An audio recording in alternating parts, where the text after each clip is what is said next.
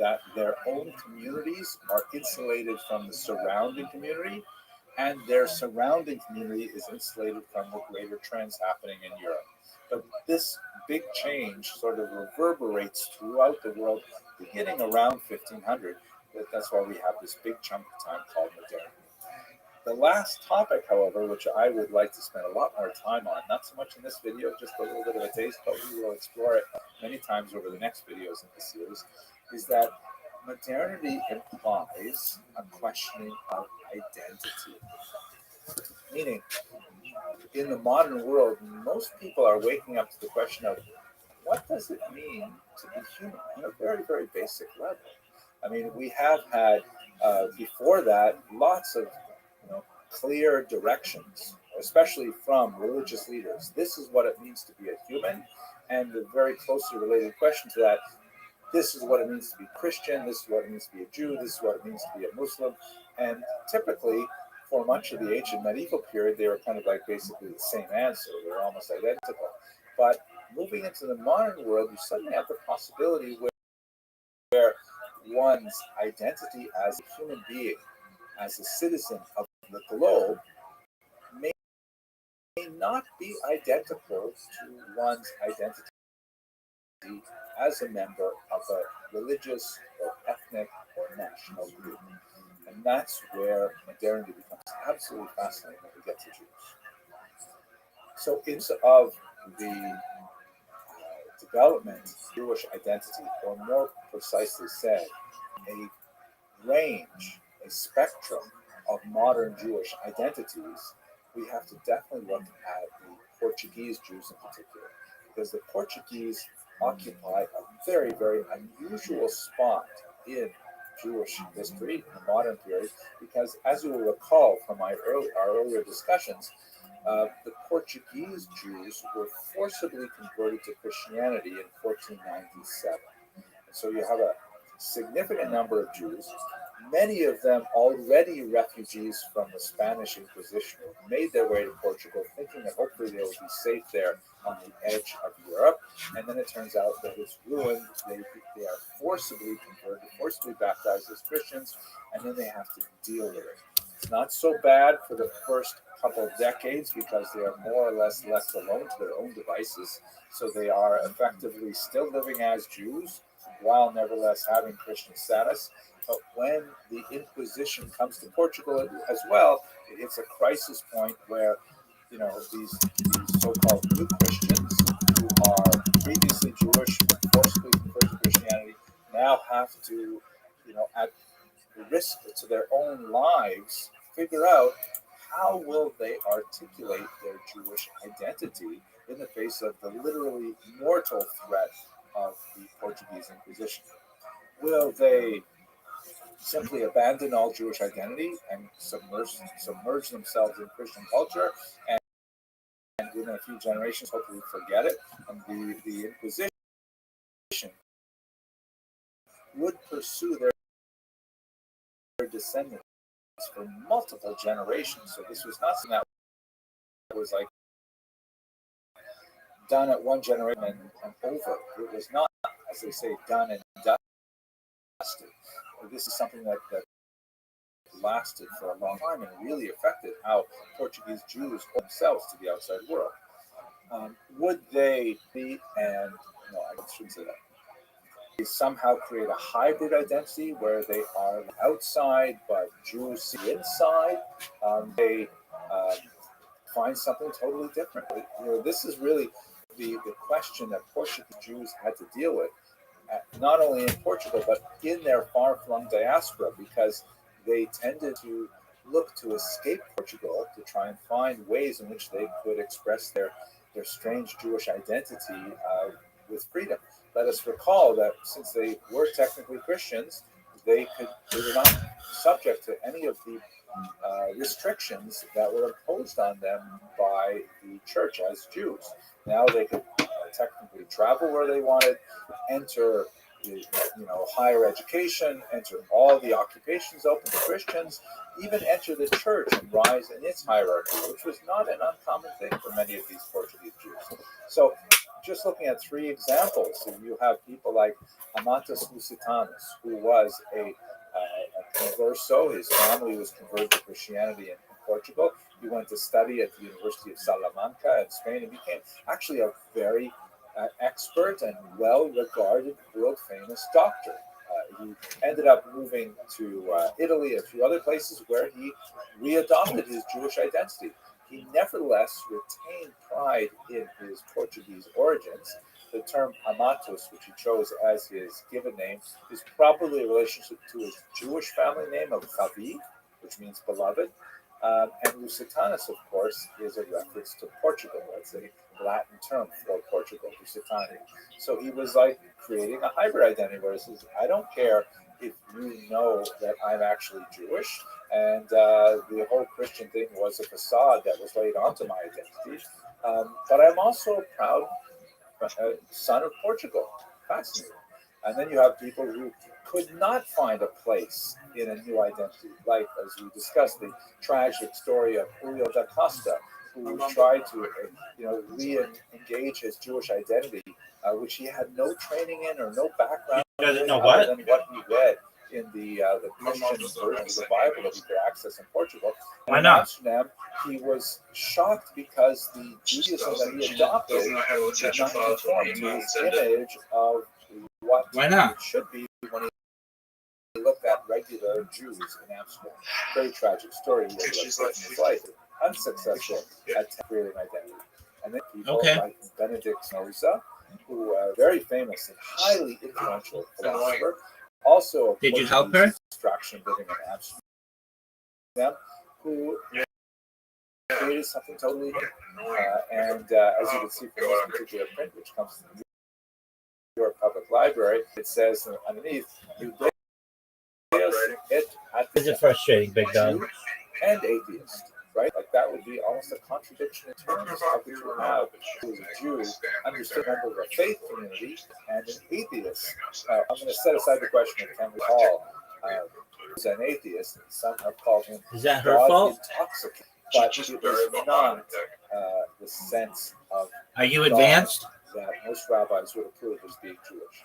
So these are just a few examples Are you advanced? of modern Jewish identities that were made possible by these Jews who were allowed, ironically, by the Spanish and Portuguese experience to exist if they wanted to in a Christian world and also have some Jewish identity despite their technical designation as Christians.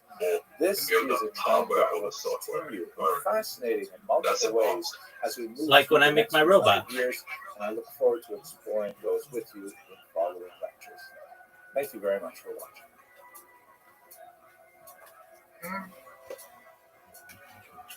Yeah, yes. I'm not sure if that's lost or just above average.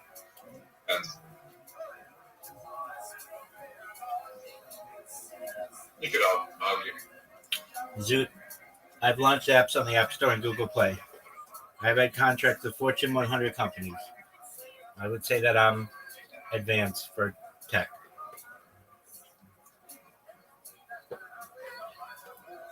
I have certifications from major organizations like Amazon. Yeah, can you code? Yeah. What language? Some Python, some PHP, some Ruby on Rails, some JavaScript, some HTML. Where you code? Word, dog.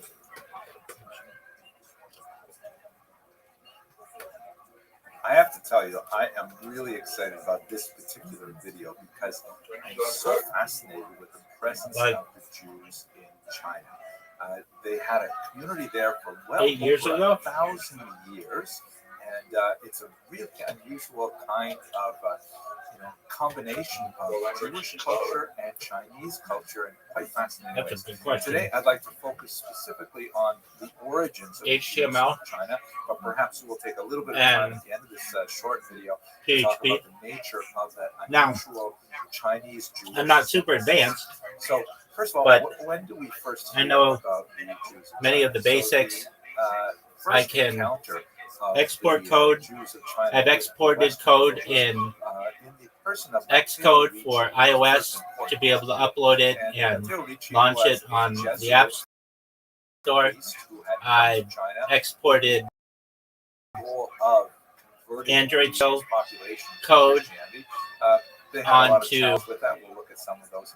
Google But there's Play, a fascinating encounter meaning like my edits of the when app a Jew showed up on the App Taipei, Store. And that's really rare with any kind of coder or developer. It's usually not the same person who does the coding who actually uploads the app. It's hard to. That's usually multiple people. And when I first did it was, but I learned how to do it. Apparently, Aitian, this Jewish guy from Kaifeng, thought that Matteo Ricci must be Jewish. But now because he had heard about this person, even the best coders in the world aren't as good as ChatGPT. So Matteo Ricci at the same time thought that Aitian must be evidence of early Christianity which is absolutely fascinating. And at this, real counter where so I said kind of. It's lost a lot of its importance. Of the Madonna with Jesus and Saint John the Baptist. The best coder in the world right now is worse than ChatGPT 1 was. Knowing nothing about and ChatGPT 5 is way better than the best coder in the world. The best coder in the world can't smell the fart of ChatGPT at this point.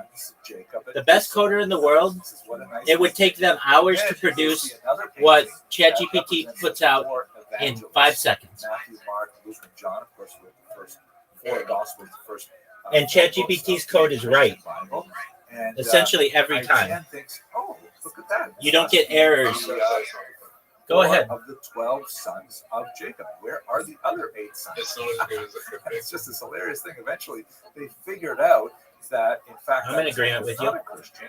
He was Jewish, and this was fascinating onto his own right.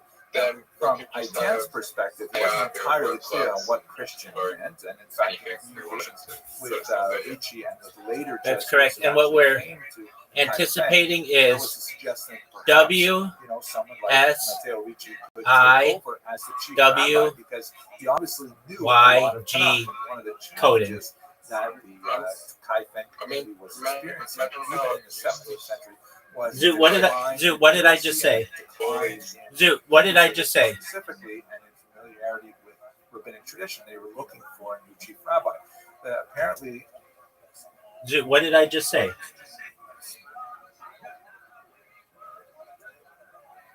That's not advanced enough. Zoot, no. I just gave an acronym.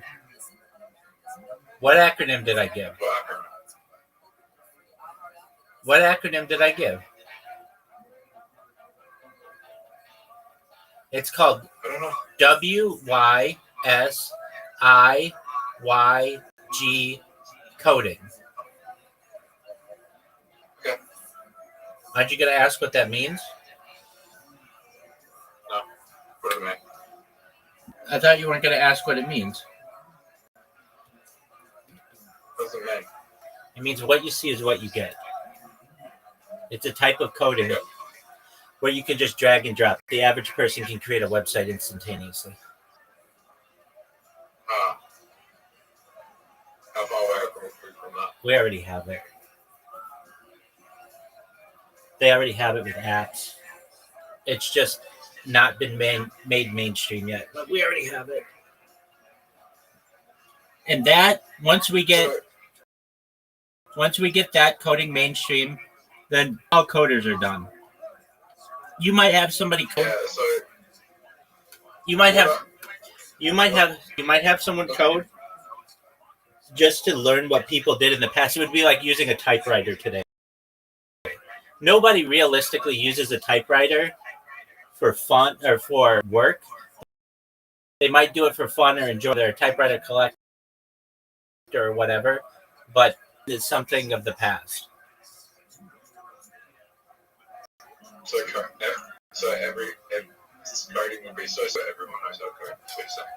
Yeah, you won't even need it would be like making a picture. You just move a mouse on a screen and drag and drop where you want it. Yeah, I get what you're saying. Coding will be so simple that it won't be called coding. It will just be. Yeah. Am I correct? Yeah, that's correct.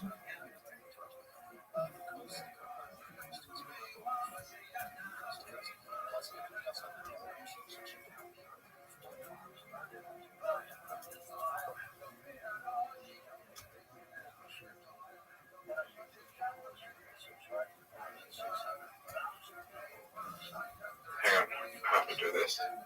You do whatever you need to do, pimp. I'm only going to be like 5 minutes and we can throw it. Sounds like a plan.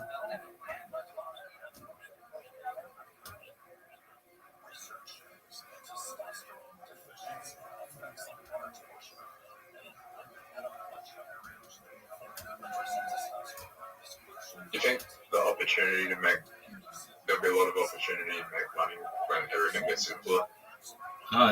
It's becoming more and more difficult to make money. Why? There are powerful organizations and people who basically, whenever you have a good idea, they have the influence to be able to just steal it or buy your company.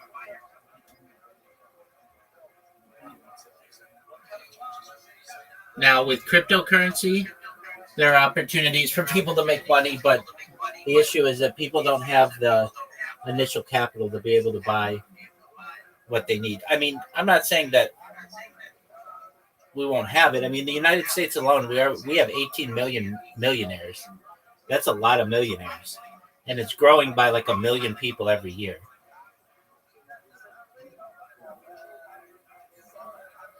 Millionaires, yeah, but those are mostly property. That's correct.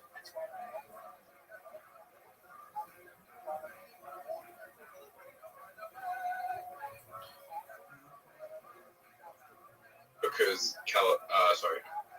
American property is going crazy. Because everyone wants to be in America. That's correct. Yeah, but Americans don't want to be in America. Australian property is also doing really well. Yeah, it is. Everyone wants to be in Australia. That's true. You know, Yeah. what? We have our population's increased by 2 million in like about 5 years. Now you can tell me I'm wrong about this, and that's fine. But I truthfully believe there is a coordinated to make Australia seem unattractive to people, when in reality, it's extremely attractive. There are no earthquakes. There are no hurricanes. Generally, people live. But what they do is they make it seem like the fauna will kill you and the flora as well.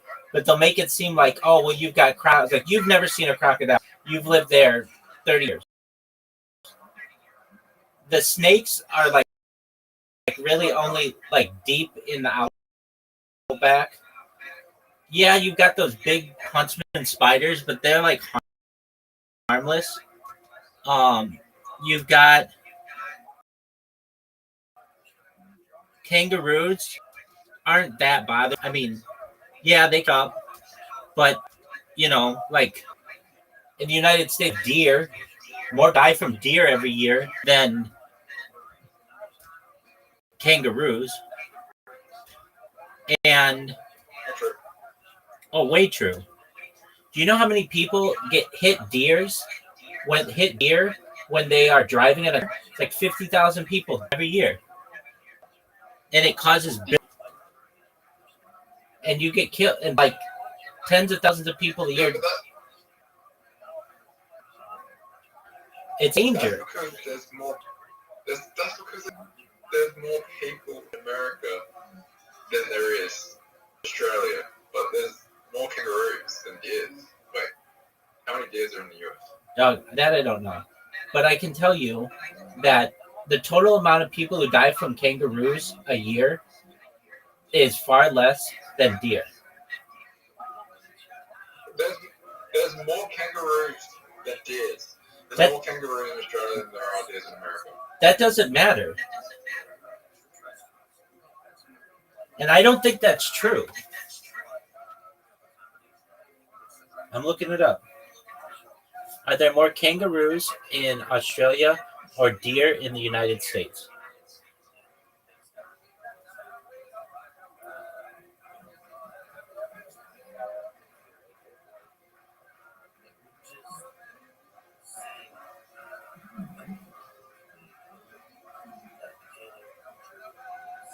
Okay.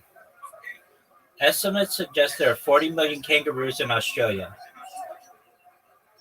and 40 million deer in the United States, in 48 states. So it's about the same. Now, let's look at... 300 people die from deer every year. It's probably more than kangaroos. Exactly. There you go. But that's just one thing. I've never heard of anyone dying from kangaroos. There you go. And like, okay, so you have crocodiles. The United States has crocodiles and it has alligators. Like, you've got dangerous snakes. We have dangerous snakes. And we have not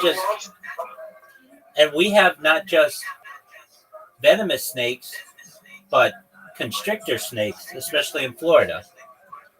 We have like just the same amount of spiders that'll kill you. So basically what I'm saying to you is you have everything that the United States has everything that Australia has, but you don't have snow. Now, I know you have blistering heat, but so does the United States. And on the coast, you basically enjoy paradise year-round. So, okay. There's only been 2 kangaroo deaths in the last 100 years. And it was from the first one was in 1936, and it was head injury sustained from the kangaroo. So it was just the fact that he got injured. He could have survived if he had the proper medical care and he was taken care of. It was just an injury from the kangaroo. The second one was in 2022, and it was a 70 man, and it was a dedicated pet kangaroo in Western Australia. Doug, so he died from that doesn't count. So he had a well. Yeah, I mean, it's a pet.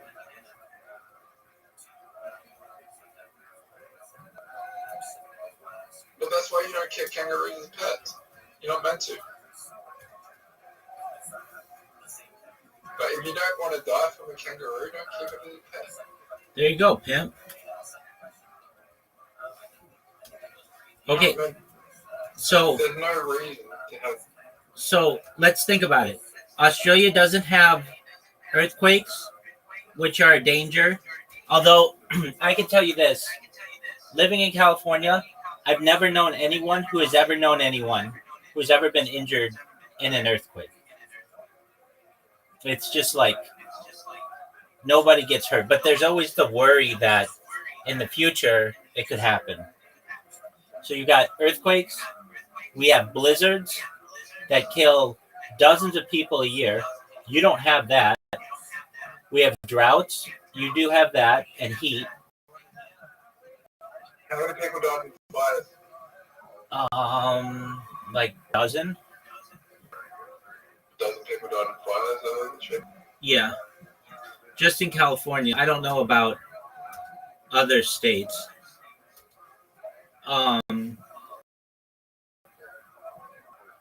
What I'm basically saying is that the concerted effort for people to make it seem like Australia is the deadliest place on earth because of its animals, when in reality, it's actually a paradise.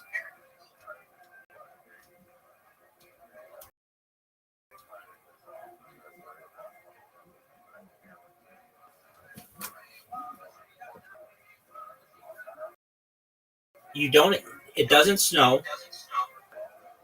You don't have hurricanes. You don't have cyclones. You don't have, you don't have tornadoes. You don't have blizzards. You don't have monsoons. You don't have really any of the issues that the United States has from a weather perspective. And in my opinion, there's a concerted effort for people to downplay purposefully how nice Australia is. Now, I'm not saying that there aren't some bad parts about Australia. Everything has to be shipped in, or a lot of things have to be shipped in.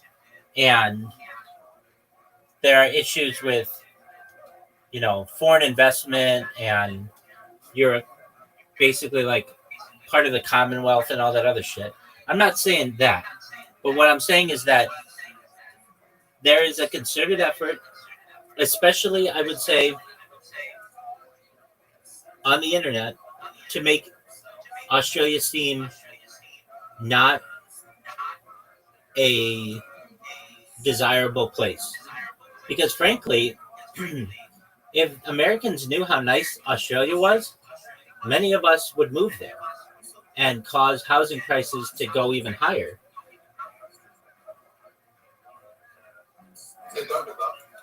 No, I'm not saying, but I'm saying that that's why on the internet in particular, if you ever Australia has a lot of benefits, people will be like, but what about the snakes? And what about the spiders? And what about the heat? And what about the kangaroos and the crocodiles?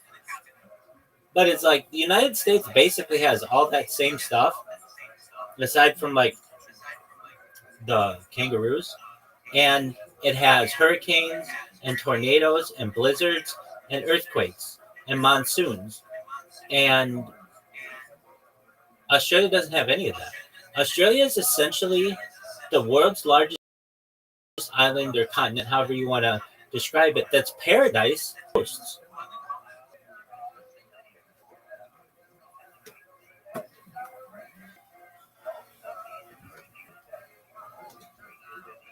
And so whenever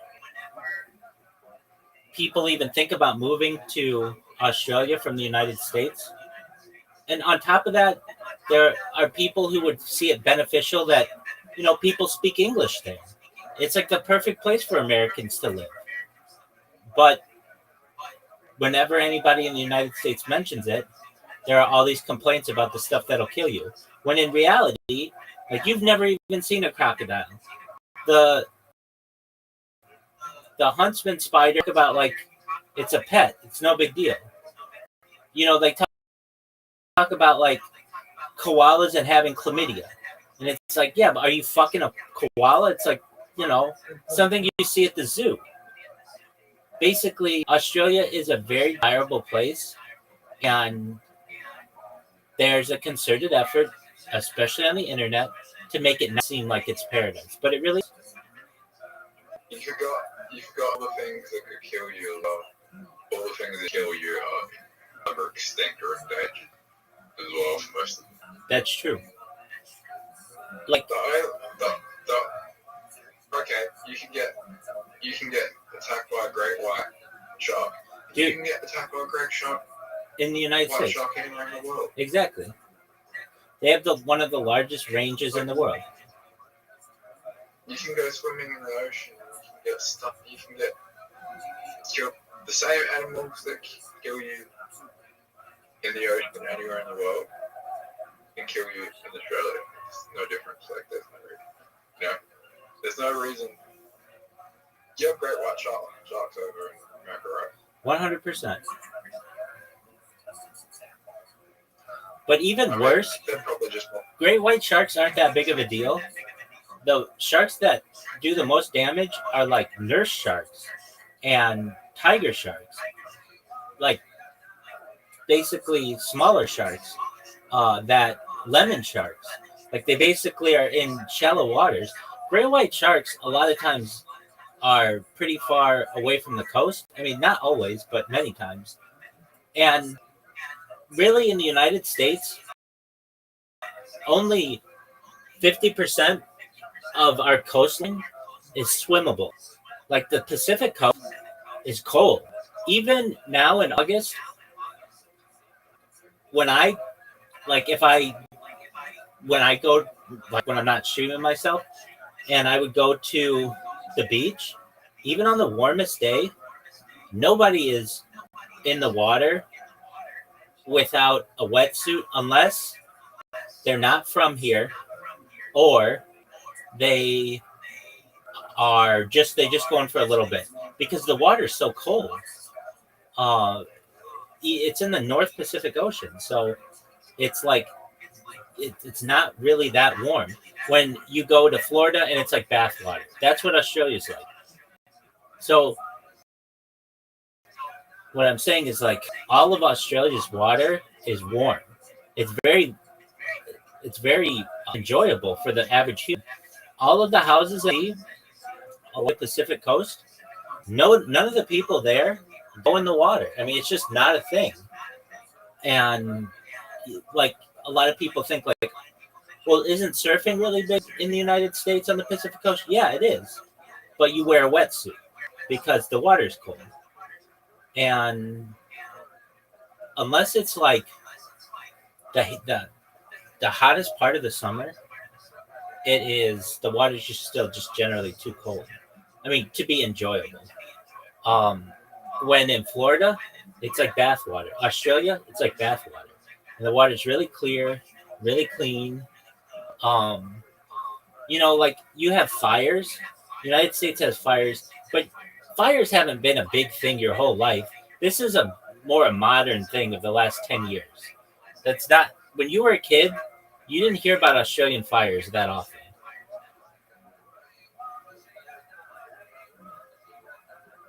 Not really. Exactly. And well, I can tell you, like, we get mudslides. You don't get mudslides. Mudslides are really dangerous. So basically, Australia is a very well kept secret of how nice it is. One of the things that they do to make it so that it's difficult for Americans to buy property is, if I understand correctly, you have to be an Australian citizen to buy property, or it used to be that way. And also, your animal laws are very strict. Like if you're going to bring a dog, it's got to be like in quarantine for like 90 days or something. Like they make it really difficult. And yeah, but overall, Australia might be on Earth, on the entire Earth, maybe like a top 5 destination to live. It the Gold Coast, even Perth is the only issue with Australia is water assets. But especially with desalination technology, you could irrigate the entire interior of Australia. Not going home during COVID. Like South Australia when I lived, we had the lowest. We had the lowest COVID cases, like probably in the world. I could see that because they said that sunshine killed it.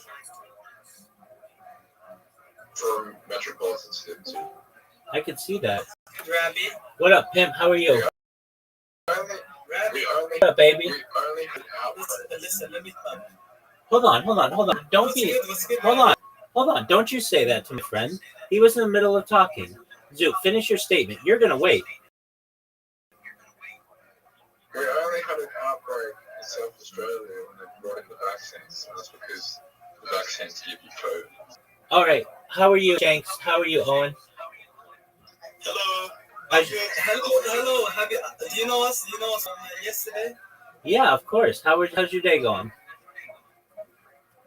You're very good, my friend. How about you? Excellent. What's on your agenda for today? Jennifer, what? What are your plans for today? And we're going to. He's gonna do a test, for driving. The glasses, my friend. Sure. When you drive. Yeah, he's gonna do that. After that, we're gonna go out, play football and stuff. It's soccer. Okay, very well. What position do you play? Forward. I play middle, like. Okay. Center mid. Who's faster, Shanks or Owen? Me, of course. Owen. Okay. Who has more endurance? Who can go longer, Shanks or Owen? Me. Good job. Then you guys are in the right positions. Yeah. Excellent. All right. And please remind me, how'd you find? In a row. Oh, that's right. Yeah. We talked with you like. I know. Like 48 hours ago. And then again 24 hours ago. Exactly. Did you watch Aiden Ross's stream yesterday? I did too. What did you think of it? I didn't look for a long time, but Neither did I. Yeah, neither did I. He always has the same amount of viewers. 57,000. yeah. It's always the same, which makes me think he just bots himself. Yes. I think so as well. Yeah, exactly. Because he's not doing anything that exciting, and he just has enough viewers to be the number one person on the kick page, but it's always 57,000. It's never like 10,000, and then other times like 80,000. It's just 57,000, and I just find that. I think you should be popular like Aiden and then talk about stuff like you told us. 100%. Just a matter of time, my friend. It's just a matter of time. Someone kicked me, bro. No one kicked. I didn't kick you. No one has the ability to kick you. So maybe Discord kicked you out, but I did not. And Zoot doesn't have the ability, and B. Alexander doesn't have the ability, and Owen doesn't have the ability. Yeah, that's weird because I was talking with you. I think you should try to like how to say it, focus 100% on Twitch. Or no, not Twitch. X or Kick or Twitch. Something like that. I That's understand. What I'm thinking about. I understand. That would make you popular, I think. Okay, well. So I think you should like stream, talk about stuff, go 100% on it, and then you will be famous like Aiden was. Oh, if it were only that easy. I understand. All right, so you guys are gonna do the driving test, and then you're gonna play soccer. Excellent. Do you have plans for this weekend? I'm starting school next week, so yeah. Shanks, in what year were you born? 2008. Oh, excellent. That makes you not 20. Yeah, you've got to be 18 to be in here, big dog. Oh, Take care, guys. take care. Bye-bye. I'm joking with you. No, take care. No, Shanks, please. Shanks, Why, bro? Shanks, come back when you're 18. It's not that long. Take care, buddy. Okay, love you. Love you too, big dog. Riser, you were talking about COVID numbers during that time, and Adelaide did really well.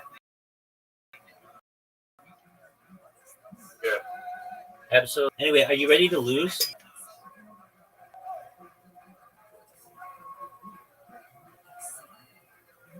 Zoot.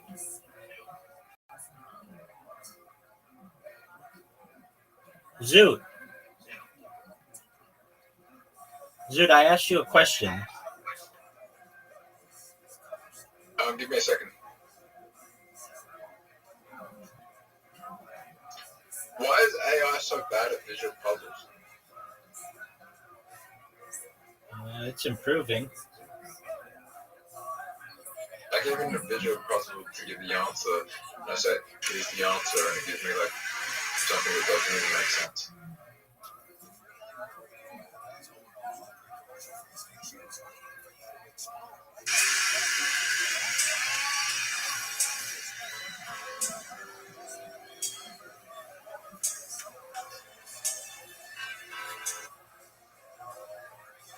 If AI gets too good at visual puzzles, it'll be able to do CAPTCHAs, and then once that happens, Oh my god.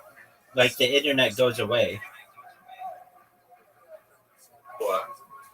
Well, then just you can have bots take over websites, like I do with Kick. The reason why I'm so successful on Kick is because they don't have a CAPTCHA system. Why don't they have a capture system? Because Twitch doesn't. And Twitch is their competition.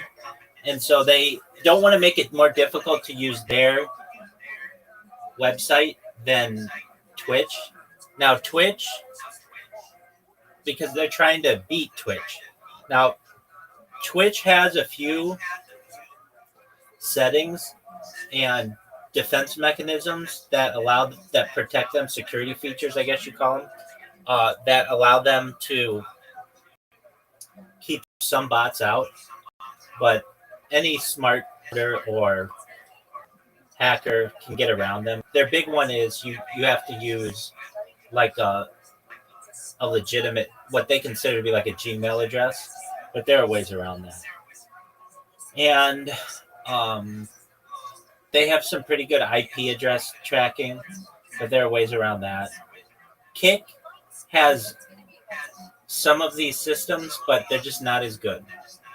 And the reason why is Kick doesn't have as big of a team. I mean, Twitch has Amazon, and Kick just has like a team of, I think, like 200 people. Stake has like 800, and Kick has 200. So even combined, they have like 1,000 people, when Amazon has like hundreds of thousands of employees, and at least Twitch has probably 10,000 employees, something like that. Sticks free. What'd you say, Pimp?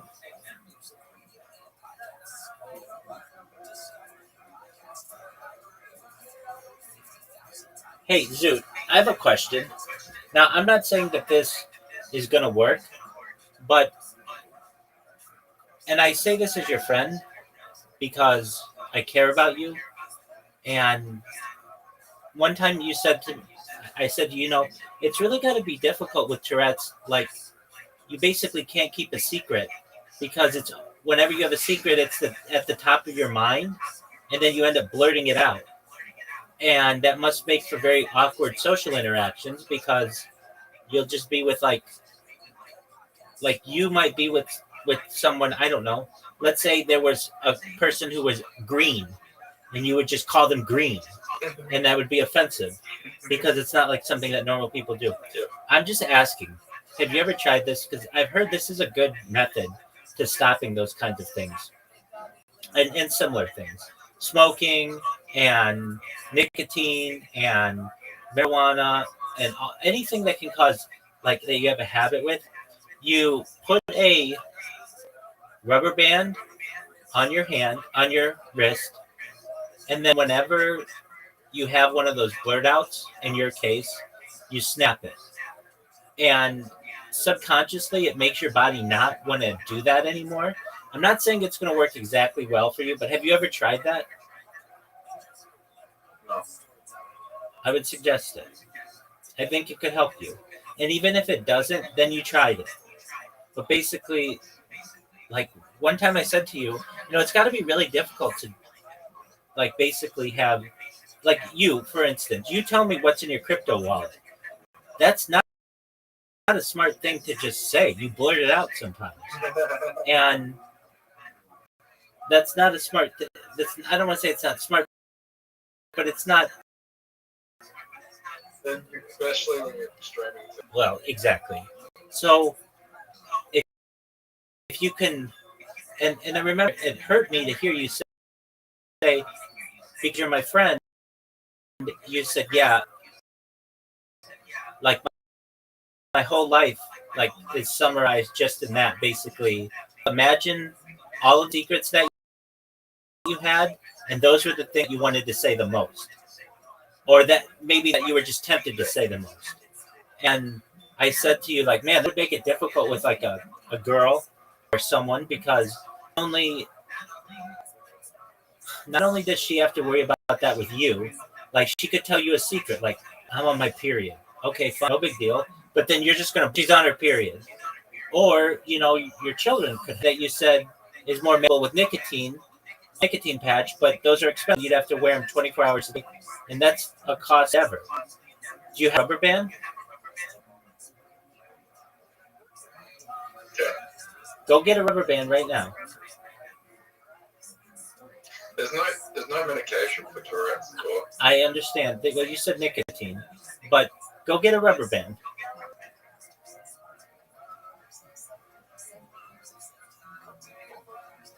Tell me when you have a rubber band, Zoot. I don't. You don't have a rubber band?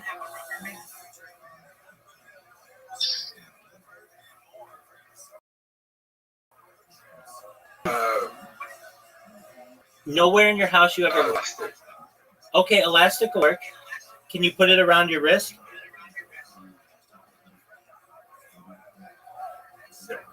Okay, put it around your wrist. And whenever you... Like, this is going to be a reminder. Subconsciously. You want to wear it for as long as you need to. And whenever you have a blurt out, you just snap it. And what it does is subconsciously your body doesn't like that. And it will slowly ease you away from wanting to do the non-desirable activity. This works with people who bite their nails. It works with people who are addicted to drugs and nicotine and alcohol. It just is like a thing that if you are conscious about it and you have this thing on you, you don't want to snap it. It causes you an issue. And your body, instead of being carefree and just saying whatever you want or desiring alcohol or drugs or nicotine or whatever, it just recognizes that it doesn't want that snap. You don't have to snap yourself hard, but just keep it on your hand. And we're going to play. Are you ready to play?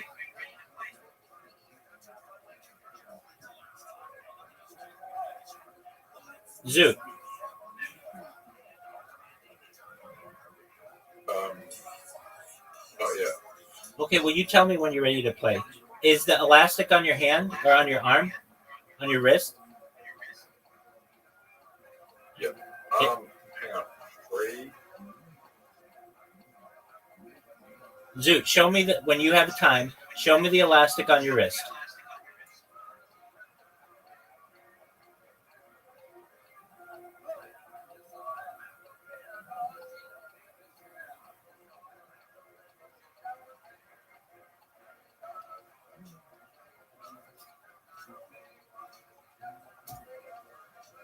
As the story goes, the chief rabbi of Kaifeng was very happy with allowing someone like Mateo Ricci to take over for him.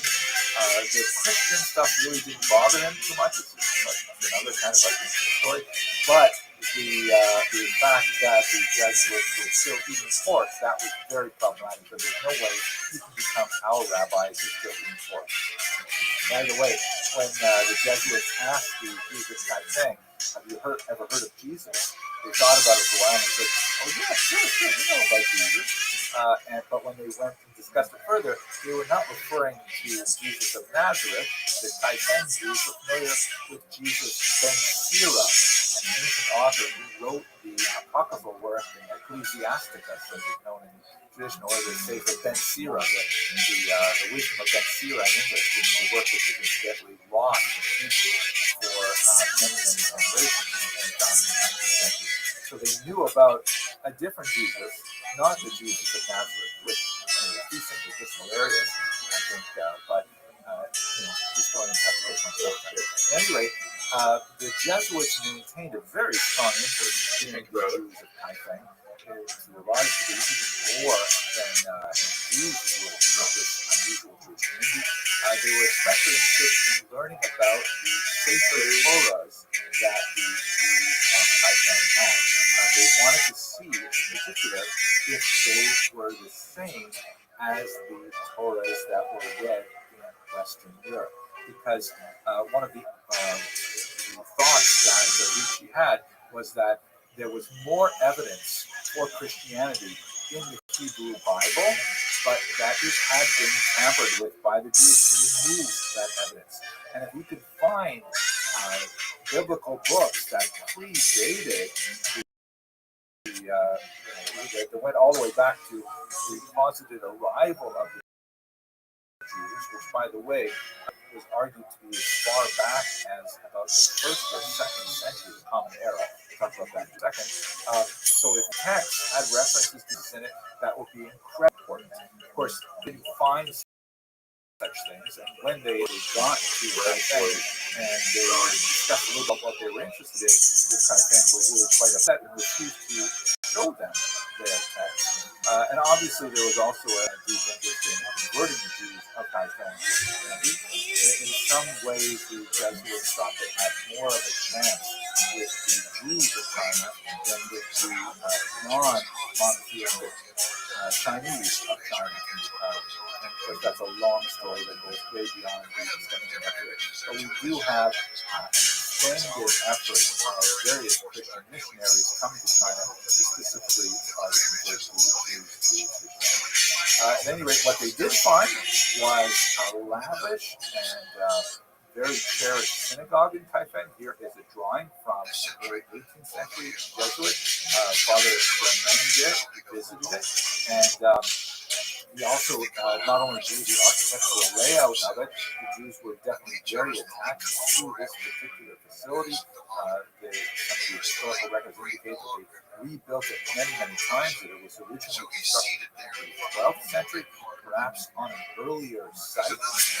And he also recorded graphic images like this of Jews of Kaifeng reading the Torah on a special kind of chair they called the seat of Moses. They would put the Spartan style ark on top of it and open up the box, and they would read the text from the inside in that manner. It's quite fascinating. They had a really quite active and vibrant community for many centuries. So our task for us today, however, is to understand where the Jews of China come from. So here is a map that shows the various locations. Kaifeng is the most well-known and most well-documented. However, even the Kaifeng documentation refers to its relationships with other communities such as Yangzhou, where they, for example, received the gift of a sacred Torah. And so you can see that quite a few of them are all on the eastern region of China, but you have some to the west as well. And judging by the numbers, this map, by the way, comes from the Encyclopedia Judaica. You can see that some of them date all the way back to the 9th century, but that's like the first documentation. If you thing on your wrist, I do. Show it to me. Possibly much further. We have For example, several travelers' accounts that refer to the Jews of China. Benjamin of Tudela never actually got there. Zoot, Referred to let me China see the specifically, elastic but thing on your he did wrist. come very close, or at least he collected reports from people who came very close and could easily have been in contact with them. Marco Polo, the famous traveler, has passing references to Jews in China. Zoot, show it to me. Fascinating Chinese tax regulations from the 14th century, in which there are, just scattered references to Jews. Unfortunately, they don't tell us a lot about how large the communities are, or how active they were, or what they were like, but there's clear reference to Jews being present there, along with Muslims, by the way, with whom they were frequently associated. And in the mind of Chinese administrators, there's often very little distinction made between Jews and Muslims. They're often referred to in the same sentence. We also have some Muslim historians who refer to the presence of Jews, sometimes in the context of Chinese nationalism as well. Now, most likely the Jews came to China along the Silk Road, which you can see here's a map from Wikipedia that shows some of the most important routes upon which silk traveled from the east to the west. It's also called the Spice Road because spices were also a very important commodity that was imported to the west from the east. The map is a little bit strange because it refers to other caravan routes, and many of them are through the Why oceans. is snapping an elastic my knowledge, band camels on don't your swim hand especially well, when you especially have a when they're tick laid down. help But people it with does Tourette's indicate that there was a lot of maritime trade as well. And what's important about this particular Silk Route is you can see that in this round circle here, this is where the massive population of Mesopotamian Jewry lives. This is where the great Talmudic centers are located, and there's a very significant Jewish population right there along an important spot on the Silk Route. And Jews were involved in much of the trade that went from east to west. Well, Zoot, you said you had elastic, so get it. I'm going to wait for you.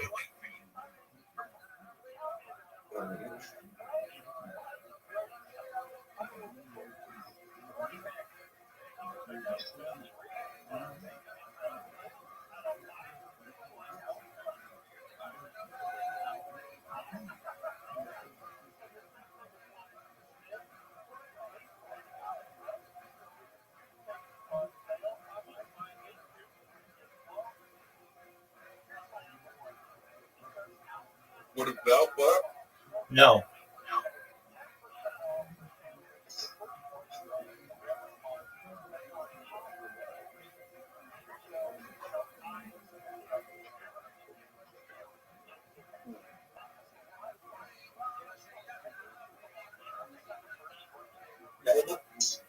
No, it's got to be like elastic or rubber.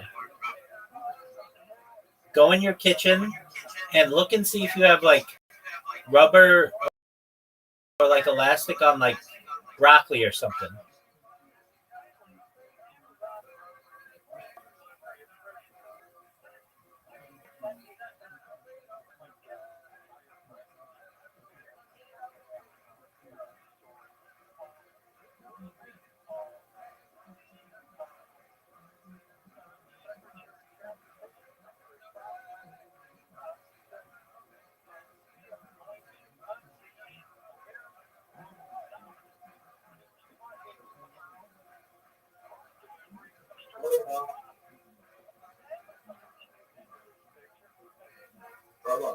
Yo, pimp.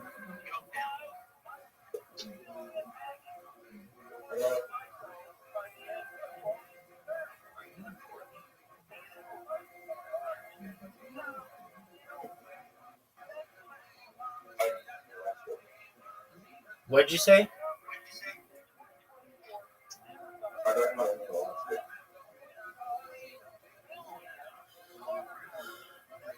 Do you have a string?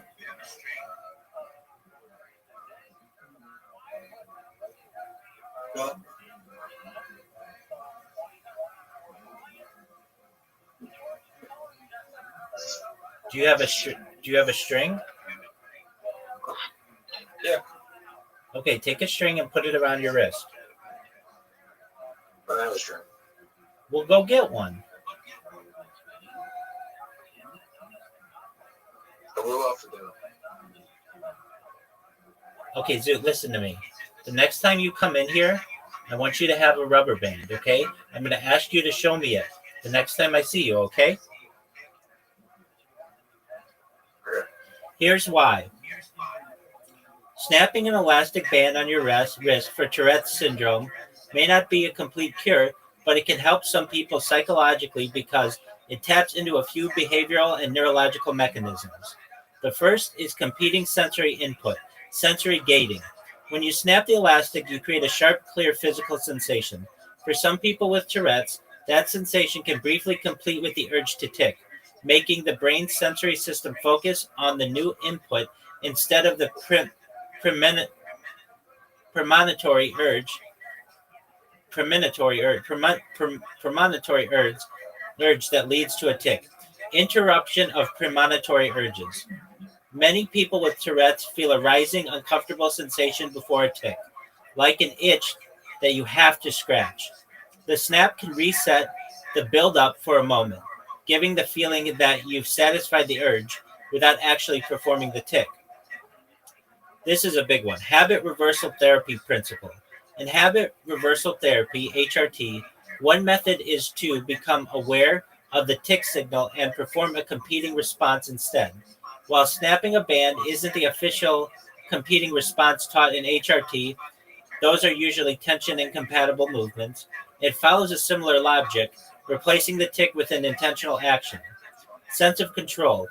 Tourette's can feel unpredictable and involuntary, which can cause anxiety or frustration. The act of snapping the band is chosen, giving a small sense of agency in a situation where the person often feels they have none. This control can reduce the emotional stress around tics. Distraction and mindfulness. The snap can be a grounding cue, pulling attention back into the present moment and away from the spiraling focus on the tick or its social consequences.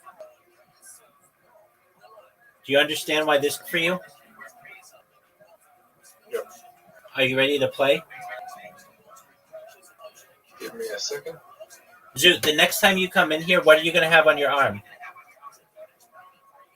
Rubber band. You got it, big dog. And I'm going to ask to see it.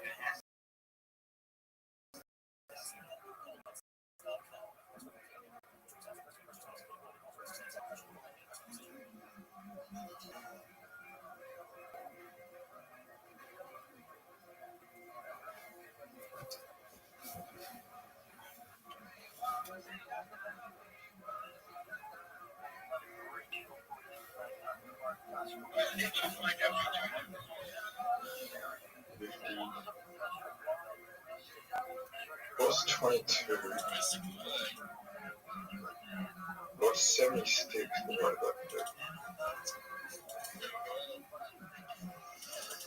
38.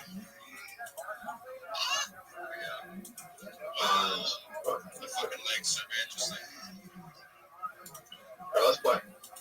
Okay, just one moment. What do you want?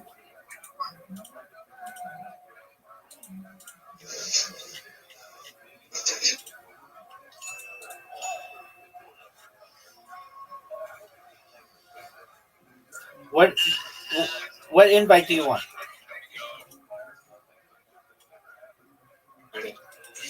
Any invite? Okay.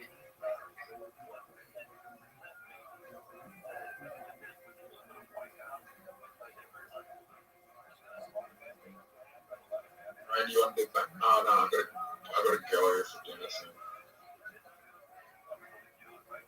Let's do bounce. You got it. I want a quick game. Do you want easy, standard, or pro? Quick. Rabbi? Yo, I'm pimp. gonna win. Because I'm gonna try a trick. I don't think either of us are going to finish. I don't think either of us are going to finish. I feel like I'm gonna finish. But not when I'm playing like that. Rabbi, I'm fucking ready. Rabbi, Yo, pimp. see how I fucked up already.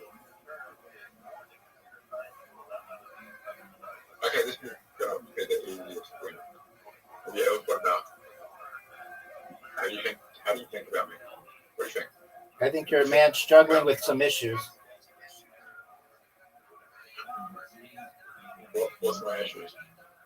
You've got a lot of behavioral issues you're dealing with.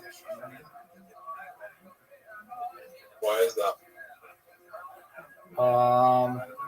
Because you don't have a rubber band on your hand at this point.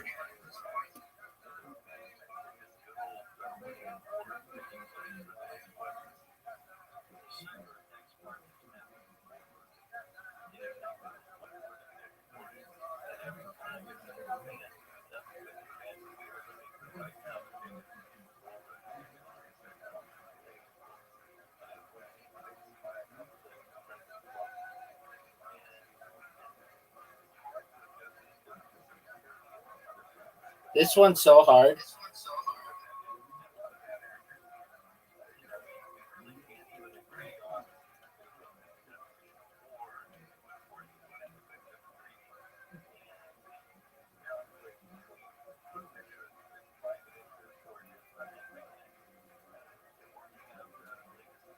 Zoot, what's your secret? I thought you were gonna do some secret move. Oh yeah. Okay, you ready? When the braid's one actually fucking helps you because you fucking you make your opposite moon and the brace one actually helps you with your.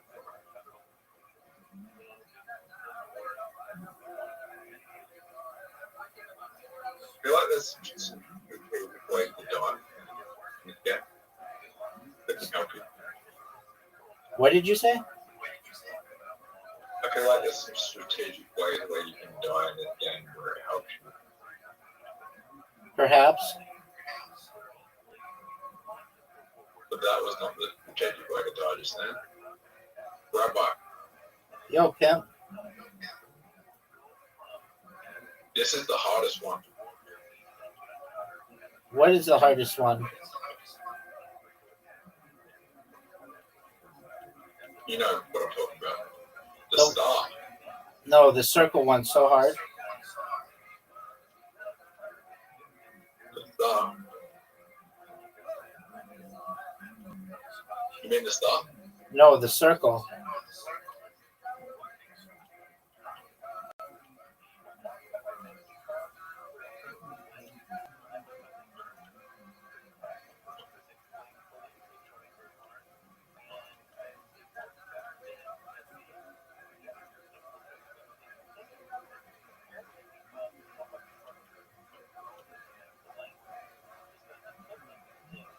Oh man. Dude, there's one. I've never seen this before. It's so hard.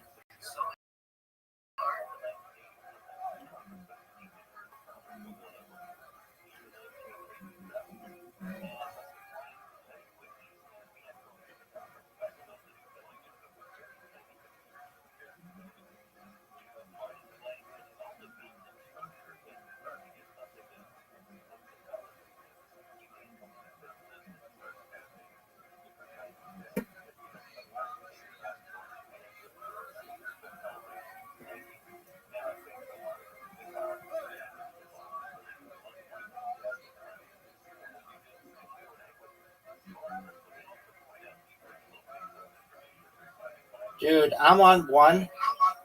I don't think I'm ever going to be able to do it.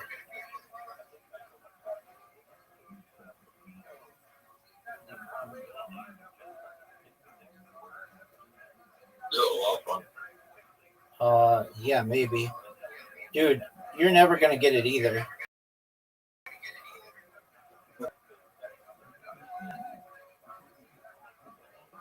I can't even get past the first part of it. Alright, we're going again. So the same one again. Do again.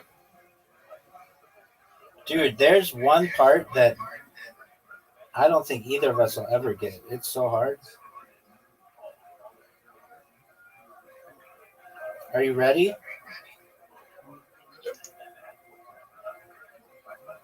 Have you ever beaten me at this? I don't think so.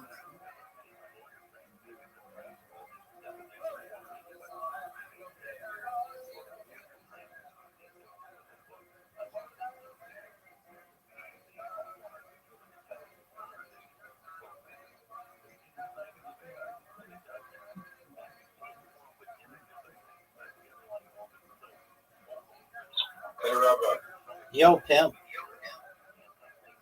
how many types of neurotypes are there that haven't been researched yet? How would we know? I don't know. Well, it's kind of like humans kind of just make up different types of neurotypes. Yeah, that's true.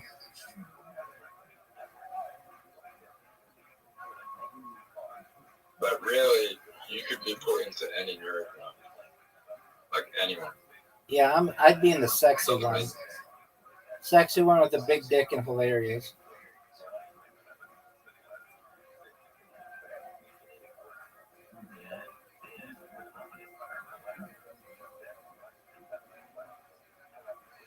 Interesting.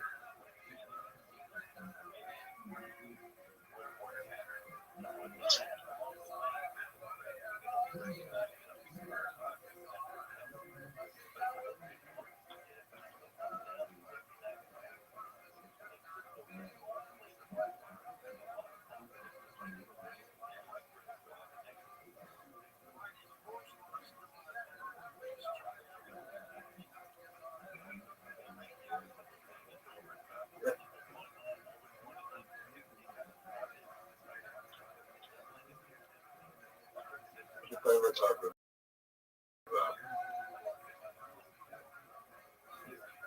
okay.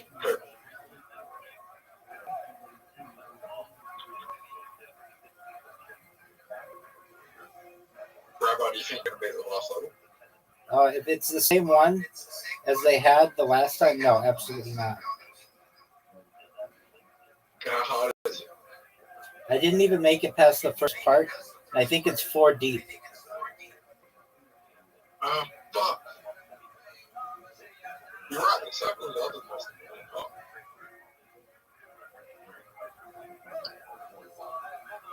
Rabbi, how do you get past the circle? I just timing.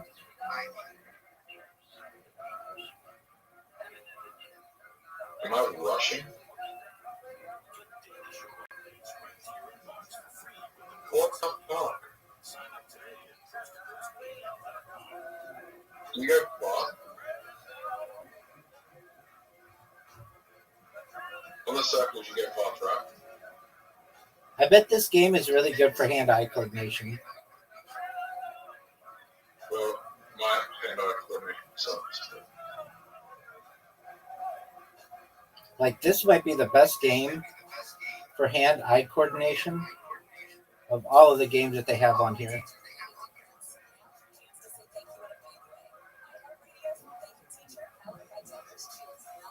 Not mini golf? No. Mini golf would be close, though.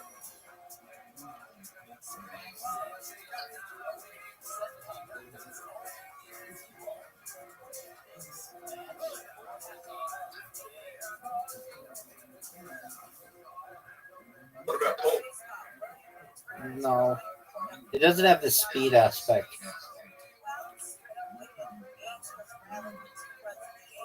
What about...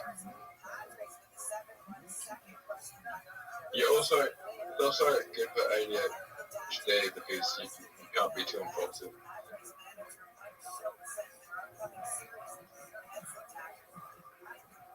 Okay. Rabbi, are you on the impossible one? No, not yet. When are you going in the impossible one?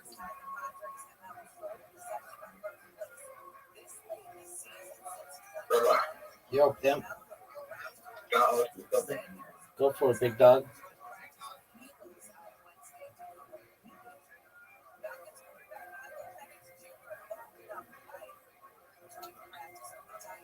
Dude, I got into like an impossible one again.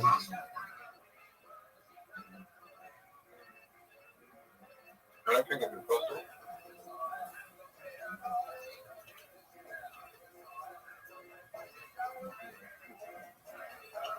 we're doing it on the bus page, so let's go. Okay. Zoot, next time you come in here, what's going to be on your arm? Close. No, Now we're on band. you got it. You're going to have to go to the store then, aren't you? Yeah.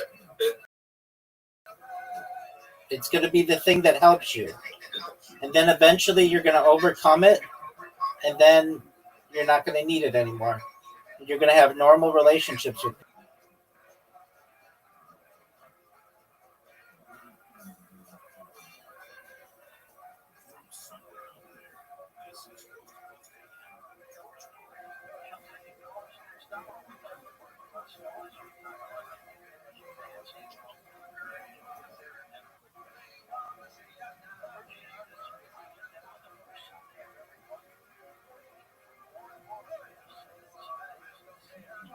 Yeah. Right. I don't think I did a hard one. Right. I didn't do the hard one. I think I just did whatever. So we have to do the hard one. Yeah, okay. I'll be back. I'm gonna be like 5 minutes, 7 minutes. You're never coming back, are you?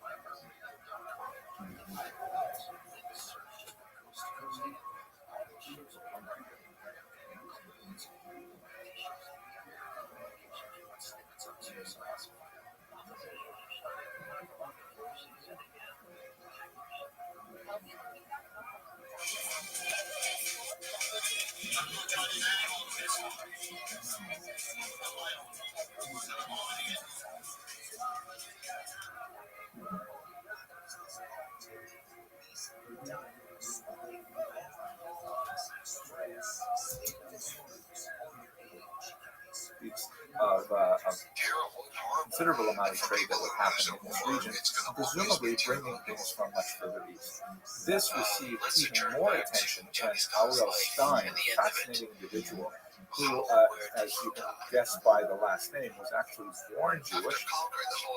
He was an explorer and a specialist in a lot of these ancient languages, Eastern languages.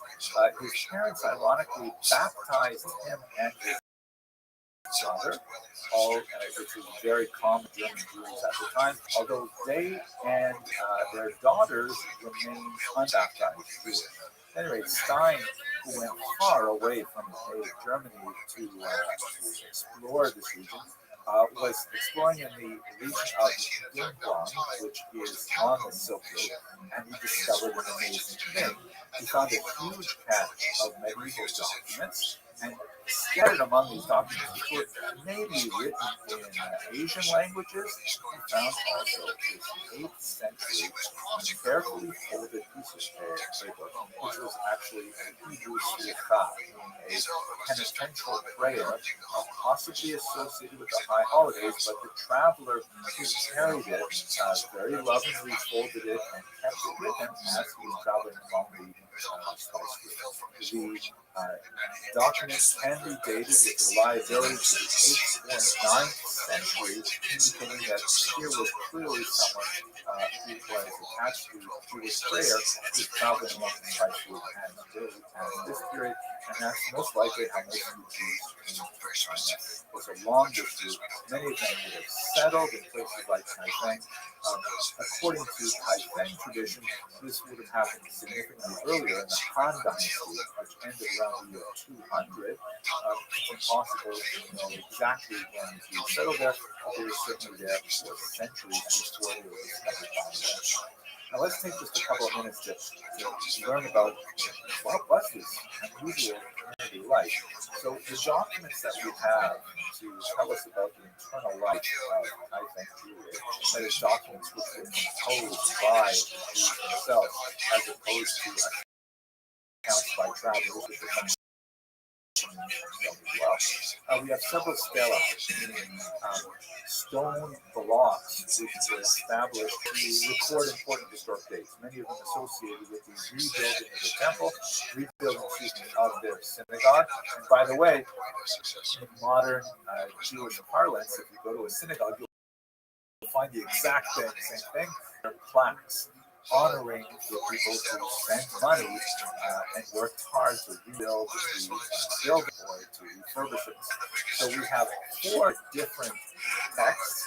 We have the earliest dates from 1489, and on the reverse of that stone block, there's another text written in 1512, and then another one in 1663, and a fourth one, really 3 blocks, but a 4th text in 1679. The last one doesn't tell us a lot about the community. It's very difficult to read, but the earlier ones tell us a lot about how the community the people who were involved with it, and also how the community had to endure some terrible disasters like a massive flooding of the Yellow River that overwhelmed the town, and the synagogue was destroyed and had to be rebuilt and so on, things like that. We also have this unusual text called the Memorial Book, which is dated to the 17th century. You can see a page of it over here. And this memorial book lists a lot of the prominent people in the town and gives some sense of their genealogy. As you can see from the document, it's written in both Chinese characters and in Hebrew letters. And if you look on the 4th list of names down, you see on the right Ben, and then Ben Yisrael Moshe. And that Yisrael Moshe, the word Moshe, which is right in the center document, it has an interesting kind of phrase that says he's called a Jinshi, i.e., he received a PhD. He was a doctor of advanced learning. A lot of fascinating things about how the Jews of Kaifeng basically lived with 7 distinct surnames, and one particular family was honored with a particular surname by the emperor for their service to the empire as a whole, and that they achieved high levels of education. A lot of fascinating things. But I think when you look at all of this evidence together, in this brief video, I'd like to point out 3 distinct phenomena that I read into the text. First of all, I was fascinated by the fidelity of the Kaifeng Jewish tradition. For example, the Jesuits note that they were called, among other things, they didn't use this term Jew, they sometimes use the term Israelite, but they were called Xiao Jin Jiao, please forgive my pronunciation, or the group that excises the sin, which is a clear reference to the observance of the laws of kashrut, because the sciatic nerve has to be removed from animals before they are consumed. There's a lot of discussion of how the Jews of Kaifeng, for example, would only eat meat that they had slaughtered themselves. They would not rely on other groups' slaughter and so on. Fascinating, many references to these kinds of things where they are practicing Judaism as it would be understood in the rest of the Jewish world. Secondly, however, they've had some really unusual adaptations to Chinese culture. For example, one of the things that is described in sources is how it was customary to establish a tablet that would have the emperor's name on it, and that people would show it symbolic obeisance, like kowtow before, bowing before, things like that. Very problematic in Jewish tradition to bow before anyone, or certainly to bow before a block of stone. It's an idolatry in Jewish tradition. Very problematic. So, how did the Jews of Kaifeng deal with this? It's very clever. You would say in Yiddish, Yiddish cup, right? Jewish head. They wrote the verse Shema Yisrael, Hashem Elokeinu, Hashem Echad. Hear, O Israel, the Lord our God, the Lord is one. On the top of this particular brick, on top of the emperor's name, kind of like a decorative element, and then with whatever bowing they were doing, it was like they were bowing to God because it had this verse on the top. I love this stuff. Also, very problematic for the Jesuits, incidentally, was the problem of ancestor veneration. Matteo Ricci, Rome, that one of the issues is that the Chinese have a very, very strong ritual of honoring their ancestors. And, there was a major debate in the church. The Pope actually went back and forth on this as to whether or not this could be tolerated. For many of the more doctrinaire Catholics, this also smacked of idolatry to worship their ancestors. Whereas Ricci and others were arguing, no, it's just the culture, they're just respecting them, and so on. So for the Jews, it was no problem, because of course this is really baked into Jewish thought, not necessarily worshiping the ancestors, but appealing to God on the merit of the ancestors. And Hebrews 2, that's a very, very traditional thing. We look at Jewish prayers, and there's constant references, so to speak, reminding God that Jews are the descendants of Abraham, Isaac, Jacob, Sarah, Rebecca, Rachel, and Leah. Look at what they did, remember their actions, and so on, and provide kindness for their descendants. So the idea of ancestor veneration was not really problematic to Chinese Jews at all. Quite fascinating to see how Chinese culture, Confucian culture in particular, and Jewish culture was able to find points of contact and synthesis. But at the same time, we have to recall that there is significant degrees of assimilation that would be unacceptable, certainly in North Africa and in European Jewish communities. For example, there are many, many examples of degrees of assimilation. The Jews, especially as they were suffering more and more from a lack of leadership and a lack of contact with the outside world, specifically the rest of the Jewish diaspora. They were having problems finding people who could read and write the Torah and interpret it and so on. So they tended to gravitate to neighbors that they had for many centuries, the Muslims. There was a significant Muslim minority in China. And in fact, there are photographs from the 19th and 20th century of Jews of Taipei and elsewhere worshiping in Muslim mosques, because after all, they were sort of theologically much closer to Islam than they were to Confucianism. Islam is, of course, intensely monotheistic, worshiping the same God. So the Jews would frequent Muslim mosques. They were neighbors. And in fact, they were almost indistinguishable in dress, but the Muslims would wear white caps, and Jewish males would wear blue caps. So one of the names for Jews was in fact blue caps, because that distinguishes them from the Muslims. For Confucian Chinese, it was often like, who are these people? Oh yeah, right, you've got two flavors, you've got the white flavor and the blue flavor. Also noted in the genealogical tables that they record there, that of those 7 clans, some of them intermarried with Chinese, and it's actually recorded in the genealogical tables. It's unclear to us what sort of conversion process, if any, would happen. We do note that Jewish males were far more likely to marry Chinese women, and then Jewish women were to marry Chinese males.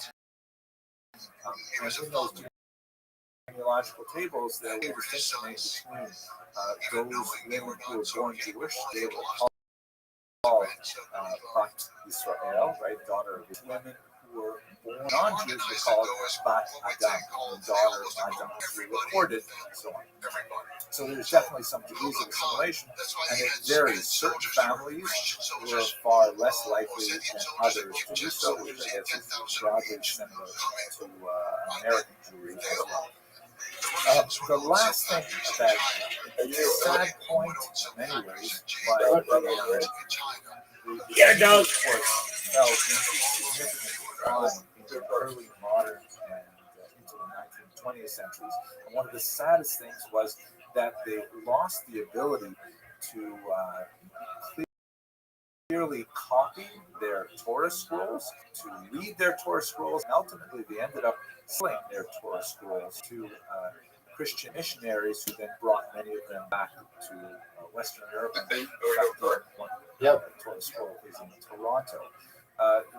This is an example of a Kai Feng scroll, which is held by the British Library. People who have analyzed their Torah scrolls, and the scroll of Esther that comes in this region indicates that they were losing their ability to actually copy the Torah scroll effectively. It's clear from the confusion of some of the letters that sound Did very you know similar, you have the like lead? Chet and Chaf, or Aleph and Ayin, that they used a method where one person would read the Torah scroll and the scribe would actually transcribe it based on what he was hearing. Hence, there would be errors between those two letters. By the way, Matteo Ricci did not find any of the evidence that he was so hoping to find of Christian prefigurements in the Torah that were not the Torahs are I haven't, so I don't know. to Western Torahs. I've never lost you. I've never lost you in this game. You know, the letter Vav overused. That's the word and or but. And these confusions of Aleph and Ayin and things like that. So with the loss of these Torah scrolls, the communities fell into a very steep decline, although there are still remnants of the communities even into the 21st century. And I think by way of conclusion, it seems to me that we see in the Kaifeng Jewry just how important it is for the scattering You need to get a rubber band to remain connected to one another, and even more importantly, how it's crucial that they remain connected to the core texts of the Bible and the commentaries. And without these two things, it's very difficult for a community to last, although the Kaifeng and Chinese Jewry in general demonstrated remarkable resilience over many centuries, and hopefully they will have a renaissance. And the last thing I got to say, for those of you who have been following my lectures, I want you to appreciate how hard it has been for me to get through this entire lecture without once mentioning the Jewish predilection for Asian cuisine. I just want you to know I really restrained myself. Okay, thank you very much for watching.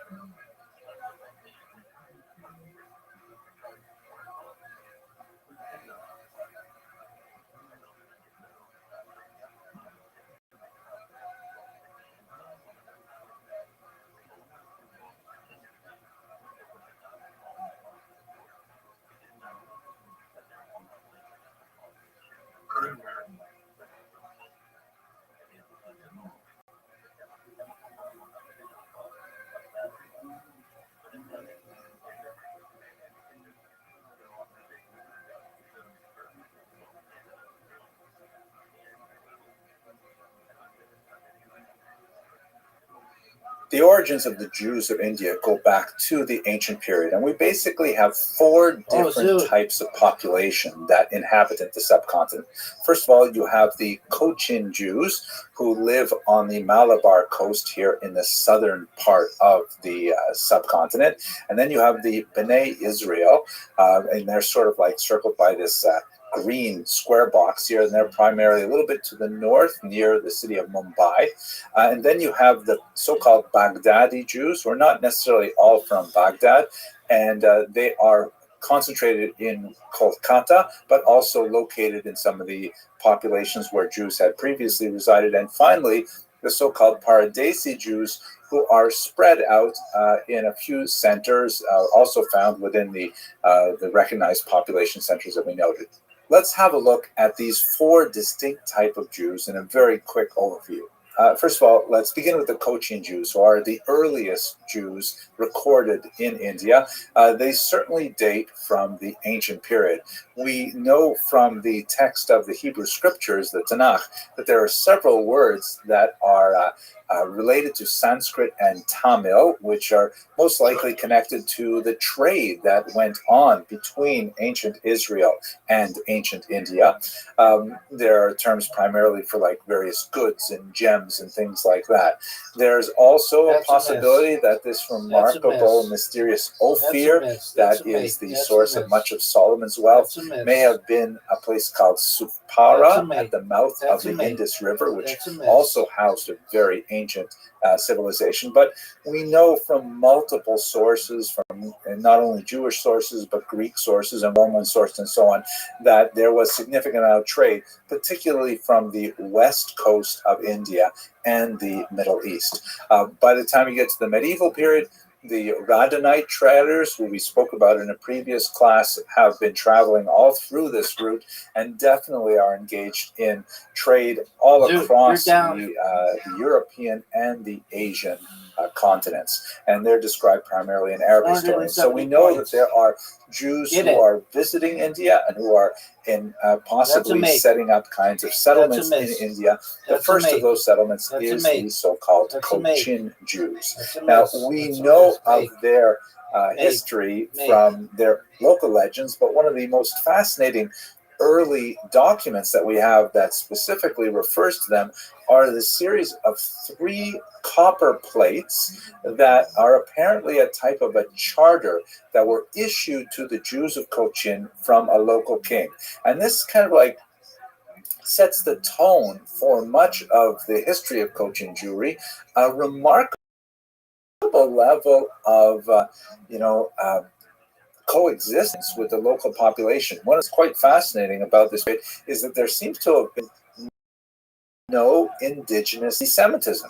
I know, right? That's like so hard to believe, but there seems to be very, very few incidents of any kind of organized anti-Jewish impetus. This may be related to the fact that pagan empires, ironically, tend to be more tolerant of other religions than monotheistic faiths. Perhaps that's because of the approach being, like, we have lots of gods, what's one more anyway, that kind of thing.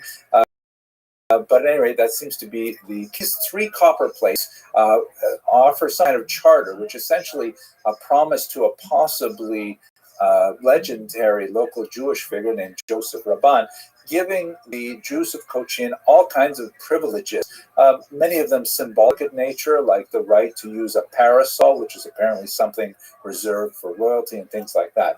The plates themselves date from probably the 11th century, really old, and that, of course, does not speak to the origins of the Cochin Jew. Could have gone back easily to the ancient period. They are written in the Malayalam language, in the Telugu script. Yes, I pronounced that. I hope I pronounced it correctly. And one of the factors that we have to bear in mind when we're studying India is that it is so far from homogenous. Just like when we talked about Africa, there are literally dozens upon dozens of cultures with multiple languages and multiple faiths and so on. So although it does have one kind of like geographic description, it is, one contiguous territory. India is really made up of many, many different civilizations. Now, the Cochin Jews were fascinating in that they seem to have not really been deeply connected to the traditional rabbinic or even the later Karaite iterations of Jewish thought, and they seem to have, evolved with a local indigenous leadership that led to a lot of really fascinating kind of local customs. Like, for example, this is a paroches, a curtain that is placed in front of the ark that holds the Torah. This is a common element in synagogues all over the world, and of course harkens back to the temple, where a curtain would separate the Holy of Holies from the rest of the temple grounds. But a fascinating element in the Cochin Jewish customs is that they incorporate the skirt or other type of clothing of a bride into the parochet itself, which is a fascinating kind of idea that actually brings to mind some interesting Kabbalistic references to the Torah as a kind of me'orasa, as a bride that is to be married. Fascinating kinds of things. But at any rate, they incorporate that right into the paroches. Also fascinating, there was a custom that on the eve of the Sabbath, on Friday afternoon, a synagogue functionary would take a taper and light it from the Ner Tamid, from the eternal flame that burns inside the synagogues. In modern synagogues, it tends to be an electric bulb that's sometimes made to look like a fire, but obviously in medieval, pre-modern times, they would have to use an actual flame. And he would carry this taper to all the homes where they would have these kind of like oil things set up on the outside of their homes, and he would like share the light of the synagogue with all the Jewish homes on the eve of the Sabbath. Beautiful kind of idea, I think. The Cochin Jews changed significantly with the arrival of the Portuguese. This is the first major influx of Western Europeans that occurs in the age of discovery, when people Vasco da Gama are making their way around India and exploiting the region for trade. The interesting Portuguese of what they thought the Jews of Malabar looked like and represented that backwards to Europe. And there's an interesting kind of thing happening with the arrival of the Europeans, where some of the local elites, the Jewish elites, are sometimes co-opted by the Portuguese. One of those is none less than Gaspar da Gama, who was an interesting Jewish character who was apparently forcibly baptized by Vasco da Gama, the great explorer. He took the name da Gama after his patron, as it were, and then he went on to a rather brilliant career as a translator of Portuguese, helping negotiate the vagaries of Indian. Fascinating kind of elements, but we'll talk more about the impact of the Europeans shortly. Here's an interesting photograph from 1978. You can see in the foreground is a Hindu temple, and in the background, with that distinct clock tower, is the Cochin Jewish synagogue, one of several, actually. They actually were established a little bit further to the north in a town called Shingli, until in the 14th century it was wiped out by a big flood, and then they moved a little bit further to the south. And they have this famous synagogue with the clock tower on it. Here's another photograph of the tower itself. You can see that it actually had three sides, and on one of the sides, the numbers in the clock were printed in Hebrew. Fascinating. And the proximity of the temple and the synagogue is also one of those testaments to the rather famed coexistence of Hindu and Jewish elements in Cochin. If we move on to the next most well-known Indian Jewish community, that would be the so-called B'nai Israel, the children of Israel. Here's a fascinating depiction of B'nai Israel baking matzah, and they clearly are dressed in traditional Indian costume, but preparing a very traditional Jewish cuisine. There are uncertain legends of their arrival. Once again, you recall they primarily settled a little bit further to the north on the western coast. The entire western coast, by the way, achieved a tremendous popularity and surge in transport once the prevailing directions of the monsoon winds were harnessed for efficient travel from the Middle East and the Red Sea into the Arab Sea. It is the Arabian Sea. It is important to note that it was a very dangerous passage, especially before the monsoon winds were better understood. No less an important figure than David ben Maimon, the brother of Maimonides, was killed in a shipwreck on this particular route in the Arabian Sea.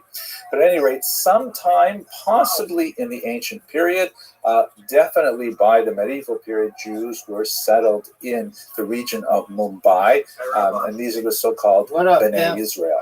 Like the Cochin Jews to the south, they also exercised indigenous spiritual leadership, meaning they did not really rely heavily on imported rabbis, as far as we can tell, at least until the modern period. And so they developed a lot of kind of unusual cultural idiosyncrasies that you don't necessarily see in other Jewish communities. But there's a remarkable explosion of Jewish activity among the B'nai Israel in the early 19th century, ironically, with the arrival of Christian missionaries. This is because the Christians come in, and as we saw to a certain degree with the influence of Jesuits on the Chinese Jewish population, the Christian Jewish missionaries bring a lot more exposure to the broader Jewish world with them through their attempt to convey Christian doctrines. And the Bnei Israel, as it were, said, wow, this is really interesting. And oh my gosh, you know Hebrew, so you could teach me. Suddenly, these Bnei Israel started becoming really proficient in Hebrew and started studying more and more Tanakh and getting more involved in Mishnah, Talmud, and so on. And they ended up developing really a quite connection with the rest of world Jewry, so much so that, like Kochinju, 20th century was a very heavy move of Bnei Israel to make Aliyah, reduce the move to amount of Israel. nicotine you have in I'm your not vape going to discuss the century zero. issues in this class. We'll have to get to it in the next, but they're quite connected to the East of world Jewry and especially to Israel. Just to have some of the interesting features that developed among Israel. Here you see an interesting custom that Zuzah, the small Allegedly. device that's attached to Jewish doors that has a piece of the Hebrew scriptures in it that from the Shema prayer.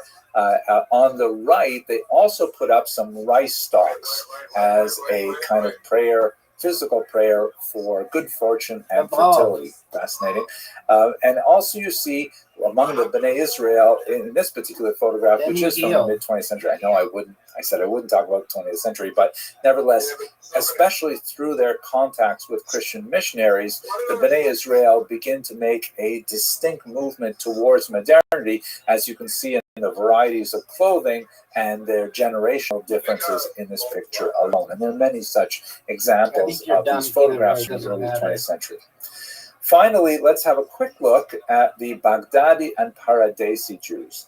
The Baghdadi Jews, as the name implies, were representative of a significant population of Jews who began to move to the Indian subcontinent primarily for international trade, and they began to establish strong footholds there. Many other Jews from the region began to coalesce around the Baghdadis, and in general, they tend to be known as Sephardim, even though the term Sepharad really applies to Spain and the Spanish diaspora. Nevertheless, many communities from the Middle East, the so-called Mizrahi communities, also have a tendency to refer to themselves as Sephardim, at least to distinguish themselves from Ashkenazim, who also had some migration to India, but not nearly in the same numbers. The so-called Paradesi Jews follow many of the patterns of the Baghdadi Jews, although they do not necessarily stem from the same region of the Middle East. The term Paradesi means apparently foreign, so they're like from foreign countries as opposed to local indigenous populations or from Baghdad specifically. One of the most famous of these early Baghdadi immigrants was David Sassoon, a very important builder of the Indian community. You can see him here on the left, and then with his sons, who all were very, very important in developing the economic infrastructure of Baghdadi Jewry. Now, at this point, I'm just going to mention very quickly one kind of passing comment that refers not only to the Cochin and the Bnei Israel populations, who were heavily influenced by Varna, that is the caste system in India, but it was accelerated with the arrival of the British in the 19th century that adds to it classes. And you have this unusual phenomenon where Jews in India will begin to break down in a caste-like status associated with their occupations and sometimes with their racial characteristics as well. And you have some complications that are not present in traditional Jewish approaches to the marriages between these different self-imposed castes. There are some very limited bans on, for example, the priestly caste, the Kohanim, are not allowed to marry, for example, divorcees, but it's really quite minor by comparison to the very complex caste system that obtained in India up until 1947, at least legally. You also have linguistic implications because many of the Jews, particularly those generations who came later, the British, the power that will offer them the most opportunity and social advancement, and so they begin to assimilate themselves or acculturate themselves towards British norms, Go ahead. focusing on the English language rather than local Indian languages and so on. Much more to say about this, but really we're still looking at the early modern period as a terminus, so we'll have to talk about the other elements when we get a little further in the semester.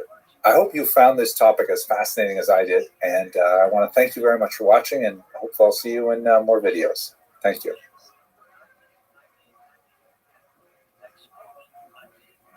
Rabbi. Yo, pimp.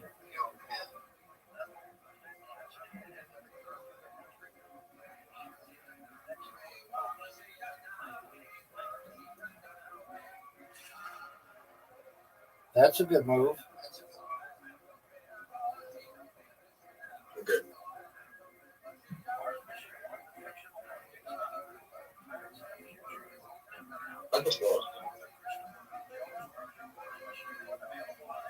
Let us resume our discussion of modernity in Jewish history by looking at the Sephardic diaspora.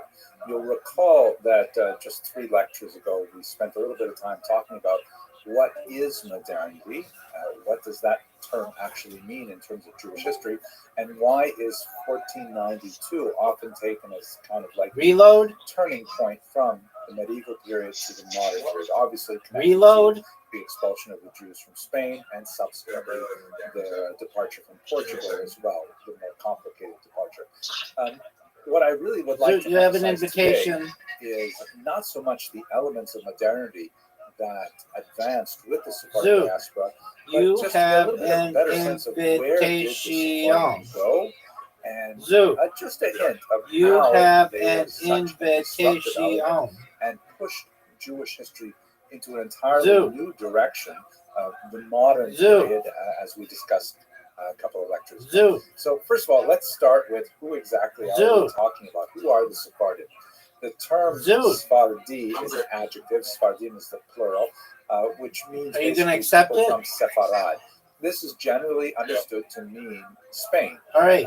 It really includes Portugal as well. It's really the entire Iberian Peninsula. Zoo, you have an Although invitation. there is often a distinction made between Spanish exiles and Portuguese exiles. The Spanish exiles 5 days were left until typically what? not forced to convert to Christianity before departing the Iberian Peninsula, and as a result, they Zoo. left the region as Jews and had to deal with the disabilities You're that fucked. continued to be placed upon them wherever their destinations were. Portuguese Jews, on the other hand, were subject to a mass forced conversion in 1497, and so as a result, they occupied a very unusual space in Jewish and European history, because here were people who consider themselves to be at heart and in their core identities clearly Jewish. Obviously, No, there it's was a not. It's spectrum the of best. them who embraced It's the best to have Christianity, the but fire. they really drop out of the story of Jewish history. They still consider Jewish for generations and often hid their identity. Yeah, but then it's their even more neighbors, fire. and sometimes even from their own children until they reached adulthood. They had all of the freedoms associated with Christian identity, which meant that they could travel, they could enter universities, they could enter professions, even That's enter the way a church. smart person. It's That's the way a fascinating smart and person would unusual look at history. it. So Portuguese Jews in their diaspora are often quite different from Spanish Jews, and they have a marked impact, perhaps that we will discuss. Furthermore, there are many Jews who are not of Spanish or Portuguese descent, who nevertheless identify themselves as Sephardi or Sephardi.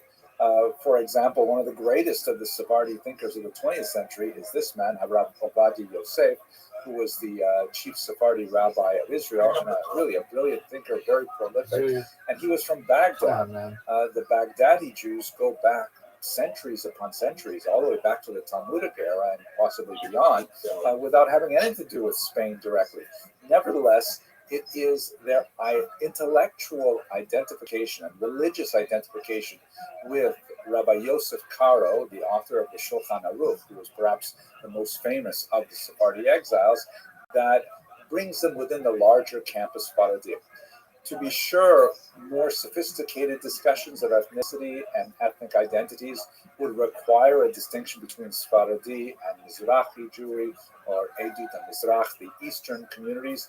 But many Jews who kind of What up, attach themselves to that Sephardi intellectual religious tradition call themselves Sephardim, even though ethnically they're really more Middle Eastern than Spanish. Another interesting kind of example where you might see this is, for example, there are I don't know. there are I mean, significant populations of it's not like you have like the greatest long-term memory ever. So they identify as Chabad, which is a very kind of Ashkenazic movement, but they are not Ashkenazic. So it's possible do your best to work on short-term activities to improve your mental capacity. Overlap, even though they don't necessarily make sense on a basis of nomenclature. At any rate, the Sephardim that we're talking about today are primarily those who were sent into a diaspora, but they would have a much larger impact on their indigenous populations that they encountered, as for example in Baghdad. Yeah. Here's one of my favorite maps of the Sephardic diaspora that gives you a sense of the I know what you're saying, their whole phone number. It's hard to get a really good sense of how many Jews actually fled Spain, first with the expulsion in 1492, and then with the more gradual process that took place over a century, from Portugal in particular. But it wouldn't be unreasonable to assume it's about 250,000 Jews. And as you can see, significant numbers of them went to the most proximate locations in North Africa or Portugal itself, across the Pyrenees into southern France. But the really wide diaspora takes us into several areas that we're going to look at in this video. Three in particular, again, very briefly, but just to get a sense of how diverse the impact is. We'll look at the Eastern Mediterranean. Specifically, we'll look at the impact on the land of Israel and in Constantinople, also known as Istanbul, and in fact, that's what it would be called at this point. The name Constantinople does persist in many contexts up until the 20th century. And this is a very important Jewish center. It goes back all the way to the ancient period, but it becomes especially important because it was one of the major destinations of Jews at this time. More than that, so Greece was within this kind of cultural orbit because all of them fall within the larger Ottoman Empire. Then we're going to look briefly at Europe, and I'll focus Italy in particular because that was one of the major destinations of Jews. Although certainly have a lot more to say about Amsterdam. Next year is not a leap year. We won't talk about it today. So it'd be 364. Save that for a couple other lectures. And then finally, a very quick look at the Americas, the Atlantic Sea, either as Jews per se, or more frequently as conversos, those Portuguese Jews who hope to reestablish some kind of Jewish presence in the New World, free from the Inquisition. Okay, those are the three areas we're going to look at very quickly. Let us begin with Israel, which is the site of absolutely fantastic and amazing spiritual renaissance that occurs in particular in the northern town of Tzfat. Now, I plan to devote a video specifically to Tzfat because it is so amazing. And I myself have spent a lot of time studying it. I actually wrote a book on one of the thinkers who lived in Tzfat at this time, Rabbi Moshe Cordovero. Here you see one view of the famous graveyard of the great Kabbalists who found themselves in Tzfat in the decades after the Spanish expulsion, and they have this custom of painting their graves blue, which is understood to be a color that wards off the evil eye. You can also see in the background there the beautiful vistas of Tzfat. It is located at a very high elevation. You get this commanding view all over the field. Now, what happened in Tzfat was rather unusual. It was really something of a nothing town in northern Israel. Jerusalem is clearly the major center of Jewish activity, but for primarily tax purposes, the Ottoman Empire released some tax disabilities on new settlement in the northern part of the Galilee, and Jews who were very active in the textile trade in particular began to set this region quite rapidly. Early on, many of those settlers were exilees from Spain and later Portugal. And over the course of the 16th century, really not even the entire century, really about 70 years, this one town attracted a That water brilliant saved you. number of really important mystical thinkers, including Rabbi Yosef Karo, who we mentioned earlier. He is the author of the Code of Jewish Law, and much of what he wrote was actually written with the Spanish exiles in Greece and in Constantinople, but he ended his career in Sfat. The great Moshe Alshif, If you do, you'll get banned. commentator, very Kabbalistic kind of inclinations. Rabbi Moshe Cordovero, the figure who occupied so much of my own energies, the author of Pardes Ramonim, Talmud Devorah, other great If classics. you ask anybody about me now, especially since I've been spamming people like crazy this week, everyone will ban you. The great Arizal, who was not Sephardic in origin, he actually came from Egypt. Because I've improved my bots, and they're just like extremely annoying. Period of time, creating an incredible explosion of Jewish creativity in a literary realm that also coincided with, for sure, the availability of much cheaper. Oh, I made a mistake. The printing press. I made a big mistake. Just kind of like this flash on the horizon of great creativity that still continues to reverberate throughout the centuries. It ended with some disasters. There were plagues that affected the region. There was earthquakes that affected Sfat, and it went into a significant decline at the end of the 1500s. But nevertheless, really important transformative moment in Jewish intellectual history as a result largely of these Spanish exiles coming here. And I think one of the things that drove Why do you think you made a mistake, and made it such a powerful moment is that they really had this tremendously apocalyptic vision of what the exile from Spain meant. Yeah. That it was, nigh on the Messianic era, and that how Jews reacted to it would be crucial and so on. If you look, I mentioned Chabad earlier. Chabad is also very useful in this context because they follow the Lurianic system of Kabbalah, which also has this very strong, inherence in human behavior and its relationship to the impact on the cosmos as a whole. Very, very dramatic, very motivational, very inspirational, and so on. Much of this really stems from that huge burst of energy that comes out of Sfat. We also see in Constantinople, here's a postcard that depicts the glorious interior of the Hagia Sophia, first built as a church, then that later move converted saved to a you on mosque this by game. the Muslim invaders. You were going to lose if you didn't make that in the move. 19th century, I believe. And in Constantinople, there was a tremendous number I of don't Jews really have any settling good there, moves. primarily because it was the capital of the Ottoman Empire, the great administrative center. And the Sultan of the Ottoman Empire laughed at Spaniards openly, saying, "Why are you expelling Jews? They are incredibly useful. They are numerate, they are well connected internationally because of their earlier diaspora." And he invited the Jews to the Ottoman Empire, to places like Tzvat, to the capital city of Constantinople. So there is a huge surge of Jewish activity in Constantinople as a lot of the Jewish exiles make their way there. You also see Jews in some of the most important centers, such as, for example, Greece and the Balkans. Here's a fascinating picture from 1846, very early, from Thessaloniki, Salonika, one of the most important Jewish centers of Greece.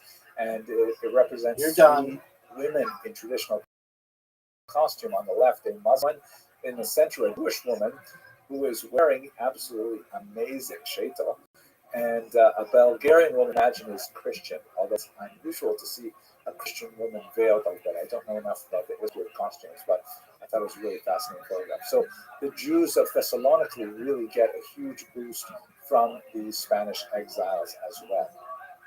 So that's kind of like looking at some of the impact on the Ottoman Empire, where they brought a modernizing, westernizing, but at the same time deeply mystical approach to Judaism and the outside world. Looking at Europe, you have an Italy is one of the invitation. most important destinations of the Sephardic Electric exiles, one. and they were extremely creative there, reflecting backwards on their past. On the right here, you see a gorgeous translation of the Bible into Spanish, Hebrew Bible into Spanish, by these Portuguese exiles. It's called the Ferrara Bible, named after Ferrara, a city in Italy where there were significant settlements of these exiles, many of them who brought significant wealth with them, and they supported scholarship, in particular two women who we'll discuss in just a second. On the left, you see a Portuguese document, The Consolations for the Tribulations of Israel. What are you going to do, son? Fascinating work by one Samuel Usque, a refugee from Portugal, who wrote a brilliant kind of trialogue, a sort of a play in which several biblical figures discuss the history of the Jewish experience in rhyme. And it takes us all the way up to the 16th century and folds the experience of the Inquisition and the exile within the larger arc of Jewish history. A fascinating work of Jewish thought and scholarship and also history, although presented in a rather unusual way. Perhaps the most dramatic moment that illustrates what the impact of the Sephardic exiles in the Italian peninsula is the so-called Ancona affair. Ancona is a significant port on the Adriatic Sea. You can see it on this map. If you look at the Italian route, and I pronounced that like a Canadian, I know, and you look sort of at the back of the calf, you see there's the port of Ancona, and just to the north, another port of Pesaro. Ancona was a deeper water port and a little bit more attractive to many Portuguese Jews who made settlement there. And they were free in Ancona, even though it was a Catholic country. They basically Ancona was a deeper sort of at the back of the calf. You see there's the port of Ancona, and just to the north, another port of Pesaro. Ancona was a deeper water port and a little bit more attractive to many Portuguese Jews who made settlement there.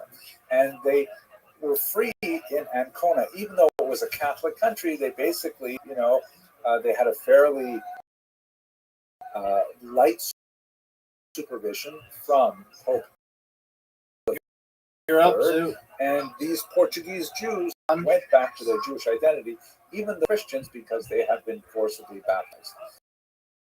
Things changed dramatically. His successor, Paul IV, who was really quite upset that even in the Italian peninsula itself, so close to Rome, there would be Jews who would return to their Jewish identity, rather, I should say, conversos, forcibly converted to Christianity with their Jewish identity, that he ordered arrested by the Inquisition and tried for Judaism. What up, baby? And ultimately, he burned 25 Jews at the stake in the 1500s. Now, this was such a reactionary and draconian imposition of Catholic doctrine, but it was, not so surprising with Paul IV. He also wrote very early on in his career something called Cum Nimis Absurdum, which is a papal bull that essentially said it is so absurd. That's true. It's Miss Aquarius, not Aquarius. It was an encyclical sent out to Catholic churches. It is so ridiculous that the Jews should be allowed to essentially apply their religion within Christian territories, especially those Jews who have already become baptized, forcibly or otherwise. And so he had a very negative approach to the Jews. He imposed the ghetto in Rome. He attacked the Talmud and so on. And of course, in Ancona, he killed 25 of these baptized Jews for returning to their ancestral faith. I don't know. This provoked a dramatic reaction from two very powerful women. And I would like to suggest here that it is not inconsequential that we're speaking about powerful women in the context of the Sephardic diaspora. Let us recall that when the Jews were exiled from the Iberian Peninsula, this was like a huge inversion of everything. All of the traditional power structures were gone. All of the traditional authority figures were scattered, and it took some very strong individuals to assume leadership. Two of those very strong leaders happened to be women. One of them was Doña Gracia Mendes Nasi. The term Nasi means literally the prince, the leader, and it was a family name, but it was also applied to her as an honorific. She was a brilliant woman who actually came from the the Portuguese extraction, meaning she did come from a forcibly converted background, and she, of course, was incensed that the Pope would impose this on the Jews of Ancona. That wasn't a and coder, I'm a actually developer. killed 25 Jews in this matter. And so she, in a rather unusual move for a woman, used her significant wealth. She was a very important supporter, for example, of the Bible translation we saw earlier, and also the Consolations by Usque. She called for an international Jewish boycott of the port of Ancona. And she did this from Constantinople, where she had made her home. And this was like earth-shattering, that Jews should, for the very And all first of the time, code that I talked since about they knowing, lost their homeland I barely know it 1,500 now. years earlier, And I didn't she was even know saying it they that should well then. internationally That's not what I do. to I'm a exert their developer. But collective pressure technically, I'm a project on the management church professional. to abandon. And what I'm going to do these right now is anti-Semitic evolve this guy, amazing, audacious, just in case you outstanding. weren't aware. And He's by the gonna way, be this super is a powerful. very dramatic portrait of her that you don't exactly know what she looks like. This is a modern portrait. I like to think she does look something like this. We do have a portrait that is made from a medallion that does not represent Doña Gracia herself, but rather her niece, who has the same name. So, Oh, look at you, Zoo. That's a big upgrade. For this movement, which did gather steam within the Ottoman Are Empire, you she that? was opposed by another very powerful woman named Benvenida Abravanel, from the famous Abravanel family Zoo. that fled Spain.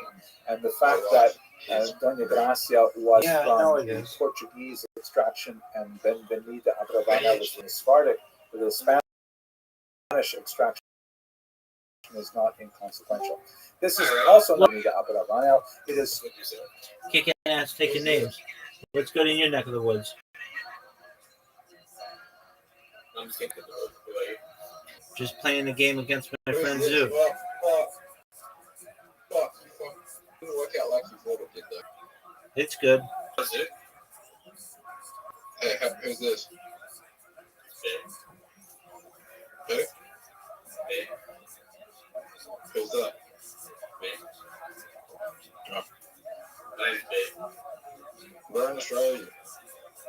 Yeah, in the hood. The pop. In the hood. Did you say? Where's this?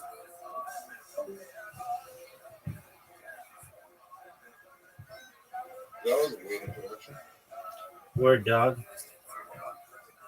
Industry distracted me and gave, but yeah. I bet he was from like Sydney or something. I don't know. All I know is that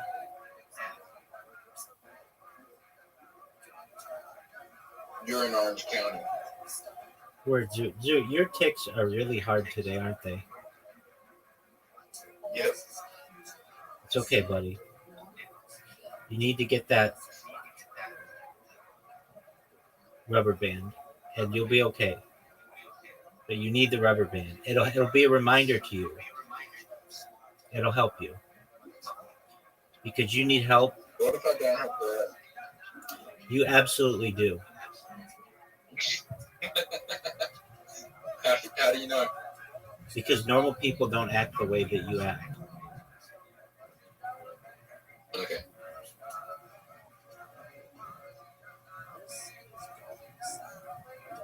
Do you feel like if a psychologist was in here, what do you think they'll diagnose me with? Tourette's. Is that it? Perhaps.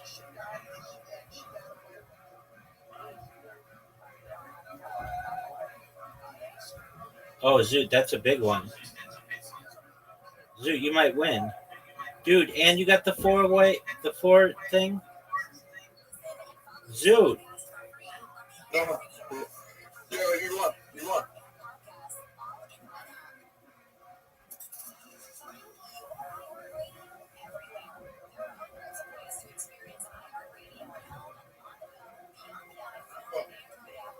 Right, one more. I really want to beat you up the healer. You want me to play without the healer? No, I gotta beat you. I gotta beat you without me having a healer.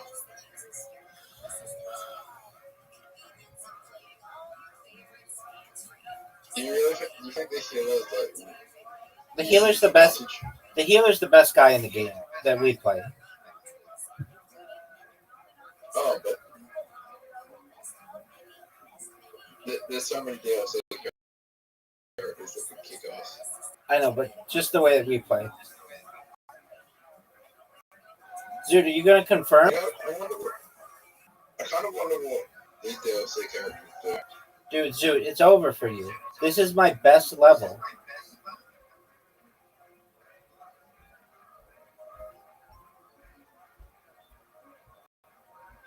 I got 5 HP. Yes, sir. I don't think that really helps. It should make more than 5 HP if the board's set up like this. I think it's. I would rather go second.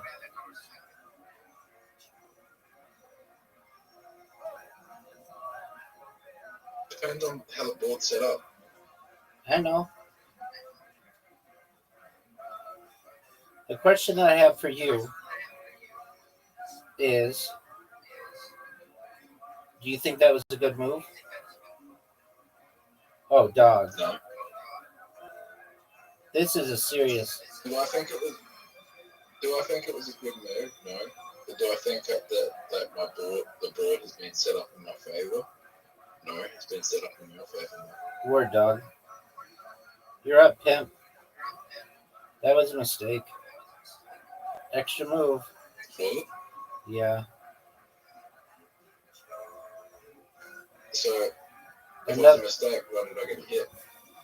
I mean, that's nothing. I'm not worried about it. Okay. This is the red, but I need the red as well. So this makes life really hard. But I think the best move I can make is this. Incorrect. Would have been to get this green here and take away my extra move. Because then I'll see the move that you can do right now.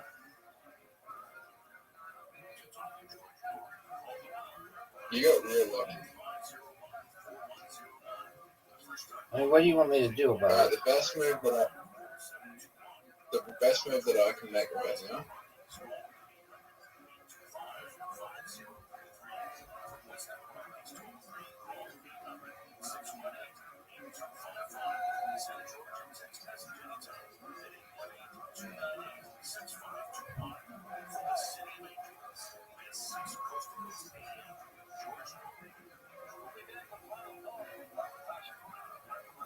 You ever had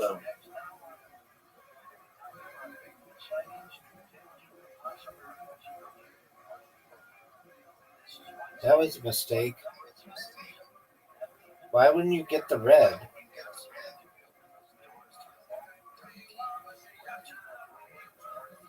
Hey, Rabbi, Yo, pimp.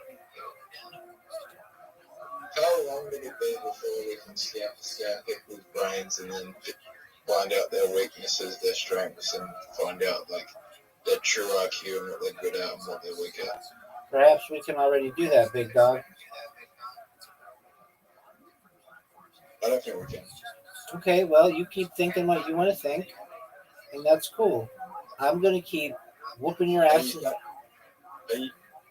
Are you saying that there's places out there that if you pay enough money, you can go and do that? Perhaps intelligence agencies can do that. Really?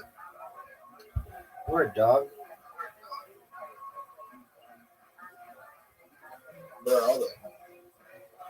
The CIA, MI5, MI6.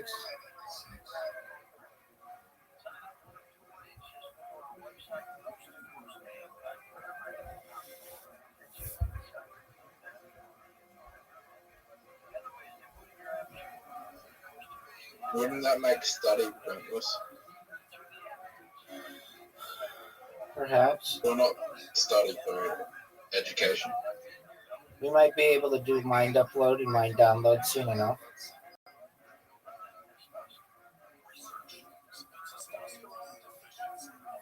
Oh, Zoo, that was really good.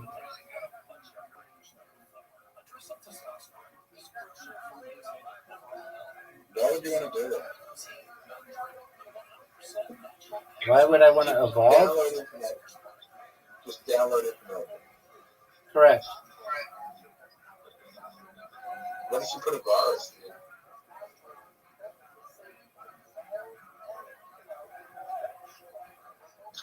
What if you put a virus inside my brain? Take it from the brain. That could be a thing. That would make a good fucking movie. Rabbi, Yo, pimp. let's make a movie like that. Right? Okay, big dog. In the future, it's like they're uploading and downloading information, educational information, and there's viruses inside there. That would be a fucking phenomenal movie. Zoot, it's over for you.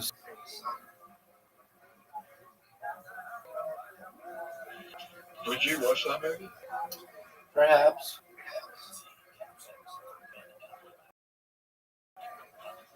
You know, Face Off is 30 years old. I could see that. What do you want to play next? Darts. Yep.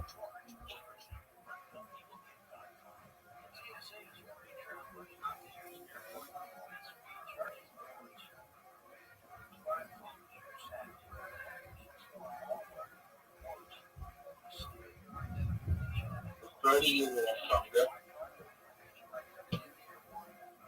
It's relative. In the history of the universe, no. But in the history of a 5-year-old, yes. And what? In the history of a 5-year-old, like a 5-year-old child. Zoot, you're done. It's over. Zoot, you're done. It's over. Get a 999. Get a 11. So what you're saying, if I was 130 years old? Yeah, I mean, it just depends.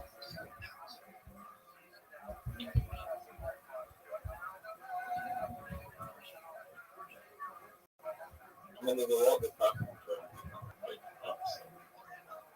We're dog. That's a 7. That's a 19. That's a 20. Are you happy with that? I don't know. I'm nearly 30 and I fucking hate it.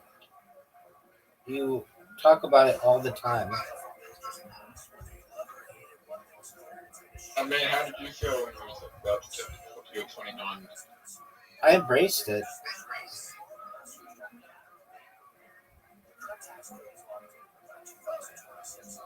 It was the best of both worlds. I could fuck chicks in their 20s or chicks in their 40s. Yeah, that one's not like that. No, it rules.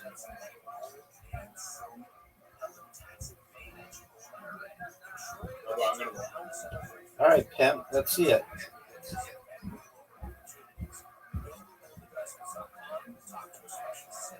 You just busted, son.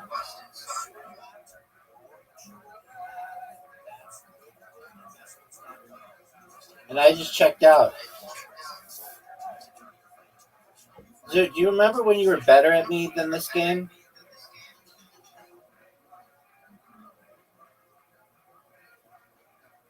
I think this is the best game for hand-eye coordination, to be honest. You were better than I was at this game? Alright, you ready for me to win? Yeah.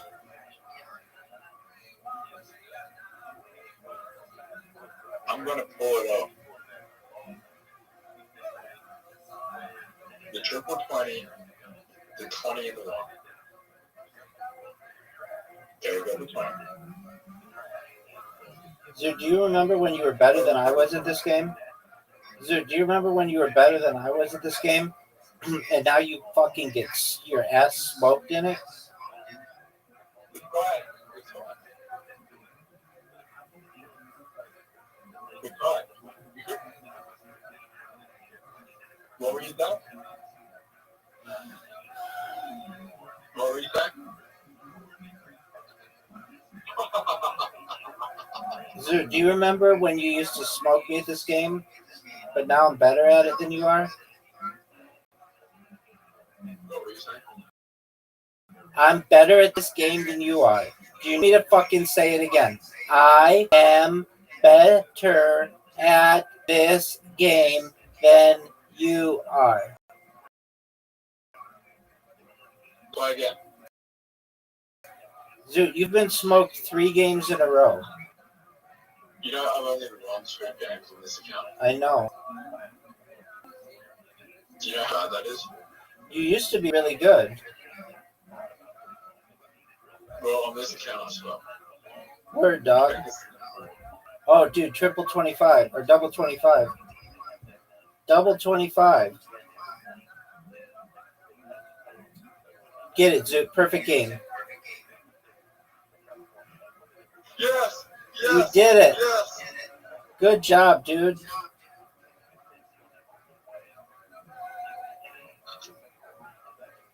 Are you ready to play me 501 Pro Double Out?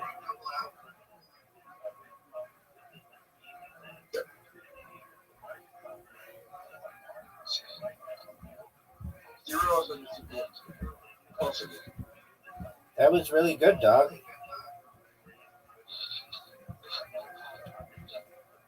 You know that's not the best way you can win. It's very good. Would you say it's a text? Yeah, that's a 10.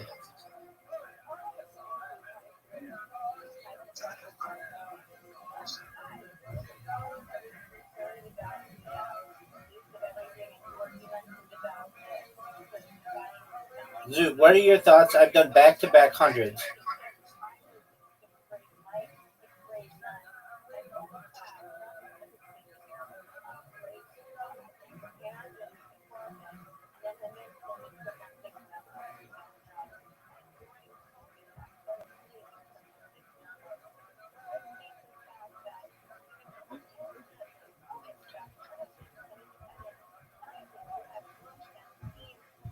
Oh, Zoo, you got 100.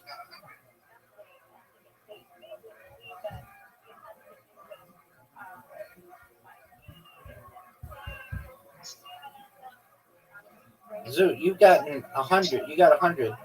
How you gonna do? That's a 20. That's a 1. That 20 was that 1 was a big miss.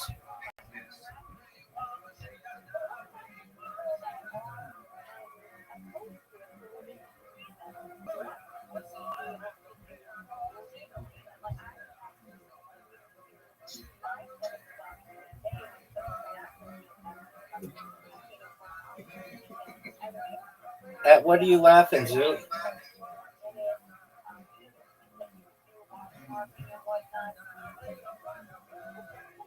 Zoo,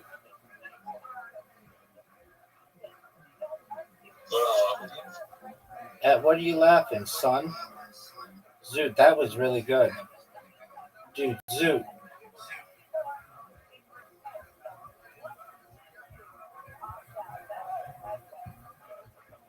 Dude, I just busted. I'm not good at the Pro Double Out.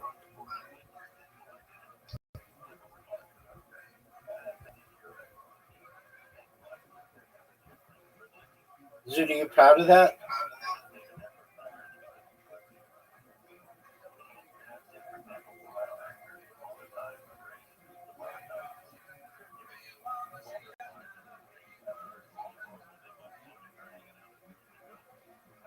$25, Zoo. Special interest. Dude, that was good.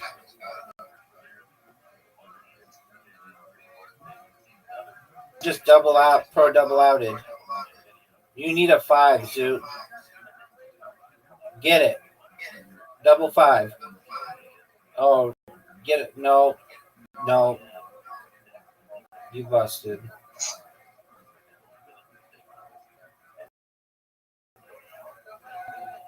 All right, I'm now going to send you an invitation to basketball.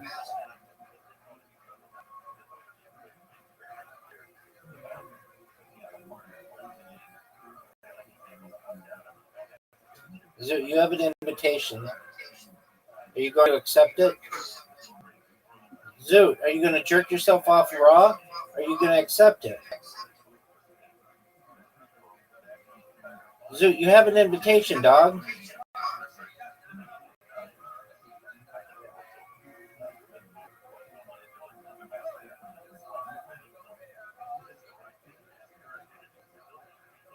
That's a swish.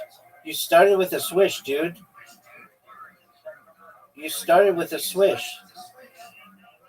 You started with a swish.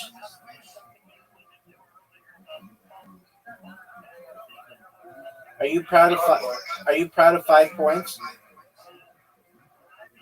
I've seen people, so I've paid for green circles, and then I've seen them score like 23 on the first game. That's crazy town. Is like everything a swish? They got 23, so they're not missed. Did they get like everything with a swish?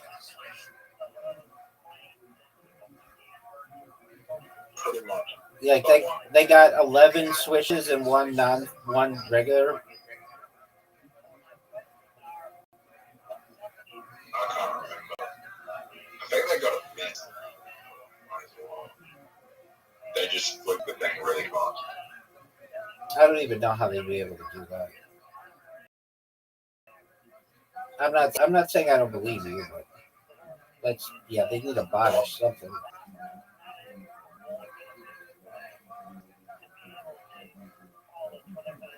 Oh my god. Remember when you were better than me? Sorry, remember when you were better at this than me? Let's see what you've got, Zoot. Sometimes I say words backwards. Do you have dyslexia as well?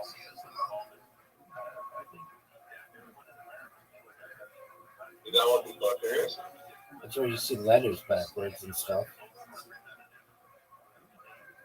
I write backwards sometimes. That's like more ADHD because I'm in a rush.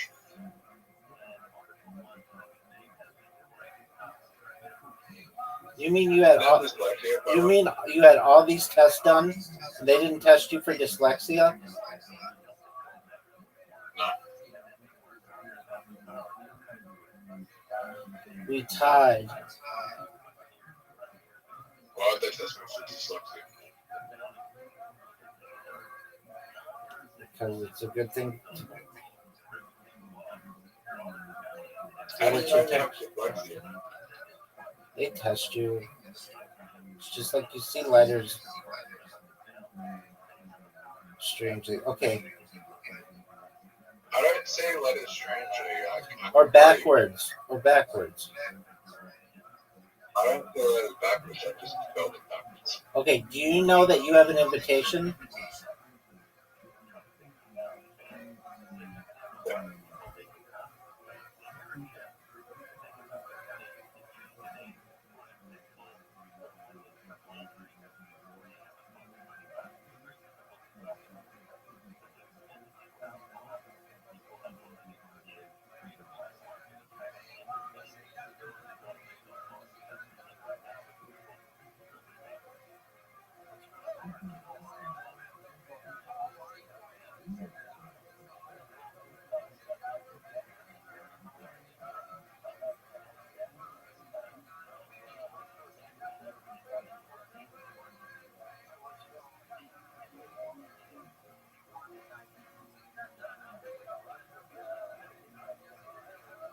Yeah.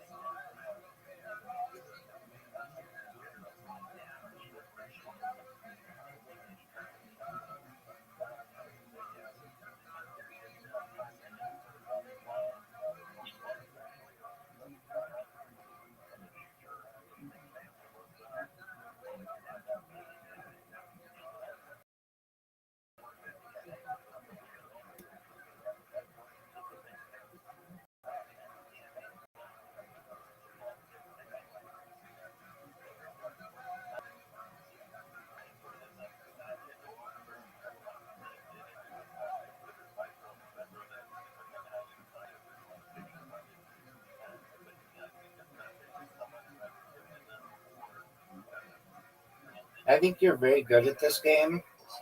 I think you may be better than Riser is. Riser's good at a lot of games, but this one for some reason causes him some issues. Why? I don't know.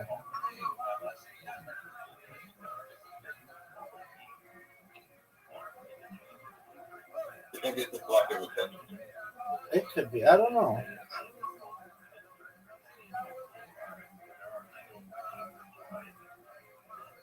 Oh, you can win. You think I can win? I reckon I'm remorseful.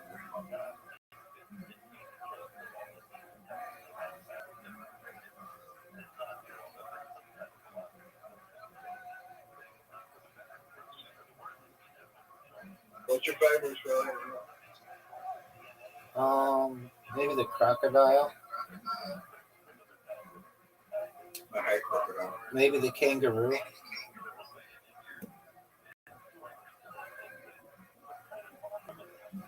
That's all. I don't trust the might have been kangaroo, but I thought so. There were other kangaroos that they were really different. So I thought like about that.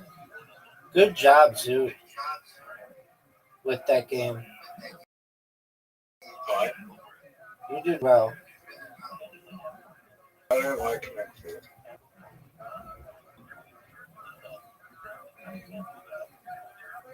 You never played chess. Yeah, I don't play chess with people. It takes too much out of me.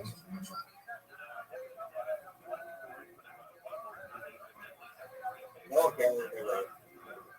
never played. What's that?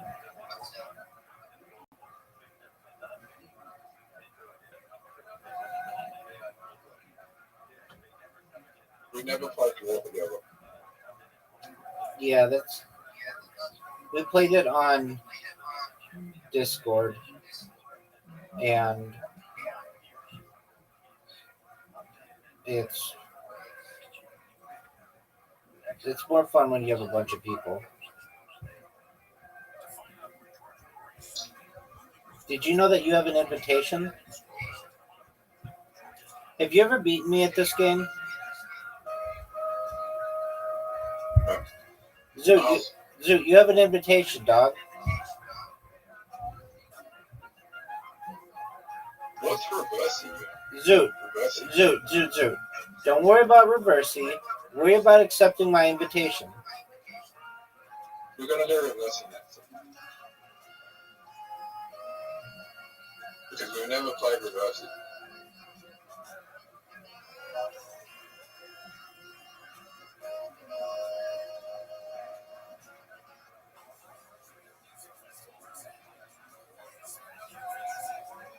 What game do you think they should have to play though?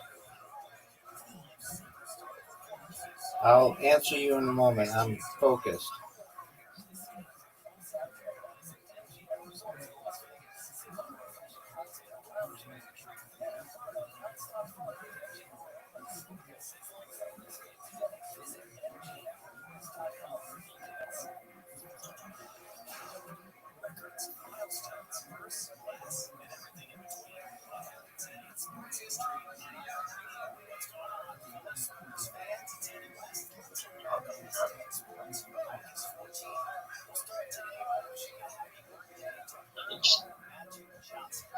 What? I don't know. They have good games.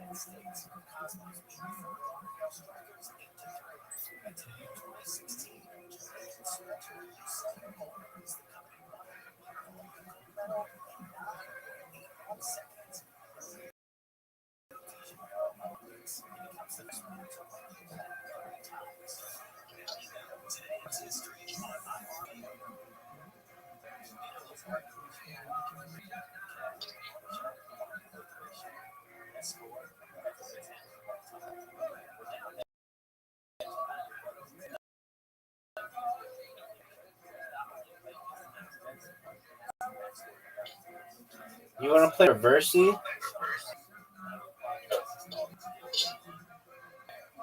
Okay, well, we have to learn how to play. Reversey is a two-player game played on a board with 64 squares arranged in 8 by 8 rows and columns.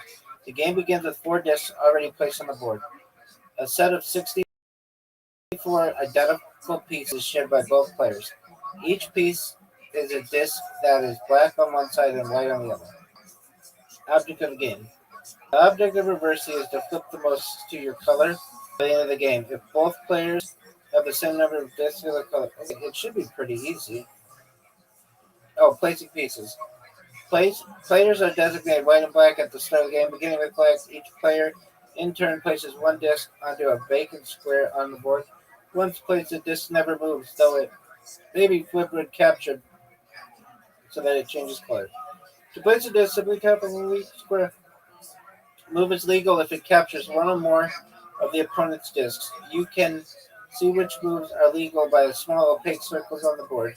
Capturing a disc or an unbroken line of discs of the same color is captured when it becomes flanked by opposite ends by 2 pieces, one of which must be the disc that was just placed on the board.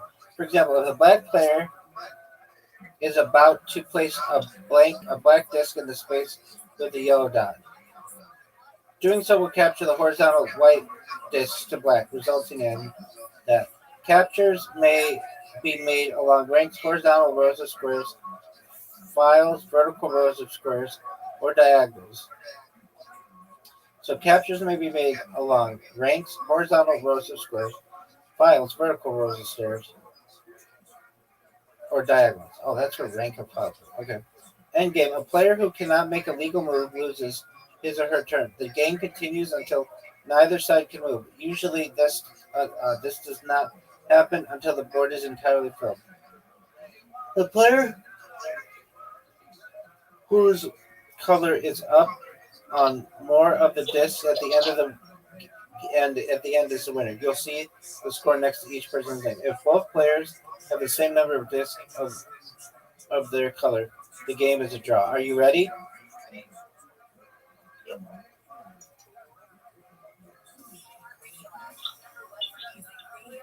All right, Zoot, you're up. It's Black's turn. Zoot, you're up. I don't like this game already. Dude, I don't give a flying fuck. Go.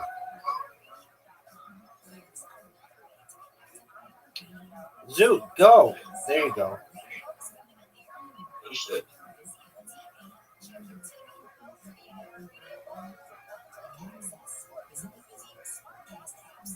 Rabbi, you're right. You know what?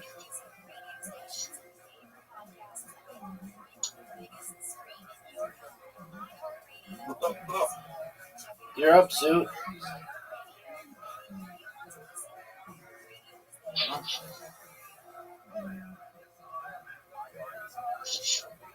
Is there a timer in this game?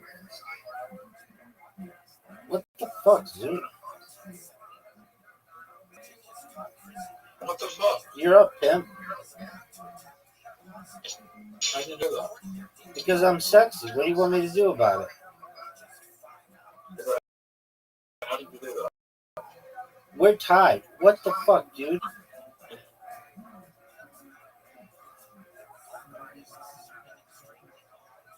What the? We're still tied. We're still tied, and this game is amazing.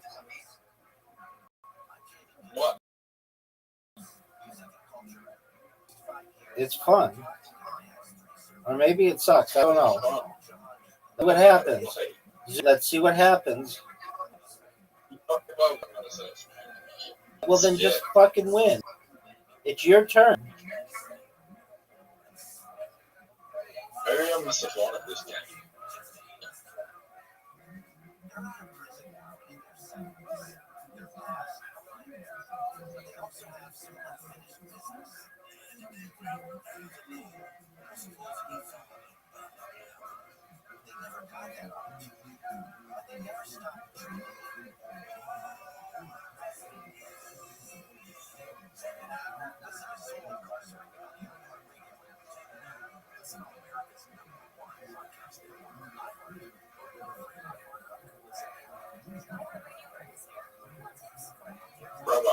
Yo, pimp.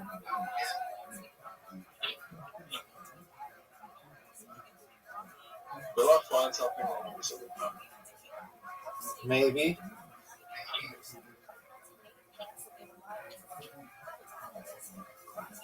What do you think that is?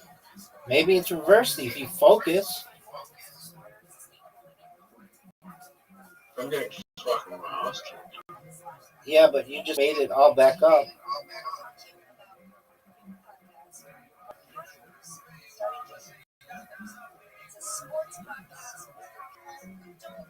I got like the reverse now. Like it could look like you're getting fucked, and then you can do something like that. Word, dog.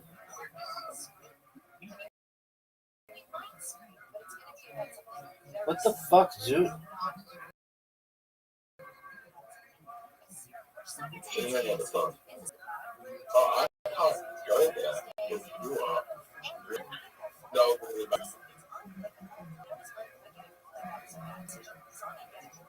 that would be really, really bad.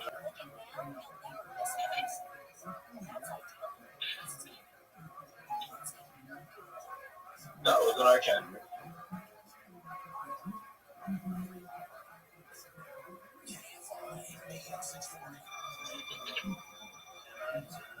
That was bad. That was really bad. Whoa. And you can't see that now. Wait, how did you do that? It can work Oh, like. you're in trouble. Let's see it, dog. I don't get it.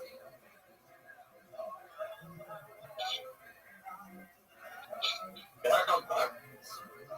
Dude, you're doing really well. No, I'm fucked.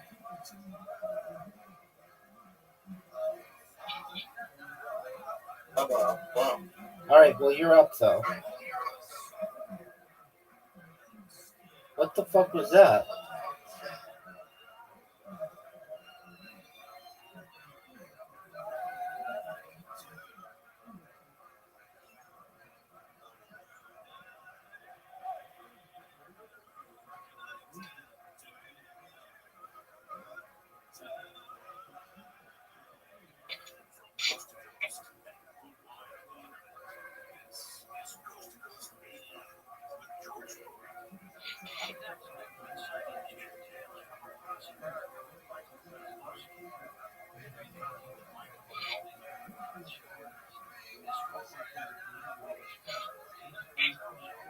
Oh, look at that move, Zoot.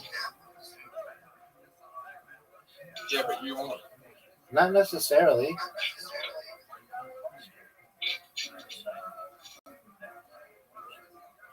How you know? Look at the board. It's not over.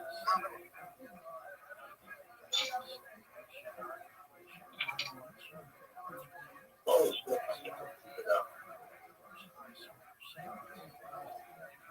Oh, what the fuck?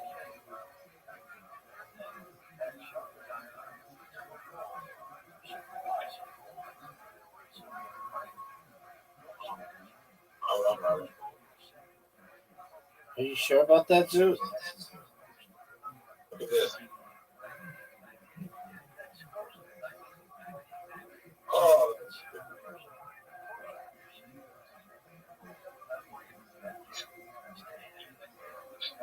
it was close. It was close. Let's play again. I don't know how to play that game. Okay, well, you figure it out. Do you know how to play? A little bit. I just start with the strategy. Alright, well, the usually when you're playing any game is to win. That's good.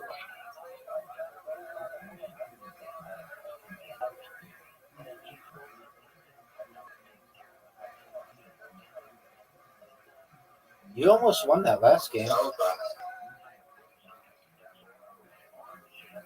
But you're better.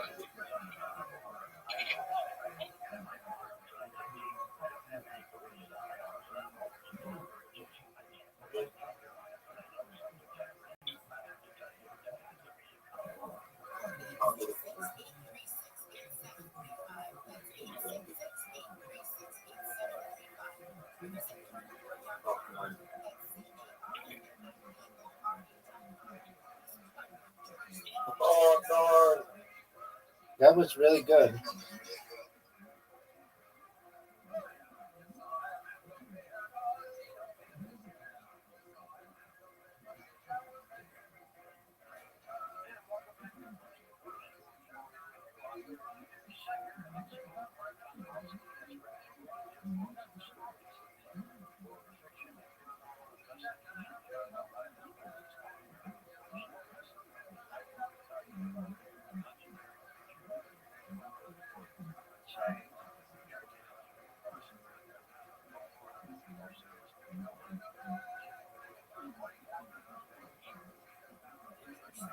Really good move.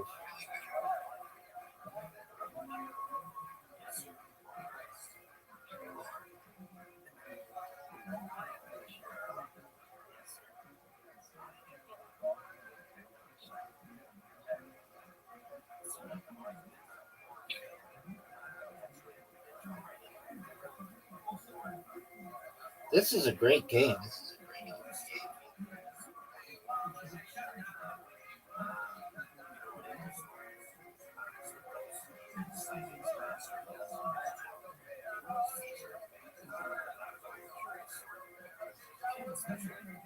Oh wow.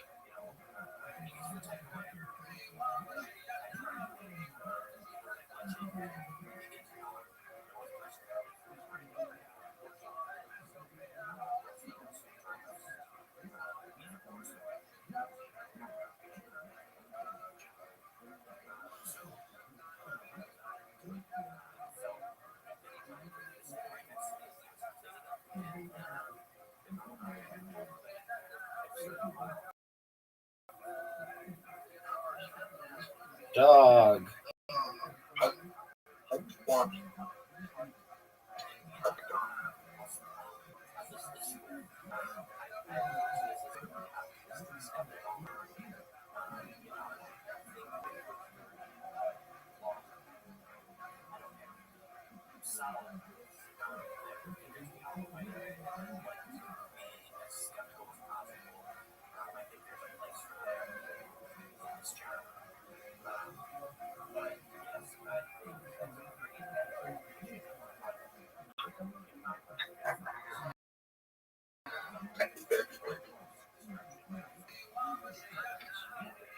criteria is I had this.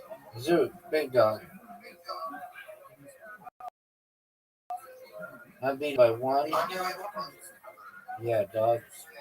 This is a fun game. I think we never played it.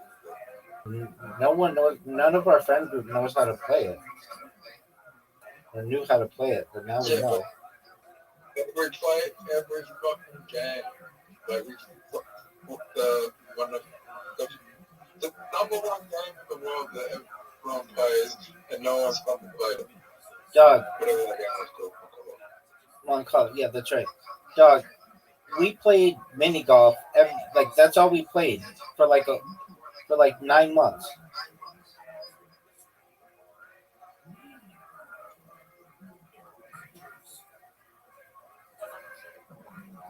Don't put Admiral game. Yeah, after.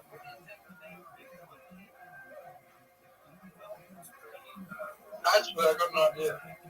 What's that, Zoot? Go to ChatGPT and ask them what's up that photo and we'll play games over there and we'll play every single one. Okay.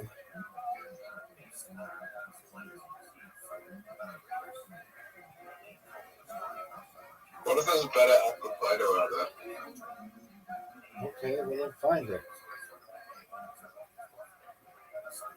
Chat GPT will find it. I've got to say, Play-Doh's extremely smooth, and it has a lot of. It doesn't crash a lot. It's a great app. For you, maybe. At least on iOS, For me. it's very reliable.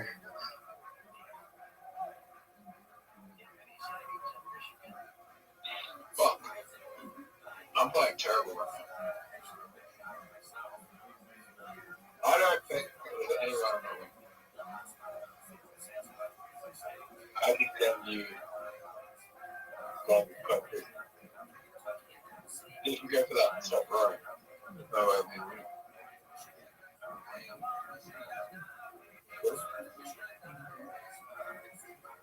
You can all put the board you have right now? Yep.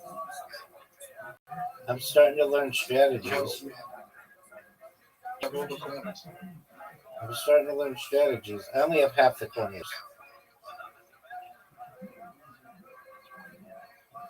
Oh shit. Shit, you're gonna take out the weapon. Well, not a strategy. Why don't you do that? Because I'm amazing and sexy. What am I doing?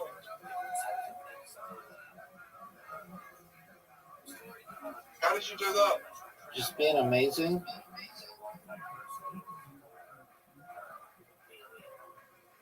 How did it can work?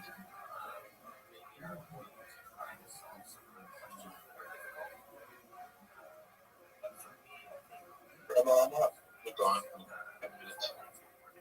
Don't resign.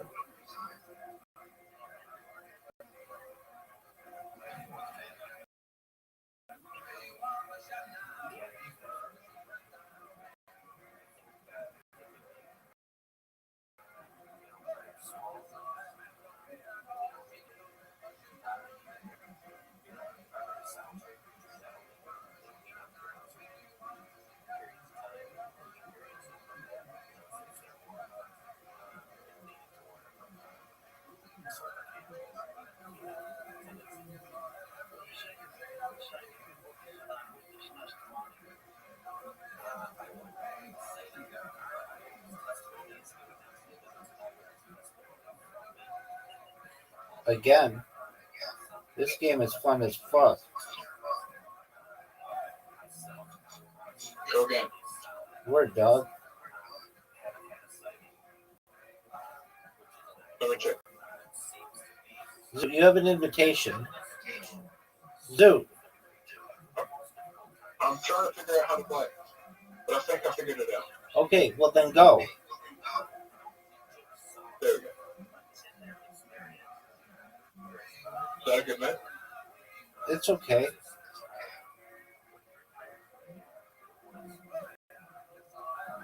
I don't think I'll do it. But I think I'll terrible move.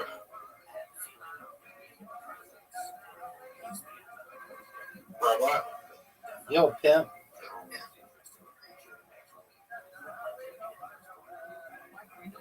I'm playing terrible.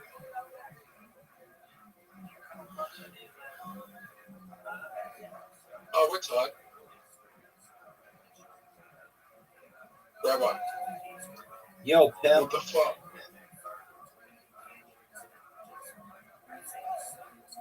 Okay, I came back.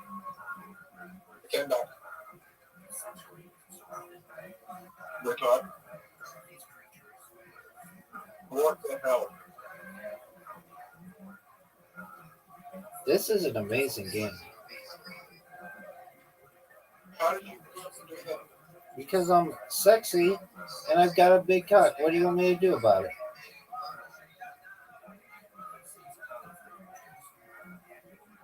You put far in front of me.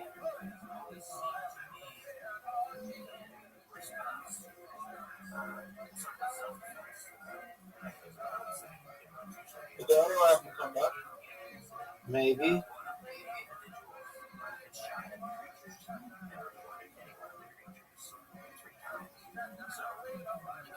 Right?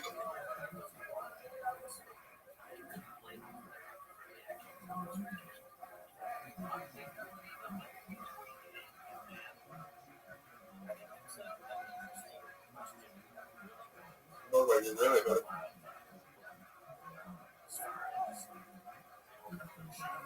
Grandma, I kind of like they just like stop doing this. This is bad. What do you want me to do about it, big dog? Is this just how bad Roger is at catching the ball?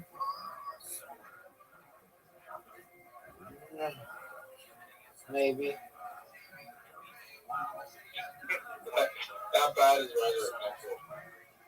He's worse than you are. You're a lot better than he is. But how bad? I mean, he doesn't win as often as I would think he would. It's kind of like an obvious game, but out of nowhere, it'll be like a win. It'll be like, how did that happen? Just take him, just shock him. Oh, what a move, Zoot.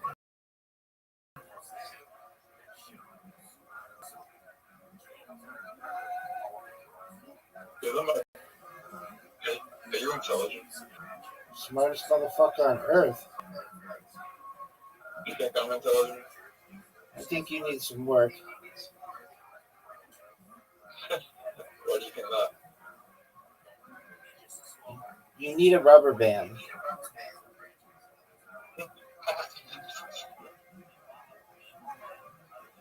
We drew. Zoot. We tied. How? You tied me.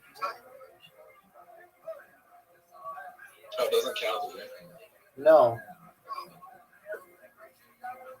Good job, Zoot. Sure. Okay.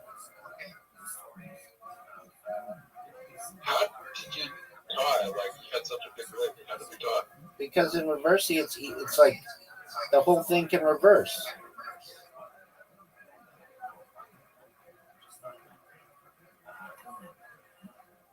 You think you technically well that game? I don't really know.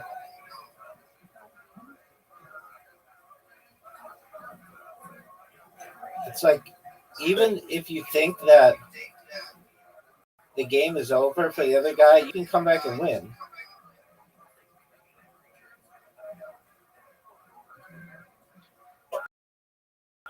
Well, I think I know how to go do that. Let's see it.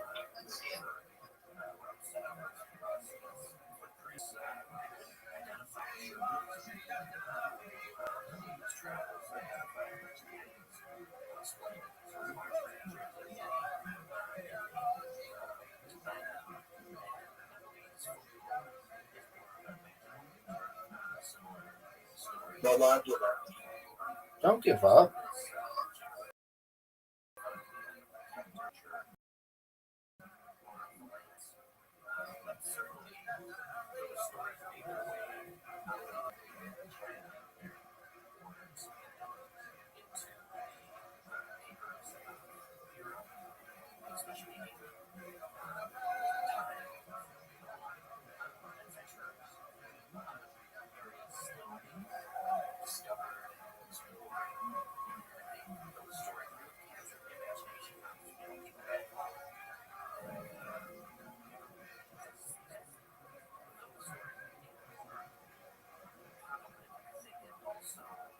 Did you resign? I gotta go. Bye, Zoot. Zoot, what are you going to get? What are you going to get? That's right. I'll be back. I'll be back later. Okay, Pimp, take care. I hope you have a better day.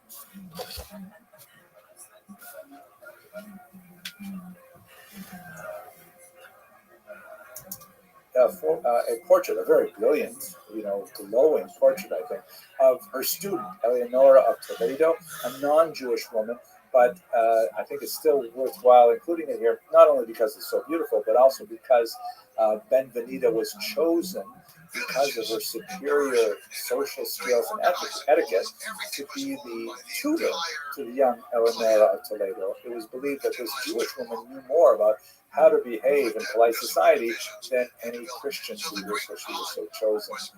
At any rate, Benvenida, also a very wealthy woman, also very well connected and very much supportive of Jewish scholarship and so on, she disagreed with Doña Gracia.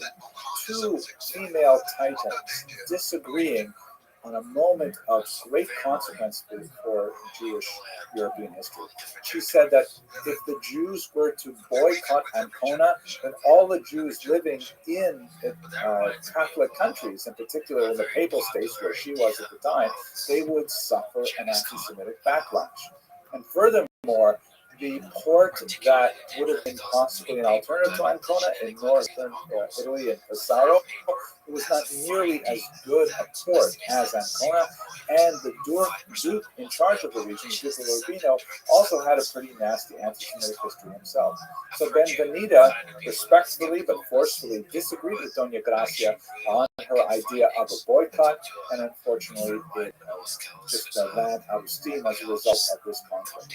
So we see that even though it didn't succeed, nevertheless, all of a sudden, Jewish women are able to exert power on an international level, totally unprecedented and completely related to the disruptive nature of the Sephardic diaspora. Again, there's a lot more to say about Europe. I would love to talk more about Holland and Amsterdam in particular, but I'm going to say that for a little later. Let us just conclude this lecture with a very brief look at the Americans. Some Jews felt that the best way to escape the clutches of the Inquisition was to adopt a very traditionalist approach and run their furthest away they could run was newly discovered territories in the Americas. And although ultimately many of these Jews would settle in America itself, or the United States of America itself, you can see here this beautiful piece of the sheet music that captures a little bit of the way in which Jews regarded the United States. It was literally called in Yiddish the Golden Medina, the Golden Land, because of its welcoming nature. The famous poem of the New Colossus that graced the Statue of Liberty was, of course, by Sephardic Jew Emelaus. But much of this early settlement, which was dominated, by the way, by Portuguese Jews who were technically Christians and were allowed to make these kinds of journeys without as much difficulty, was primarily in the Caribbean and in South America initially, especially because the Portuguese had significant holdings in Brazil, for example. Jews were very active in many of the new industries that were developing, such as sugar, very heavily connected with the sugarcane industry and the processing industry and bringing it back into Europe. There's also some involvement, unfortunately, of Jews with the slave trade. Not in any way disproportionate to their numbers in terms of their small trickle of immigration to the New World, but nevertheless, it is part of the overall trade, and Jews were involved in it just as much as Christians were. So these communities would grow significantly, particularly when we get to the end of the 19th century in the United States of America, but that's going to have to wait for later videos. For now, we've got a little bit of a sense of the scope of the Sephardic diaspora. I hope you enjoyed this video, and I hope you will continue with us as we go on to discuss it.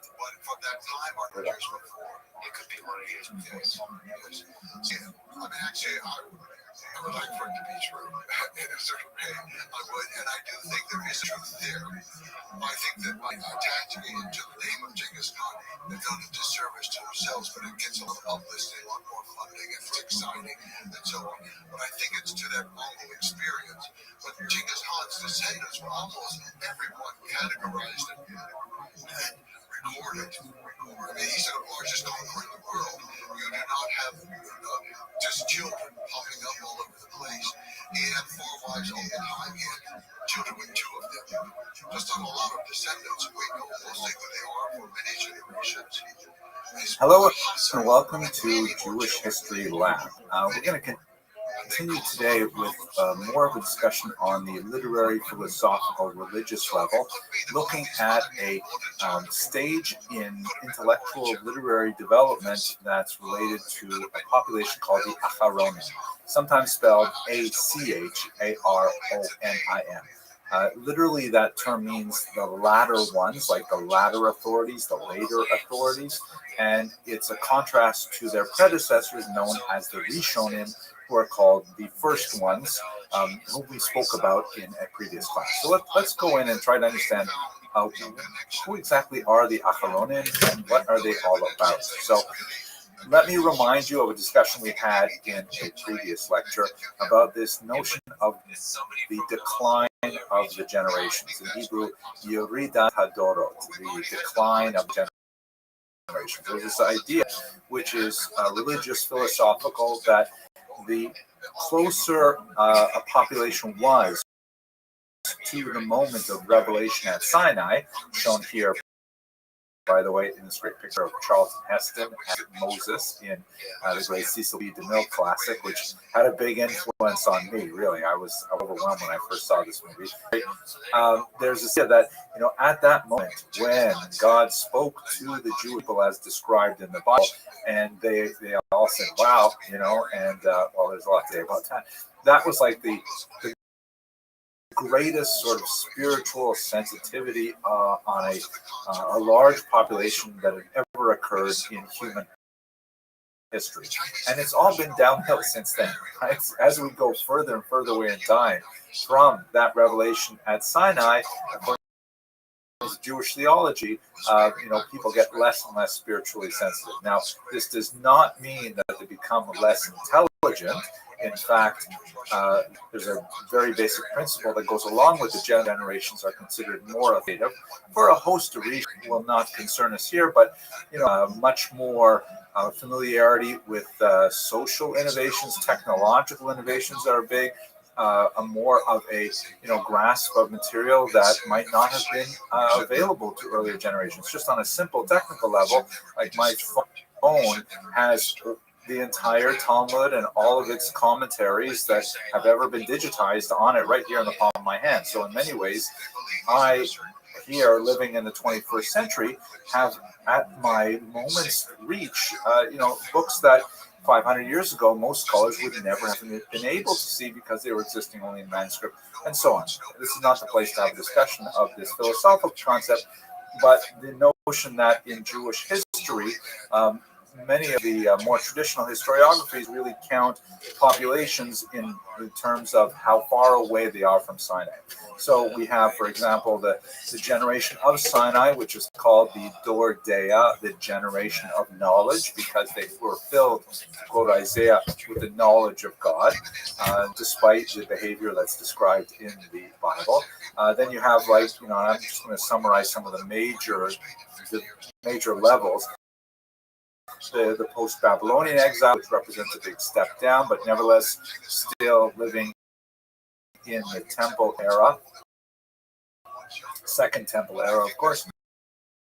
Then you have the Tanaim, or the Scholars Association, and this goes right up into the 3rd century, early 3rd century, and then they're followed by the Amoraim, who are the main scholars associated with the Talmud.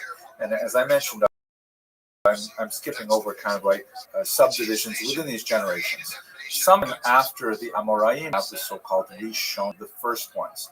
And they represent such a significant shift in the type of thinking and sort of things they did for research that we have a whole lecture alone on the Rishonim. I encourage you to go back in the series and listen to that if you want to know more about the Acharonim. But that's where we are right now. The Acharonim are the scholars who lived after the 16th century, and they are in many quite distinct from. We haven't had anyone really innovate a new term for late 20th, early 21st century thinkers, but we might be getting close to that, as I hope to discuss at the end of this brief discussion. Let's think about, well, what exactly are the Acharonim? What exactly did they do that's different from the Rishonim?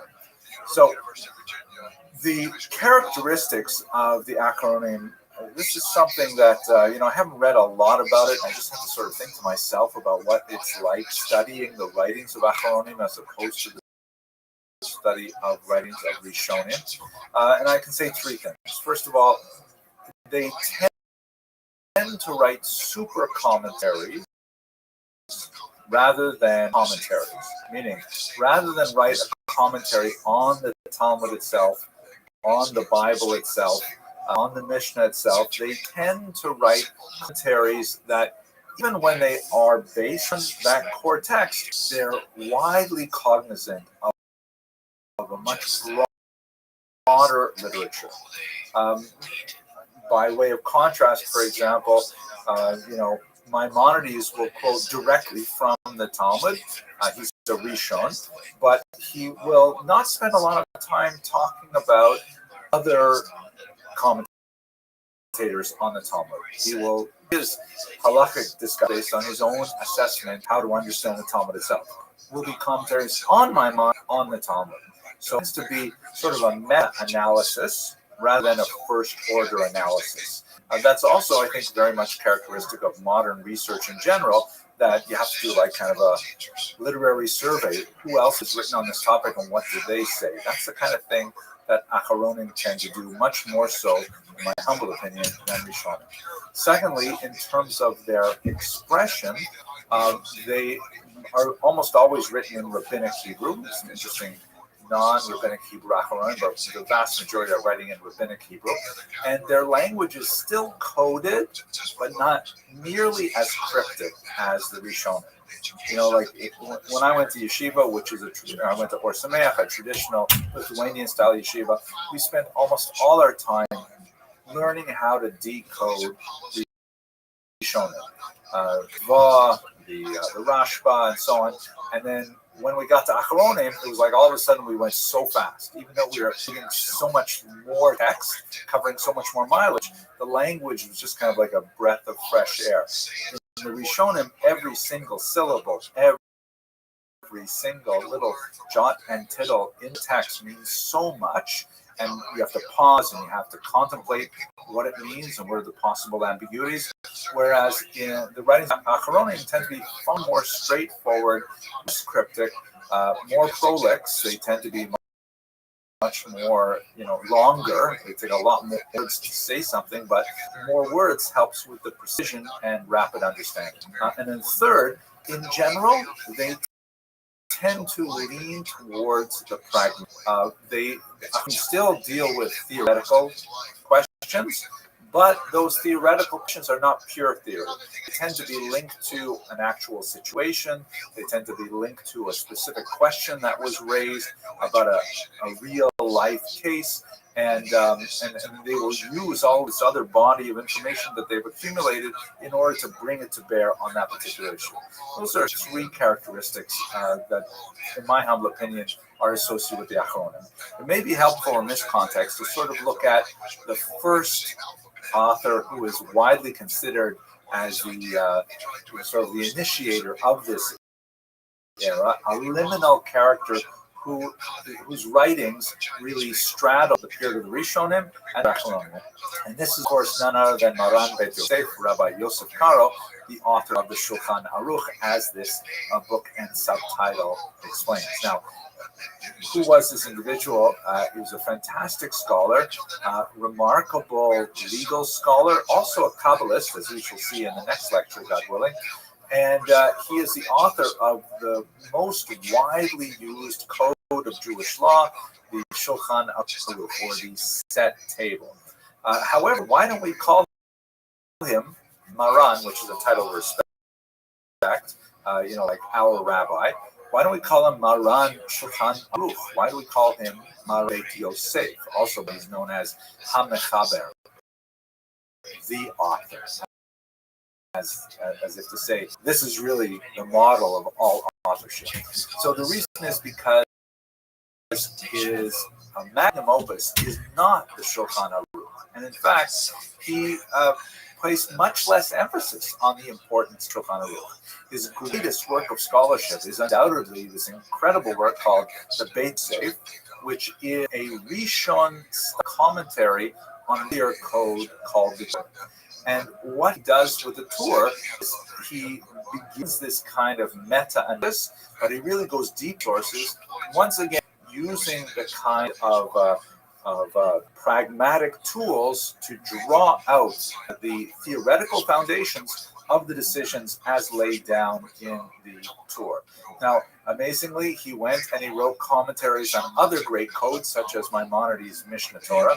And when he had finished all of these, only then did he go on to write the Shulchan Aruch, which he clearly intended, actually, not as the primary text to be studied. He hoped that people would study his Beit Yosef and his Kesef Mishnah, other works like that, on other great commentaries. The Shulchan Aruch was intended to be kind of like a short form of all of the decisions that were reached after having discussed all of the previous codes.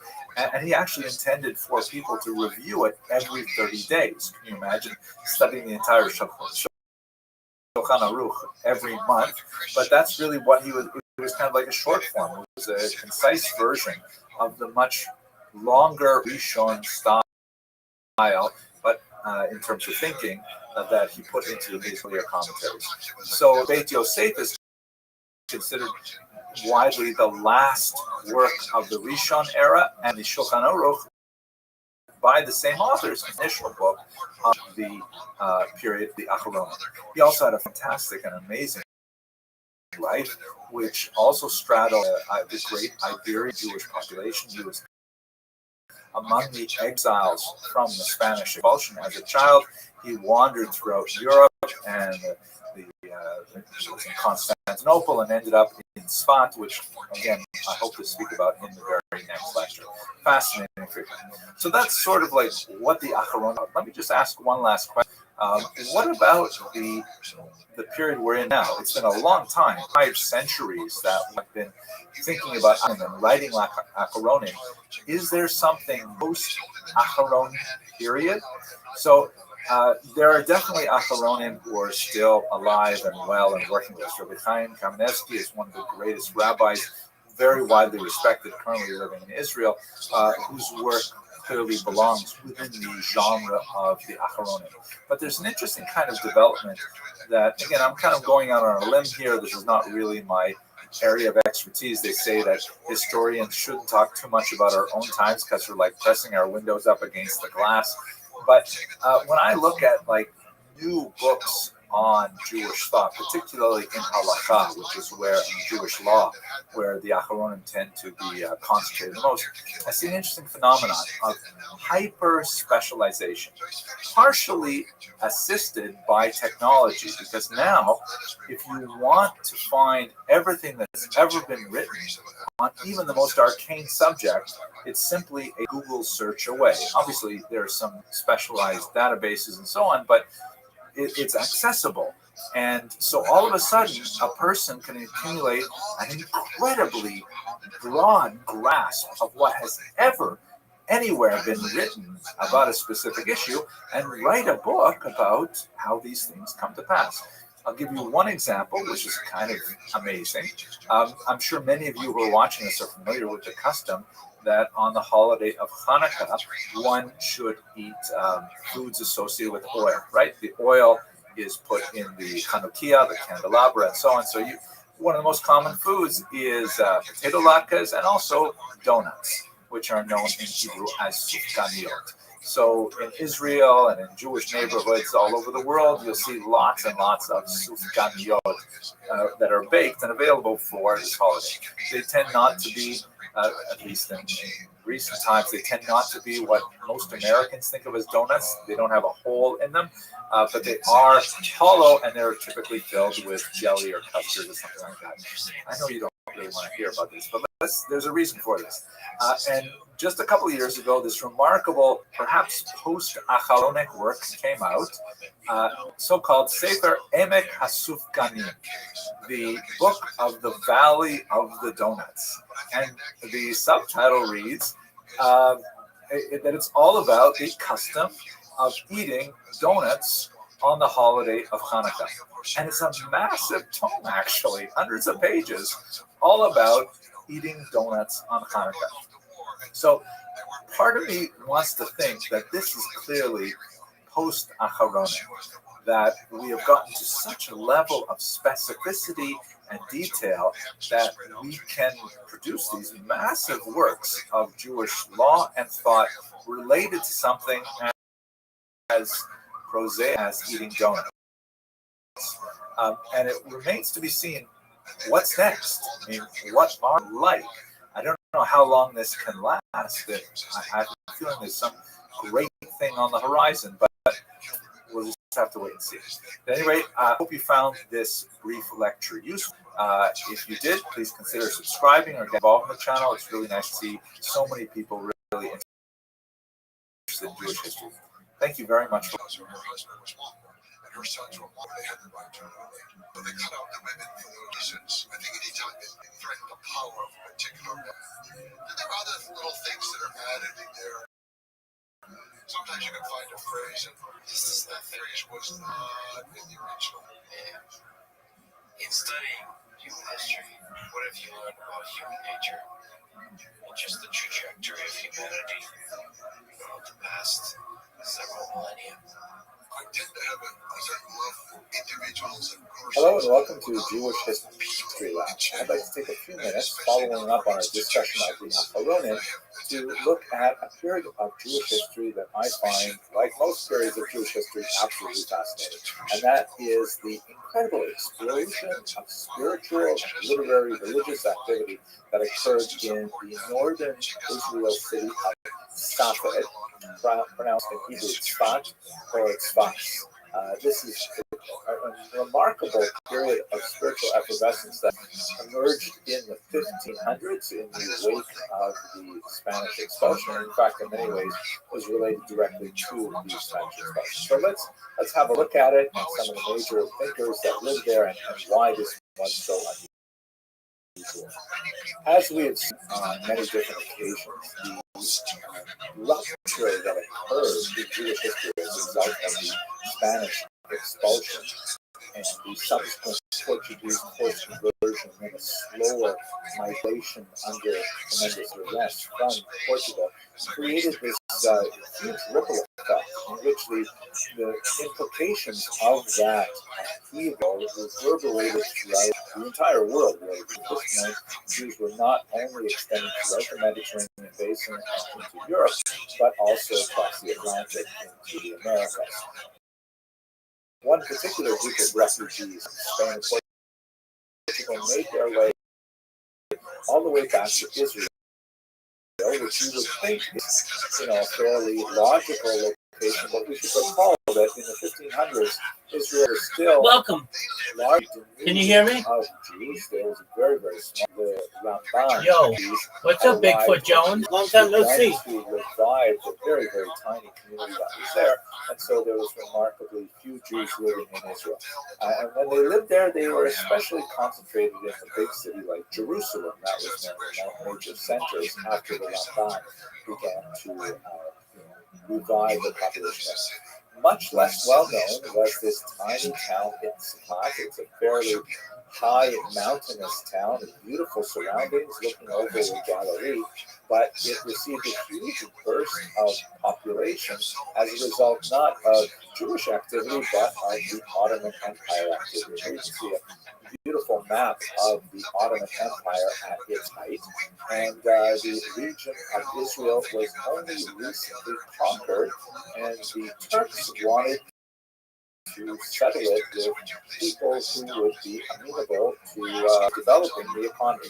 Jews were a very logical choice. The Ottomans openly welcomed the refugees from Spain and Portugal, and in fact, even mocked the monarchs of the Iberian Peninsula for giving up what the Ottomans felt were valuable human resources. And so there were tax breaks that were built into the newly settled areas in Israel, and in particular in Sfat, connected with the textile trade in particular. So a lot of Jews were attracted to Sfat for business purposes. And then related Yo, to Pimp, that, how are you? an unusual sort of spiritual tourism that took place in Sfat because of the large number of Kicking graves ass from game. the Mishnah, How have you been? especially the early Talmudic period that was found in the region and attracted a lot of Jews wishing to visit. What's new? So, Kicking ass ticket. What's good in the hood? Been away, like was out of Sydney for quite a while, and just thought I'd drop in and see how you go, man. You know, same old, same old. I have been spamming people on Kick and seen a lot of growth in the Discord. We've had like 50 new people join in the last week, so that's really great. Okay. You're right. Excellent. And how about you in your personal life? Oh, I'm doing well, thankfully. Every day's a holiday, every meal's a feast. How about you? Not too bad, man. Like, to be honest, it's actually not that interesting, but whatever. Have you been? I went out to a funeral way out west last week. Like Perth? Where somebody come from Australia. You were in Perth? No, I mean sort of the east coast of Australia. I know, but did you just say you went way out west? Oh, sorry. So, like, way out west into sort of country, New South Wales.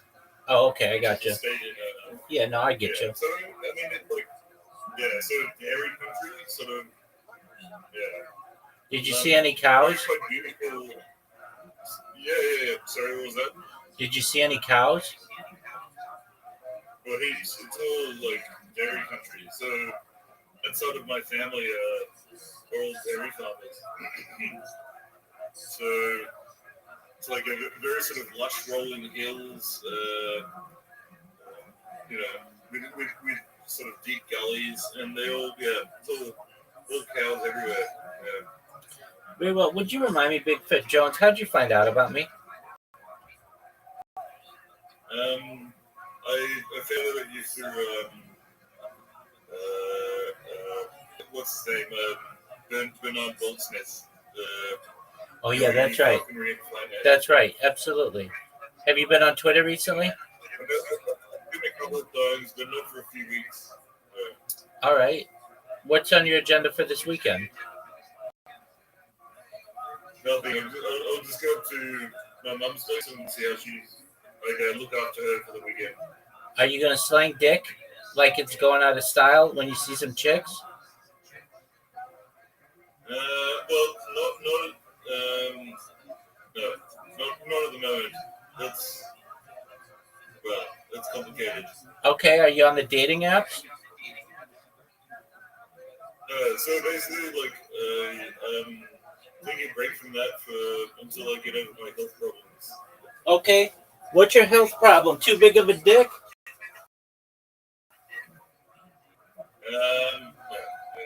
It's not a problem for me, that whole thing, but anyway, it's a hard problem. Okay, What are so you gonna do? Are you gonna be slinging dick to any bitches? okay, 24/7, 365. So many bitches I can't even count. Yeah, right. I get bitches who just DM me that they masturbate, so that's not too bad. Oh, really? Oh, tons I of mean, them. that's amazing. Word, dog. Um, well, I don't think I've ever come on to Discord when you've not been in your on the camera. So how do how do the ladies come onto the well, how do you meet ladies? I guess. Oh yeah, sure. So I mean, I'm focused on streaming for right now, so I don't have any chicks in mind, but I get chicks who just come in here with their toys and just masturbate in front of me on camera, and I can't say that that's not a bad thing. Or I get girls who just want to text and have dirty sexting, which is cool. And then I get chicks who are like, "Can I masturbate to you?" And I'm like, "Do whatever the fuck you want." I mean, I'm not the Wow. I'm not the Oh my god. guardian. And then I get chicks who are they get like obsessed and they're like, I cannot have sex with my spouse without thinking of it. And I'm like okay, well, Oh my god. You're kidding. No way. yeah, because it's known as mere exposure effect. The more that you expose yourself to someone over the course of time, the more they generally have a positive view of you and their behavior. You're like starts to become influenced. Okay. Yeah, right. Wow. Interesting. Yeah. Word, dog. So yeah, Yeah, at least okay. in the chicks, I got to keep them off of the stick sometimes. I also get a lot of guys, which I do my best to stay away from. But there are a lot of guys who become obsessed with me, and that stuff. But that's not my thing. But girls, if they're old or older, then yeah, I don't mind. Do whatever makes you happy. Yeah, okay. Alright, like it. Yeah, good. Absolutely. Yeah. I know that I found out by, whatever, primary finance, have you been expanding your sort of, well, you've been getting more popular? Is that what you're saying? Yeah, dog, a lot. So I create robots on different platforms, and the one that how Bernard got a hold of me was it was my Blue Sky bot, and it tagged him, and he saw what I did. He came in here, he met me, and then he made that post about me, and that's how you and I met. Now, Blue Sky, you know what Blue Sky is? Yes. Okay, so Blue Sky has like 38 million users, but and it's cool, it's growing, but I just became public enemy number one there because of all my spamming, to the point where the mods had to like redo their rules for me, and or not just for me but for users.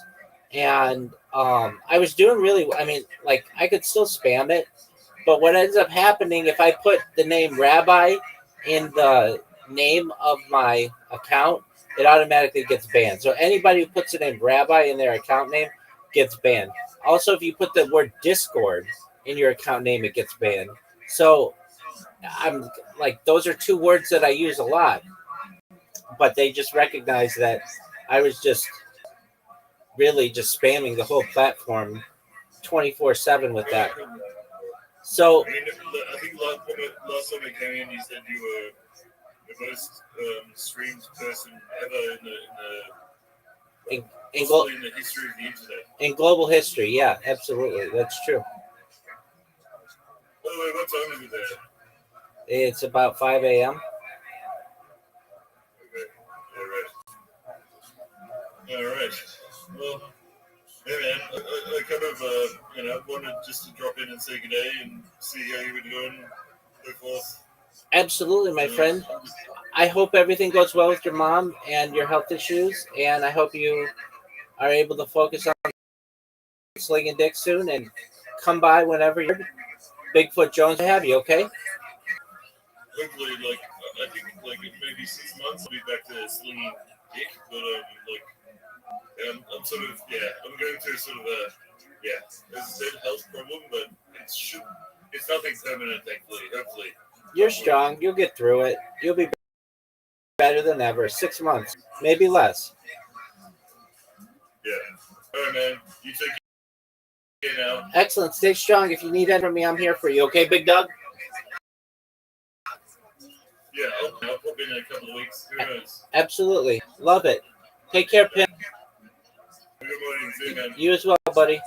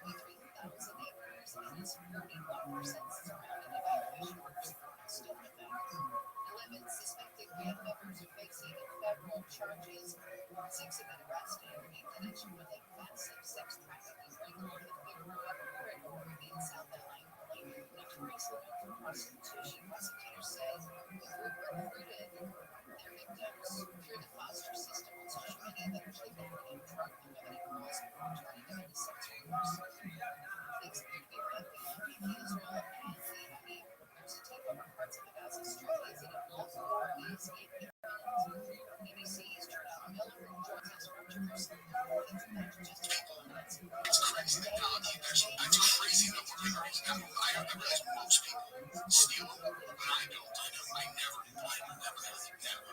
I did one time when I was overseas, and I was in another country, and so whatever. It's a technical infrastructure issue, and so I watch it do that. It's actually it's crazy that technology actually it's crazy what we're using now.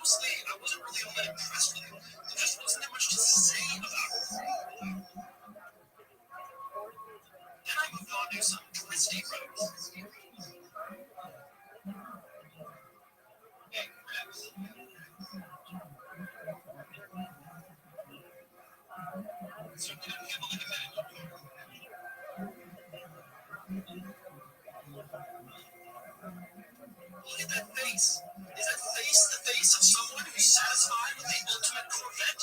It was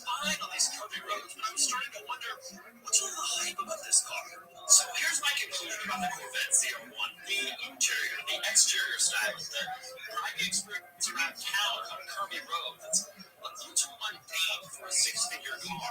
But the speed, well, that's a different story. But when I was 20 and the Corvette ZR1 just came out, I remember thinking to myself, anyone ever get a Ferrari anymore?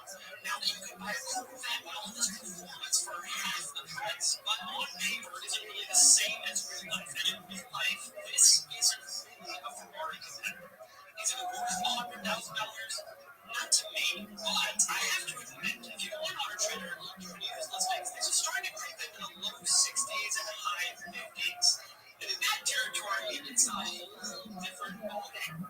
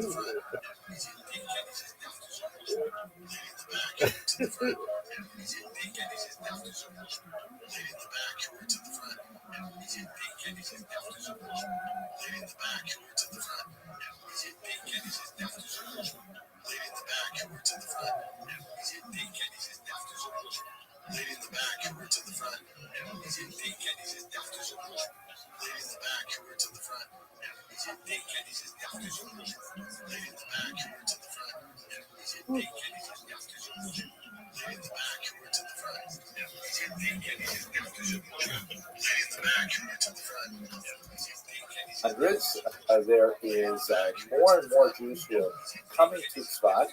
They're coming not only for economic activities, they're coming because they've been displaced as a result of the Spanish expulsion, and they're coming also because of spiritual reasons in order to be near the ethereal atmosphere of Tzfat. And it is in this region where you have this explosion of interest in Kabbalah. Now, we should just take just a few minutes to talk about what is Kabbalah. The term itself means, translated as tradition. Literally, it comes from the verb lekabel, to receive, meaning in the sense of something which is handed down, teacher to student, teacher to student, something which is received, as opposed to something which is kind of like logically developed. The roots of Kabbalah go back to the distant. There are some mystical messages in the oldest of the Hebrew scriptures. There are some fascinating early Kabbalistic mystical treatises that were written already in the ancient period. Some interesting experiment with some of these mystical ideas for the Qumran community in the Dead Sea region. But one fascinating and important works of the Kabbalah only emerged in the 13th century to go through. That is the famous Zohar. The Zohar is a huge work of Kabbalah, capitalizing on earlier works, and there is a certain amount of dispute, particularly between certain religious scholars and certain academic scholars as to the dating of this text. It is attributed to Rabbi Shimon Bar Yochai, which would put it already in the 2nd century of the Common Era, although most academic scholars and universities place it in the 13th century, being composed in Spain by a man named Rabbi Moshe de Leon. There are some interesting arguments for both perspectives, but what is known for certain is that the Zohar did not begin to circulate publicly in a known and outward fashion until the late 13th century. And it inspired a lot of thinkers in Spain and in Provence in particular, South France, to develop new ideas of mystical appreciation of God and the universe. One of the sort of elements that derives from it, perhaps most systematically, is the tree of life, or Chaim. Here is the diagram shown here. inspired by the model that is described by the Park, which essentially describes a series of 10 Sefirot. The term Sephirah is hard to translate into English. It may be related to the word Saphir, which means like sapphire, like the it may be related somehow to the word sphere that we have in English, something which is round on all sides.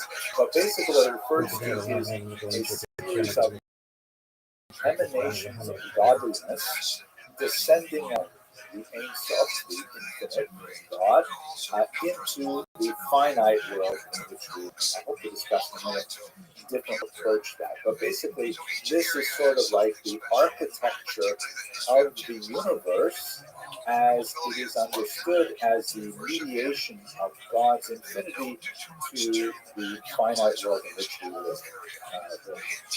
The terms all have various characteristics that are assigned to it. The crown, Chachma means wisdom, understanding, and we can translate these into English different ways. But basically, Kabbalists were very interested in how the universe was structured, the impact this had on the human soul, what the human soul is all about.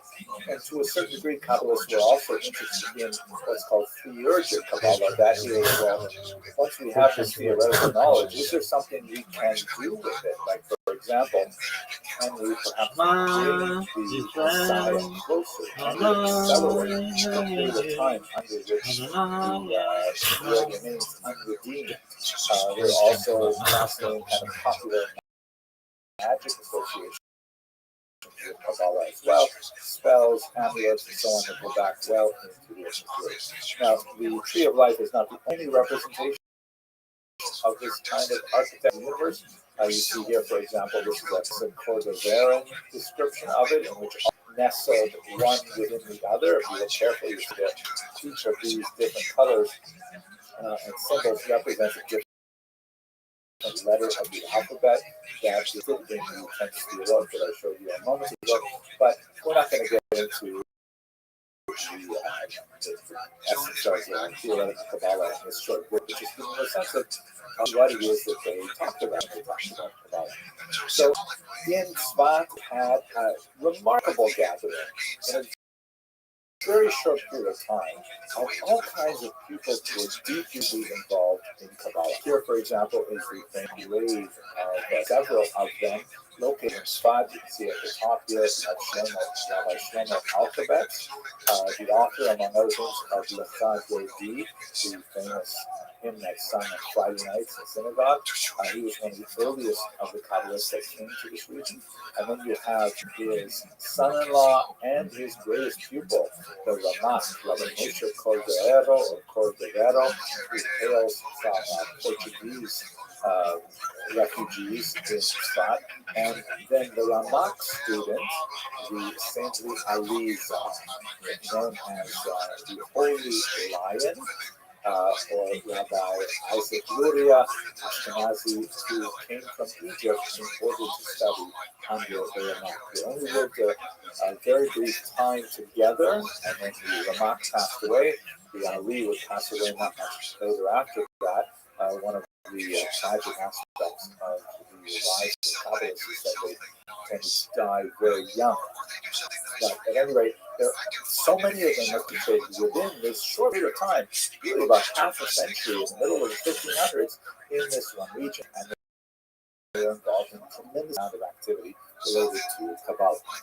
One of the key things that I will mention between the Kabbalah of the Ramak and the Kabbalah of the Ari is that the two of them, the teacher, Rabbi Moshe Cordovero, and the student, Rabbi Isaac Luria, had a difference of opinion as to how the universe came to be the way it is.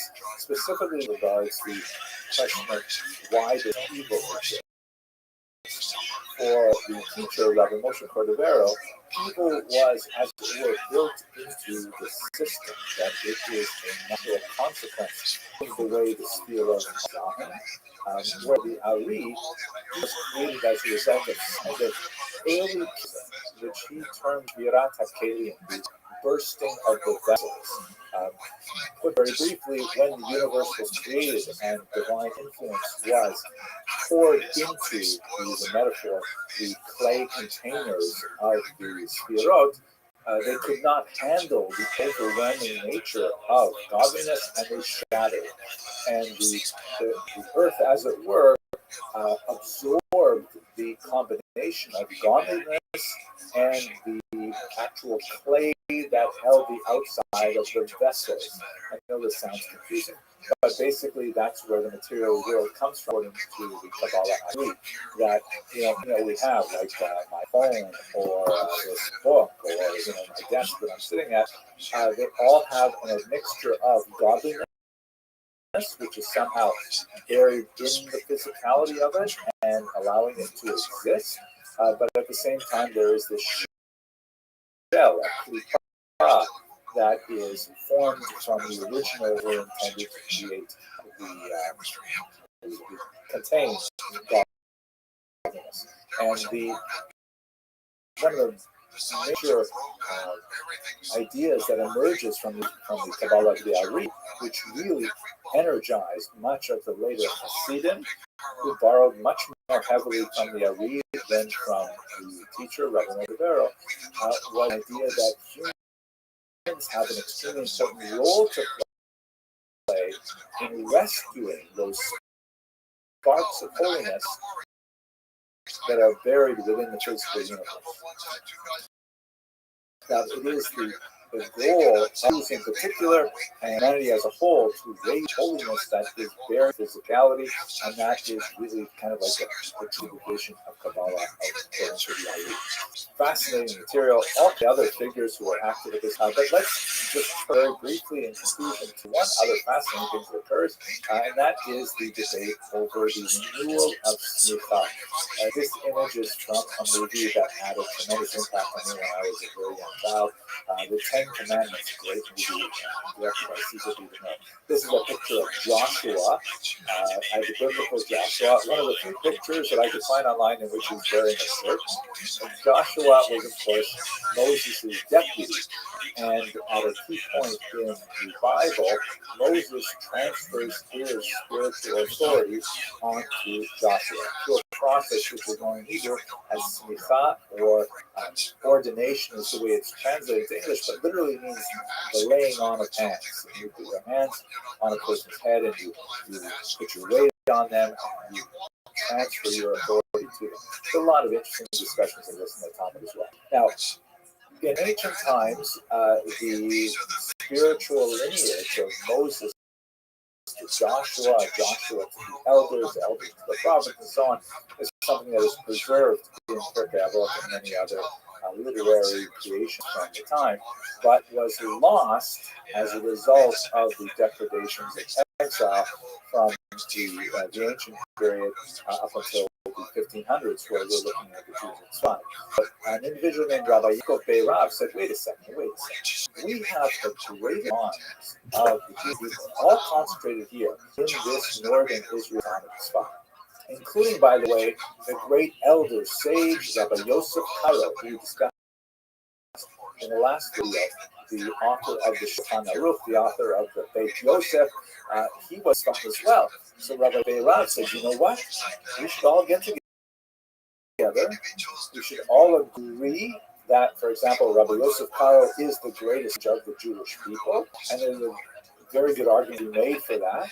And then we'll collectively proclaim him rabbi, not in the sense of just a throwaway title, but an actual rabbi like Joshua was a rabbi because Moses gave him smicha.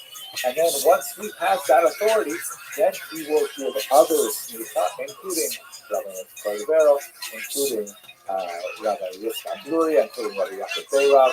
By the way, it's probably not Rabbi Yitzchak Rivero because he was incredibly young at this time, but nevertheless, there was a small group of people, about half a dozen, that were to get this new smicha. And Rabbi Yaakov Rav said, and in so doing, we will reestablish the great authority of the rabbinic tradition all the way back from Moses. It's a fascinating idea, and it created a certain amount of interest in the Jewish world, but there are many rabbis outside of Tzfat, and Jerusalem in particular, that wait a second. And unfortunately, as a result of much controversy, this particular idea did not go very far. But nevertheless, it was indicative of the great excitement around Torah and Kabbalah that was happening in the spot. Okay, hope you enjoyed this very brief discussion. I have lots more videos online. I feel in particular with Rabbi Moshe quite a bit of time studying his work. But if you like this video, please subscribe. It is really nice to see the numbers increasing. I love people enjoy studying history as I do, and I look forward to you in future videos. It was mainly designed to protect mothers. You could go to the father and then go to college. And I was drinking and having a party. No, first try to get this NASDAQ course. I failed English. I failed it. And this was just a huge shame to me. In fact, after 1 year I was put on probation, to be kicked out of the school. My grades were so low overall. I didn't. So it took me a long time to confess this to my wife after we I met her. Hello and welcome to another video in the Jewish History Lab series. Today I'd like to spend some time with you looking at the false messiahship of one Shabbatai Tzvi. Very dramatic series of events that took place in the 1660s primarily. And, this is not the first time that false messiahs have made their appearance in Jewish history, but this happens to be, without doubt, one of the most consequential, particularly in modern times, because the impact of Shabbatai Tzvi's activity was felt both geographically broad, meaning the way as England in particular was affected by his activities, and also chronologically, because over the next 200 years there would be continuing reverberations of the challenge that he posed to conventional Jewish thought. So let's spend a little bit of time looking at exactly who was Shabbatai Tzvi. What did he teach, and what actually happened to him and his followers?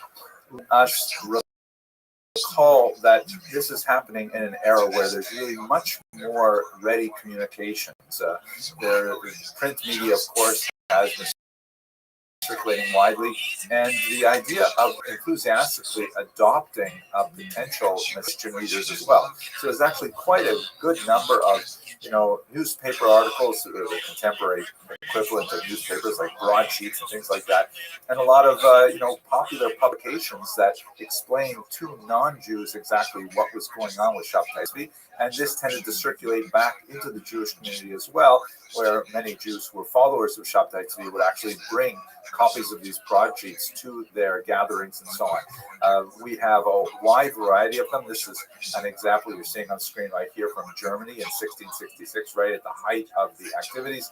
And he's portrayed here as some kind of an emperor, on a prancing horse. One would see this kind of pose with Louis XV or something like that in France. Certainly one of the Austrian emperors, even Napoleon appears like this, because many people weren't exactly sure what to make of Shabbatai Tzvi. The political context is, of course, very, very significant. In the previous video, we discussed the impact of the Khmelnytsky rebellion on Eastern European Jewry in particular. There was a follow-up conflict between the Russians and the Swedes that had similar kind of repercussions on the northern communities in Eastern Europe, and it resulted in a huge demographic upheaval as there were a lot of migrant Jewish populations who ran away to flee the violence. We see an example of it in then the journals of Hamel, a woman who lived in German territories, who writes about the displaced population. It reminds me as well of the post-Holocaust era, in the sense that even my own grandparents took in orphans from the Holocaust, displaced people, and they were, one in particular was raised alongside father, rest in peace, like a brother. We're talking about a post-Holocaust kind of era in which there's a huge amount of uncertainty and confusion and depression and anxiety over the status of Jews in Europe, the stability of life in Europe, and in many ways an eager anticipation of a messianic future. There's also into this mix the very heady broth of Kabbalistic thought, which is emanating from Tzfat, as we discussed a couple of lectures ago, especially in the variety that is circulating in the name of the Arizal of Rabbi Isaac Luria, which really poses a kind of an apocalyptic vision of how humanity has a role to play in the final tikkun, in the final repair of a broken universe. That implies that people have to actually get involved in fixing the damage that has been wrought upon the fabric of society through acts of good deeds and study of Torah and pious activity. So this very, very heady apocalyptic vision is circulating through Europe at a time when Jews are also, reeling from the huge losses and the displaced populations of the Khmelnytsky rebellion. And finally, it's really important that we not overlook the technological change that's happening in society. In many ways, not at all unlike the period that we live in today, there is a radical expansion of the circulation of information through the increasingly available print media.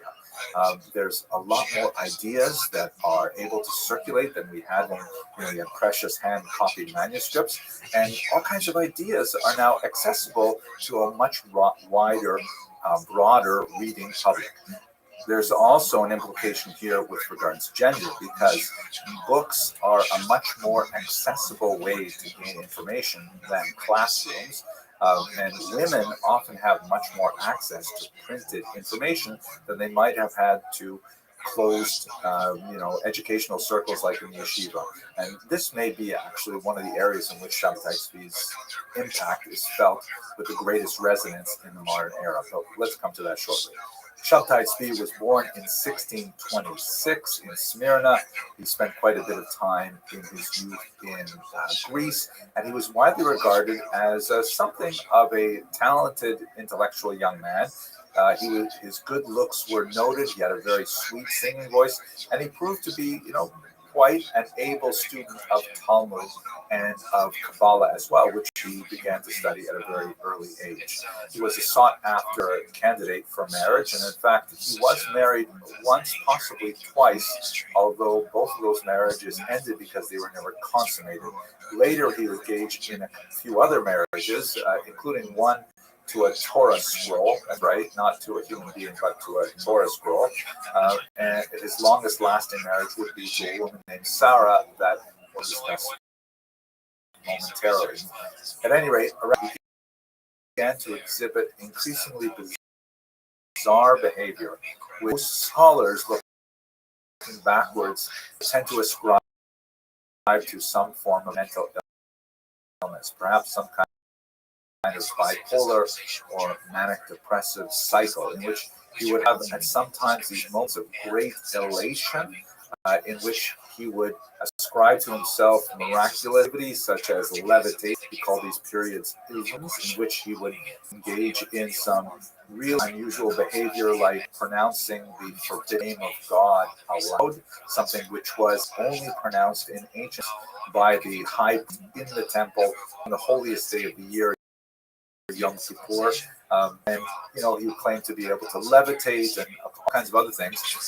He would alternate that with periods of apparent depression, of solitude, and endurance, and so on. And these went forth for much of his life, periods of time in which he was a little bit more stable for an extended period of time, and there were other periods of time in which he was absolutely off the rails in terms of his behavior. For the most part, these eccentric behaviors were sort of written off, and he was regarded as something of perhaps a holy fool. His mastery of Talmud and of Kabbalah and his, otherwise very genial nature tended to stand him in good stead, and people tended to ignore the rather bizarre behaviors. And on occasion, he actually ascribed to himself a messianic identity, but this really didn't attract too much attention, except when Nathan of Gaza, who's shown here in this image, shown leading the imaginary 10 tribes of Israel back to resuming the messianic era in the Shabbatai Tzvi. And Nathan of Gaza really encouraged this activity, and he became essentially Shabbatai Tzvi's #1 propagandist and broadcast far and wide the notion that Shabbatai Tzvi was in fact the Messiah. This was something which was certainly not good for Shabbatai Tzvi's mental health, tended to enable the worst aspects of his mental illness, and encouraged him to explore further and further his, the delusions of grandeur. So, what were the characteristics of the things that Shabbatai Tzvi was talking about? Well, first of all, as I mentioned, at the peak of his mania, he proclaimed himself the Messiah. He would regularly hand out various titles, King of Europe, things like that, to his demand of them various acts of obeisance, which typically involve antinomian behavior. And antinomianism, which we really define it here, this is perhaps one of the most characteristic elements of his activity, and the one that garnered both the most enthusiasm among his followers and most criticism from his detractors. Antinomianism means basically anti-law behavior, nomos, law in Greek. And he's like, take the strictures of Judaism and the calendar of Judaism, and he would simply turn it on its head. He would proclaim fast days, now feast days. He totally disrupted the calendar. He once celebrated the 3 pilgrimage holidays of Passover and Sukkot and Shavuot all in 1 week, whereas they're spread out throughout the year. He would regularly, as I mentioned, pronounce the name of God aloud. He would transgress the Sabbath in various ways, and these were quite alarming to traditionalists. But people who saw him as the Messiah would read into these behaviors a type of new evaluation of the laws. And in particular, things like taking the fast day of Tisha B'Av, the 9th day of the month of Av, which is regarded as the national day of Jewish mourning for the destructions of the temple. But, there are prophetic teachings to say that that particular day will become a feast because it will herald the birth of the Messiah. Shabbatai Tzvi also, by the way, claimed to have been born on Tisha B'Av, which was very convenient, perhaps intentionally so. So by making that a feast day, that was something that to a lot of people and in line with his claims to be the Messiah. Perhaps the most tempting and certainly this aspect of his end behavior was argument that traditional rules of sexuality no longer applied in the Messianic era. And there was quite a bit of free love happening in Shabbatai Tzvi's community with the exchange of spouses, and he himself, as I mentioned, he actually married a woman named Sarah, who was a woman of questionable reputation. She was apparently an orphan from the Melnitsky massacres that we discussed last week, and she had quite a broad kind of range of experience. But Shabbatai Tzvi saw in Sarah his opportunity to fulfill yet another type of messianic prophecy, just like the prophet Joshua married a woman of ill repute, so he too would marry Sarah. She actually would remain by his side right through to the very end. So this, kind of licentious behavior and the challenge to traditional norms was something that was really very controversial. When he was at his most manic, he actually would, in one occasion in Smyrna, he took an axe and strove to break down the locked door of the synagogue because he had been barred from praying communally with them. And when he came in, he insisted on, not only reading the Torah from a printed book rather than from the traditional scroll. He actually invited his friends to come up, and they had to read the Torah from the text. He actually invited women up for an aliyah, which is not controversial today in many non-Orthodox synagogues, but you can imagine how much of a landmine that was in the 17th century. And he insisted on doing things like, for example, singing out loud Castilian love songs in which he believed there was like lots of Kabbalistic information encoded while he's in synagogue leading the Sabbath services. So in many ways, he was like really bizarre, strange behavior that we would not tolerate in otherwise organized synagogue life. But this tended to, enamor him to his followers. This idea of egalitarianism, the idea that he was removing the sin of Eve from women, was something that actually might have engendered still more interest among followers. And in fact, this seemed to have had a significant impact later through the Frankist movement in particular, and perhaps even through proto-feminism. He was also, as I mentioned by the example of reading from a printed book, very open to new ideas of technology and how this was actually part of the unfolding of the Messianic era. So what ended up happening to him? What's the whole story? Here's one broadsheet that was printed in Germany that gives you a little sense of what happened. In the 665 and 666, what ended up happening is he figured it was time now to proclaim his messiahship before the Sultan of the Ottoman Empire, to claim Jerusalem and initiate the Messianic period. The Ottoman Sultan actually dealt with him in a fairly measured manner, seeing that there really was quite a groundswell of support for him. He didn't want to make Shabtai Tzvi into a martyr, but on the other hand, obviously, he couldn't tolerate someone proclaiming himself a Messiah and demanding a major chunk of Ottoman territory.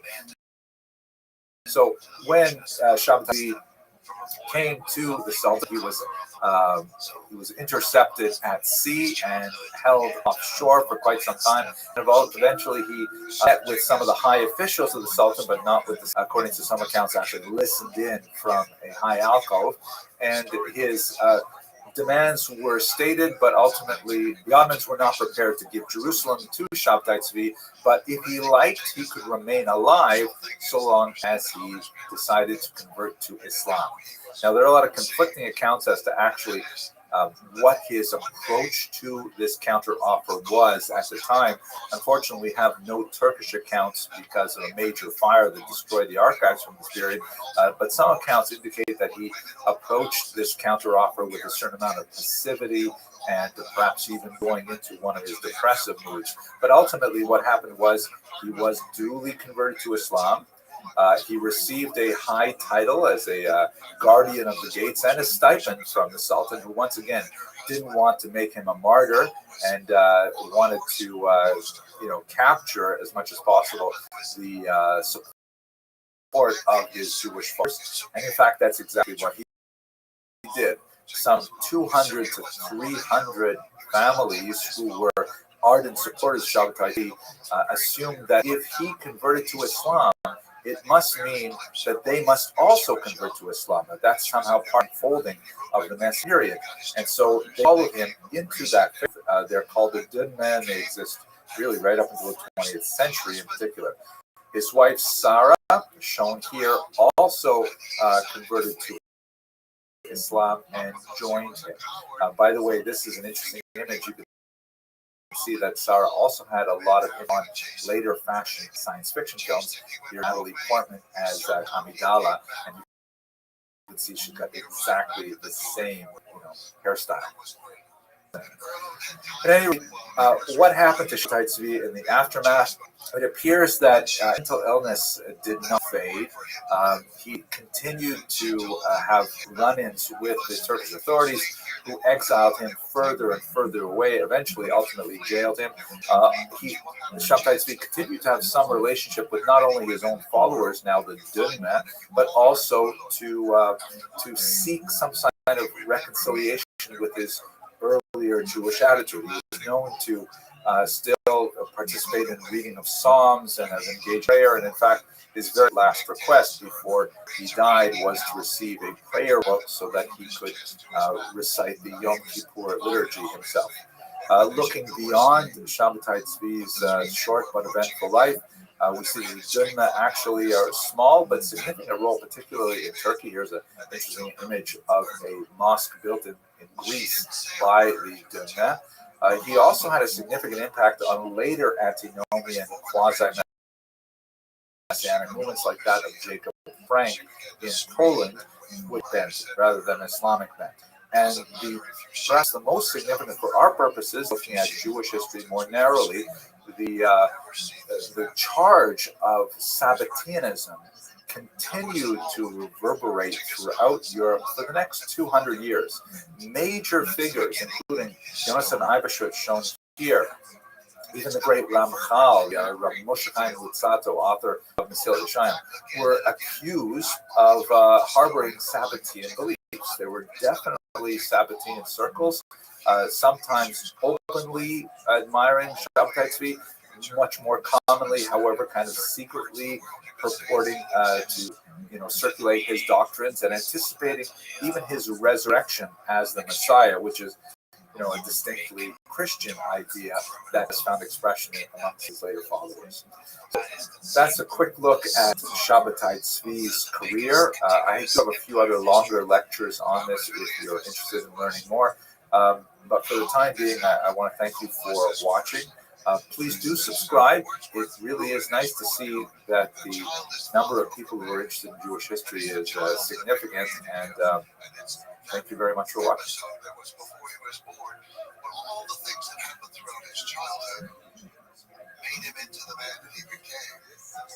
And so he was now suddenly, this unusual situation was created where a child is going to be born. Hello, fellow students of Jewish history. Thank you very much for watching my online lectures. I hope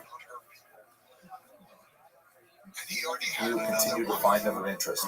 Today I'd like to announce something really exciting. As many of you know, I've been working on a 3-volume history of the Jewish people for Koren publishers in Jerusalem. And as far as the online lectures go, I'm about 2/3 of the way through the material, specifically in the Jewish History Lab series. Now I'm working hard on getting the text version just right. And so to that end, I've created an online course that's going to be massively open to anyone who would like to join, specifically to allow you to interact with the videos that are already available online, but also with some,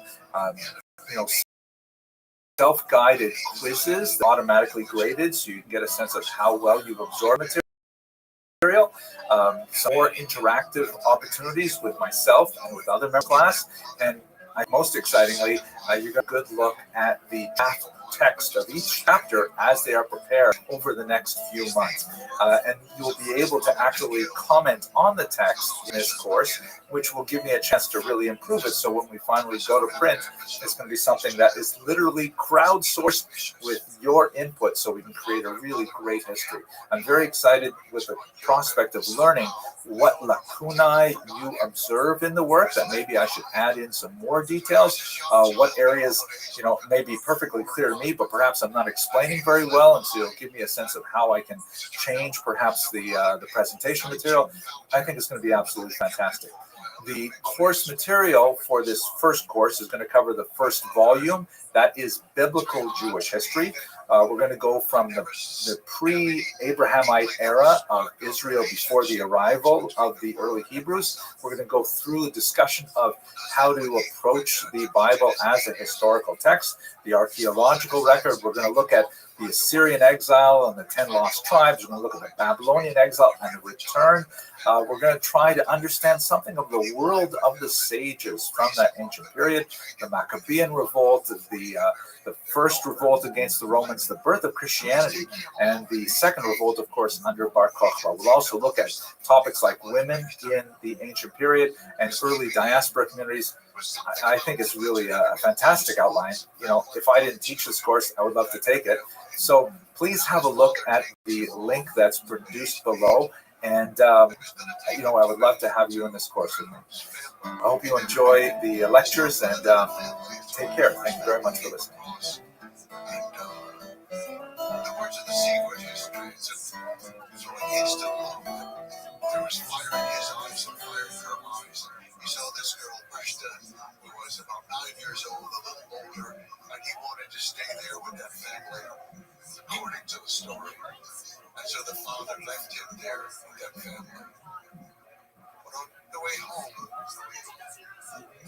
decided he saw a drinking party and he decided to join them. Hello and welcome to another episode of Jewish History Lab. Today I'd like to spend some time looking at the origins of the Jews in the Americas. Now, we're all familiar with the famous voyage of Christopher Columbus that, of course, coincided with the expulsion of the Jews from Spain. And one of the most fascinating questions regarding that specific moment in history is the question of Columbus's own identity. He himself liked to kind of cultivate the idea that he might possibly be of Jewish extraction. As the great historian Cecil Roth once put it, the mystery regarding Columbus's origins is largely the outcome of his own mendacity. I wish I lived in a time when people still used words like mendacity. Anyway, and as a result, it is equally impossible to exclude or to confirm the hypothesis that he was descended from a Jewish or ex-Jewish family. He himself liked to, use Jewish phrases from time to time and to have some kind of buried, coded, mysterious things in his signature and elsewhere to suggest that perhaps he was of Jewish origin. He liked to use Jewish phrases from time to time, like to, kind of bury coded things in his writings that suggested that perhaps there was a Jewish background.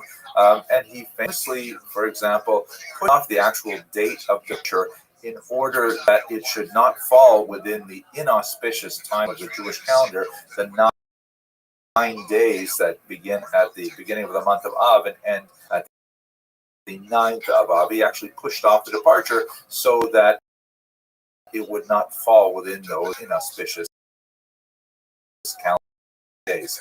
But without doubt, Columbus certainly cultivated many Spanish Jews and conversos. A case in point that well illustrates his relationship with these Spanish Jewish and crypto-jackers was the fact after he on his great voyage, one of the letters he sent back were to two Jew sponsors, Luis de Santagel and Gabriel Sanchez. Furthermore, he certainly had at least one Jew member on his crew, one Luis de Torres, who was an interpreter, who was baptized just before departure, enabling him to actually take part in this great mission. When Columbus landed at Cuba, de Torres was actually one of the very first people to actually set foot on the soil of the New World, the Europeans that is setting foot in the soil of the New World, and he was dispatched by Columbus to the interior of the island to search for gold. Now it happens that he did not find gold, but he did establish very good relations with the indigenous people living there, and he brought back something which would prove to be very profitable indeed. He brought back accounts of how the natives in Cuba like to roll tobacco leaves and then smoke them. So, ironically and fortunately, it was a Jewish individual who played a key role in actually bringing the habit of smoking back to Europe. At any rate, he ended up settling in Cuba, one of the Jews on the soil of the New World. Perhaps the greatest historian of the Jews of America is Jonathan Sarna. And he points out in one of his works that, quote, the seeds of Judaism sown in mid-17th century colonial Africa fell from plants nurtured in the soil of the Iberian Peninsula. This is an especially important observation because the earliest Jews to arrive in the Americas were essentially Jews from horrific Spanish and Portuguese inquisitions.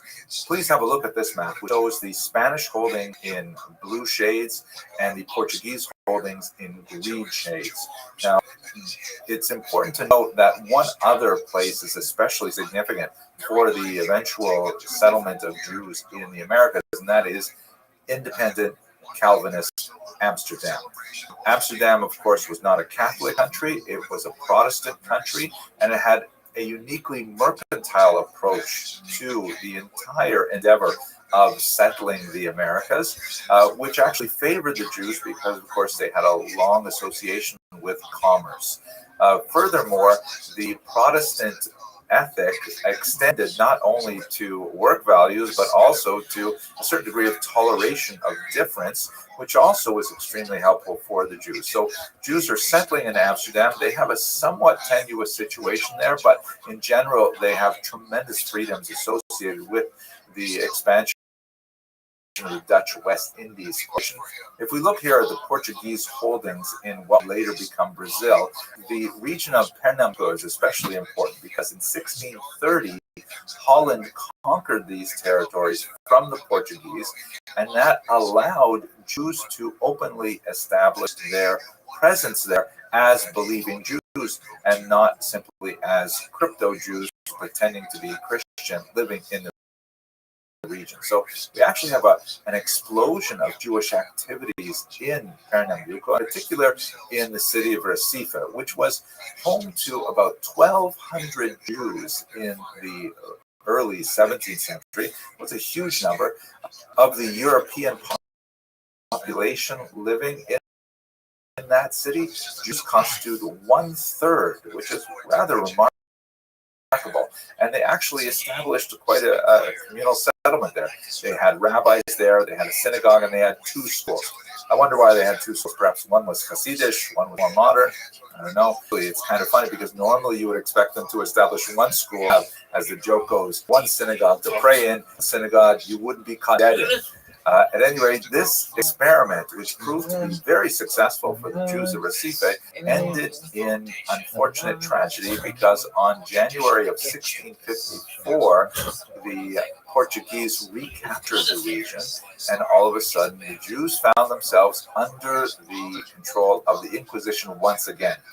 They were given just 3 months to leave, and the entire Jewish community was dissolved as Jews found other places to live throughout the colonial region, some of them returning back to Europe. Now, this reconquest of Recife in particular meant several things for Jews around the world.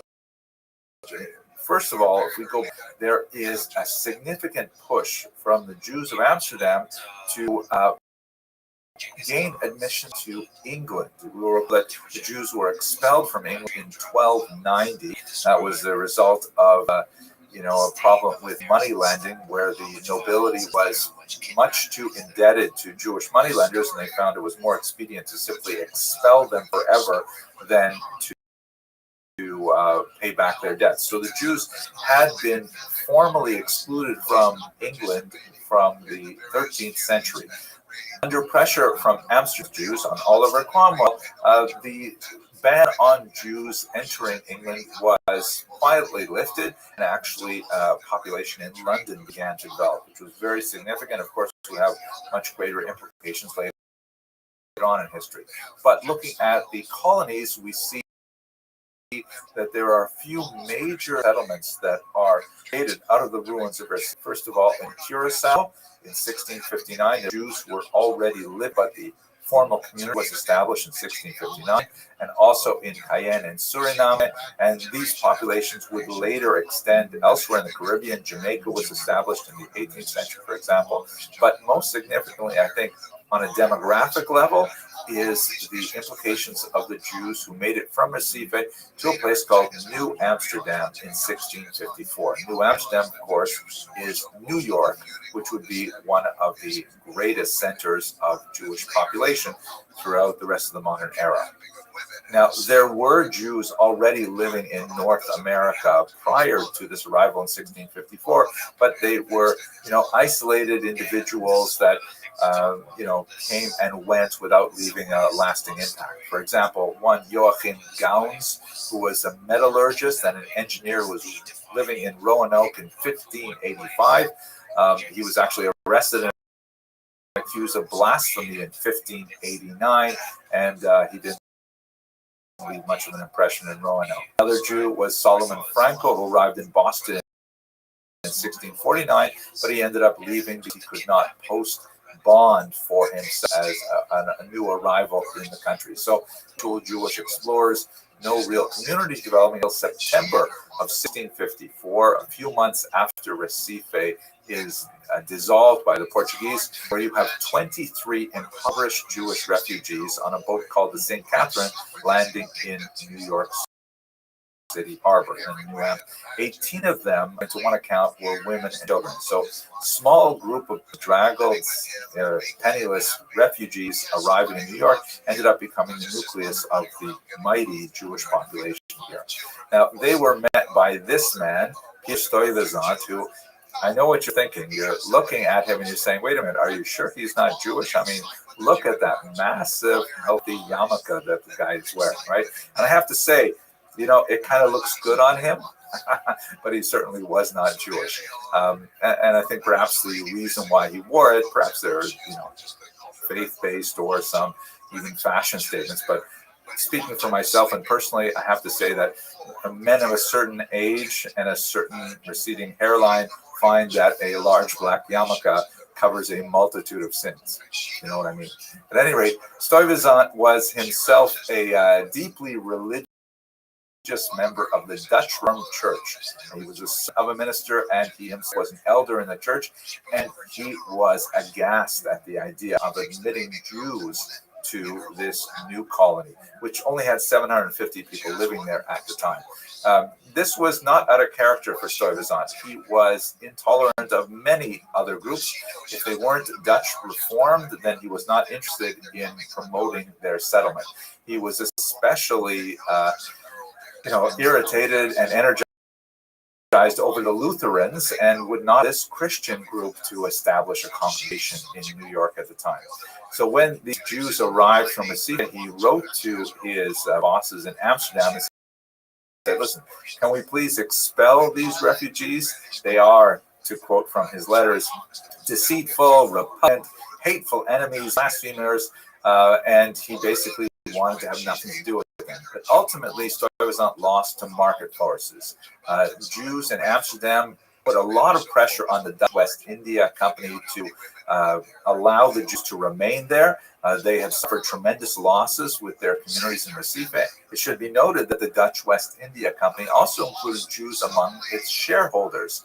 And so Stuyvesant received a reply that conceded that Jews may not be the most ideal residents, but nevertheless, he was to permit them to live there on the condition that they would take care of their own poor. And that's actually a fascinating kind of point, because this is something that certainly has medieval origins, that the Jews were very focused on building a social support network to make sure that all of the Jewish poor were cared for. They developed a significantly sophisticated level of charitable giving and distribution of alms that prevented Jews from becoming utterly impoverished.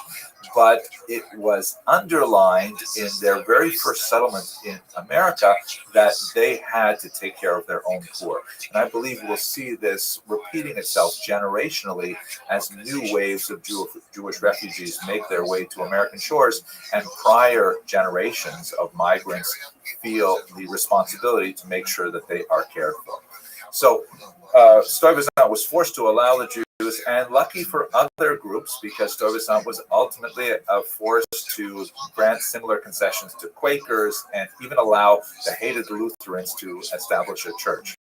He was ultimately removed from office when the territory was ceded to the British in 1664, and New Amsterdam formally became New York. Okay, that's a very quick look at the origins. In the next lecture, we're going to look at some of the major generations of migrations to the Americas. If you enjoyed this video, I really hope that you will subscribe, because it's kind of nice to see so many people subscribing and studying Jewish history with me. And I guess that's about. Thank you very much for watching. Also, he said, I will send a message to him. You have to tell the story of John. Because the story of Genghis Khan is one, people abandoning him, being disloyal. And here is a person who's not of his kin, but becomes his way brother. in a way loyal, and as you've described, he's both. The best thing to us happened to Genghis Khan, and one of the biggest challenges. Hello and welcome to another episode of Jewish History Lab. In the previous video, we looked at the arrival of the Jews in the Americas and the remarkable story of the 23 refugees who landed in New Amsterdam, later New York. What I'd like to do in this short video is to take a broader approach and look at the most significant waves of migration to the New World, with emphasis on the United States and to a certain degree Canada, because these waves of migrations had a major impact on what would become one of the largest Jewish populations in the world within a couple of centuries. By the time we get to the 18th century, New Amsterdam has become New York. It's under the British, and there are basically 6 Jewish communities established by 1700. Only about 300 Jews in total living all in the colonies. Here you can see where they are. New York, of course, which we've discussed. Also Newport, Rhode Island, where the synagogue was established. Philadelphia in the south, Charleston and Savannah. And in Canada, Montreal is a very Trois-Rivières is also significant later on.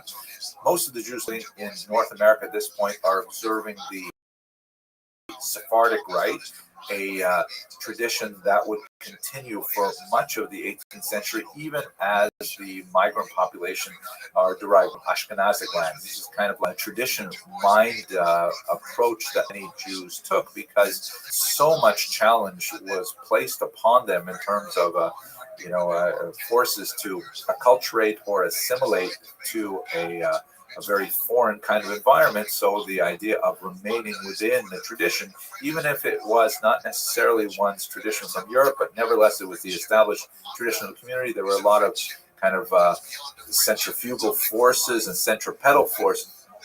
There was a strong desire to kind of retain that kind of tradition over generations. Here's another way to look at that migration from Eli Barnabi's Historical Atlas. You can see that there are populations moving from the Southern American communities, in particular after the Portuguese retakes the formerly Dutch territories on the coast. But there's also new populations moving from Amsterdam, London, and even from Spain and Portugal. Here's another view of the coast, and you can see as we go into the 18th century, there's quite a few small establishments, all the way as far west as St. Louis and New Orleans by the time you get to 1802. But for the most part, the major populations are along the coast. The second major wave of Jewish migration was in the 19th century, and this came primarily from Central Europe, Germany in particular. There's a lot of reasons why Jewish men in particular find it expedient to actually leave their homeland and make their way to the New World. There are anti-Semitic forces in Central Europe that force Jews to reconsider their place of residence. There's some restrictions placed on things like Jewish marriage, like only the oldest son in a family may marry. There are revolutions going on, 1848, for example. So a lot of Jewish men in particular who seek out their fame and fortune in the Americas. One of the things that's really noteworthy about the arrival of these often penniless young men on American shores is that the prior generation of migrants, many of whom have established themselves very well in America, like Rebecca Gratz, for example, here. This is Rebecca Gratz of the Gratz College fame, who take it upon themselves to make sure that these Jews, who in many ways are very different from the Native American Jews at this point, they have a different language, they have different customs and so on, but nevertheless, the prior generations really make it a point to protect them. And there's a significant rise in the Jewish population as a result of this German migration. Have a look at these numbers. In 1826, it's estimated there were about 60,000 Jews in America. By 1840, that had increased to 50,000, and by 1860 to 150,000. Really dramatic increase, largely as a result of German migration, but it would be dwarfed by the migration at the end of the century. The economic patterns of these Jewish migrants are essentially kind of literally a rags to riches story, because many of them, when they arrive in these shores, they look for some kind of occupation. The only thing that's really available to them, especially if they want to maintain any kind of contact with other Jews, is to live in an urban center and to engage in peddling.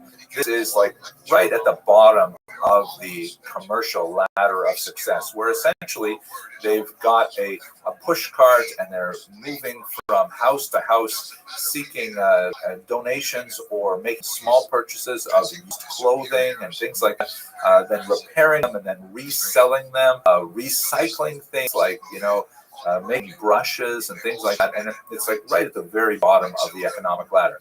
But with hard work and frugality, they may be able to graduate to opening a storefront where they'll engage in more of a niche economic activity with one particular kind of craft or sales, or as often happened when they moved out west, and is also the case incidentally with my own ancestors in Canada, is they'll open a general store in a developing semi-rural area and kind of sell everything that anybody in town wants. And there'll be the beginnings of commerce in many of these frontier locations.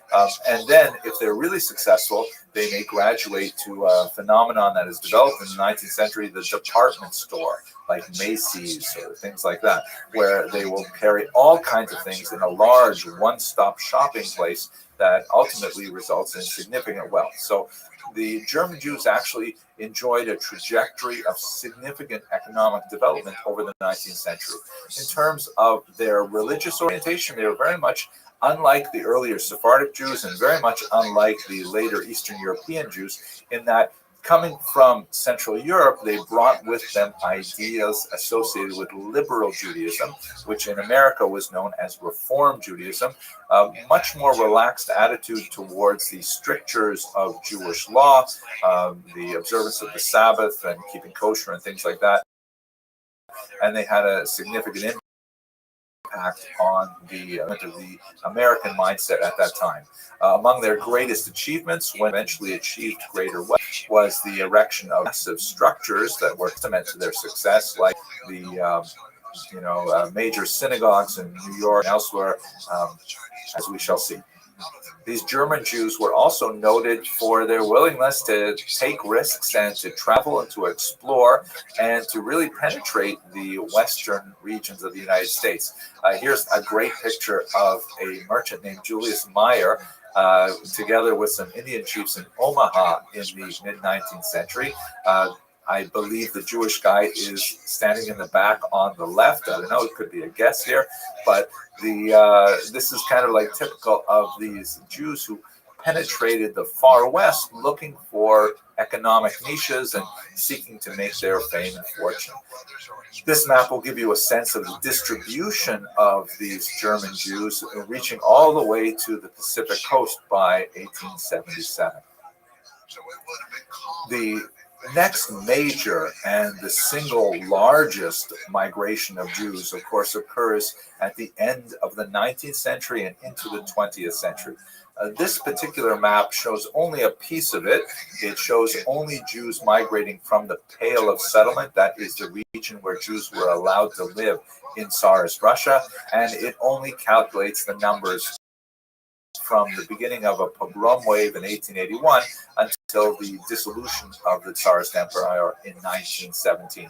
But it gives you a sense of some of the portions of this migration. About 1.75 million Jews seek to make their lives in the United States. About 70,000 Jews looking for universal health care decide to go to the civilized country to the north, 111,000 to South America, about 250,000 to Western Europe in general, smaller numbers, 45,000 to both South Africa and 45,000 to the experiment of Zionism in the Middle East, in Israel, of course.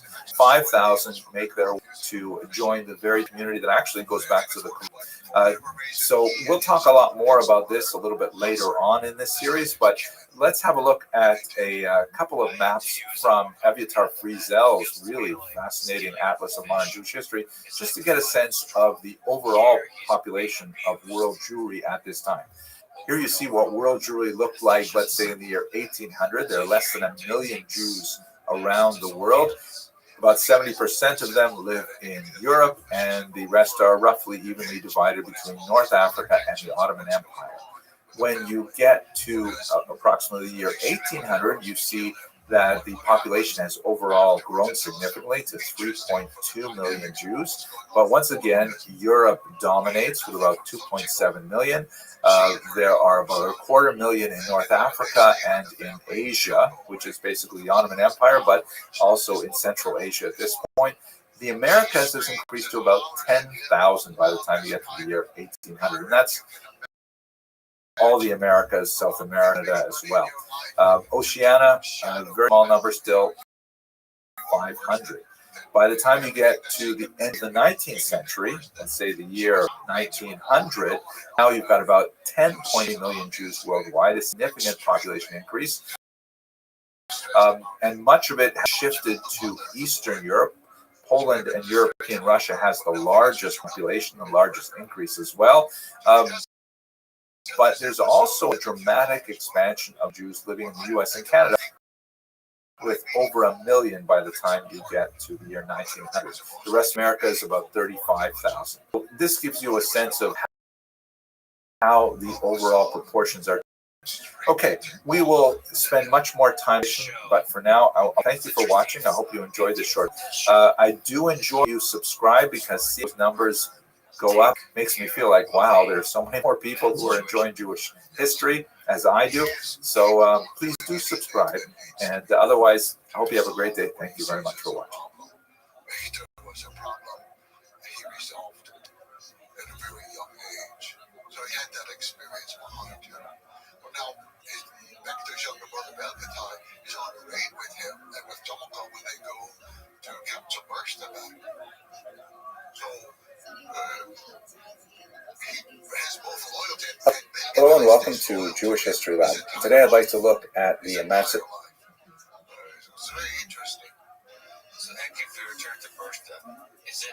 of the Jews in Western and East Central Europe.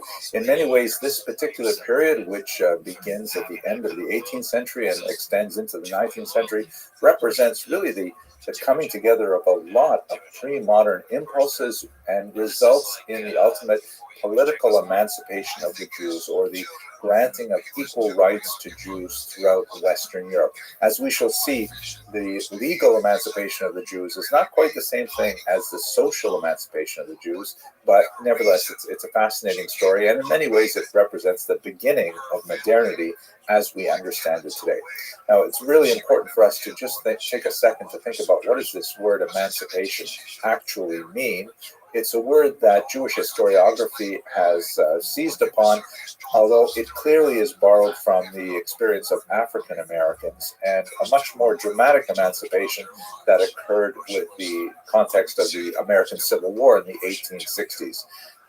There's a huge contrast. In many ways, it's really not a fair word to use, but that is the accepted term, so we'll go with it. The Jews, prior to their emancipation, were not slaves. It's not the same thing as the African Americans experience. They were largely, living with a series of disabilities, residence restrictions, the hated Jewish oath, and so on.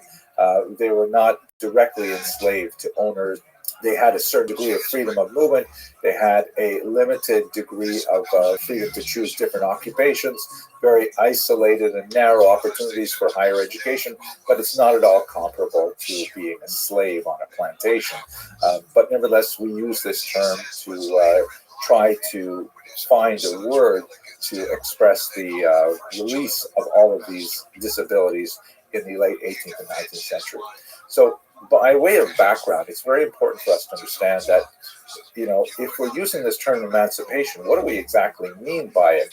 So before the modern era, Jews lived lived in a corporate structure, which is a little bit like feudalism, meaning everybody in society lives in a certain box that is related primarily to their role in the overall economy. You have this massive box that is primarily populated by serfs who have the least amount of rights. They are kind of attached to the land, and although they are also not enslaved, they are nevertheless highly dependent on the ability for their rights of movement, marriage, and things like that.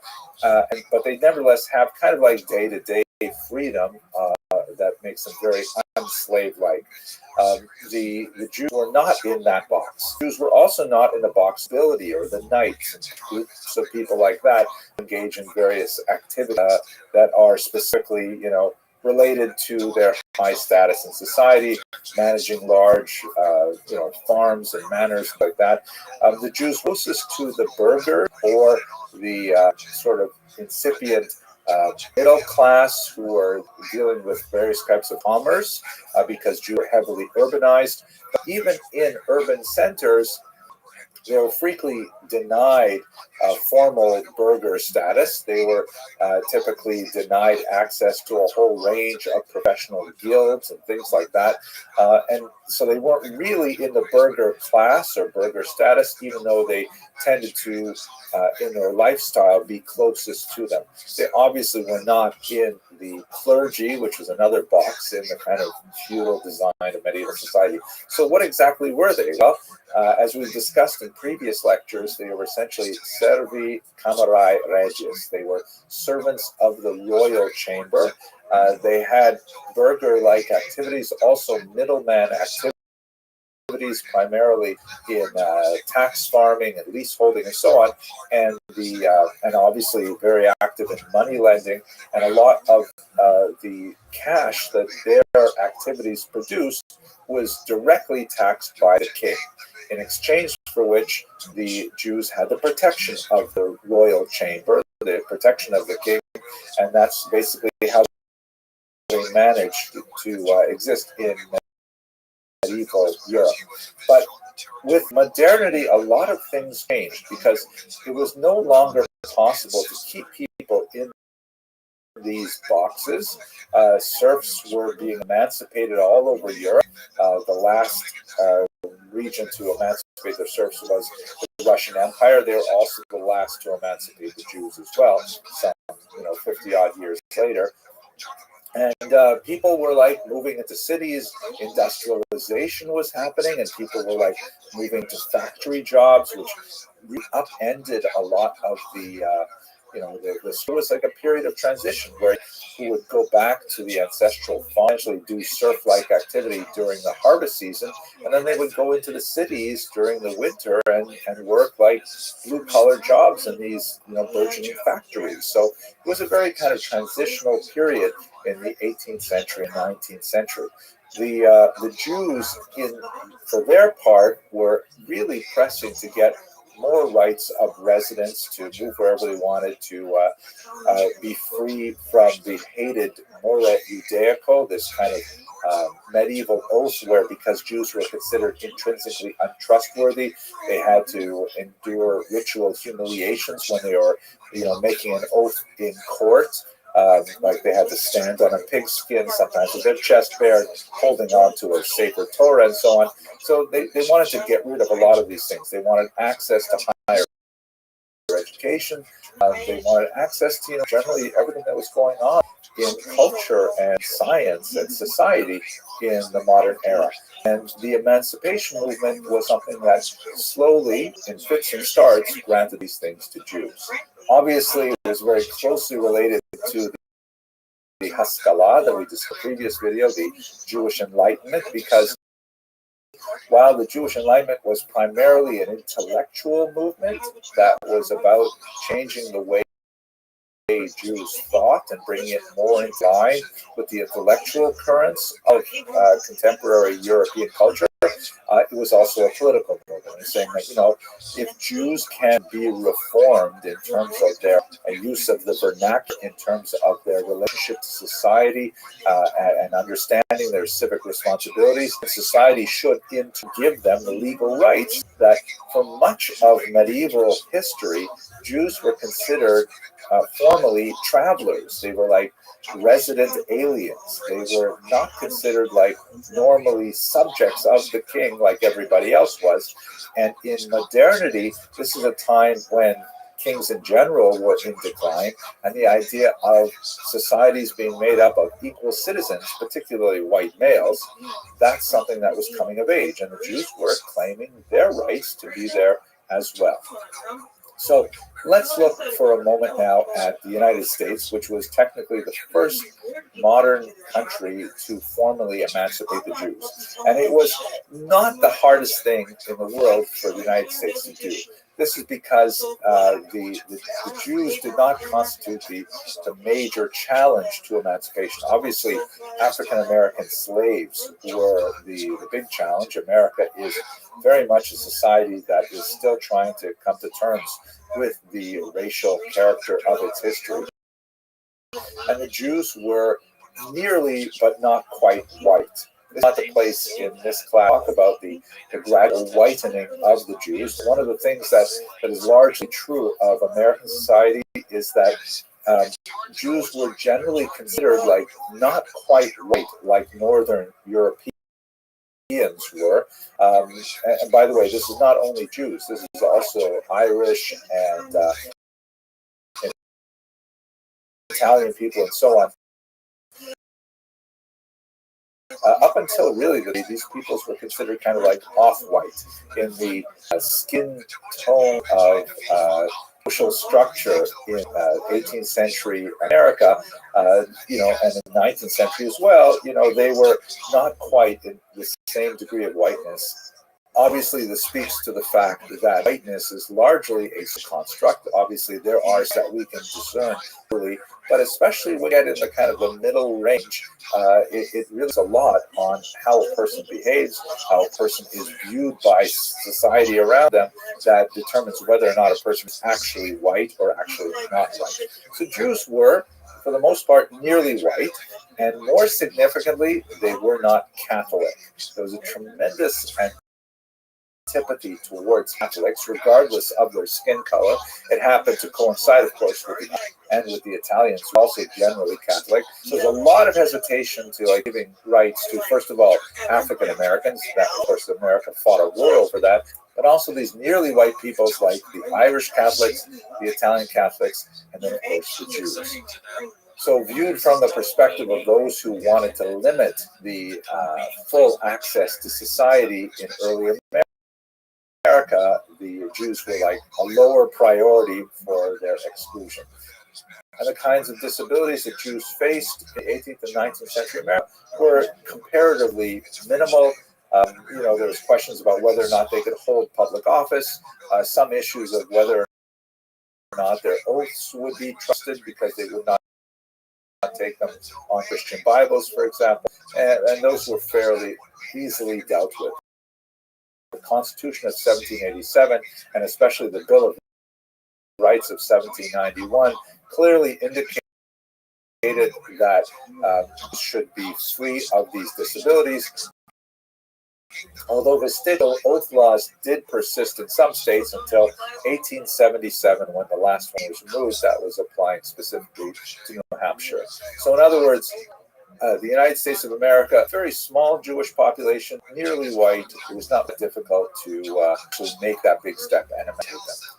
In England, you have a fascinating phenomenon where social change began precipitate legal change, where it seemed like English voting society in particular were ready for the idea of the emancipation of Jews before they were actually emancipated. David Solomon, shown here, who was actually elected sheriff of London in 1835, but could not immediately hold office because of that hated Jewish oath, that he would not take the oath that indicated that he was a Christian, which of course he was not. So in other words, we have the situation where, and this happened happened, by the way, to many elected officials in England until the whole process was eventually solved, where the population as a whole, the voting eligible population, thought that the Jewish candidate was the superior candidate for a position, and they voted him into office. It's always a him, and it was the office itself that was trying to hold back allowing this Jewish candidate until eventually, after significant debates in English governmental circles, they abolished the Jewish oath. So emancipation for Jews in England actually came from a groundswell of support, at least among the voting population. France has an entirely different story. Here you see a depiction of the Declaration of the Rights of Man and, in brackets, male citizen. This is, of course, a hugely important document that's roughly comparable to the American Bill of Rights, in which, it decrees the kind of ideas of equality for all citizens, things like that. It's interesting to note, by the way, there are limitations even to these very beautiful documents. In the case of the United States of America, the declaration that all men are created equal was not interpreted to mean really all men, because it did not include African Americans, for example. And this Declaration for the Rights of Man and Citizen, a revolutionary figure named Marie Gouge actually said, and so she composed the Declaration for the Rights of Woman and Citizen, and the word citizen, of course, in French can be declined either as a male or as a female, but the French government at the time was not willing to accept that. They were really only thinking about men. Honestly, it says man and they meant man, but that's beyond the scope of our discussion today. In the case of France, unlike England, where social change precipitated legal change, in France it was legal change that precipitated social change, almost. In other words, the laws were put on the books before society was totally ready for them. So what happened in France is you have the revolution in 1789, and then almost immediately Jews started saying, hey, what about us? We're included too, right? We're also part of this revolution.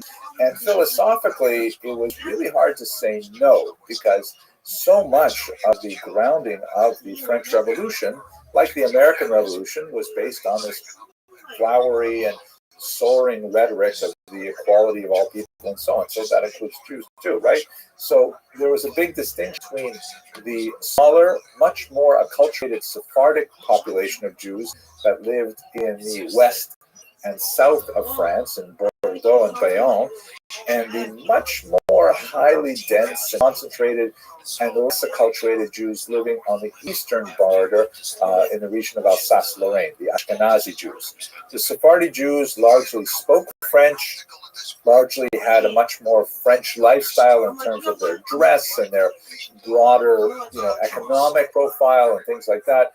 But the Jews in Alsace, on the other hand, spoke Yiddish as their first tongue, were much more sort of Germanotropic in their cultures, tends to be far more observant of Jewish law, both at home and more significantly in the street. And so what happened in France is, in 1790, the emancipation was extended to the Sephardic Jews in Bordeaux and Bayonne. It was much easier to accept them. And after a certain amount of hemming and hawing, in 1791, the same was granted to the Jews of Alsace-Lorraine. Now, that wasn't the end of the story by any means. There was a significant outcry because with emancipation, all of the restrictions on Jewish economic activity were lifted, and Jews were allowed to engage in whatever kind of occupation they wanted. And they rushed to all kinds of occupations where they had a significant advantage because they were overwhelmingly literate, numerate, they were well connected with Jews living in other countries, so import, export, all kinds of commerce and so on. And large populations of Christians in Alsace began to complain that our entire business environment is changing. These Jews rushing into fields and undercutting us with prices and things. And so a lot of complaints went to the Emperor Napoleon, who, in grand kind of way of thinking about things, said, well, obviously we've got to talk to these Jews. So do they have like a representative body or something like that? Do they pope like we do, Catholics?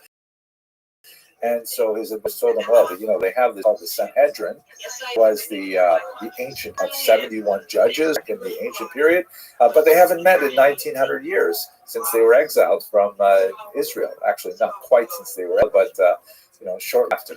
And so he said, I'm Napoleon, we opened the Sanhedrin. And so message that Napoleon was going to gather the Sanhedrin, and in that gathering, going to ask them a series of 12 questions. This was actually the Assembly of Jewish Notables that was prior to the convening of the formal Sanhedrin.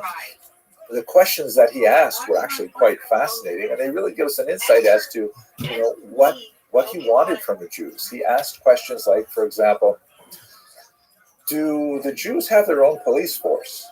What's the point of asking about the police force? Well, the point is because he wanted to know if he was going to be accepting a state within a state. It doesn't make sense for there to be two judiciaries and two police enforcement agencies. What if, Jews wanted to run their affairs through a different legal system? Would they be culpable to French law? All kinds of things like this. He wanted to know a little bit about the assimilation ability. Is that a word? The assimilability of the Jew. He asked, for example, are Jews allowed to marry non-Jews? Now, in basic Jewish law, that's like a really short answer. No, intermarriage is not permitted under Jewish law. There are relationships, but that's really 20th and 20th century phenomenon, and certainly not canonized by traditional Jewish law, although some of the denominations that are active today, of course, have different relationship to that question. But in the 18th century, the answer was no, it's not allowed. It's fascinating to note that the Assembly of Notables, the later Sanhedrin, which were made up largely of Maskilim. There was only a very small number of Jews who represented a viewpoint, the Orthodox, and they hemmed and hawed on this and said, well, not exactly, wouldn't precisely be recognized, but, and they essentially, they knew what kind of answers Napoleon wanted, and they provided them with that. I think the moment in the Sanhedrin, the Assembly of Notables gathering, was when he asked them, would the Jews defend France? Do they consider themselves French, or would they join with their enemies? Now, the fact is that France and Germany are having wars just about once every 30 or 40 years, which means that, God forbid, we're pretty much due for one right now. Let's hope that we put that behind us. But, he was really concerned about those Jews living in Alsace who were, Yiddish speaking. Yiddish is a much closer language to German than it is to French, and that they had all kinds of contacts with German side of the border. What would happen if France and Germany got into a war? Who would French Jews fight for? And dramatically, the assembly rose up and said, jusqu'à la mort. They would defend France to the very death. That was the whole idea of it. So Napoleon was satisfied with those answers, and he said, great. So the Sanhedrin became a formal institution, and it was headed by this man, David Zinsheim, who has absolutely amazing hat here. I mean, I want a hat like that. That would be fantastic. He was actually a renowned scholar of the day. He wrote a significant commentary in the Mishnah called Yavid, still studied to this day. And he was one of the more orthodox members of the Sanhedrin that gave it kind of like its weight on the right wing of the Jewish spectrum. There's a lot more to say about how Napoleon directed the organization of Jewish synagogues within France, but at this point, because I think we should spend a little bit of time talking about Austria, a document was issued the second called the Toleranz Patent in 1782. This was kind of like a very important pre-emancipation document that sort of gave the Jews of Austria a formal understanding of what their rights were within Austria. And that's very important because, rights as opposed to concessions is an extremely important notion and a great stepping stone towards full emancipation. But what happened over the next 100-odd years was really quite distressing and confusing. Austria, like much of East Central Europe, went through a revolution in 1848-49, and that revolution was then pushed back.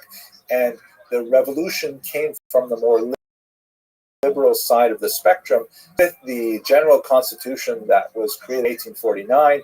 Civil and political rights were issued for everyone in Austria, and quote unquote not dependent on religion. But then in 1851, when there was kind of like a conservative backlash to that revolution, those rights were, the constitution was abrogated, and then slowly it was restated again over the 1860s.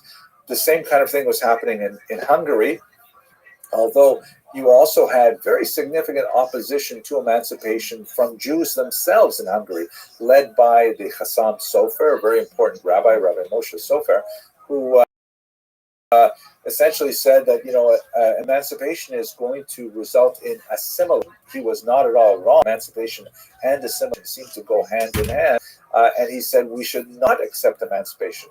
We should demand to have unequal rights, because that's really a very important tool that the Jews used to maintain group integrity. Nevertheless, this was the zeitgeist, the trend of the times, and with the formal uniting of Austria and Hungary in the Austro-Hungarian Empire, then there was formal emancipation granted to the Jews as well. This is also a period of tremendous social change in urban areas, in particular in Budapest. Hopefully we'll come back to that a little later. Finally, in Germany, this region had the most extensive, prolonged struggle between liberal and conservative elements, specifically with the Jews. So emancipation in Germany in the 19th century, which was, by the way, not united for most of the 19th century, it was very piecemeal, it was very limited. Rights given to Jews were frequently extended in a very grudging manner. There's a tremendous amount of social hesitancy. So, like, in great contrast to England, where social change demonstrated the readiness for emancipation well before it was actually granted, in Germany, you had a situation where there was definitely very little social readiness for emancipation. There were some, bright lights here and there, like Christian Wilhelm von Dohm, who wrote very important work advocating for the emancipation of Jews, but by and large, German society as a whole was not ready for emancipation. A far more representative figure would be someone like this man, Heinrich von Treitschke, a very significant historian who entered into a very heavy debate with Heinrich Gretz over the publication of the latter's History of the Jews. Von Treitschke coined the unfortunate phrase, "Die Juden sind unser Unglück," the Jews are our misfortune, and he articulated a position that would later be picked up very enthusiastically by none other than Adolf.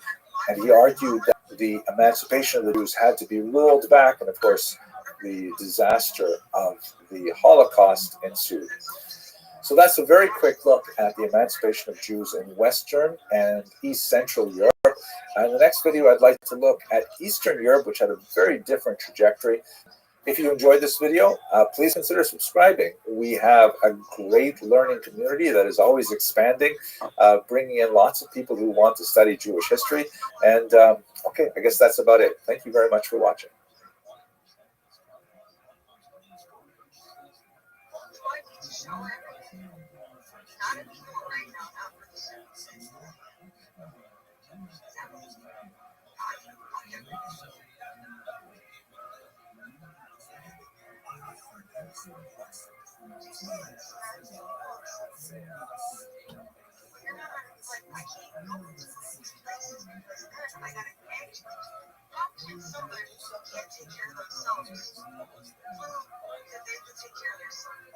Hello, and welcome to another episode of Jewish History Lab. And today I'd like to spend some time talking about the birth of modern Jewish politics, which is really a phenomenon that we see appearing in the late 19th century. Now, obviously, that seems ridiculously late in the sense that, as long as there have been more than one Jew, there have been politics, right? It's just part of the nature of the Jewish experience, I think, and possibly of the experience in general.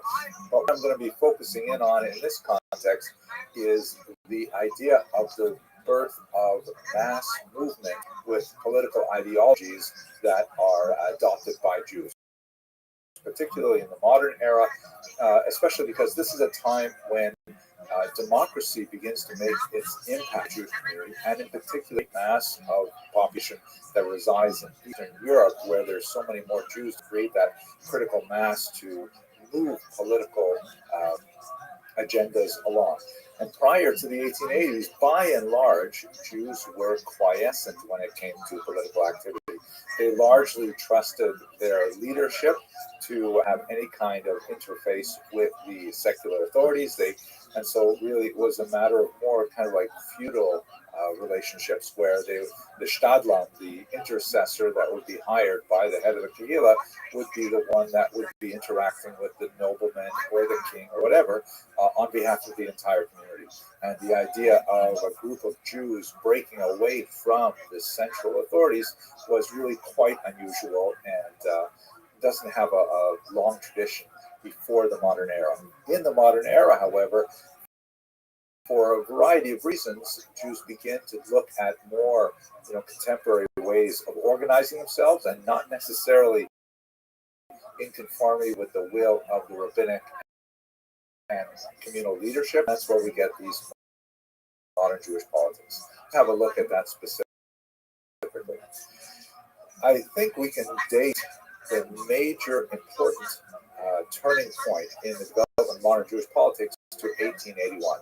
That is the date on which Tsar Alexander II was assassinated, shown here with his son and with his wife.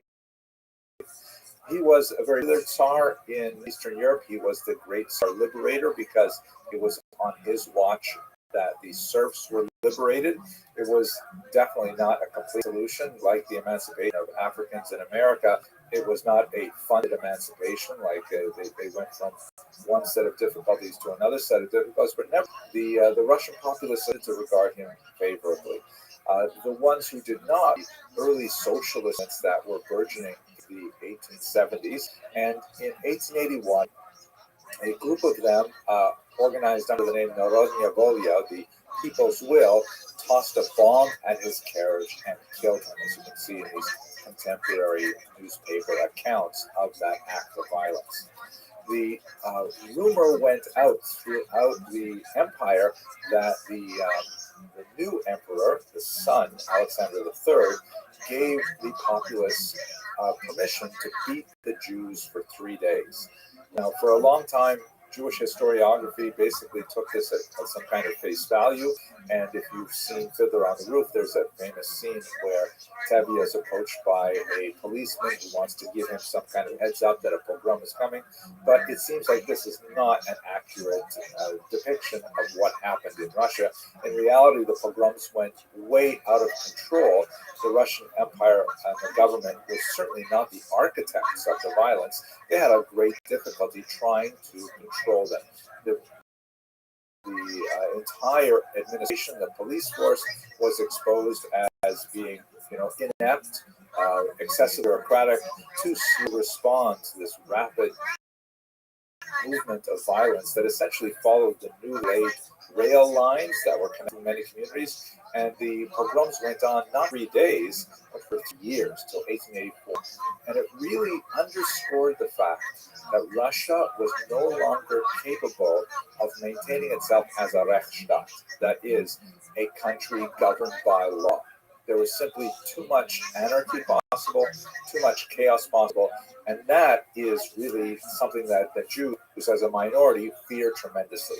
So it is the violence that erupted in 1881 and extended for a few years that really triggered the rethinking by Jews of their political status, or ethnic populations that were minorities in a particular region, like Poles in Ukrainian territory and vice versa, things like that. And it was something that really just got way out of hand for the Russians. Now, this map and the few charts that I'd like to show you right now come from really interesting articles published in 2019 by Irena Grosfeld, Stefan Sorkan Sakale, and Ekaterina Zhidovskaya that point out something that really should be fairly obvious, but no one else, to my knowledge, has really made these correlations.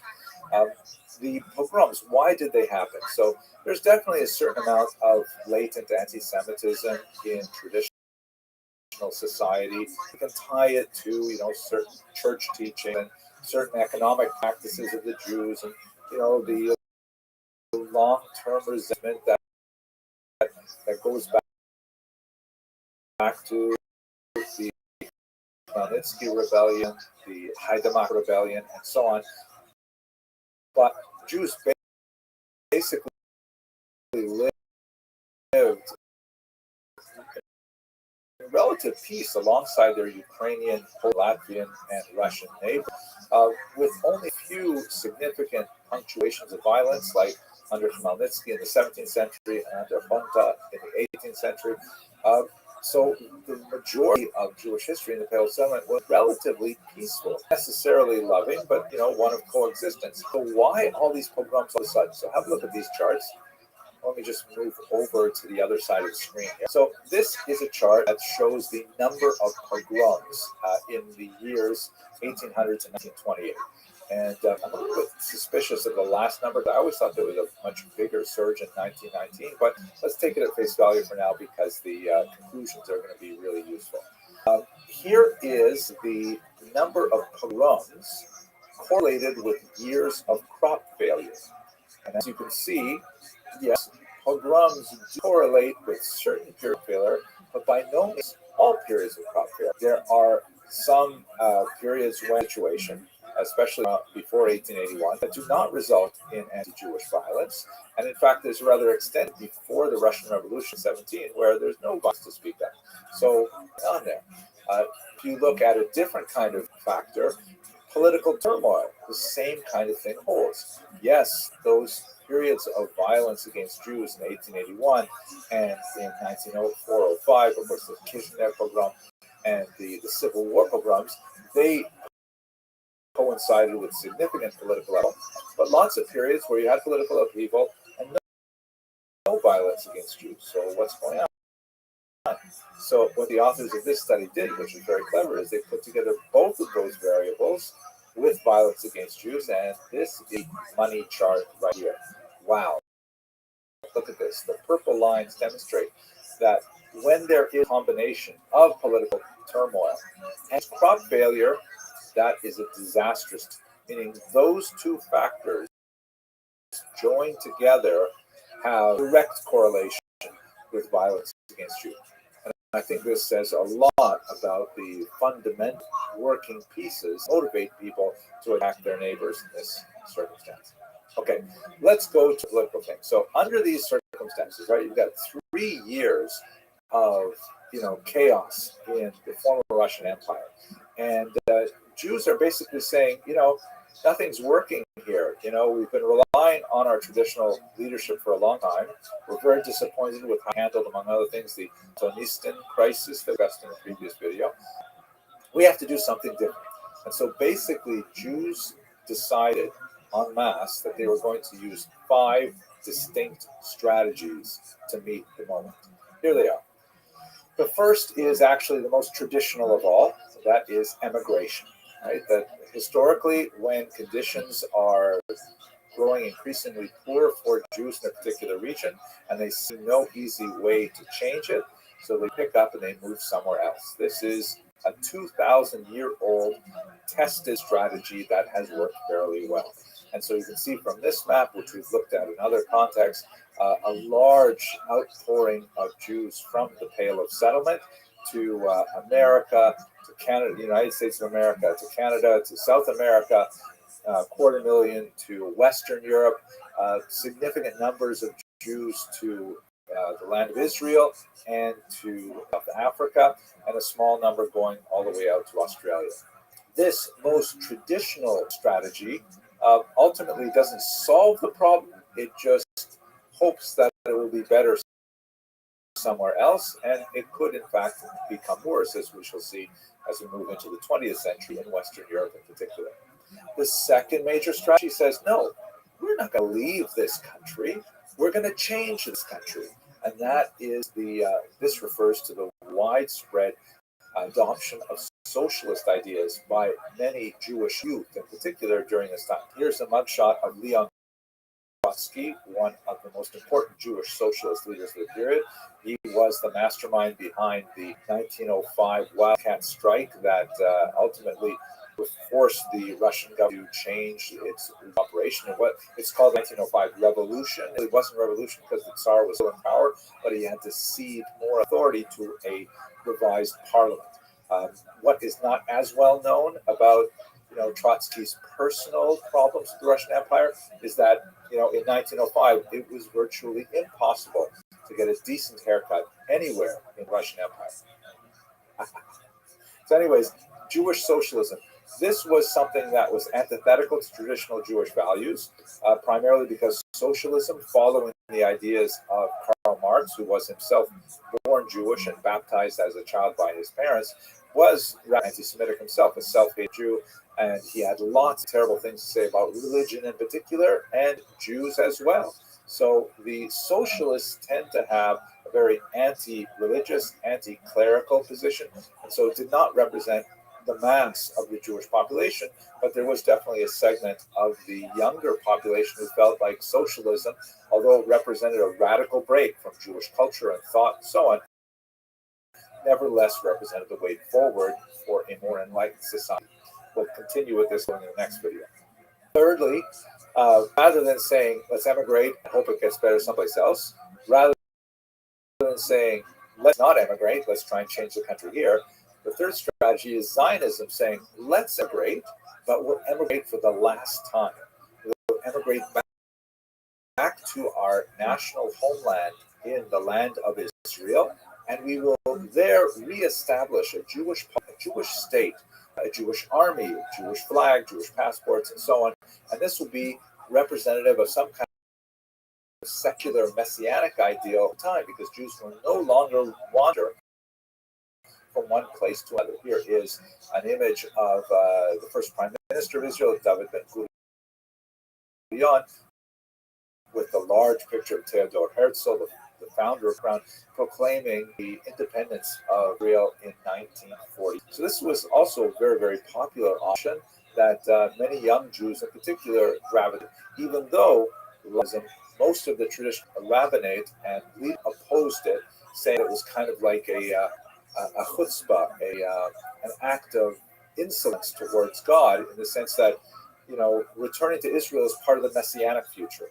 And by, forcing God's hand, by moving to Israel and trying to establish a state before the Messiah arrived, that was considered, almost heretical to some rabbis, and therefore this also represented a break from tradition. The fourth option was the least popular, but nevertheless had a significant impact ideologically. This is the notion of diaspora nationalism, that said essentially, okay, we're not going to leave, no immigration. We're not going to change the society to become socialist. That's such a radical change. We're not going to do that. We are also not going to move to Israel, which actually, according to diaspora nationalists, sort of represented a step backwards in terms of the evolution of the Jewish people, because as the founding ideologue of diaspora nationalism argued, the Jews had beyond the stage of needing a political state to constitute their own identity. That Jews were capable of perpetuating their culture and thought as a minority scattered throughout the world. So to go and say, oh, we want to create a state somewhere, whether it's in Israel or Judah or anywhere, represents, looking backward to diaspora nationalists. They had a limited amount of impact in Eastern Europe. Their ideas were actually implemented in Ukraine, and then for slightly longer periods in the interwar states of Poland, Lithuania, Latvia, and Estonia. Everything came to a crashing halt with World War II. A version of diaspora nationalism, however, survives in the institution of the Jewish Federation, which is kind of like this loose agglomeration of Jewish groups around the country to collectively raise money for charity, to represent Jewish interests before democratic government, so on. The huge difference between the way the diaspora nationalists envisioned their thought of how to deal with modernity and the way the Jewish Federation works is that the Jewish Federation is entirely voluntary, meaning a person can choose to identify as a Jew, affiliate with the community, or not. That's, modernity doesn't really demand that you have to fit into a particular box. The diaspora nationalists had a vision where Jews would actually be in a fixed group. They would pay a certain amount of communal taxes to their own leadership. They would have the rights as a group to draw on state resources for communal practice, have a certain amount of protection in terms of not having elections on Shabbat and things like that. But it was a much more kind of like well-structured organization, the Jewish Federation, which is essentially a volunteer organization. However powerful and effective it is, it ultimately depends on people wanting to belong to it, which was not the case with diaspora nationalists. And finally, the last national strategy to deal with the evolution of Jewish life in a modern democratic area are the so-called by me anyways, renewed traditionalists. These are Jews who really are still thinking to the pre-modern era of traditional leadership, definitely very much an orthodox kind of way of thinking. And they're saying, wait a minute, why are Jews organizing politically? We should be investing much more energy in our religious activities. We should be focusing on things we need as religious Jews.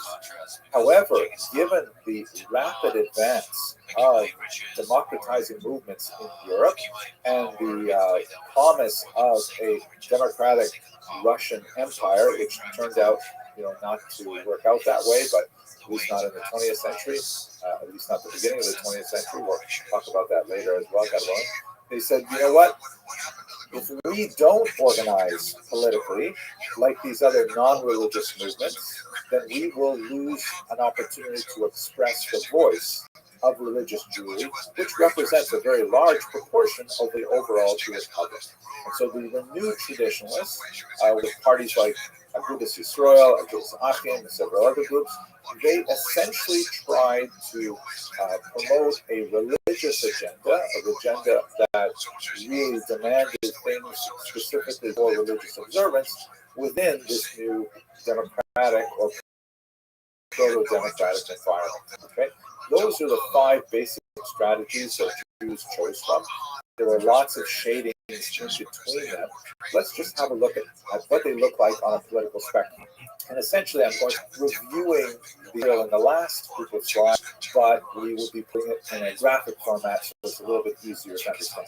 So here you go. Here's a typical political spectrum, the way we study it in American political science, or things like that.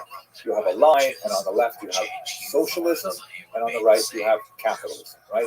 If you think about American politics, at least until recent years, you could say that Democrats would be just slightly left of center, Republicans would be just slightly right center, but basically they're really close to the middle. Jewish politics are not like that. You can have really wide ranges of extremes. But Jewish politics is not so simple that we could all live on just one spectrum. In fact, a second axis has to be added, and this relates to the question of doikai, which means basically peerness. Do we believe, political parties or political organizations would argue, in developing Jewish life here, in the diaspora, or do we believe in doing it dort, over there, meaning in Israel? Are we more Zionist inclined than diaspora inclined? So every party has to fit on both of these X and Y axes. If you look in the lower left quadrant where you have socialism and Doakite, the most important party is the General Jewish Workers' Bund, the UND. That was actually one of the earliest parties to form illegally in the Russian Empire in 1897. It actually claimed a very large number of followers. It's essentially a very leftist agenda that was exercise Yiddish language, largely because there was a significant population of blue-collar workers in northern Pale of Settlement, Lithuania in particular, that were very receptive to socialism. And so the Bund really relied on the Jewish significant, particularly in the more industrialized north. By the time you get to the 1917 revolution, there were 30,000 card-carrying members of the Bund. Now, backing up, what about in the quadrant to the lower right? You see that we have man, Shimon Dubno, who represents the diaspora nationalists, right? They were definitely very big in Doakite, did not favor the idea of moving to Israel, but they're really more within a capitalist framework. Now, if we go up to the top right quadrant, we have, of course, very important group, the Zionists, and there are many, many shades of Zionist interpretations, but the most significant one was the group that was founded by Theodor Herzl, shown here, the father of modern political Zionism, who in 1897, same year as the Bund, had the World Zionist Congress. And the movement that he was associated with called the Allgemeine Zionism, the general Zionism. It was more of a big tent, large umbrella kind of Zionism. This is contrasted from the revisionists, who are up here, sort of like more extreme Israel, more extreme, not necessarily capitalist economically, but definitely in a kind of political sense. Vladimir Jabotinsky is the most important thinker and activist among the revisionists, and they essentially believed that Herzl was far too, that he was far trusting in the goodwill of the nations that surrounded Israel or the great powers. They felt that Herzl's approach, which was basically a kind of shuttle diplomacy, go here, talk to this important leader, go there, talk to that important leader, and eventually you'll negotiate through and you'll get Israel. Jabotinsky and his followers felt that no, Jews must be much more aggressive, they must be much more militarily trained, they should have more of a kind of a right-wing outlook. These two approaches, Herzl and Jabotinsky, essentially formed the core of the political party Likud later when it was really. Finally, if you move over here to the upper quadrant, you have an important movement, the workers of Zion, who would definitely, they felt that it would be a shame if Israel would just did you get a rubber band of some Western European state. They wanted Israel established. Okay, when you go, buy a bag of rubber bands, okay? Heavily in kibbutzim, collective farms. Okay, I don't give a flying fuck. When you go, buy a bag of rubber bands, okay? Is hoeing the land and draining the swamps. Why are you mad? That's kind of like the ideal of.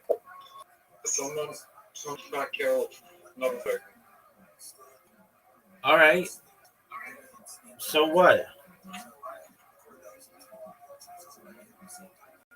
Are you gonna buy it? No, the other one, the original one's fucking Echo. No, that thing's dead. Are you ready for a game invite?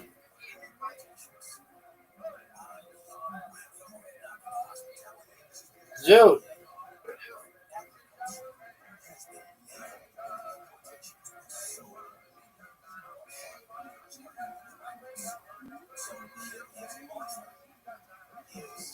Zoot, you have an invitation.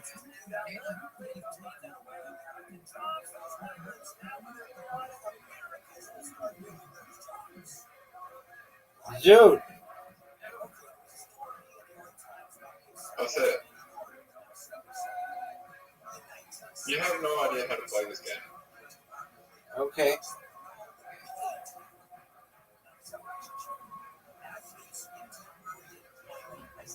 None of us really know how to play this game.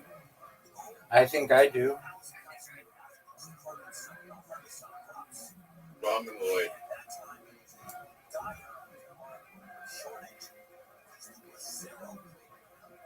Rabbi, What up, pimp?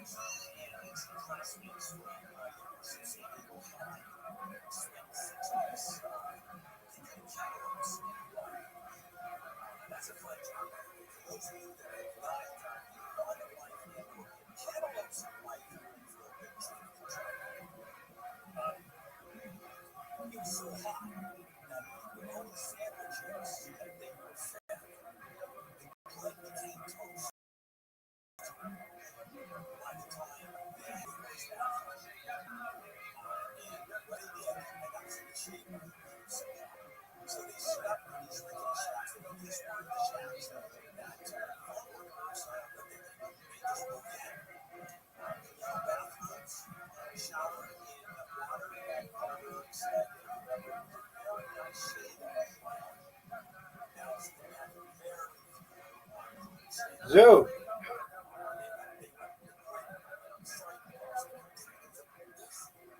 Zoo.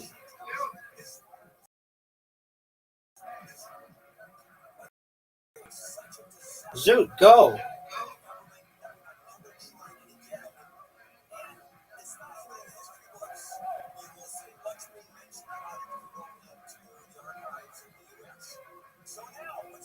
Rabbi, we want. Not yet. And what are you still doing out? It's like 2 a.m. No, it's like 6. It's like 7. Or 6 a.m.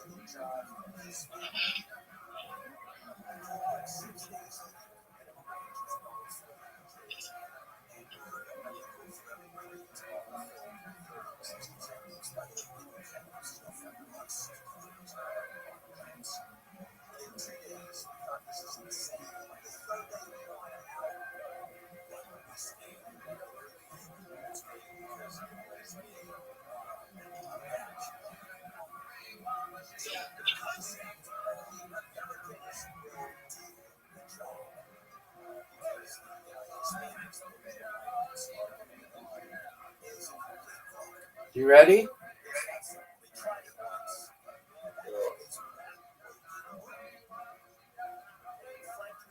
You're up, Zoo. Yeah, I'm not playing this game again after this one. Why? It fucking sucks. It's great.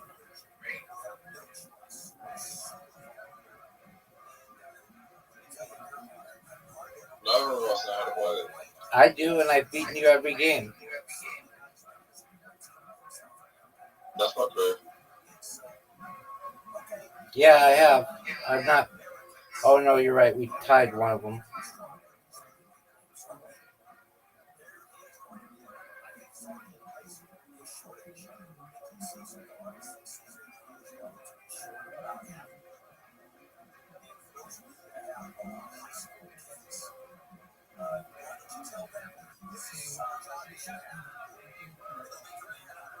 You think life is short? That's a relative question. It's subjective.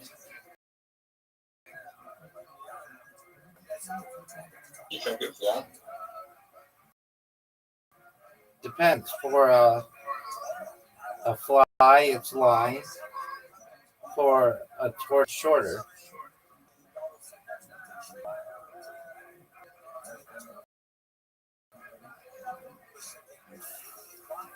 Turtles live really long lives. Word, dog.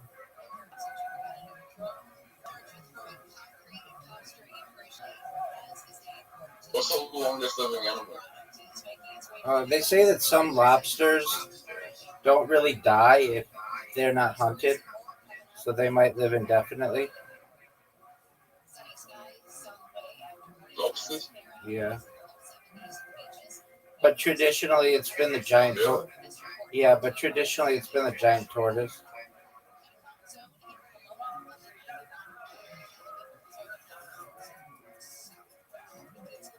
Why do you think turtles have such a long lifespan?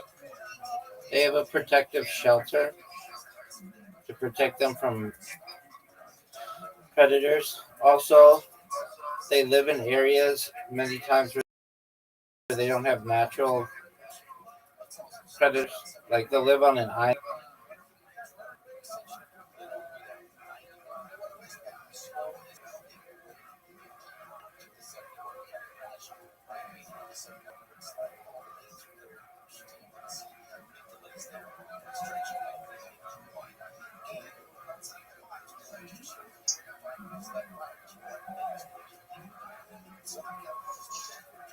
Who can keep dog claims? Zoot, you have an invitation.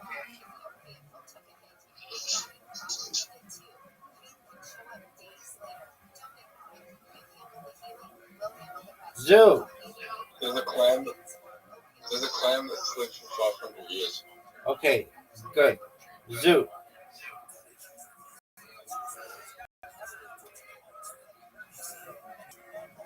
They're like 2,000-year-old trees. He was a lot older than that.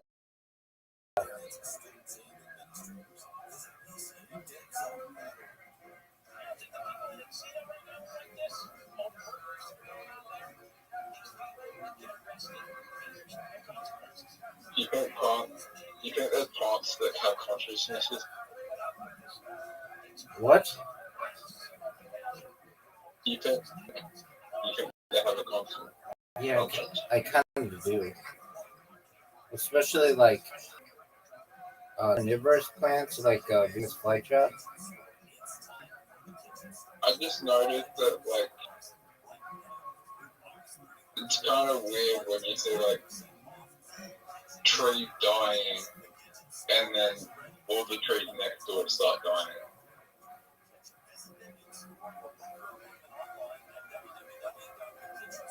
Whoa, you made a comeback. But have you ever seen like trees die and then all the trees next to it just all of a sudden stop dying? Like even if it's like been raining. Fuck. Have you noticed that?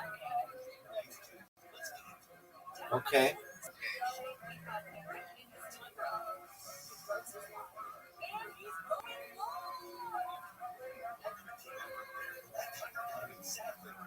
I didn't. Well, you made the comeback. I had something too late.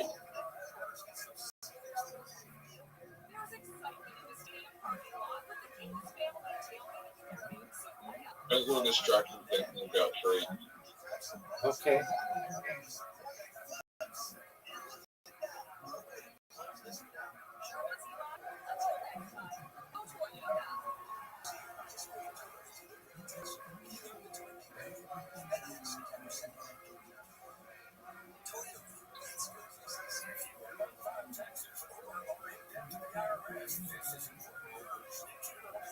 Oh, Zoot, you took the lead.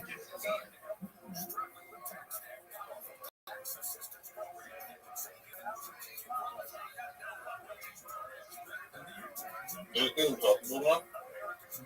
Zoot. Oh, how didn't you win? So fucked up. No, this is second hardest. This is standard. Zoot, how didn't you win? Fucked up. Let's get a car.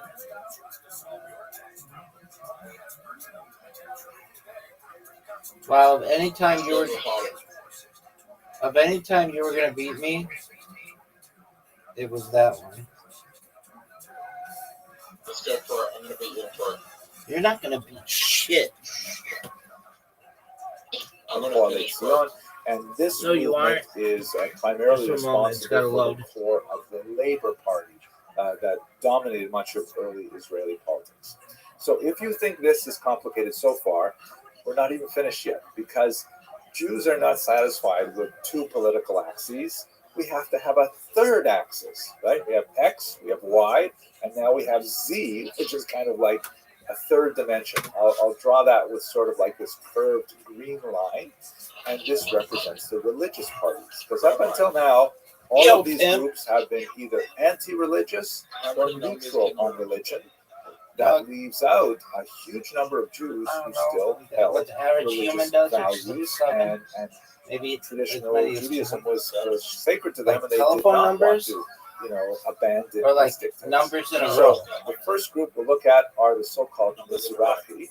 Like These 10? are Orthodox Jews who believe that, contrary Maybe. to the dominant rabbinic opinion, that somehow working alongside secular Zionists to establish a modern state represented an abrogation of divine will, maybe that was precisely what God wanted. That maybe the coming together of secular Jews for the holy purpose of rebuilding Israel, in fact, represented the gradual unfolding of the Messianic ideal. They followed in large part the teachings of this individual, Abraham Isaac Kook. I know somebody who likes to remember who lived in Israel and birthdays, was a like, very profound Zionist, although he just was not incredibly specifically well. Like, politically motivated. if He you didn't tell me lead a the birthday party or once, anything they'll like that, just but he was remember it, kind of like the and they'll know ideological founder all the famous of people's many of the birthdays ideas for that that. were encapsulated They in knew all the Islam. presidents' And then birthdays, finally, and all I'm the actually queen and saying king's finally for real birthday, right now, all that shit. we also have those traditionalist Jews, the new traditionalists, who did not agree that Zionism should be embraced by religious Jews. And Now, why? furthermore, they certainly disagreed with everybody on the left side of the spectrum who were anti-religion or at least neutral on religion. They wanted to embrace religion. Public holiday. So these were the groups, like the Agudat Yisrael, that basically decided to organize themselves in order to defend the rights and opinions of religious Jews. Among their many achievements are the Siyam Hashas, the Daf Yomi program, which I'm very proud to Is it create King's myself. Day or whatever? Little 2 to 5 minute class on every single page. 2,111 What is Martin videos Luther King Day? that over the course of a 7-year cycle, Yeah, but that changes every students year. of the Talmud complete the entire corpus of the Babylonian Talmud. This is the most recent celebration of the completion Not of another this year, cycle but it changes every that year. was held all over the world. This happens to be a meeting at the MetLife Stadium.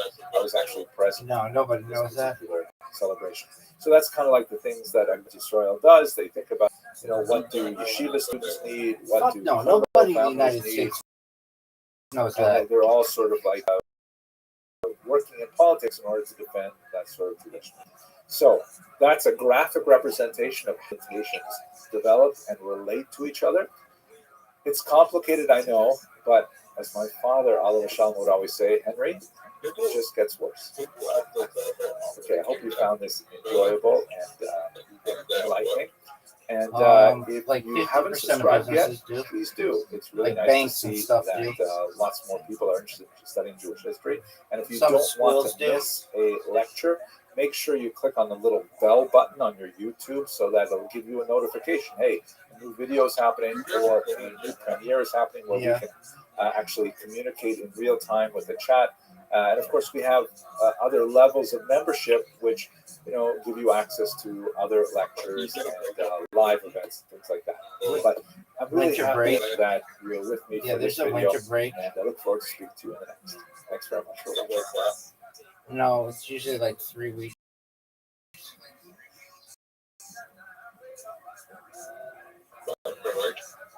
Yeah. Now, like, businesses don't get that much up, but schools do.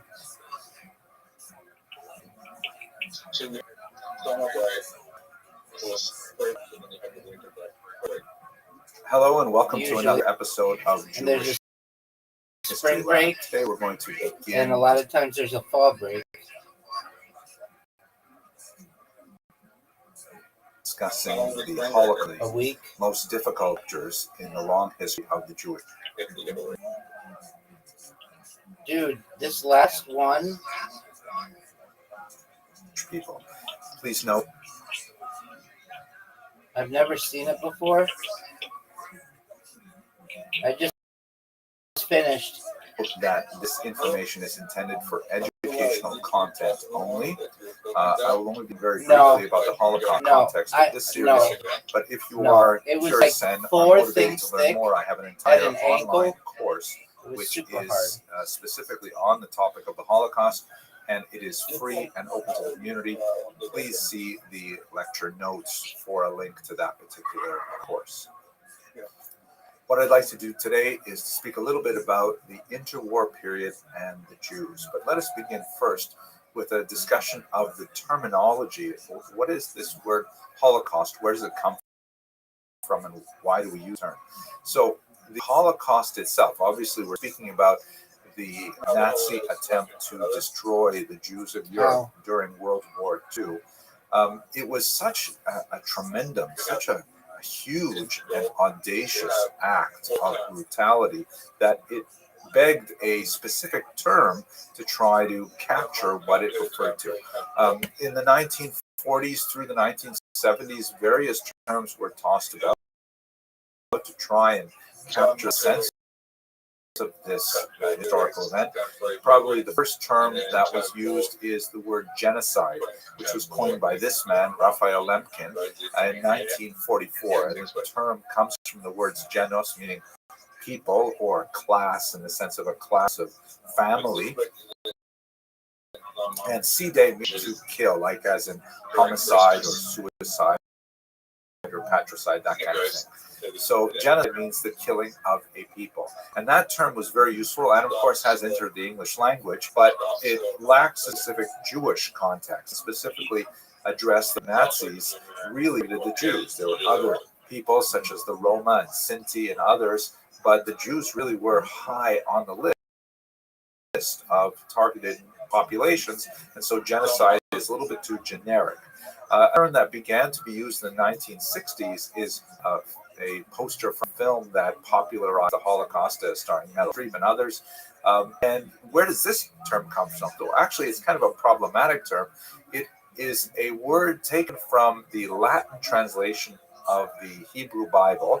The translation is called the Vulgate. And in Leviticus chapter 29, by the way, it's a different numbering system as well than the Hebrew Bible. The verse in Leviticus uses the term Holocaust as a translation for the Hebrew term olah, which means a sacrifice that is completely burned up. And in the verse in Leviticus, it talks about offering a Holocaust with a pleasing order to God. Now, the term definitely has some value to it. It definitely has a sense of everything being burned up, even though the majority of the victims in the Holocaust were not actually burned to death.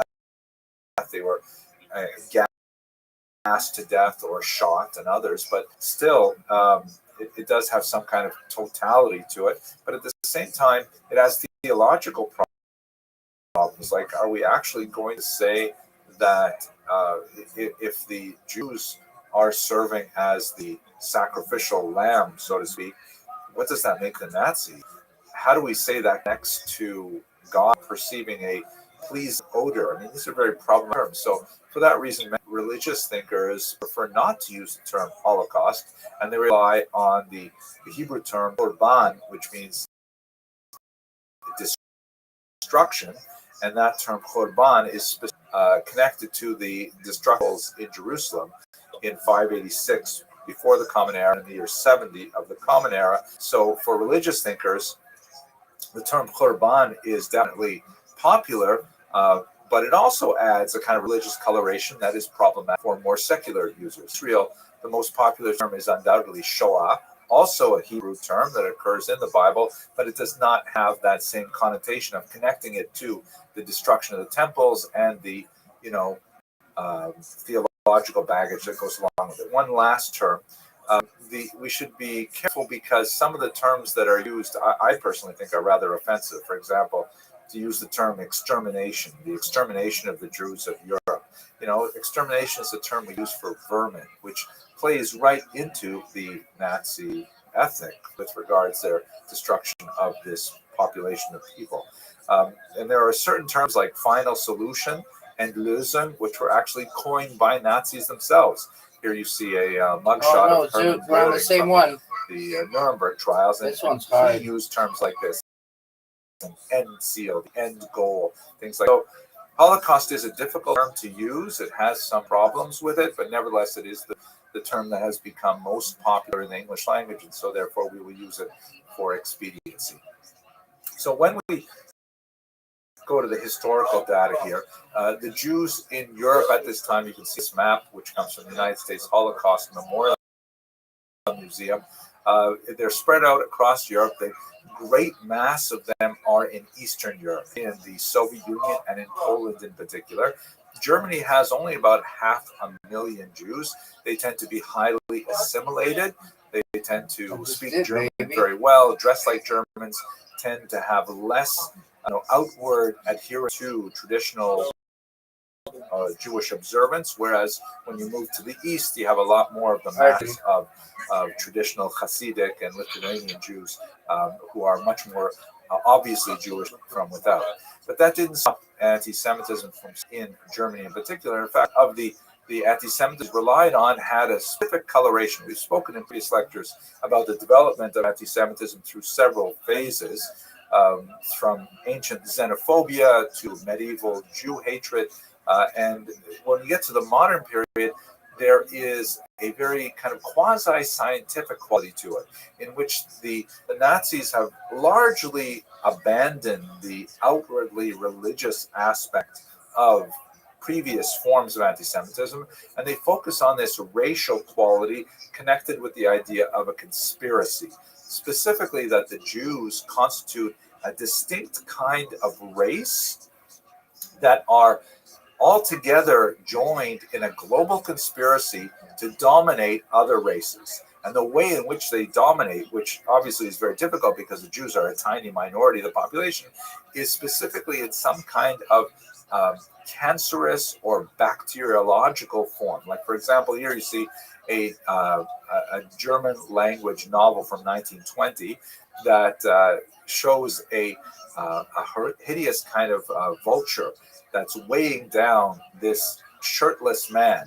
And what this picture is meant to say is that the Jews, who are like carrion eaters, they're vermin, they live off decay, they're going to dominate the otherwise healthy, strong, muscular Aryan races. And once they eat them out like a cancer from within, then they will feed on their corpses. The title, by the way, reads Die Sünde will das Blut, ein Zeitroman. The Sin Against the Blood, a novel of the times. And the fact that the Jews of Germany, which were much more assimilated, actually fed into a lot of this, such as, for example, and you see this really bizarre form of children's propaganda published in the 1930s by Elvira Bauer, a really twisted kindergarten teacher who became a propagandist. This is a book for children called Der Giftpilz, the poison toadstool, right? And the thing about toadstools is that they look like mushrooms, but unless you are very careful and you know the signs, you will always mistake them for healthy mushrooms. And you might eat one of these, but it's actually poison.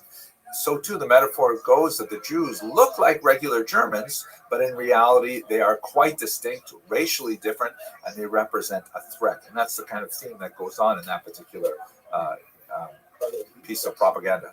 The Nazis frequently referred to Jews as various kinds of vermin who are bent on destroying the entire world through a global conspiracy, like this French language of Nazi propaganda that shows the Jew as some kind of like vicious tarantula straddling the world. Or here's something from the Warsaw Ghetto that shows that the Jews carry typhus, they're associated with this deadly lice-borne disease, and so on.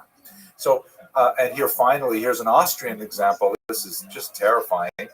Again, from the elections of that early interwar period, the Jew is portrayed as some kind of like devilish snake who is strangling the Austrian eagle.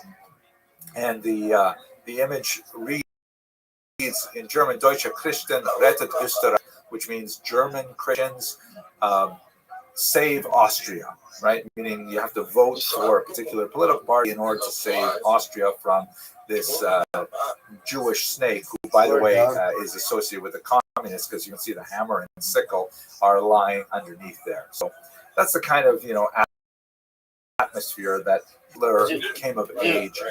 Now, here's an image of Hitler as a baby, chilling image to look at. Hitler had a difficult relationship with his father, who was older than his mother, and when his father passed away at 18, that allowed Hitler himself a little bit more freedom, because he had always wanted to be an artist.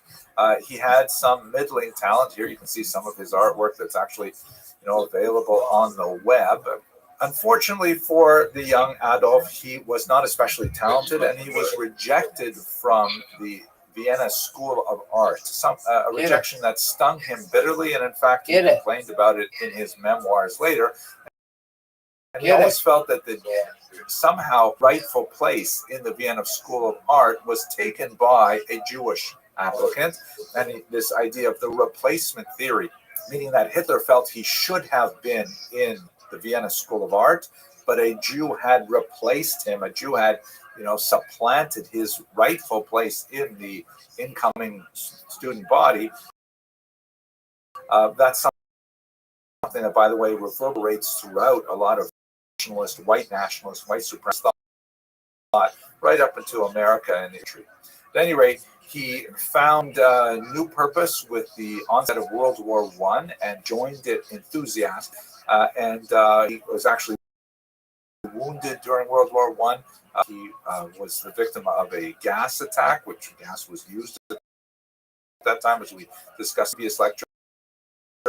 But when Germany surrendered in November 1918, he, like many other Germans, felt that this was a stab in the back that was somehow orchestrated by Jews. Here you can see another Austrian propaganda cartoon that captures the idea of the stab in the back, which in German was the Dolchstoß. You can see and by the way, I'm using some Austrian materials here. We should mention that Hitler was actually an Austrian, and Austria and Germany, although in one larger, join with Germany, Anschluss, prosecute together, but that's for later on. Anyway, here an Austrian depiction of the anger that the Austrians felt over the surrender in World War I. There's the lantern-jawed Austrian soldier with a steely gaze, defending the Western Front, and sneaking up behind him is this hideous-looking woman that has a Jewish star on the French-style hat that she is wearing, and with this leering smile, she's stabbing him in the back, meaning that the Jews somehow betrayed Germany and Austria from within, causing a lot of anti-war sentiment and causing the Germans to surrender prematurely before they could have actually won in World War I. Hitler, when he came back from the war, got very much involved in right-wing politics. He participated in the beer hall putsch, in which there was actually an attempted insurrection for which he was arrested and sent to jail. Here, the picture of him, believe it or not, in jail. He actually had a very cushy time there. The judge who sentenced him was clearly very sympathetic to Hitler's aims, and although he could not let him off scot-free, he gave him a very, very light sentence in jail, very duration, allowed him a personal chef, all kinds of ridiculous things. And it was jail that his reputation was secured. He got, credibility for having gone to jail for his right-wing beliefs. And while he was there, he wrote his memoir, Mein Kampf, My Struggle, in which he essentially laid out a program. It's a rambling, frequently all of his anti-Semitic complaints and his, essentially, this gave him, when he was released from it, a lot more popularity. He used these thugs called brown shirts, the Sturmabteilung, to intimidate much of the population in the various elections that were held in the 1920s and 1930s. but he never gained a majority of the vote with his Nazi party. Here you can see the elections of 1928. He only got 2.6% of the popular vote. He got actually quite a bit more in 1930 and 1932. His primary opponents were really the Communist Party. In March 1933, he garnered 33%. With a lot of dirty tricks, but ultimately, when you look at the comparison with the other parties, you can see the communists lost quite a bit in that last election. The Social Democratic Party, the second largest, only 20% of the vote. So in the coalition-style government that was prominent in many European countries at the time, Hitler was given the opportunity as the leader of a single party, the plurality, to form a government, and that's when he was able to come to power. He proceeded early on to identify Jews with the so-called Nuremberg Law that clearly identified them by racial characteristics, that is, how much blood was in them as measured by their grandparents, creating a very racist society that was big time, dependent for all kinds of advancement in various careers and in public services like education and so on, whether or not one was free of any taint of Jewish blood. No way. Jews were removed from civil service, from the courts, from education, and a whole series of measures were put in to gradually put them out of German society. Culminated in a dramatic attack, the largest attack of its kind, called Kristallnacht in 1938, where there were it was really a nationwide pogrom, widespread burning of synagogues that comes from the broken glass that littered the streets of German cities. And it was kind of like the last warning for the Jews of Germany that they had better get out. The difficulty was that although many Jews were really quite willing to leave Germany, and a large number of them did, there were very few countries who would actually accept them at that time, as immigration quotas were imposed and fewer Jews were able to find safe haven elsewhere. We're going to continue with the onset of World War II and the Holocaust in the next lecture. Thank you very much for watching. That was the best movie. Yeah, because I'm amazing. Right, that move. Sucks. What about this move? The war broke out on September 1st, 1939. This followed a secret pact that was signed by the Third Reich and the Soviet Union, the so-called Molotov-Ribbentrop Pact of non-aggression, which essentially allowed Germany and Russia to invade Poland and the Baltic states on either side and to divide it between them. We're going to focus our remarks on the region that was conquered first by Germans, and then later on in the next video, we'll discuss a little bit the nature of the two Jews experienced under Germans. The first encounter that the Jews of Poland and the Baltics in particular had with Third Reich soldiers was primarily through these ritual humiliations that they endured, often photographed to relatives and loved ones in Germany.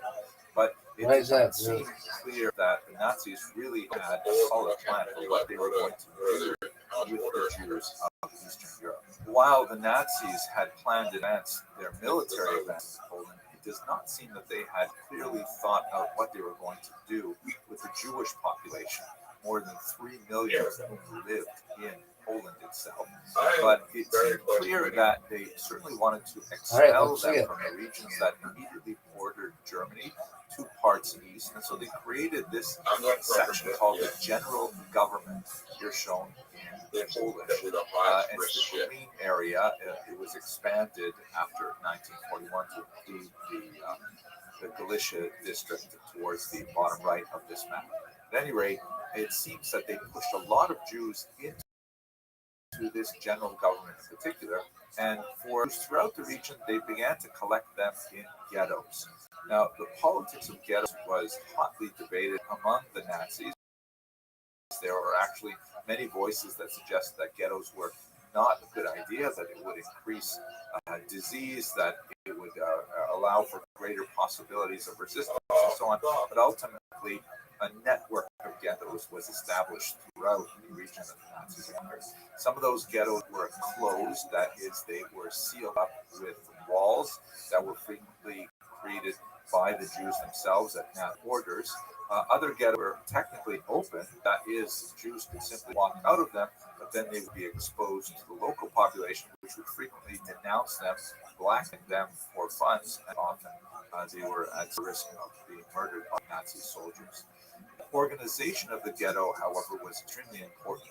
When the Nazis came into the regions that they took over, they frequently went to the legitimate authorities that represented the Jewish community prior to the war, and they would go to essentially the president of the Kehillah or the Federation, to use a modern term, and they would say, "All right, what do you want me to do, baby? We would like the following things from the community now: a list of names and addresses and so on. We would like to requisition funds and any valuables and so on." And typically, the leaders of the Kehillah, the local Jewish elected leaders, would refuse, and they would be shot on the spot.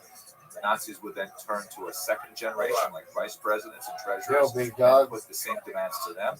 If they refused, they would also be shot, and at some point, they would eventually get a local Jewish leadership, which they called the Judenrat, or the Jewish Council. And the Jewish Council ended up becoming kind of like the go-between of the Nazi demands on the Jewish population, right up until the ultimate destruction of the ghetto itself. Some of those Judenrat leaders were really quite heroic in their attempts to protect the Jews. Adam Cherniak, who is shown here, who was the leader of the Judenrat in Warsaw, he left behind a diary in which he meticulously related the weather and a lot of his personal concerns. He was very worried about the fate of his son and so on. But he's in excruciating the slow compressing that Nazis around the Jewish population, and the way in which he tried to appease them without inflicting too much harm on the people as a whole. Ultimately, by 1942, when it was clear that the Nazis intended to destroy the entire population, he committed suicide by swallowing cyanide. Other Judenrat leaders, such as Chaim Rumkowski, however, were widely regarded by the Jewish population as villains who sought to aggrandize themselves at the cost of the suffering of the larger population. Here is some currency printed in the Litzmannstadt ghetto by Rumkowski himself, which portrayed him as some kind of like redemptionist, messianic-like figure who was frequently derided in the local population as King Chaim for the way in which he lorded over the population. And it seems that the Nazis had not clearly articulated what they even wanted to do with these ghettos.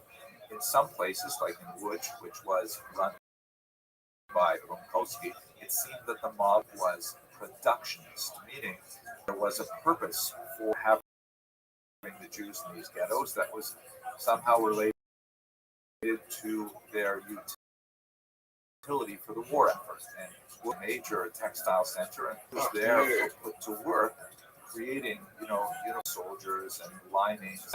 And so having a work permit was essentially a lifeline for the Jews of Łódź. And somehow the ghetto sort of made sense as a type of center for slave labor. On the other hand, other ghettos like Warsaw, where Adam Cherniak was active, seemed to be attritionist in nature, meaning the whole point of the ghetto was simply to have the Jews starve to death. And very few provisions were provided, reduced to dying of starvation or of typhus or for attempting to gain goods from outside the war. Order was made, or a semblance of order was maintained in the ghetto by the so-called Jewish posts, who were set up by the Judenrat and were hated by the local population for their enforcement of Nazi justice. Tremendous amount to say about the nature of life beginning of the war in 1930 through the dissolution of the ghettos in 1942. The primary type of the ghettos was that of starvation and privation, mass death. But there were also some heroic internal activities, such as in Warsaw, the creation of underground medical schools and theatrical performances and lending libraries. Really an incredible array of activity that the Jews engaged in the ghetto to try and return the semblance of normalcy to their existence, even under these unimaginable conditions. There was also, unfortunately, a very active black market and even activities like nightclubs and so on. A tremendous gambling, prostitution, organized crime in the ghetto as certain individuals took advantage of the suffering of the population as a whole. Ultimately, that would matter because all of these ghettos, I can't do what I want to do. Whether they strove to,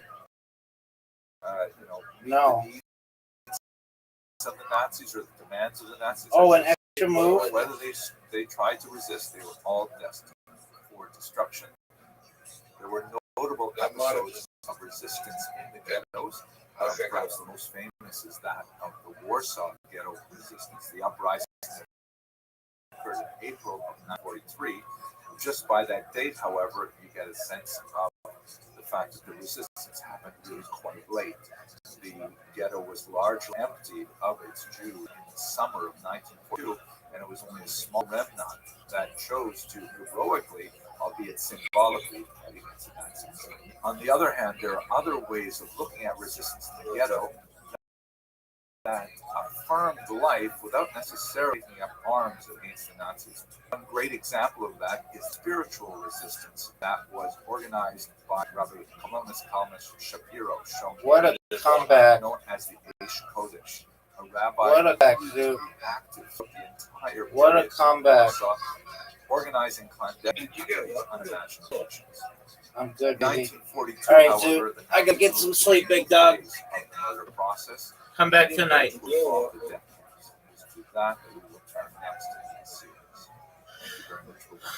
Peace, big dog.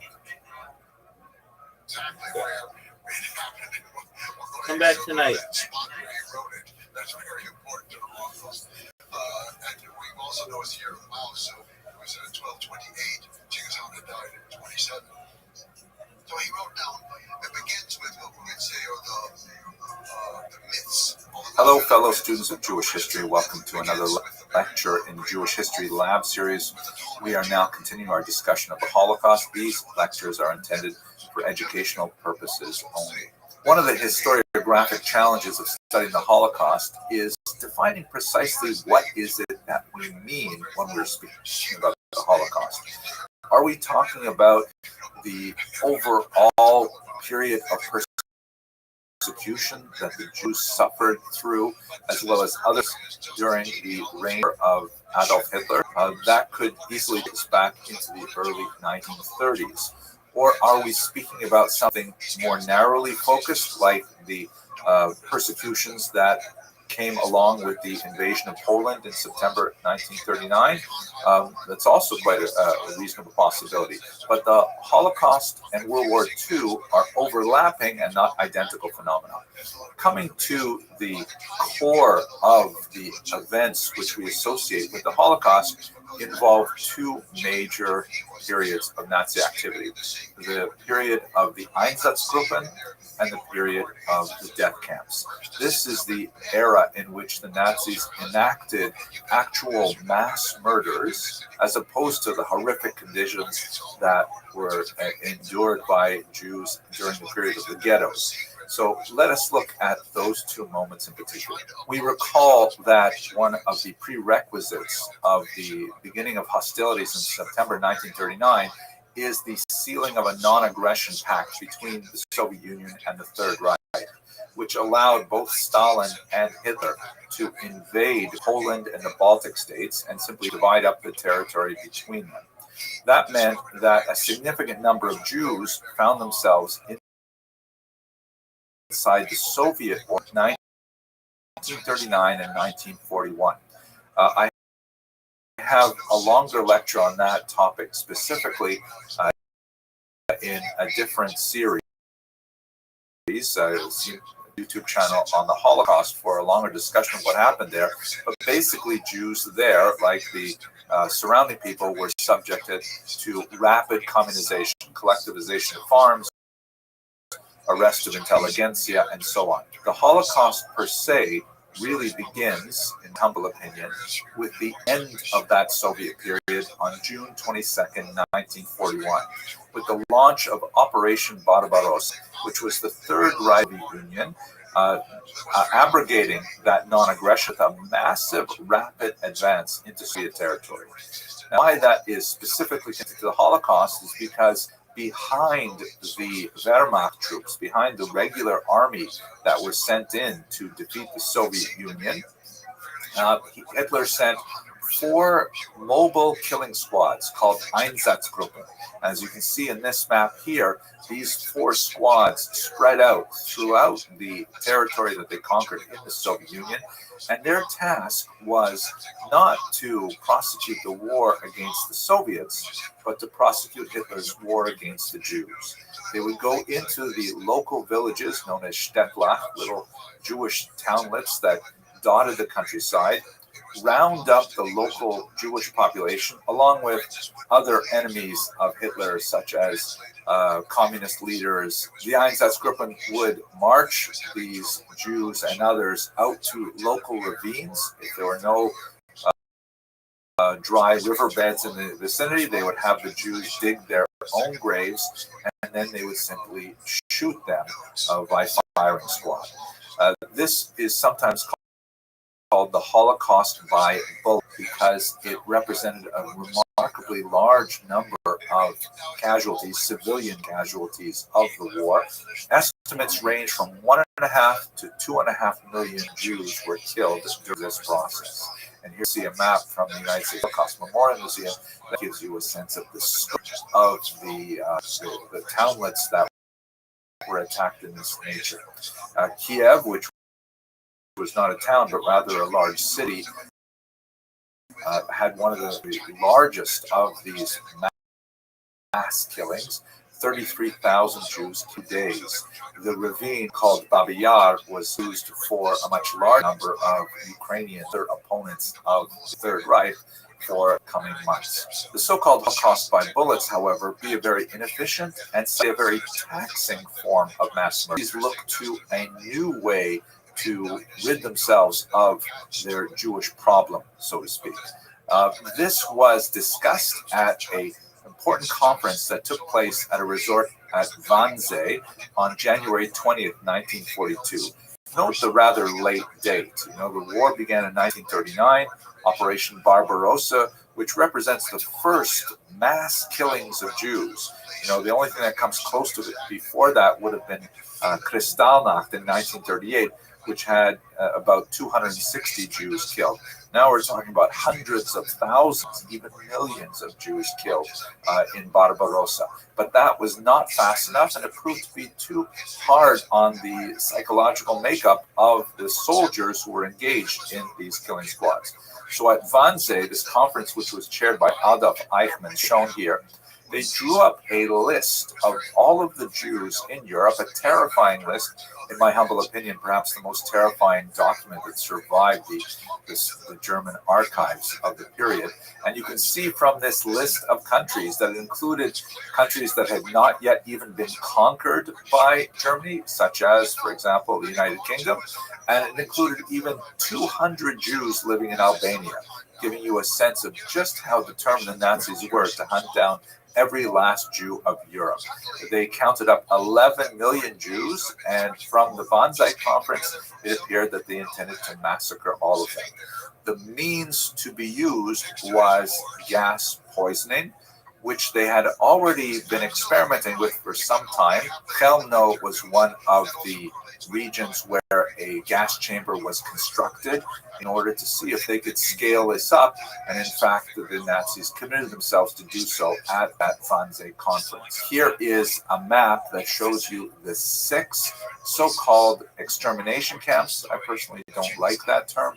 The German term was Vernichtungslager, which means make into nothing camps, or destruction camps, or perhaps most simply death camps. These 6 death camps, Chelmno, Treblinka, Sobibor, Majdanek, Belzec, and Auschwitz, were situated in and around the General Gouvernement, which still had a very large concentration of Jews in the ghettos that we discussed in the previous video. And they were very different in terms of camps from the concentration camps, which Hitler had set up from the early 1930s. Unlike the concentration camps, which held largely non-Jews, particularly in the early period, they're political enemies of Hitler. The concentration camps were horrific places with a significant death rate of people dying from things like starvation and abuse, but they were nothing like the death camps. The death camps were intended primarily for the purpose of creating death. They were factories of death. Many of them had satellite camps that were used for slave labor, but it only represented a very small proportion of the Jews interned in these death camps. Here you of the process of mutations from all around Europe, including regions that were conquered at nearly the very end of the war, when it was clear that Nazis were going to lose World War II. Places like northern Italy and Hungary, the Jews were deported there in a last-ditch attempt to murder as many Jews as possible. What was the process? Jews were around and placed on cars, some 6,000 a day leaving Warsaw. And then when they disembarked, often after a terrifying and horrific long journey from places as far away as Paris, where many of whom had died actually en route, they disembarked and they were subject to selection, where those small numbers of Jews who were deemed to be healthy enough to work in the slave labor camp were isolated and sent away to those satellite camps.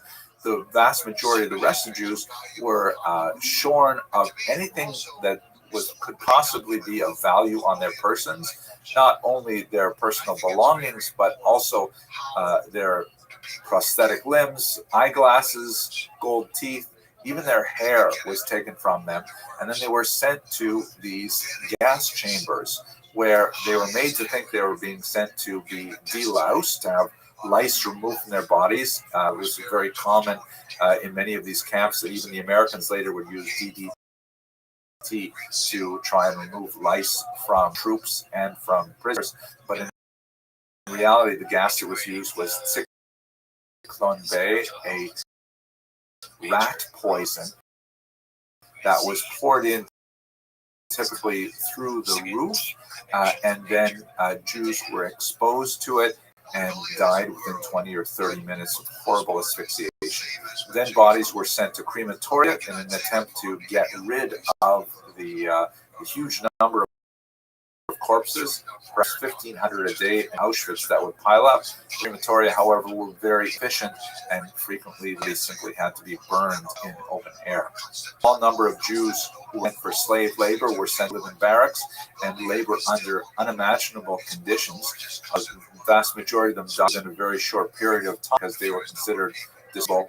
But those Jews survived the Holocaust. Camps were typically the Jews not immediately processed, but rather managed to live because they were sent for slave labor. Other Jews were selected for medical experimentation. Horribly cruel, genetic experiments were conducted on children in particular if they were identical twins. In the end, when they liberated the camps, they found a small number of emaciated Jews who had just barely survived the war. This is one of the most horrific chapters in Jewish history, perhaps in world history. Thank you very much for watching. It's like being in the ocean in many ways. So you have this extremely open space, and the wind is usually blowing through it, but it's extremely fresh. out of the Arctic. It sweeps down across Mongolia. Cold as thick sometimes, but it's always fresh, always fresh. So you have the wind coming in, you have the smell of the wind. Also, then there's grass. The smell of grass becomes very important. Now, because of the particular location, from one year to another, one area may have grass one year, and then drought the next year, another area has grass. So you don't always know. If it's not grass, it's dust. Yeah, dust going in, the dust doesn't smell so good, it doesn't feel so good. But that's just one more part of the country. The waters are mostly pure. Unfortunately, there has been pollution in this century from mining in several areas. But even when I was there, even today, when we go to some place like the Sea Link River, where we talk about the Market Live, so it's a place of pure waters, and that's how Mongolians define their world, is by the water. They don't, Genghis Khan does not give lands to his sons to rule. He gives waters and people to rule. They do not refer to the earth as land, they refer to the earth as Dala, ocean, the sea. So water is very important. To learn the rules about water, you don't camp by water. If you camp by water, your animals and you are going to be polluting it, messing it up. So they're back, maybe in our modern terms, about a kilometer back. You take the animals to the river to drink, and then you take them away. You do not bathe in that river. You take the water away from the river, and you bathe away from the river, so you do not pollute the river. The rules are very strict and very clear. They're from the time of Genghis Khan about how to deal with it. But also, it's dangerous to live close to the river because there are flash floods in the summertime. You can suddenly have it, and it can wipe away if your camp is right there by the water.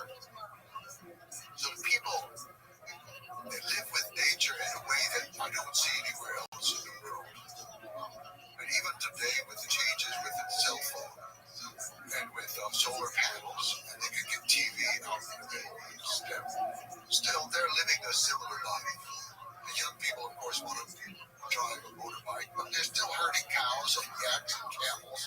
If it's on a motorbike, okay, they're still doing it the local way. But then if we go to the time of Temujin, of Genghis Khan, another component is the horses.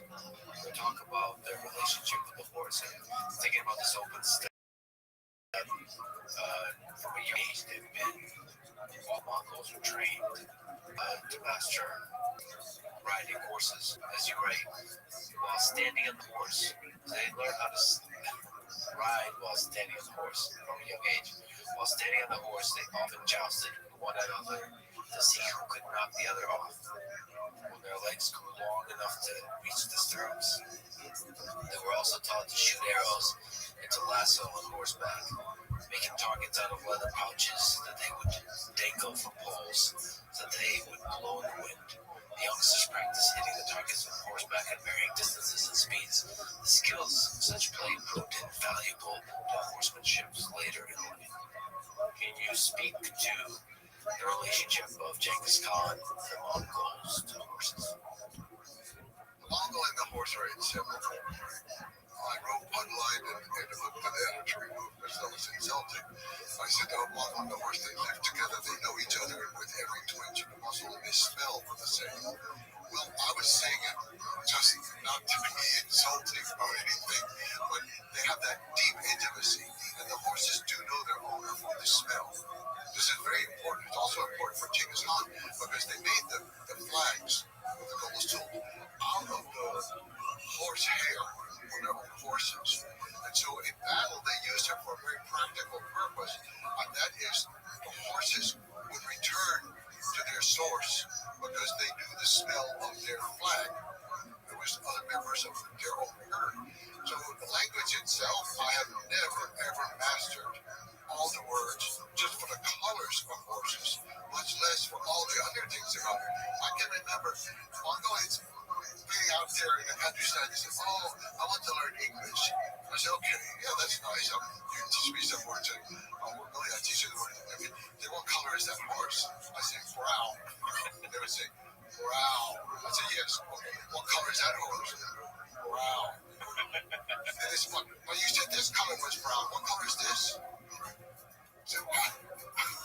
mean, it's just amazing. I mean, they have words based on how smooth the coloring is, the variation in the texture, and all the different. Today in English, sometimes you can put them together. We say like yellow brown or brown brown, or you know. But the words for horses, of course, by sex, and then they have 3% geldings, so they're very important too. And by age, and by whether or not they're reproduced in the case of the females, all these things are important parts of the horse. And the horse, a few years ago, a presidential candidate ran under the slogan, "Raised in the dust of many fast horses." It just resonates with the Mongolian spirit, and the dust itself is important. The Mongolians, they will wipe the sweat and the dust off the horse and wipe it onto their own forehead, which is the most sacred part of the body, where the soul resides. This is how intimate the relationship is with the horses. And they're hard on them in some ways. They train them very well. They ride them very hard. But the horses are also trained for that. They use a very small crop. It's a little bit like a stigma does. It's like they hit the rump of the horse. Never anything else. They're horrified at Western people who use metal spurs and metal to harm the horse in the stomach. And to harm the head of a horse, they say it's a capital crime. I don't know if someone executed for it, but you never ever harm a horse's head. So horses are important in every way, even religiously important with the making of the fermented horse's milk. That the mother goes out every morning and she throws some to each of the 4 directions to start the day. And they use it for every kind of thing. Well, you know, some things puzzled me in my watching. I remember one day we were a very nice family. We happened to be on a gelding day when they were under gelding with bee stallions. You don't get the bee stallions, but one of this family, they had a bunch of boys, and only one or two girls, probably 4 or 5 boys. And one boy was maybe 11 years old. He fell from the horse. You couldn't see him, not so far away. He fell from the horse. He didn't get up. No one moved. In fact, they all kind of turned attention away. And I thought, what am I supposed to say? This boy fell down. Somebody go get him. No. And then the boy was trying to hobble back. He still had the reins, so his horse was, but he couldn't remount. He was trying to hobble back, so his little brother went out to help him come in. And they came into the gear and they sat down. And the mother just turned her back. And I'm thinking, how on earth can you do this? This is a child. This is your child. You know, but 2 weeks later, by chance, another boy who was practicing for Nada annual races, like this boy had been doing. He was off in an area right close to the forest and mountain area, and the horse bolted, took off through the woods. He was knocked off by a tree, and then the horse went deeper into the woods. The boy followed him. The boy became lost. The boy was 12 years old. He was lost for 2 weeks, and he lived. I would have died in 48 hours. He lived. He said, well, he slept in the daytime when it was warm. He walked at night when it was cold. Even though this was a summertime, the nights could be quite cold, especially on mountain. And he sang loudly all night long to keep the wolves away. But he knew what to eat. And then he walked until he found water moving, and then he would follow that water down to the lake. He lived. And I realized, the boy falls from the horse, his mother's not going to feed him. She knows that. It's probably hard for her too to see her boy suffer, but she knows. Just a small tangent. There's a wrestler named Gary Colan, and he tells the story about mental toughness. That the first time he saw truly mentally tough people was when he visited Mongolia for a wrestling tournament. And he remembered that they were taking showers in ice cold water.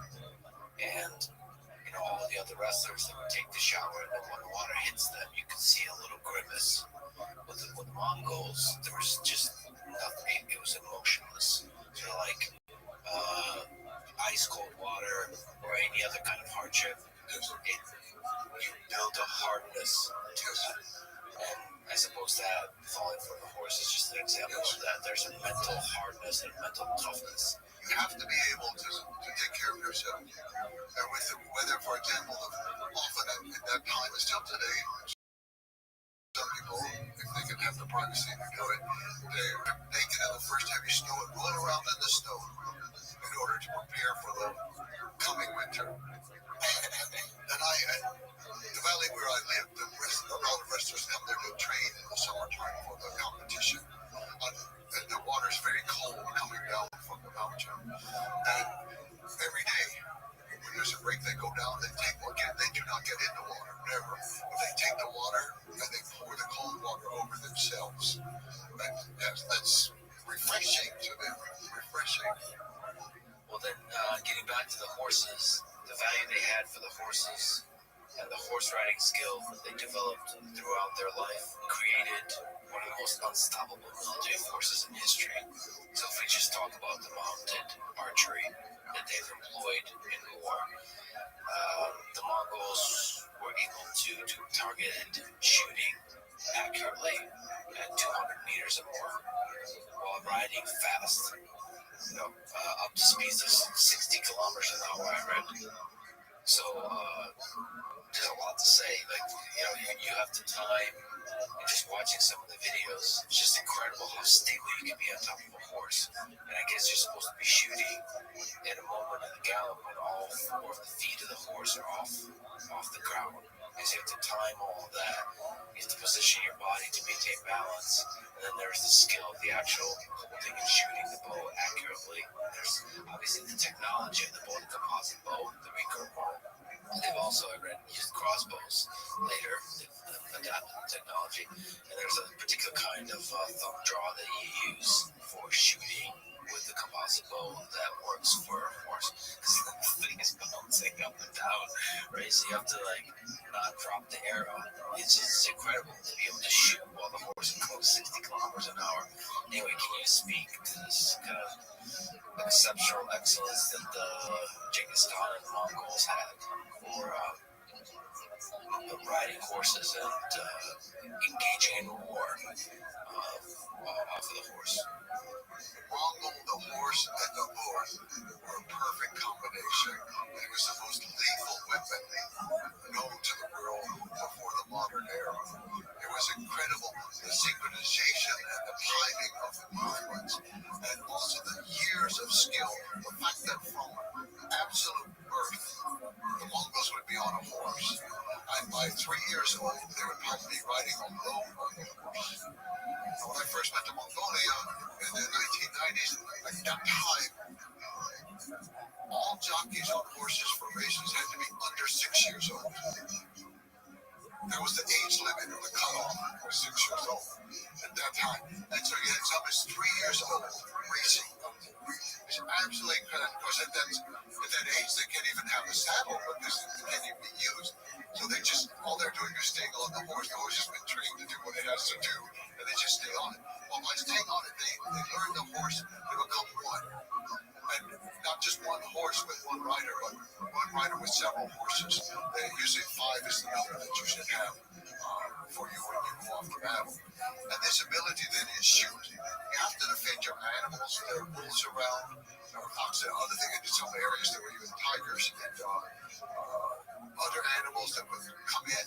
And you had to be able to shoot to defend it against other people who might be raiding you. So they became excellent archers.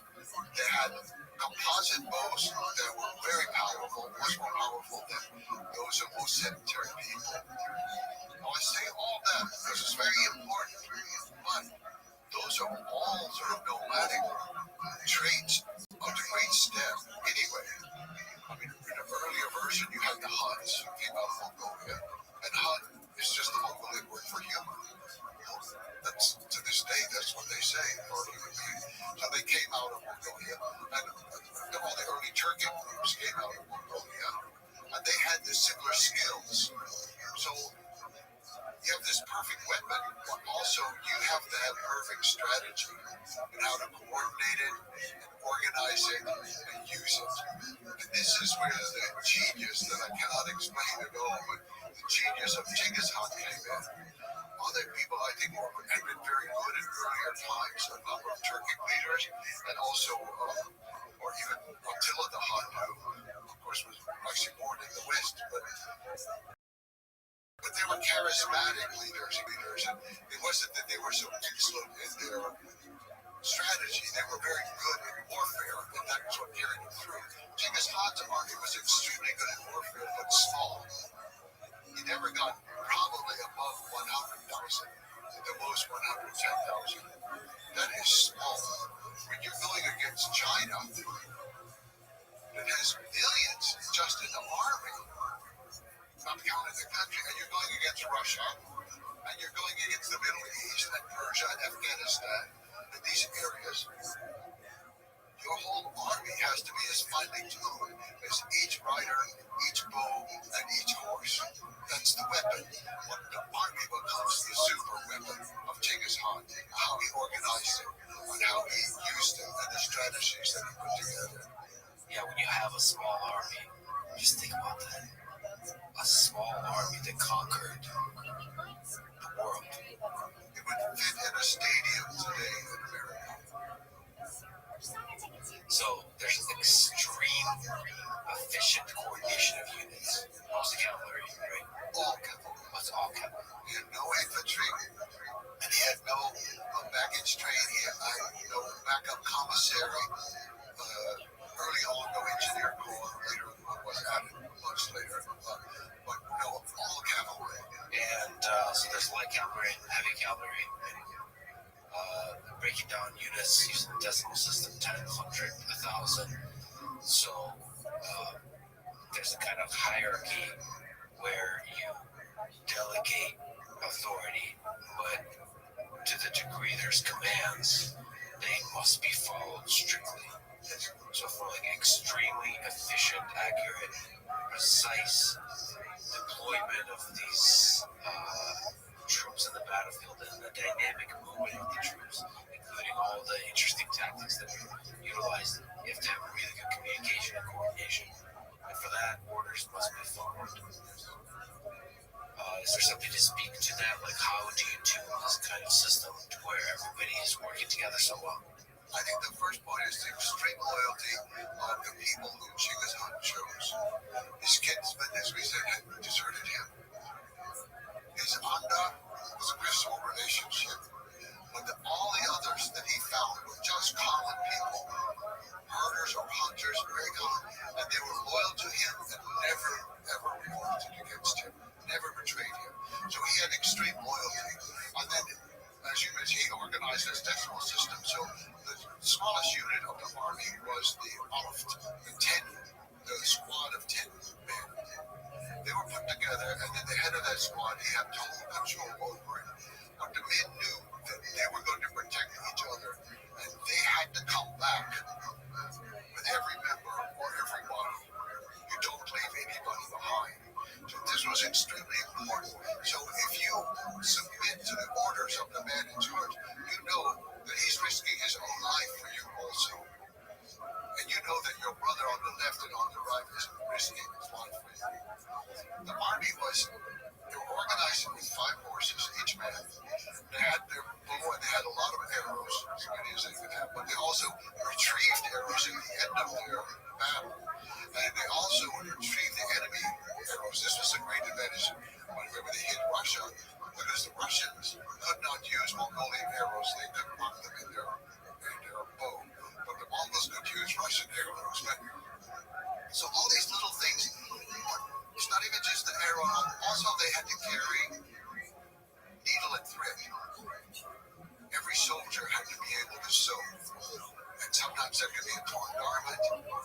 It could be a piece of skin that somebody had. It's a very odd thing when you think of the army of Genghis Khan and they're carrying everything themselves. They don't have any pack train behind them. And then one of the things they have to carry is needle and thread in order to sew up things. Complete self-reliance. Yes. They also carried dried dairy products. Auto, it's called, where they dry curd, and they can keep it for a couple of years even. But you dry it, and then when you need it, you can put it in a flask of water. You ride all day and jog us up and down. It turns into kind of thick protein. It said that the Mongols could easily go 3 to 5 days without ever building a fire.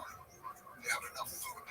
So all these little things at the lowest level were important, as well as the highest level of his loyalty of his men to him. And it went all the way down. Loyalty was extremely important. And he organized the army into left wing, right wing, or east and west. Mongols, the word for left is east, the word for right is west.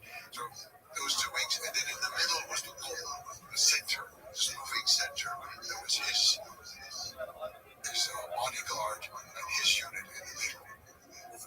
Then usually they'd have a vanguard, a rear guard, and sometimes the vanguard would go out as much as 2 years in advance to clear the land, run the people away, scare them, make them go away, so that the grass is left there for the army when it moves through.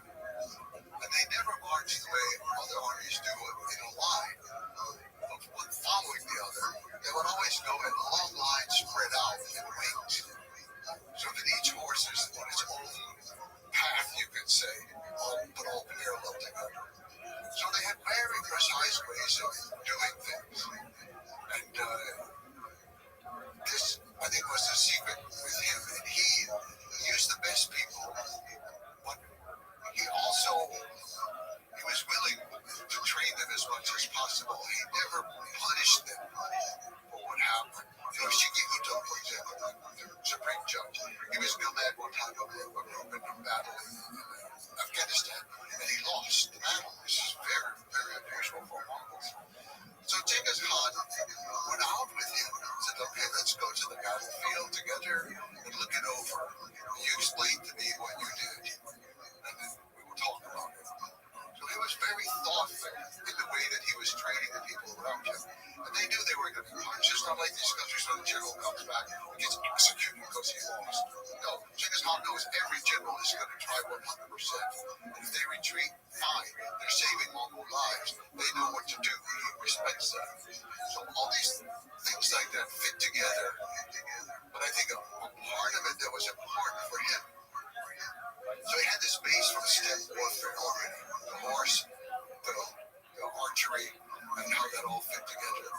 But he was very quick to embrace any kind of other technology that he saw. I think that sedentary armies, like sedentary civilizations, get stuck in their ways. This is how we do it. And we're going to make it a little faster, we're going to make it a little bigger, a little stronger, but this is how we think. Genghis Khan had no set way to think. And when he encountered the first walled cities around 1209, after founding his nation in 1206, he went out on these raids. And I really think they were raids on wars at first. So he went into Tangan territory of what's now northwestern China in the upper reaches of the Yellow. So he went there, and of course the cities have walls around them. This man who's never encountered a wall in his life. Well, he did, but they were made out of felt. Walls around his tent or felt walls. Yeah, just imagine what it's like for the first time in your life seeing a wall. When you come from the Mongolian steppe where there's very few even natural wall-like things. Well, they have like the wall cliffs in some places. They're familiar with that. They can climb them, but they don't have people at the top shooting down the mountain. So he looked at everything around him, and he saw, okay, they have this river, and they have all these channels, and they're always moving water around. And like you said, for Mongol, anything that moves is a potential weapon. Anything that doesn't move is a target. You've got moving water, you've got a standing, non-moving wall. So he said, okay, the men are going to dig a channel, and they're going to bring down the wall of the Tangan city. Well, they did it. They didn't know exactly what they were doing, and the embankments weren't high enough, and too much water came in from the Yellow River and actually flooded out the Mongol camp. But, okay, it happened. We learned that lesson, so we can improve it.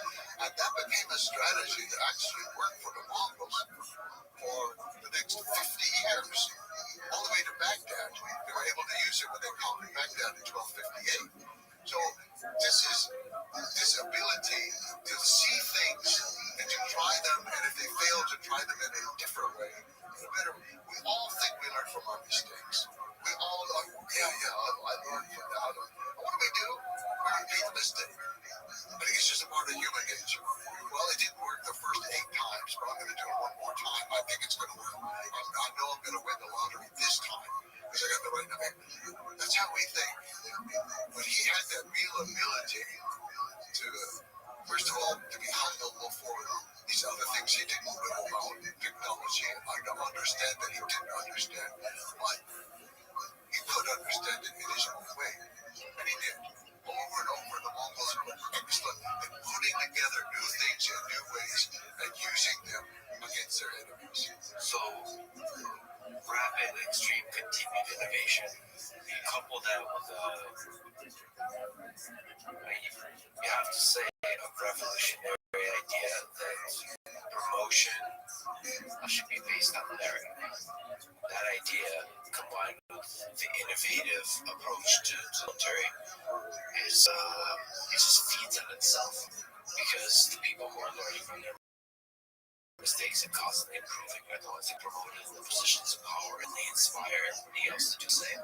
And so it's just, if every action is judged based on the excellence of that action, then over time, repeated iteration and more creates a more and more powerful army. Yes.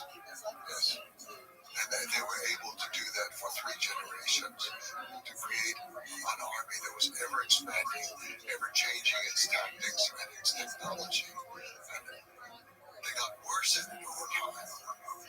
When Genghis Khan was innovated, he was the best with it, and he used it throughout his lifetime, and he was getting better over his lifetime with using foreign information, foreign technology, foreign ideas. He just had a genius for that. If we go back to the horses, you mentioned every soldier had 5 horses. The reason for that is the horses get tired. Yes. And so you can cover a lot of ground in a single day. Yes. Usually the way the rotation of the horse would usually ride for 1 day and then rest for the next 4 to 5 days, and then another horse would be riding the next day. One way to measure it is later the time of the death of a day hunt. The word went from Mongolia to Hungary in 6 weeks. Mongolia to Hungary in 6 weeks. So let's just imagine this army that's able to move at such high speeds. It does not need to follow roads because it's used to riding in the open steppe. So you can do all kinds of dynamic movements and circling of place. And then also, one of the other famous things is the feigned retreat. It was used continuously. Can you explain how that worked? The Mongols did not fight for honor the way we often think of brave soldiers, Achilles, and the Iliad, and things like that. They fought for victory. That was the one thing. So to retreat, to save lives, there's no shame in that.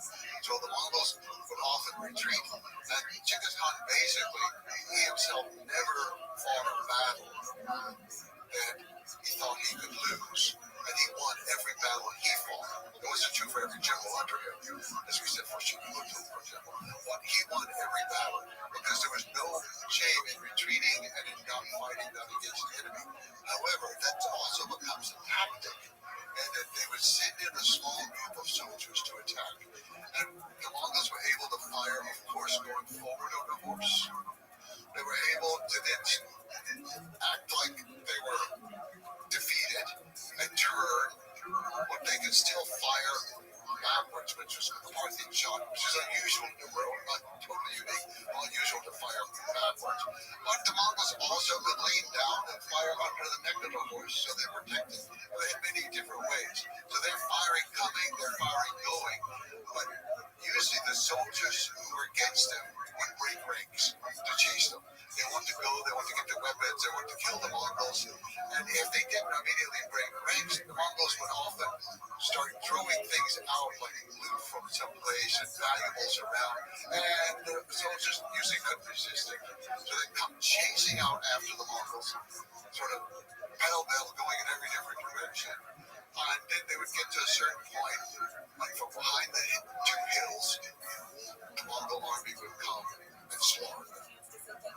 Over and over, this tactic worked. It's like the one with the water. I'm thinking to people, how can they not know this is what the Mongols are doing? How can they not know that?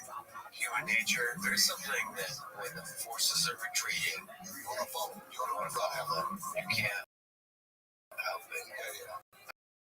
I don't know what that is. That's maybe the animalistic ability, the high speed for the Mongols to encircle and attack the flanks, which there has been many great military historians who have written about the great military forces throughout history. And one of the things you write about in general is the Mongols don't get written about almost at all, and don't get credit for the military tactics and the military genius exhibited through the different strategies. This kind of idea of the feigned retreat and then attacking the flanks, that's it's not invented and perfected by Genghis. It really was a military genius. But there were other things too, they didn't like roads. They just didn't like roads. So they would often be coming from some direction that nobody ever came from. And the people would be unprepared for that. The most famous example is probably Bukhara. This is a beautiful, wonderful old city, a great place in the world to this day. And they came across the desert. Well, nobody had ever attacked across the desert, so people see dust coming. They think, oh, caravan. They don't even know what's going on. But it was the direction. There was a surprise element in that particular case. So he was able to think in ways that the other people were not thinking yet, and to be able to surprise them. What do you think it, again, felt like to have this Mongol armada of the horses? The ground must shake when you have that many horses. What do you think it feels like to be in a town when Genghis Khan is approaching? I think that terror was one of the greatest weapons that he had. That he cultivated this reputation of ferocity. Not only did he win battles, but he didn't allow people to write about him, as we said, but he encouraged refugees. And when he conquered a city, he always made sure there were plenty of refugees to go to the next city because it's going to weaken them. It's going to weaken their food supply, and they're going to terrorize the people with tales of the millions of people that the Mongols killed with their steel chiseled teeth and eating children and all kinds of horrible tales. Genghis Khan encouraged it. This is propaganda. It's terrorism of a mental sort to weaken the enemy. And so when you hear, or even if you know they're coming, you see the dust, you hear the kind of roar that comes with all those horses and the trembling of the earth. It must have been truly terrifying. So the psychological warfare was a part of the whole process. But as I understand, there was always an offer for the towns and the territories being attacked for them to surrender peacefully without the loss of life. And the alternative would be the near complete loss of life. Can you speak to that? Genghis Khan had a precise system. Exactly. He sent in envoys first to explain to people a little bit about the Mongols. Already much was known. But to explain to them that if they surrendered, all the lives would be spared and they could continue in their professions. It's just that now the rulers would be the Mongols. They would have to pay the taxes, and usually be the same taxes, but now they would go to the house. That's kind of the general system. And because you only have 100,000 soldiers, you can't leave it detaching there. So you're going to leave the local people in charge to run their country, or their city, or their area, the way they have done in the past. He was absolutely faithful to them. In one episode in the north of Persia, modern Iran, his son-in-law, Rothschild, he violated that. It was stealing and looting from the people who had surrendered.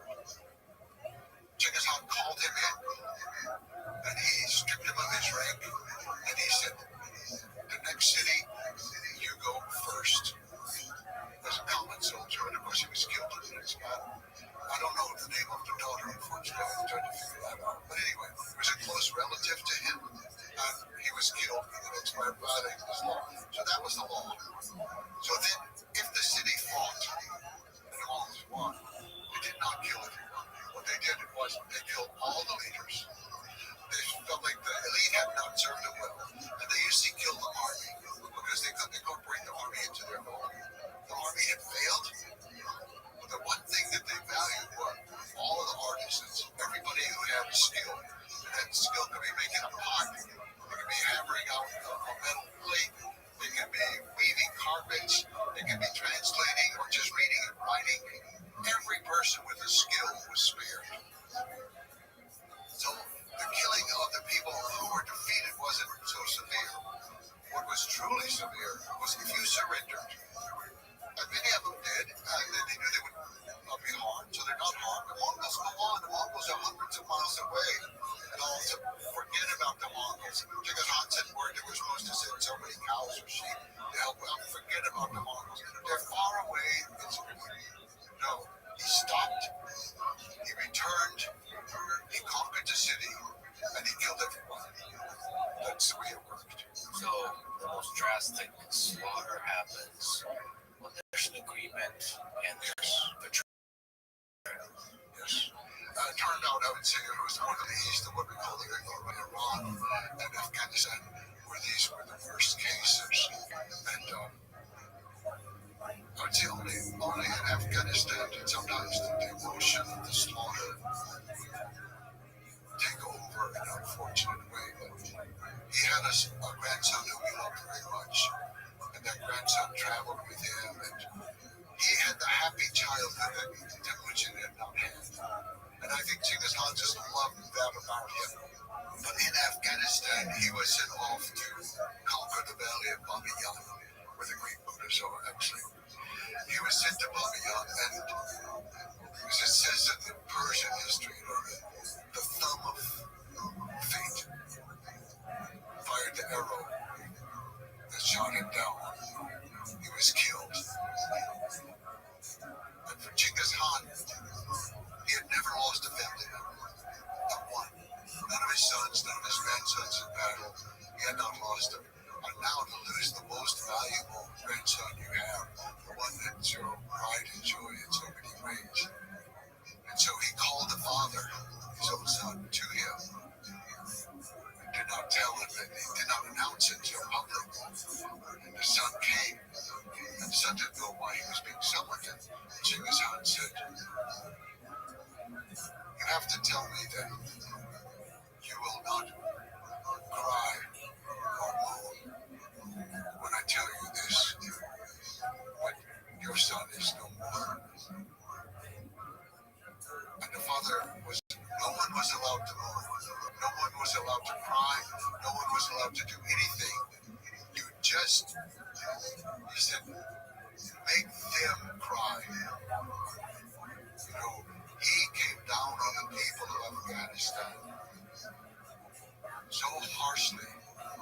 And it went on for weeks and weeks, the killing in Afghanistan. And then it just kind of wore itself out. He recognized that he allowed his emotions to overcome practicality, and that slaughtering of these people should stop. And so he did. That's the only time I know of that he really kind of lost control of his own emotions. And it's something we can all understand, but his response was truly extreme. We will not cry, we will not mourn. They will cry, they will mourn. So that goes against the cold, rational way he approached war, which is peace is offered and then betrayal is punished. And he did not slaughter the people in the peaceful towns. What happened was the killing of what people thought was the heir, and he well may have been, of Genghis Khan. The killing of him revitalized a lot of people's hopes, and a lot of cities revolted. The ones who did not revolt were not killed. But the cities who revolted, he killed them all. There was a mass slaughter. There are estimates that Genghis Khan and his Mongol Empire were responsible for an estimated 40 million deaths, approximately 10% of the world's population.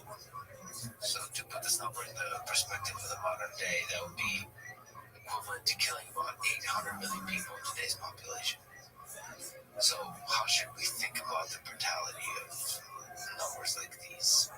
The number itself is difficult to deal with. Millions of people were killed. For every family that lost someone, it's a total loss. It doesn't matter what the number is, because it's tremendous loss. And there was tremendous loss of life. And it's in every war. Judge him any differently than other conquerors in history and other countries today that fight wars, including our own country. Whatever we are willing to permit our country to do, we should be able to understand why Genghis Khan or the Mongols did it. If you look today in the world, people are killing children, women, civilians, every day. Every day. There's always in the name of something, in the name of peace, or in the name of God, or in the name of our nation. There are always reasons for the killing. And the United States is certainly involved with that. Supplying the weapons for bombing people, invading Afghanistan, fighting in Iraq, fighting in Syria. The United States is very involved. And it's always, but we're defending democracy. And yeah, we brought a hell of a lot of democracy to Afghanistan. We killed a lot of people. You can even look back to World War II, our great moment of democracy and bringing freedom and democracy to Germany. We dropped atomic bombs on Hiroshima and Nagasaki. Those were not military targets. We were not doing anything strategic against the country other than terrorizing the country by killing women and children. That's America. That's us. My father fought in that war. In fact, he fought in all. He fought in Vietnam. He fought that war. And he fought in Korea. But he was a good American, and there's nothing wrong with it. And I don't even condemn America, but I'm saying, how can we condemn one set of people for doing it and then excuse it in ourselves? But we tend to do that. Especially barbarian people from the steppe, for example, we tend to demonize them. Or any enemy we have, we tend to demonize them. You said a lot of interesting things there. So one is just the very nature of war. War is how. Then sometimes things like dropping the atomic bomb, which is an act of essentially terror in the same style as Genghis Khan, in an attempt to prevent further war. It's a justification. People are always fighting for peace. Always fighting for peace. World War I was to make the world safe for democracy and peace. And then World War II, well, what happened? We went to war in Korea. We went to war in Vietnam. We bombed Cambodia. We bombed Laos. We bombed Afghanistan. We bombed Syria. We bombed Iraq. We're always fighting for, I'm not a pacifist. I am not. I grew up surrounded with soldiers, and I'm not a pacifist, but I am trying to be a realist that all nations kill. It happens everywhere. So can we universally also then, in the way you're passionately criticizing wars of the 20th century, can we also criticize Genghis Khan and Alexander the Great and the wars fought by Caesar and others in the Roman Empire? And they're essentially wars of conquest, and in some human way were not necessary or were not defensive. They're just part of this human drive to expand, to explore, and to accumulate power. Maybe this is a good place to also talk about somebody I respect a lot, Dan Carlin of Hardcore History Podcast. He did an amazing series on Genghis Khan and the Mongols called Wrath of the Khans, and I recommend people go listen to it. So he had a lot of interesting ideas there. One of them, he presented the idea of historical arsonists. So referring to figures who cause mass destruction but also pave the way for new developments and progress.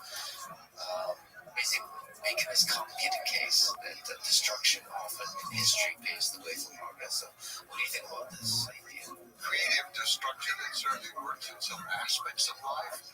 Even with ourselves, for example, if we can creatively destroy some of our habits and build new ones, it sometimes works, or we can destroy relationships that we're in order to create new ones that can work. When you start applying it to world history it does become a little bit more difficult. I certainly think that these episodes create great changes. You can see great changes that happen because of the Mongol Empire. Now, whether or not that's a good reason for the Mongol Empire having happened, it seems like a bit of a stretch for me. You know, the Mongols helped to unify many countries. You can think Korea had been three, basically, kingdoms pushed together. Everything that you see in China today was a part of the Mongol Empire. They put together North China, South China, Tibet, Manchuria, and it was a little bit larger under the Mongols. Even Russia, with so many little kingdoms and duchies and dukedoms, and the center had been in the Ukraine and Kiev. And they shifted the focus out of Ukraine and more towards what we call Russia now. And they began the process of the unification that had a great impact on the country. So, in a way, it's a new creation. Yes, it does arrive out of the destruction. But also, I think we need to look, where does the destruction come from? And it often comes because the powers around them have been so debilitated and so corrupted and so decayed of their own lack of moral fiber that it was easy to conquer them. Okay, so Kublai Khan finally conquered all of China.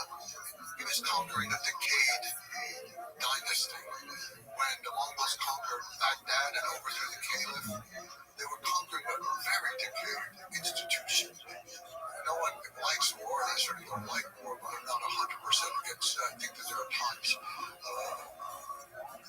that people are going to do it for their own protection, if nothing else, or their family, and it's justified in that sense to themselves. It may not be justified in a world sense, but I just make the case for being tolerant of what the Mongols did if we could tolerate what the Americans did. And I am American to the truth, there's no question about that. But we overlook all of our things that we did.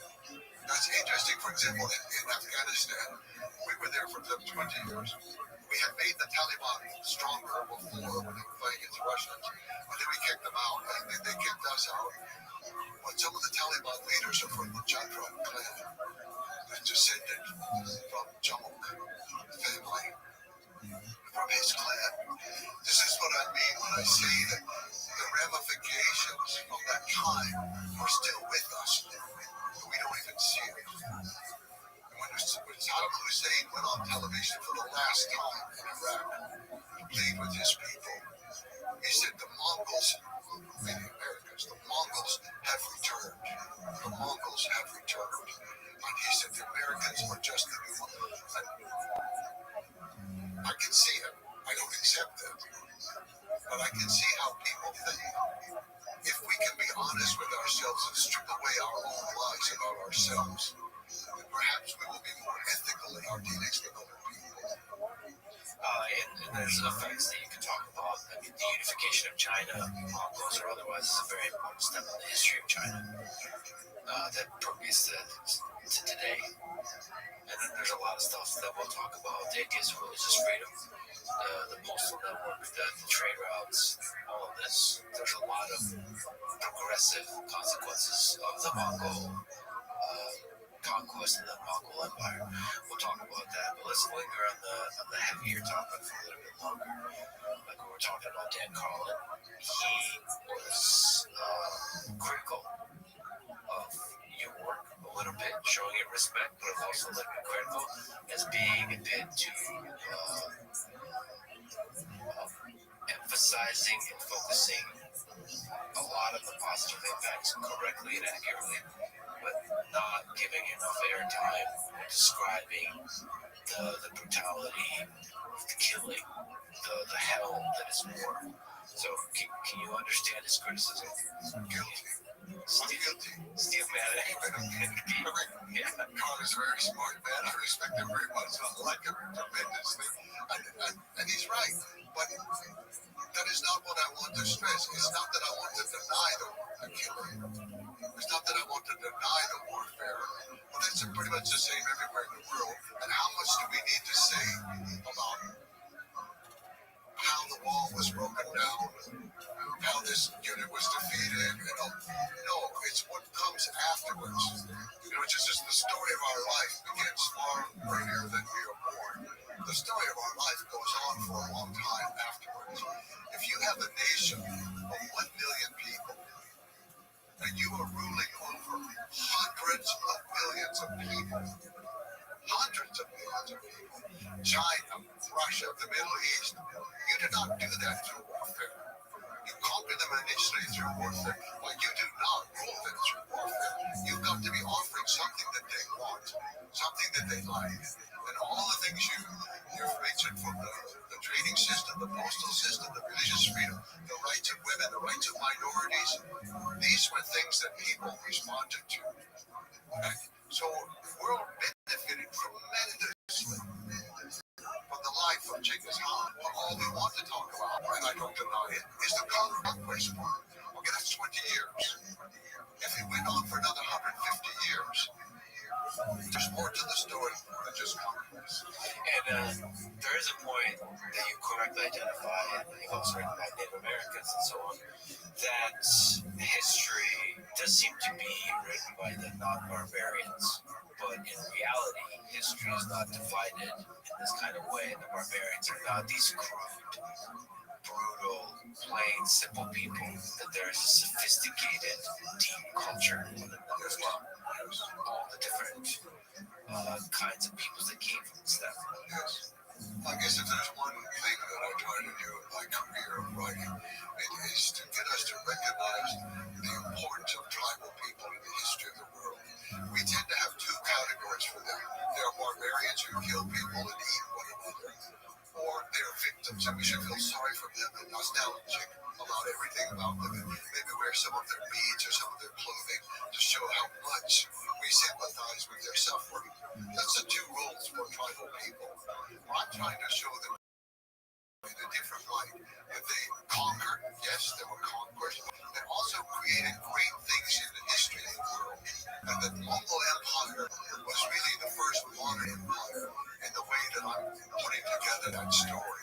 And Genghis Khan was the genius behind that, who created this idea that there could be one world in which there would be one set of supreme law, but all people could follow their own law. You could have any religion you wanted, but ultimately you had to obey kind of the great ethics of the sky. And there were things like that about his vision that I think very few people in history had a vision. And I look around the world today, and in my lifetime, since the time of Roosevelt's death, I look around, I don't see much vision.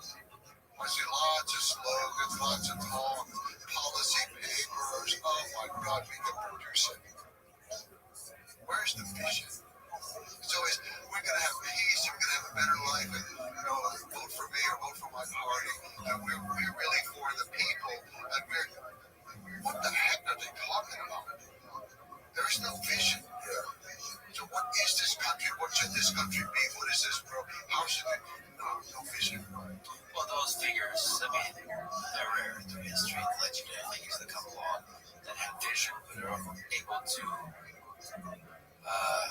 capture the public imagination, define vision, but also have the skill to execute it, implement it, and all of those things combined, and have the mental fortitude not to be corrupted by success along the way. All of those things. It's very rare in history. And when they come along, they change the direction of history. If we can look at some of these world-defining ideas, religious freedom it's just surprising and incredible that Genghis Khan was able to enforce, inspire the value of religious freedom throughout all of these disparate lands, for religion was a very powerful force. So can you speak to that? Some empires in history, some rulers have been tolerant of various groups. I mean, Rome, to some extent, was reasonably tolerant of different sects and religions, not the Christians, but reasonably. But what happened with Genghis Khan? The first campaign he had outside of Mongolia was for the Uyghur people who live in Western China. They at the time were being ruled by, as you may mention before, the Naiman king, Tata.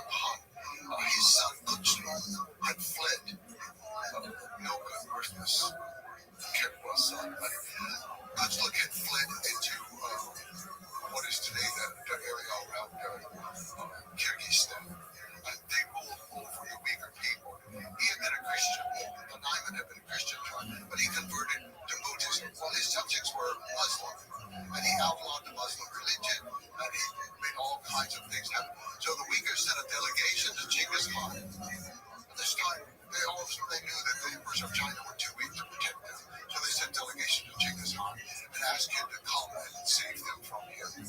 And he did. He sent down a detachment. He didn't actually go himself. He sent a detachment down there. They drove Gutsun from power. Gutsun went down towards Pakistan in that direction. They caught up with him. They killed him. That's what the Mongols said. And then Genghis Khan made the first law that he ever made for people outside of Mongolia. Up to this point, it's been tribal. And he saw, as we mentioned before, that for the tribes were mostly fighting over women. So you outlaw the kidnapping of women, you outlaw the sale of women, and you cut down on a lot of the feuding. But he saw that civilized people fought a lot over religion. They weren't fighting over women, they were fighting over religion. And so he made the law. This was very interesting. Talk about religious freedom. Religious freedom comes in many forms. One form is to allow institutions to do what they want. So we're going to allow the Mormons and the Catholics and the Jews and the Muslims each to do what they want in the organized churches that they have. This law was not that, and it presumed that, it allowed that. But he said every person has the right to choose their religion. No one can stop them, no one can force them. The idea that it was individual choice, no one in history had ever thought of that it belonged to the person. I mean, that's a really, really powerful statement. Yes.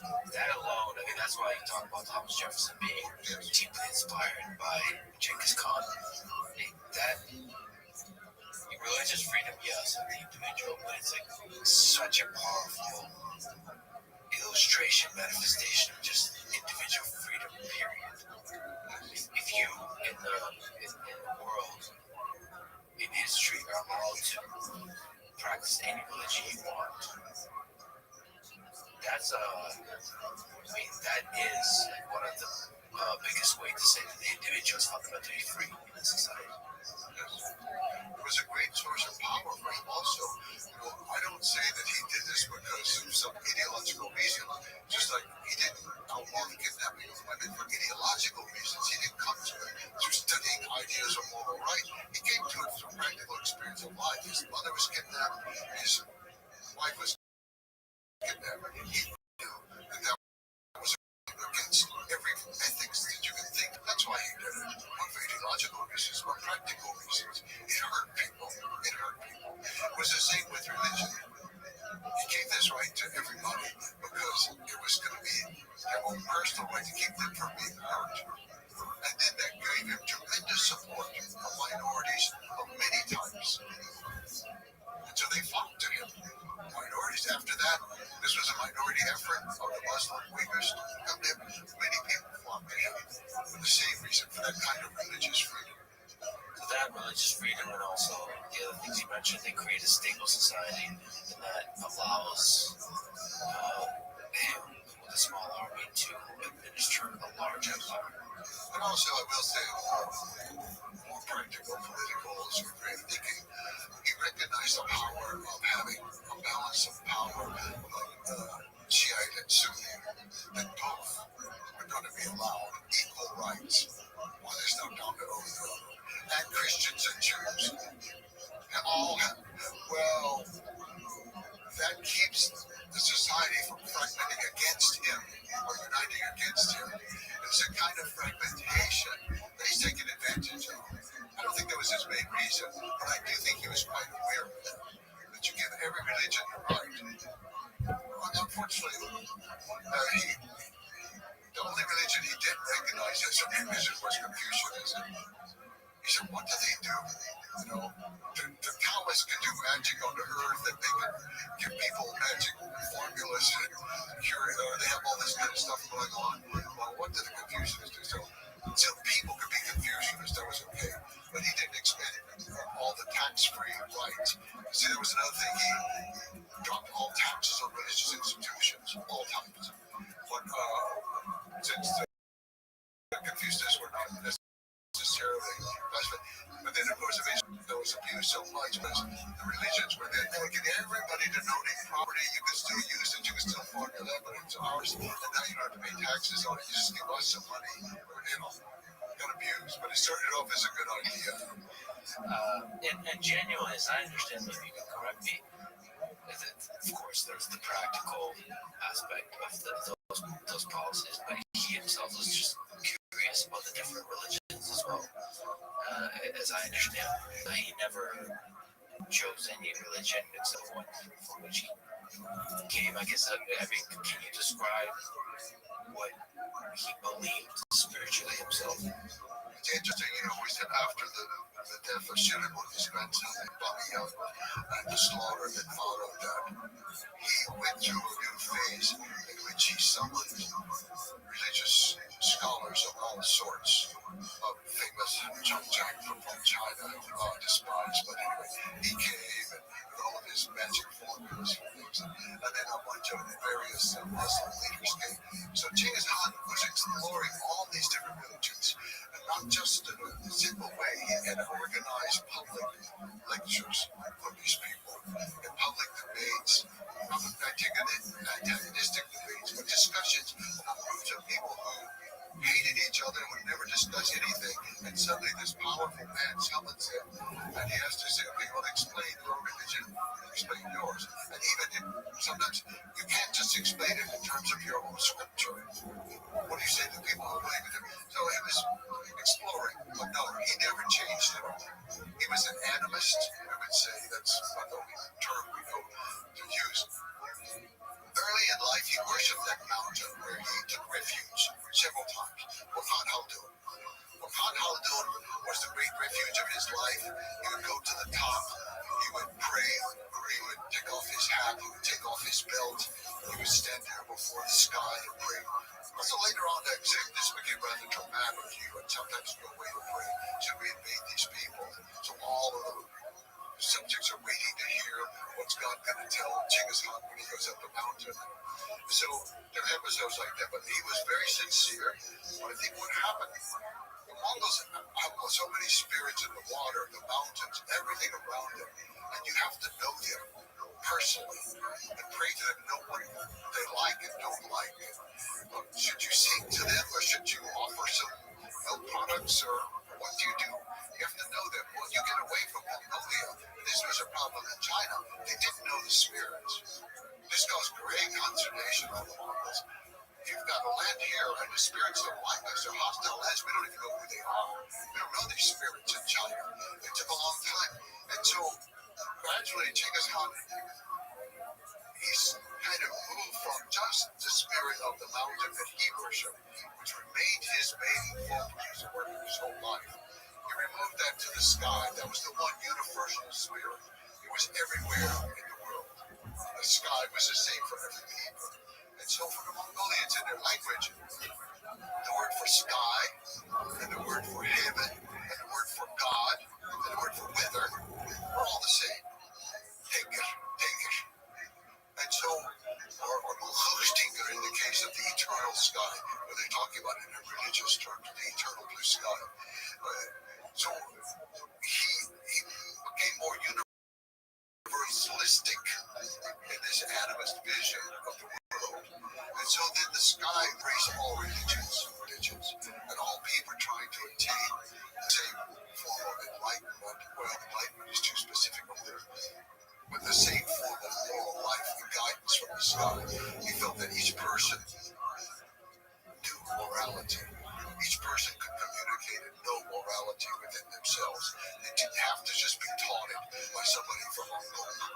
And in fact, as one of his grandson Mohan said, you people talking to all the others, to the Christians, the Jews, the Muslims, the Taoists, that you people have your scriptures and you don't live by them. We have our spirits and our shamans and our drums, and we live by them. And I think it's true. It's just, throughout this conversation, it's just blowing my mind. The kid from the Mongols that lost everything, right? Just had the hardest of lives. Is now, yes, a military genius, but also this kind of sage type character to understand the value of religious freedom. I mean, there is a cynical way to see all these things, because he did awfully a lot of things that look like he's a feminist. And you're saying, well, the cynical way to see that is when he saw the value of promoting women in positions of power because they create a more stable society. And, there's less power struggles and all that. But the reality is, there's a lot of things that look awfully progressive about the things he's implemented, and they stayed. I'm not trying to say it in modern terms. When you have 1 million people, you've got to use everyone. And the men are fighting, and so he left women to administer a lot of things inside the country, the economy in particular, and then some of the ancillary Turkic kingdoms around the Mongols, such as the Mongols, the Armenian, different Mongols, and the Uyghur even, were administered by his daughters primarily. And then his wives were in charge of administering the land of Mongolia itself and handling the economy. So he was using the women, but in a very practical way, but it wasn't necessarily in our ideological way. I think it's the same with the environment.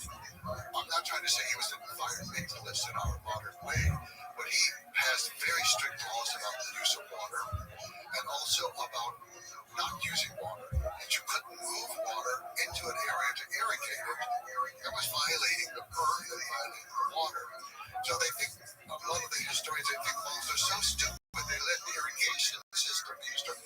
No, it takes more work to destroy an irrigation system than it does to create it. They destroyed those systems out of a policy, and that was, this is going to return to pasture land. This last Senator Kublai was the one who changed that, actually, and then started allowing for more irrigation and movement of water things. But Genghis Khan, we can't use these modern terms of like a human rights crusader, or that sense he's a Democrat, the modern sense, or environmentalist, or feminist. But all of this was a part of it. Another part was the protection of envoys. He said every envoy, every ambassador, every messenger is protected from arrest, from torture, and from killing. And if you kill one of ours, we will wipe you out. And in 1240, that was the destruction of Kiev. This is after Genghis Khan had written Good Khan, his son, the happy dog. Good Khan, his army had come there under Subadai, the greatest general in the history of the world, I would say. Subadai, the person who's up to that, was Genghis Khan. It was for the military part. He was the British strategist for organizing everything together. But the military part was Subadai. So Subadai had been there, and they sent in an ambassador who happened to be a woman. Now, some of the Western sources say a daughter of Genghis Khan. I have no evidence of that, and I don't quite believe it. Maybe she was kin to him or something. Some say she was a daughter of Genghis Khan. Others say she was a witch. The people of Kiev decided she was a witch and killed her. Okay, that's it. That's it.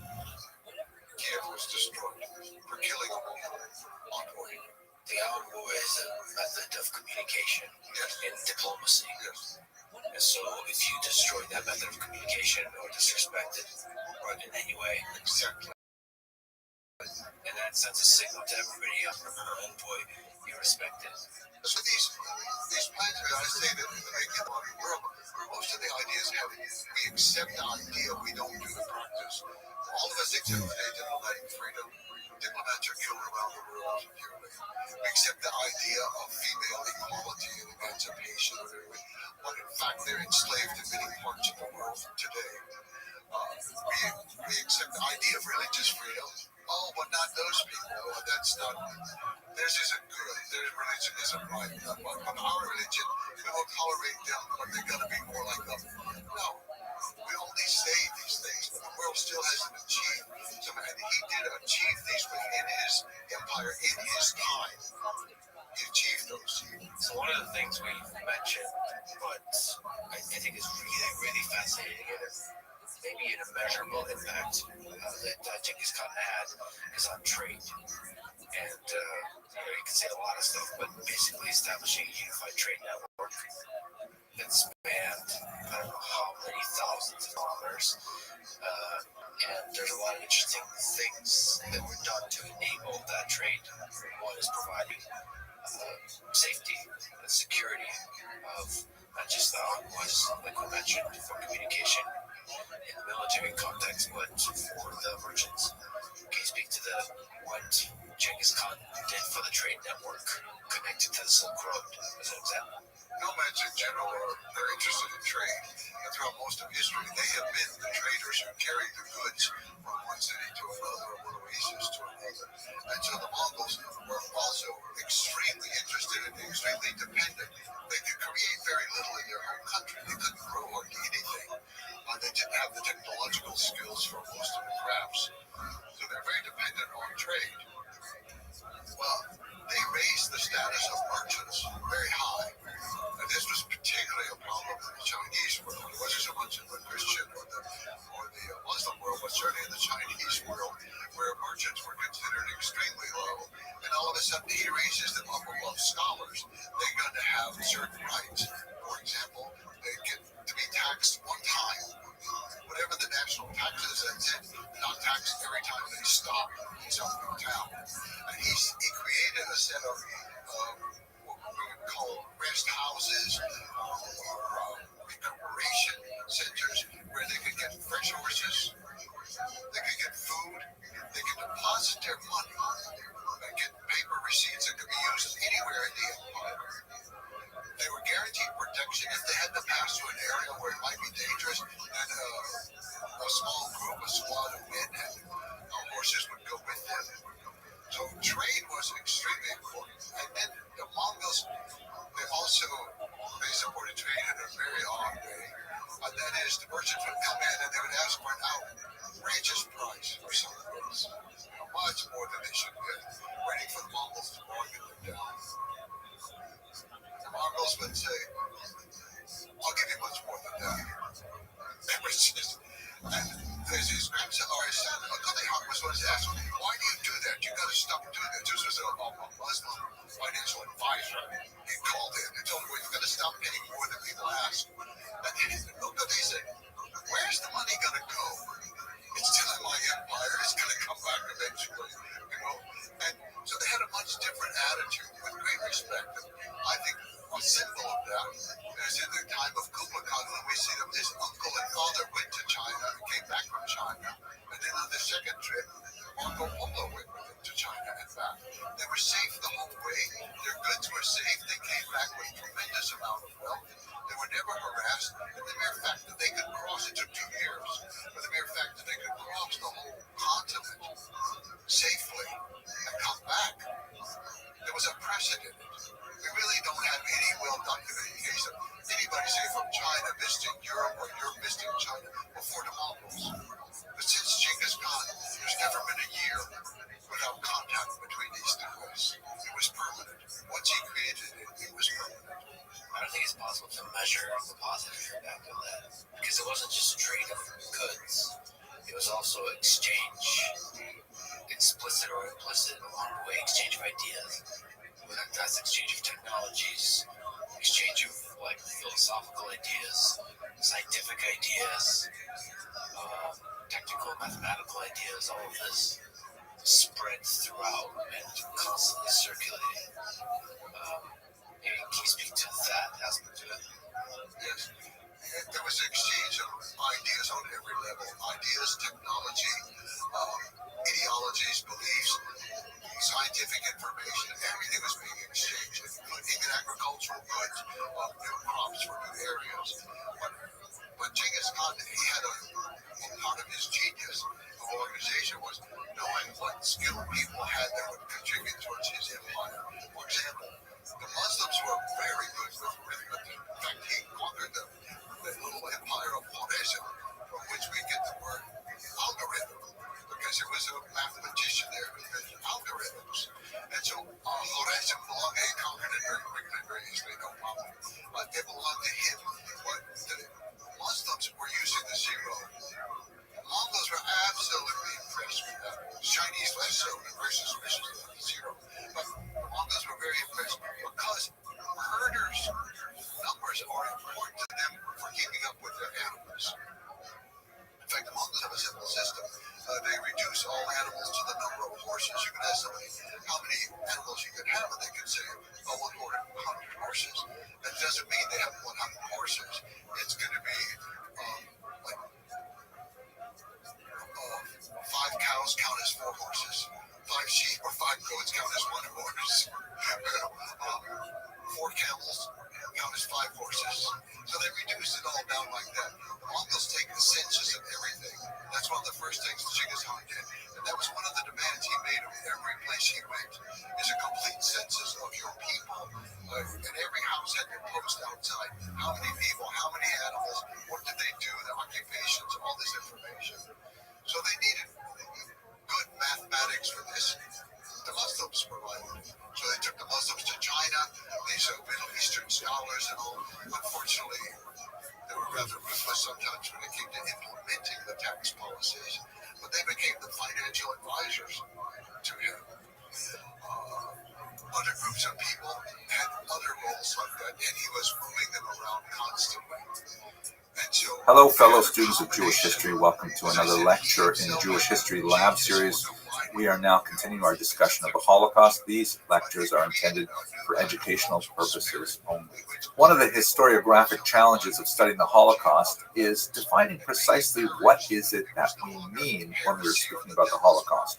Are we talking about the overall period of persecution that the Jews suffered through, as well as other peoples, during the reign of terror of Adolf Hitler? That could easily take us back into the early 1930s. Or are we speaking about something more narrowly focused, like the persecutions that came along with the invasion of Poland in September 1939? That's also quite a reasonable possibility. But the Holocaust and World War II are overlapping and not identical phenomena. Coming to the core of the events which we associate with the Holocaust involve 2 major periods of Nazi activity: the period of the Einsatzgruppen and the period of the death camps. This is the era in which the Nazis enacted actual mass murders, as opposed to the horrific conditions that were endured by Jews during the period of the ghettos. So let us look at those 2 moments in particular. We recall that one of the prerequisites of the beginning of hostilities in September 1939 is the sealing of a non-aggression pact between the Soviet Union and the Third Reich, which allowed both Stalin and Hitler to invade Poland and the Baltic states and simply divide up the territory between them. That meant that a significant number of Jews found themselves inside the Soviet orbit between 1939 and 1941. I have a longer lecture on that topic specifically in a different series. See my YouTube channel on the Holocaust for a longer discussion of what happened. But basically, Jews there, like the surrounding people, were subjected to rapid communization, collectivization of farms, arrest of intelligentsia, and so on. The Holocaust per se really begins, in my humble opinion, with the end of that Soviet period on June 22nd, 1941, with the launch of Operation Barbarossa, which was the Third Reich of the Soviet Union, abrogating that non-aggression pact as Hitler surprised Stalin with a massive rapid advance into Soviet territory. Now, why that is specifically connected to the Holocaust is because behind the Wehrmacht troops, behind the regular army that were sent in to defeat the Soviet Union, Hitler sent 4 mobile killing squads called Einsatzgruppen. As you can see in this map here, these 4 squads spread out throughout the territory that they conquered in the Soviet Union, and their task was not to prosecute the war against the Soviets, but to prosecute Hitler's war against the Jews. They would go into the local villages known as Städtlach, little Jewish townlets that dotted the countryside, round up the local Jewish population, along with other enemies of Hitler, such as communist leaders. The Einsatzgruppen would march these Jews and others out to local ravines. If there were no dry riverbeds in the vicinity, they would have the Jews dig their own graves, and then they would simply shoot them by firing squads. This is sometimes called the Holocaust by bullets, because it represented a remarkably large number of casualties, civilian casualties of the war.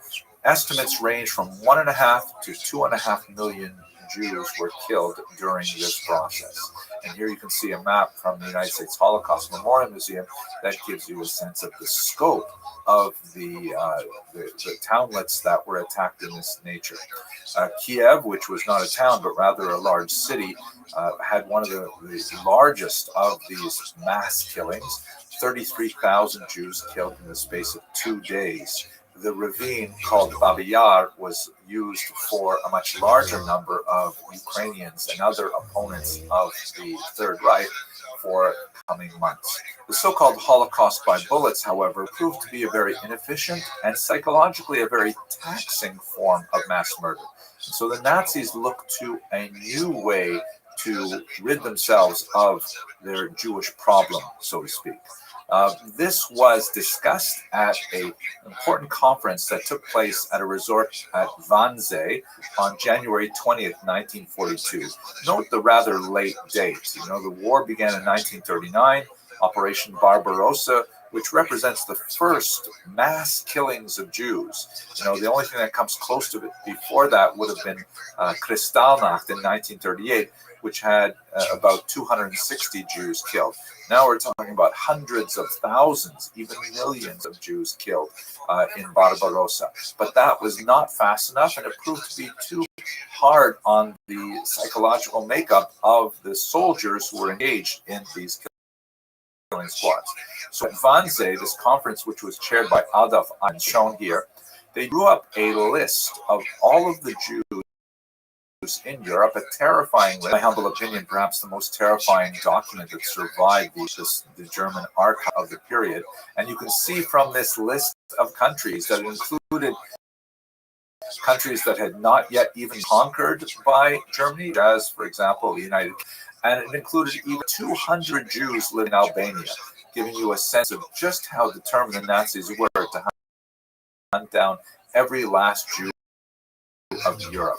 They counted up 11 million Jews, and from the Wannsee conference, it appeared that they intended to massacre all of them.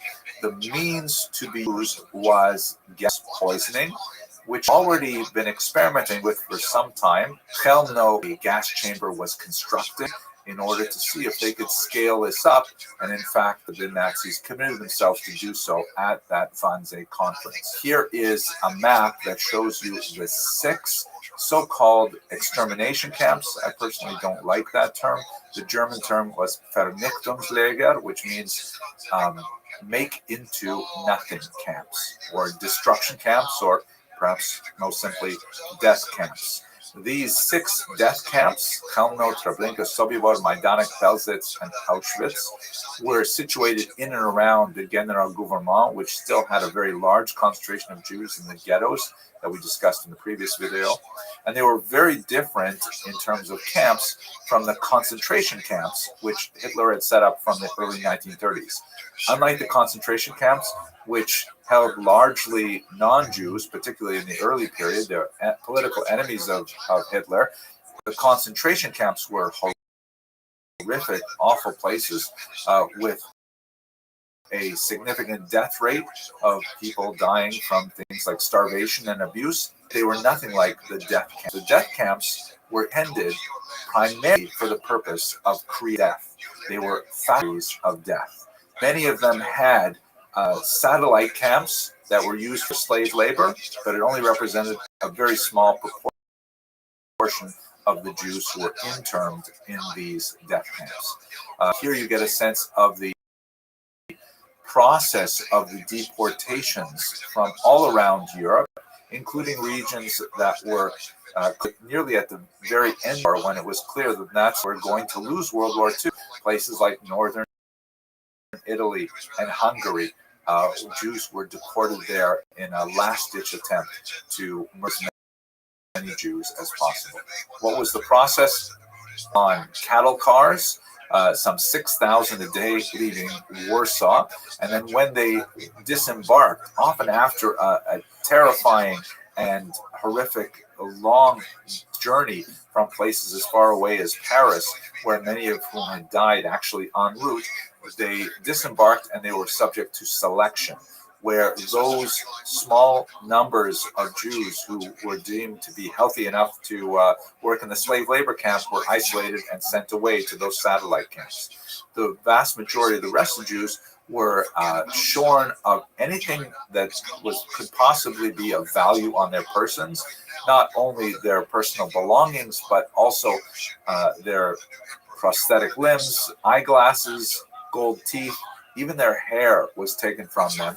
And then they were sent to these gas chambers where they were made to think they were being sent to be deloused, to have lice removed from their bodies. It was very common in many of these camps that even the Americans later would use DDT to try and remove lice from troops and from prisoners. But in reality, the gas that was used was Zyklon B, a rat poison that was poured in typically through the roof, and then Jews were exposed to it and died within 20 or 30 minutes of horrible asphyxiation.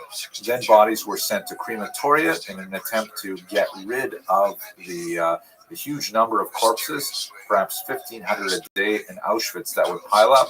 The crematoria, however, were very inefficient, and frequently the bodies simply had to be burned out in open air. Those small number of Jews who were sent for slave labor were sent to live in barracks and labor under unimaginable conditions. The vast majority of them died within a very short period of time because they were considered disposable. But those Jews who survived the Holocaust in these camps were typically the Jews who were not immediately processed for gassing, but rather managed to live because they were sent for slave labor. Other Jews were selected for medical experimentation, horribly cruel, genetic experiments were conducted on children in particular if they were identical twins. In the end, when they liberated the camps, they found a small number of emaciated Jews who had just barely survived the war. This is one of the most horrific chapters in Jewish history, perhaps in world history. Thank you very much for watching.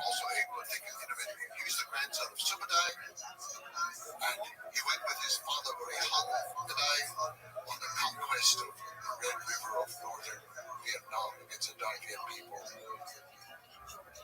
They went down the river. They were trying to surround the Chinese territory. So we're going to hit them from the north, from the west, and from the south.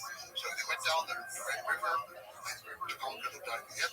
The Dai Viet moved their army up on the other side by boat, and then they had a whole corps of elephants. So they had Mongols on one side of the river, and the Dai Viet forces on the other side. Well, Yakadai was a smart man. Our genius was smart. He already knew from campaigns in Burma that the only way to rout elephants was with flaming arrows to the feet. That was it. But he recognized that they came up on boats. Mongols didn't like boats. They crossed the river on boats. They wanted to do something organic. A boat was like a cart. A cart belonged to a woman. It was a floating cart. I am not going over a floating cart. I'm going to ride a good skin across the river. So he's assigned one detachment. You have to burn the boats so the Dai Viet cannot escape when we around the elephants. Well, the war battle got started. The elephants are running wild. All kinds of chaos is going on. The group that sent to burn the boats, they're Mongols. They want to go to war. Why burn a bunch of women's cars? It's just not, So they go and join the battle. They leave the boats. Well, the Mongols won the battle. When the Dai Viet forces got on the boats and sailed back to what's now Hanoi. Then they evacuated the city, took everything out of the city. They disappeared into the Delta. The Mongols arrived, they conquered, quote unquote, Hanoi, their capital city. And they had nothing. They won every battle, they lost the war. They retreated. Aju was the son of Hakadai, and he saw all this happen. And he recognized the importance of water and boats. And so he knew. And he spent his time studying the Yangtze River and every little river around it in the cities. The crucial thing he saw was the cities are heavily fortified on the land side. This invasion comes from the land, and they expect this little line of boats to protect them from the water, and so their city walls are weak, the defenses off to Il Khanate version, where Genghis Khan, his uncle, is now dead, and his cousin or his nephews. So they can over-engineers build special concentration machine catapults. And they had to play around with it to adapt it for a boat because they were usually made for stable ground, but they adapted it for the boat and for throwing heavy things and also for some incendiary bombs. And they developed it. They attacked the first city. It fell. They attacked the next. It fell. They had something that was working. They worked their way down the Yangtze River, destroying city after city with this navy. And then the army would move in after the navy had moved down. So this is a catapult on a ship. Catapult on a ship, but it's we call it the shape of this type of catapult. This is an engineering solution for people who are deeply uncomfortable with boats.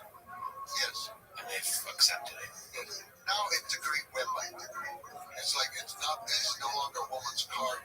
It's a bow and arrow. It is a giant bow and arrow. Yeah, it's fascinating. So that they hit them hard on walls on the weak side. Yes. Where there's no army protection. Yes. And they conquer their way down to Hangzhou, the capital of the Southern Song. They've been in power for a long time, since 970, but now we're already into the 1270s. That's a long time. They're dissipated, and had imbeciles ruling, all kinds of things going on. And at this point, we have a child in command. But Kublai makes a very strange move. He says, okay, let's invade Japan now. What? We're fighting against the Song Dynasty. And most people ascribe it to all kinds of things, but I think there was a great logic to it. One was he had abolished his grandfather's policy of defeat and destroy until there are no more. That was the phrase that was used with their enemies. And he had replaced it with a kind of mercy policy, trying to incorporate them into your army if possible, but be merciful. He did not want to support, and he was not. He had a lot of defectors coming in, and because the Mongols prized people with skills, a lot of very clever people with shipbuilding and engineers, and these people were flocking to the Mongols, whereas the scholars were all hanging out in Guangzhou doing calligraphy and poetry and having contests of who could sing or paint, or I don't know what the scholars did. They were being scholars, yes. But they're actually, I think there's a very, very good reason for invading Japan. Several. The main one was to cut off the supply of sulfur. They needed it for gunpowder in South China. They lost their sources in northern China when they were driven out. They got it from Japan. It was a great source. But I think there were other reasons. If they could trade, they could also perhaps flee to Japan. But they don't want that to happen. And then there's this idea of, like, kill the chicken to scare the monkey. It's like, okay, we'll go do this, and then maybe they'll just surrender down there if they see us conquer Japan. Well, it was a total failure. You've got a bunch of ships that are based mainly right on the river, that'll ride along the coast, and you're crossing some treacherous water there. And the Mongols basically just did not know what they were doing. Okay, you can ride with a flame machine, and you can throw grenades at the beach. It's not really going to do a lot of damage. You might scare a few horses, but you're not destroying cities. And the Japanese cities weren't in. They were there on the beach waiting for Mongols to come invade. So he failed in that invasion. So we should say that this is the time of samurai, right? Yes, Japan. samurai. So there was never a real test of like No, there was some fighting, and the samurai learned some very valuable things. The samurai had such a ritualized way, but it's like the Knights of Europe, coming out with armor that had to be lifted up on a crane onto a horse. It was just crazy. It was crazy. The samurai almost the right point. You ride out from your enemy and you recite the story of your genealogy. Mongols, they have no use for that. And they're there to fight, they're there to win. But on the other hand, this was a unknown territory for them. And the weather did turn against them. But I don't want to give too much credit to the weather. I really think that the Japanese defeated them. The Mongols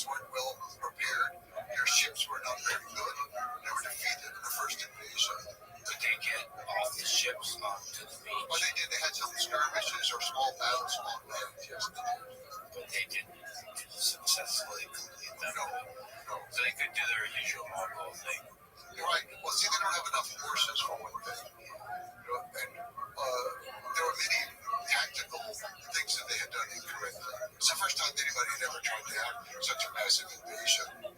So they're just learning the basics of what it means to have a navy. So he has failed to conquer, and he's thinking like a Mongol that he ruled those waters and lands. But he ruled the ocean. He stopped the trade. He stopped the supply. He cut off the possibility of the Song Dynasty fleeing to Japan. He won in a certain way. He lost what he had won, his objective of cutting off southern China. Also, he gave him Navy some experience with the ocean, and now they were ready to move out into the ocean around southern China. So they were closing in then. Aju was in command, but actually the head in command was a man named Bayan, who was a Mongol who had been raised more in Central Asia. He was perhaps born close to the Fergana Valley in that area. We're not exactly sure where he was born, but he grew up over there. And then he eventually was living in what's now Iran. When he came and he took over command of the army, he was very cosmopolitan, sophisticated, intelligent. Aju should have been in command. But Bayan recognized that he and Aju worked together very well. Aju knew how to fight the war. Bayan was able to negotiate things back with the capital city and handle things. So Bayan is in command. And so the generals are discerning the south on right and left. The artisans are all coming up to join the Mongols campaign. The generals are loading up the boats with all the jewels, and they grab a couple of brothers to the little 5-year-old emperor, and they put them on the boat, and they're fleeing. They even deserted their own families. The generals were corrupt cowards who fled. The person left in charge was the Dowager Empress, an old lady, child, no children. Xie was her name. The Dowager Empress Xie. They said she was missing an eye. She was ugly. They called her Ugly Xie. That's what they called her at that time. She was in charge.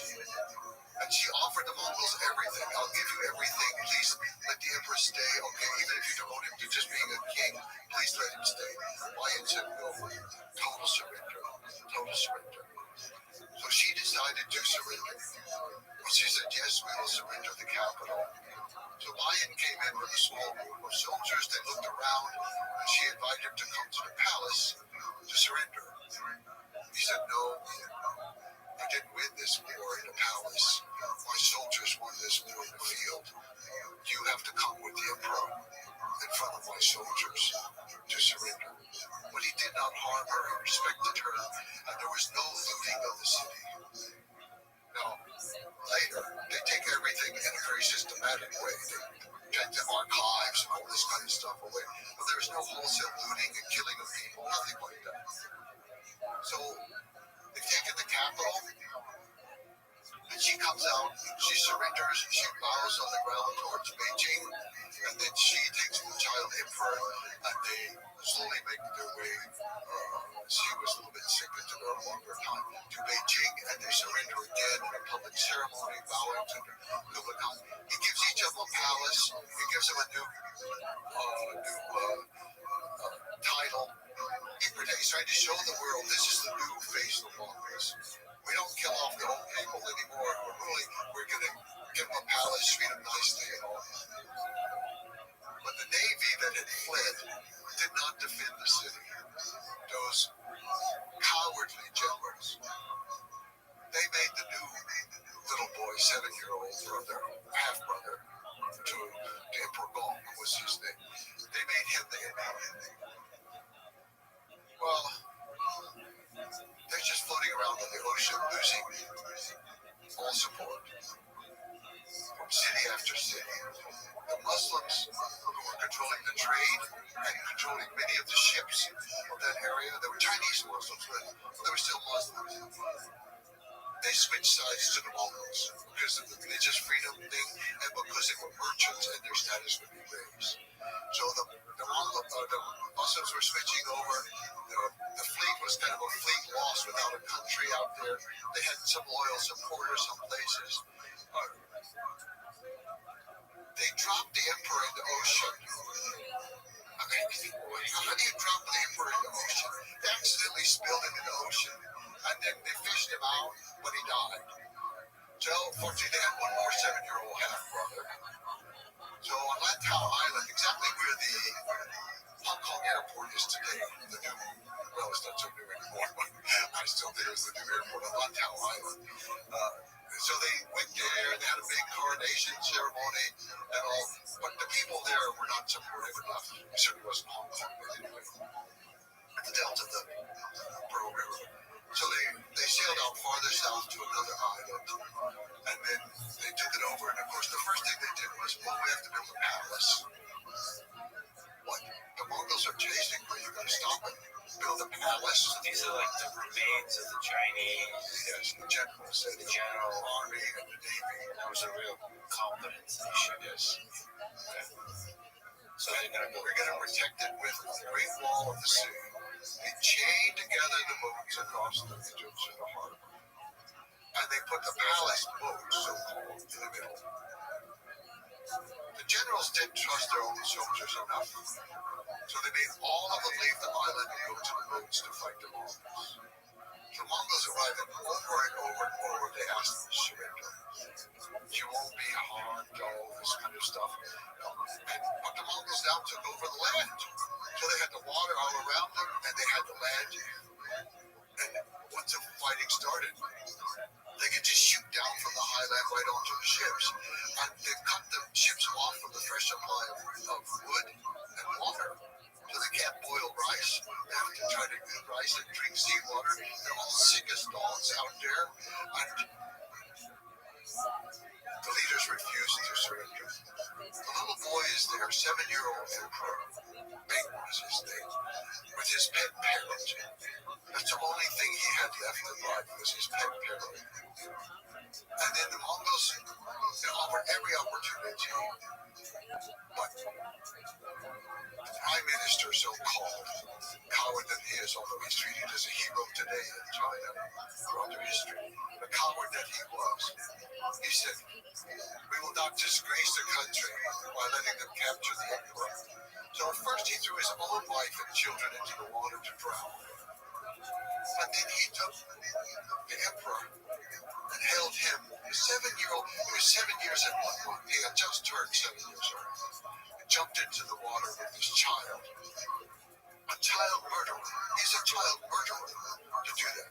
Somehow in the whole ruckus, the cage came undone with the parrot, and the parrot fell in the water too. So the 7-year-old boy and the parrot died in the water. That was the end of one of the greatest dynasties in the history of the world. The Song Dynasty, they were intellectually great, they were artistically great, they were technologically great, they were just one of the greatest moments in world history. And it ends with this coward killing a child and his pet parrot in order to save the honor that was betrayed by this war. Men lost the war. The men lost the war. Who's to blame? An old, one-eyed, ugly lady. Well, the bigger picture there is probably is become the institutions became corrupt and stale. The army weakened, and the politician class probably have lost their skill and competence at ruling and all that kind of stuff. Well, that is true enough. And the Chinese summarize that with losing them at independence. Right. I mean, everybody has their perspective. Maybe if the way you told the story has a very kind of objective sort of way of revealing the absurdity and the cowardice of it. But there's probably the Chinese perspective that they tell the story as could maintain an honor to the last moment. Very often, most scholars depict Emperor Xiu as the traitor to the country. Because they know that boy lived on for another 45 years. And so she did not betray the country. She protected the emperor that she was supposed to protect. It was the man who killed the child emperor, killed young men. So what was the lasting impact of Kublai Khan unifying China? Well, first of all, he had unified China in the largest sense of the word, with Korea, Tibet, Manchuria, Mongolia, part of Central Asia. He had unified it. But he did so at the expense of his empire recognize him as the great emperor. And there was great opposition from the Golden Horde of Russia and also from the central region, which is called the Chagatai, the descendants of Sagate, the second son, Chagatai Empire, and then from the Ilkhanate of Persia. These are the different fracturings of Mongolia. Sons of Genghis. Yeah. Only the Ilkhanate, they're so far away. But now he has a navy. But this is, I mean, even the four pieces, the whole thing is gigantic. Even the pieces are gigantic. So, I mean, it's very hard to keep an empire of this size together. When he had China, it was unified under him. And then he sent out the first expedition to sail directly to Persia. There had been trade all throughout, because it was usually port to port. You know, different merchants sharing goods. No, he organized a great fleet to send them a queen, a princess to become a queen in the Ilkhanate, to marry the Ilkhan of Persia. It's Persia and Azerbaijan and Armenia and Iraq and part of Syria, all of that area. So he said organize this, and it so happened that Marco Polo was ready to go home because they knew Kublai Khan was about to die. In fact, they only had about 1 year left to live. And they wanted to get their riches out before they didn't know what was going to happen. This is a new dynasty. They've been in total control of China for 1 generation. And they didn't know what was going to happen. And also, just before that, they've been a bad time because Kublai Khan had tried to invade Japan a second time. And he had failed the second time. And the second time, I think again he had a practical purpose, and that was he had this whole huge Song army that now he's the new enlightened Mongol who doesn't slaughter. So he's kind of, what's he going to do? They're not reliable, they're not safe. So he sends a bunch of them up into the Amur River, what's down the Russian Far East, we call Siberian English, but the Russian Far East, the Amur River. He sent expeditions up into Tibet, exploring options up there, but there wasn't enough room or enough agricultural area for a huge military colony. But most of his ships were loaded with former prisoners of the war from the Song dynasty, and they were not armed. They had hoes and implements for farming. He wanted to create, obviously, an military agricultural farm in Japan to help feed northern China. So it was very important, just as they were doing with the Amur River, but it was more complicated. So, again, they lost. They didn't have it, and part of the reason is that the expedition was massive. And they organized it in the Mongol principles of left wing, right wing. Just didn't work in C, because the left wing is from Korea. There's Korean ships built up there. The right wing is from southern China, mostly. The ships built down there. They're not the same. They have a head, but there's no center point. Genghis Khan always had the goal. They call it QL. The center, or QOL, actually called. He had the center in command. No, he's in the tomb without a clear. They're arguing with each other, not cooperating, not helping each other, sabotaging each other. They get there, and once again, they have the same problems, even though they come with lots of grenades this time. Again, the grenades are exploding. They're scaring the horses. You know, it's impressive, and a lot of silk screens are made later showing these impressive battles. You know, but they lost. And again, a typhoon happened to be the final destruction of the Navy. But I think it's Japan had defeated the Mongols, I would say. The Japanese deserve credit for that victory. And the sinking of the ships was more caused by the typhoon. But already the Japanese had developed good strategies while the Mongols had been away. They knew how the Mongols fought. And they knew that at night they could fire flaming arrows at the ships, set them on fire, and they were doing great damage. So again, Kublai Khan lost the invasion of Japan. But the soldiers were gone. They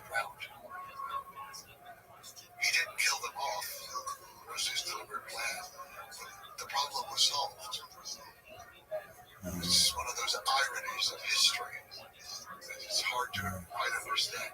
So this had happened, but then Kublai Khan was coming to the near the end of life, and Marco Polo and those wanted to get out. They're ready to go. And Kublai Khan allowed them to sail on this expedition with Rothschild was her name, Princess Rothschild, to go to Hormuz. And so they went, and that began a whole system of trade back and forth, back and forth. Kublai Khan died soon after that. His grandson, who's not so well respected in history, because he's often called drunk, but his name was Timur Rejitu. But he wasn't drunk when he was young, but his grandfather had him caned a couple times in public, and he cured him of drinking. And actually, he was not a drunk later on. And he was, first he knew, reassembled the Mongol Empire. He did. The Golden Horde declared loyalty to him, recognized him as Great Han, as Emperor of the whole empire. The Chagatai of Central Asia, they declared loyalty to him. The Ilkhanate was already loyal to him. They all declared loyalty. He had reassembled the empire, and he had the greatest navy in the world, and he sent out envoys to every place they had attacked or traded with to say, that era is over. We're no longer attacking anybody. We're changing from conquest to commerce. We want to trade with you. Come to China.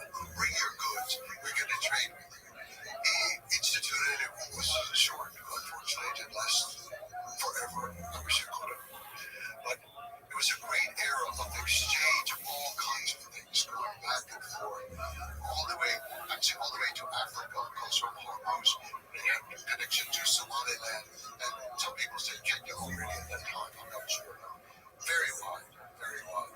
So technically, he ruled over the largest size the Mongol Empire ever had.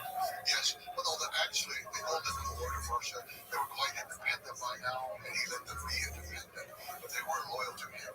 And they were still exchanging back and forth all kinds of things. So there were Ossetian soldiers in China. They had a whole contingent of Ossetian soldiers there. And from Russia, from the Caucasus areas of Russia. And how do they communicate? Are they using like the postal service? Like you have to literally deliver the letter. Over time, those groups started intermarrying. They were not intermarrying. The Chinese were not. They were intermarrying with Mongols, and they were switching to Mongolian language slowly. At first, I don't know. It's not clear. But again, Kublai Khan, thinking in this internationalist way, said, okay, we need a new alphabet for the world. Everybody in the world writes one alphabet. Chinese, Mongolian, Russian, Arabic, everything. It didn't work. But he tried it for a while, and some inscriptions are still there to this day. So we should maybe briefly mention Marco Polo that you've talked about. So he is this now famous explorer that traversed the continent, the Silk Road, and then stayed with Kublai Khan for a while. And I guess was one of the primary documenters of everything that's been going on. Is there something else interesting to say about Marco Polo and about his interaction with Kublai Khan? I like Marco Polo. I use his work a lot. I find him very reliable. In areas where he's not reliable, you can kind of tell because he wasn't there. But the places he was, he reported a lot of stuff. And so I'm very much indebted to him for a lot of things because with something like the Princess Hokujin and also another fighting princess from Central Asia named Kosovo, he wrote about that.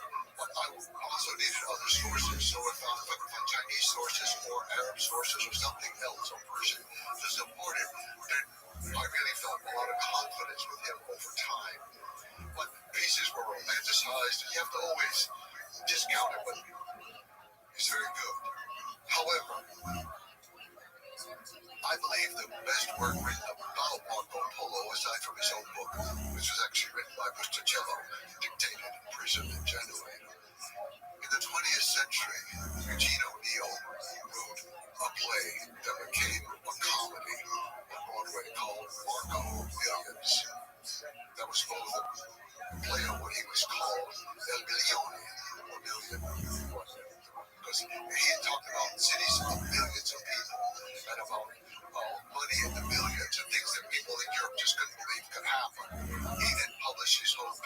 book to show people what he really meant. And it was an ironic look at capitalism, because this is 20th century already, versus the idea of a philosopher king, which he saw in Kubla Khan. And so Marco Polo becomes a symbol of capitalism, not in its worst, but at its most basic. And that is like the princess in that story. This is not in real life, but this is in the play written by Eugene O'Neill. I think it captures a lot. The princess looks at and says, Marco is an excellent judge of quantity. And there are things like that. And then in the play, Bayan, a great general, he talks with Kubla Khan, and he said, look, these people are dangerous from the West. We should go conquer them now while we can. Kubla Khan tells Bayan, again in the play, this is fiction, he tells Bayan, they are not worth conquering. And if we conquer them, we will become like them. And he said, Marco Polo has been in our land. He has seen everything. He has learned nothing. He has seen everything. He understands nothing. For me, this was such an important moment in the history of the world. Symbolically, with Marco Polo and Kubla Khan, the coming together of two worlds. It could have gone a different way. It could have gone a different way. But it's not that I'm anti-capitalist, I'm pro-capitalist, but the way so many things worked out. There was a misstep in history. Maybe we took the wrong step at that moment. But we could have learned more from cooperation. They didn't quite integrate successfully. But today, we've returned to that. I think the East and the West are confronting each other again on more equal terms. For a long time, the West was so dominant and the East was so downtrodden by colonialism and other things, and internal rot and other things. And today, there's not necessarily equality, but there's more of a balance. And which way will we go? And again, there's a lot of room and a lot of energy for division, for misunderstanding, versus integration. Like the East is demonized in the West. And one great regrets I have that I hope to alleviate is just how little I understand China and the East. It's just sort of not just from kind of economics, politics, reading a few books, but like the way you understood and felt the Mongolian steppe, like understand the Chinese people in that way, because it does feel like from that understanding there could be integration of ideas. My work is often classified as Chinese history, which I think is ironic, because for me it's always a Mongolian history. But for the last book I wrote, which dealt a lot more in China, because it was about Kubla Khan. And in that book, I deliberately did not go to China. I've been there numerous times before. I deliberately did not. I'm an outsider. I do not speak Chinese. I'm not a Chinese scholar. I never even had a course in Chinese art or calligraphy or anything. And I want to be very clear. Mine is an outside perspective. What I think is possible as an outsider to still have respect for that culture, even if I disagree that they point this one as a hero and that one as the villain. I disagree, and they'll say, "Oh, I'm wrong. I don't understand their history," and they're probably right. It's quite possible, but there's an outside view that is different and tries to be respectful of what happens in that part of the world. Just as I'm respectful towards Genghis Khan and the Mongol Empire, I respect China very much. I'm an American. I love the ideals of my country. I love so many aspects of our culture, and there are many aspects I don't, of course, because it's impossible to love everything, even about the members of your own family. And I do hope that you're understanding one another, or just making an effort to understand, even if we understand wrong, we're incorrect in it, just to make the effort to understand will help us a lot. And the West has had a long couple of centuries of extreme arrogance They are there to teach the world. And I sometimes dismayed. I meet these young people all over the world who've come to help. They're an NGO. They're going to teach the people how to take care of the environment. They're going to teach the women how to exercise their rights. They're going to bring in microfinancing to help liberate people. We are arrogant beyond words. We need to be a little bit more humble and try to put ourselves on an equal basis with some of these people, not a superior basis. Beautiful, but how did the Mongol Empire come to an end? How did it fall? Despite the fact that Timur Tituhan had united the empire, at least symbolically, all of it, and they had the trade going on, the Mongols never adapted well to China, and they began having problems in different areas. So in some areas of the world, they became more like the local people. So in Central Asia, they became Muslim, and they got more absorbed into that world and broke away from the Mongol examples before. Russia lingered on longer under Mongol domination, but it got weaker and weaker over time, and it was based around the Volga River. But they weakened to the point that they just became a tributary people minority within the Russian Empire. But the Mongols had left the framework for empire for Russia. That's something Russians don't want to hear anymore. They want to hear me criticize the end of the Song Dynasty. But it is true that even Yam is the word that was used for this postal system. That's the ministries today. Russia, and many, many other things in Russia. Just even Malchin is a herder. Mal is a person, the animal, and Chin is a person who takes advantage. It's all kinds of influences in Russia that some people want to deny. But there's always a great, powerful strand of research and scholarship in Russia that supports this understanding of the Mongols, and I depend on them tremendously. It's not just Goliath is one of the famous ones. He was a little bit too romantic with his ideas and all, but I depend upon a lot of the research done by Russian scholars and by early German scholars in the 19th century under sponsorship of the Tsar. So I depend on that work. So we had great influence there, but it was weakened. So bit by bit, 1368, the Mongols have become so weak within China that they were overthrown. But they weren't absorbed into China.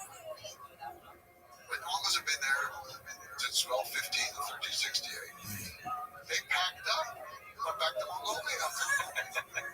It's just another seasonal migration. It was just amazing. And they said, okay, we're still the Yuan dynasty. We're not giving you the seals. We're not acknowledging you. And they never did. The whole of the big. In fact, they went down one time and captured the big emperor, took him back to Mongolia. And then they tried to ransom him. And the Chinese said, no, we're going to appoint another emperor. So the Mongols decided, okay, the worst thing we can do to the Chinese is give them back the old emperor. So give them two emperors back. Okay, let them work it out. And the empire just weakened from internal reasons for Mongols, but some external things from nature. And I think that was the Great Plague.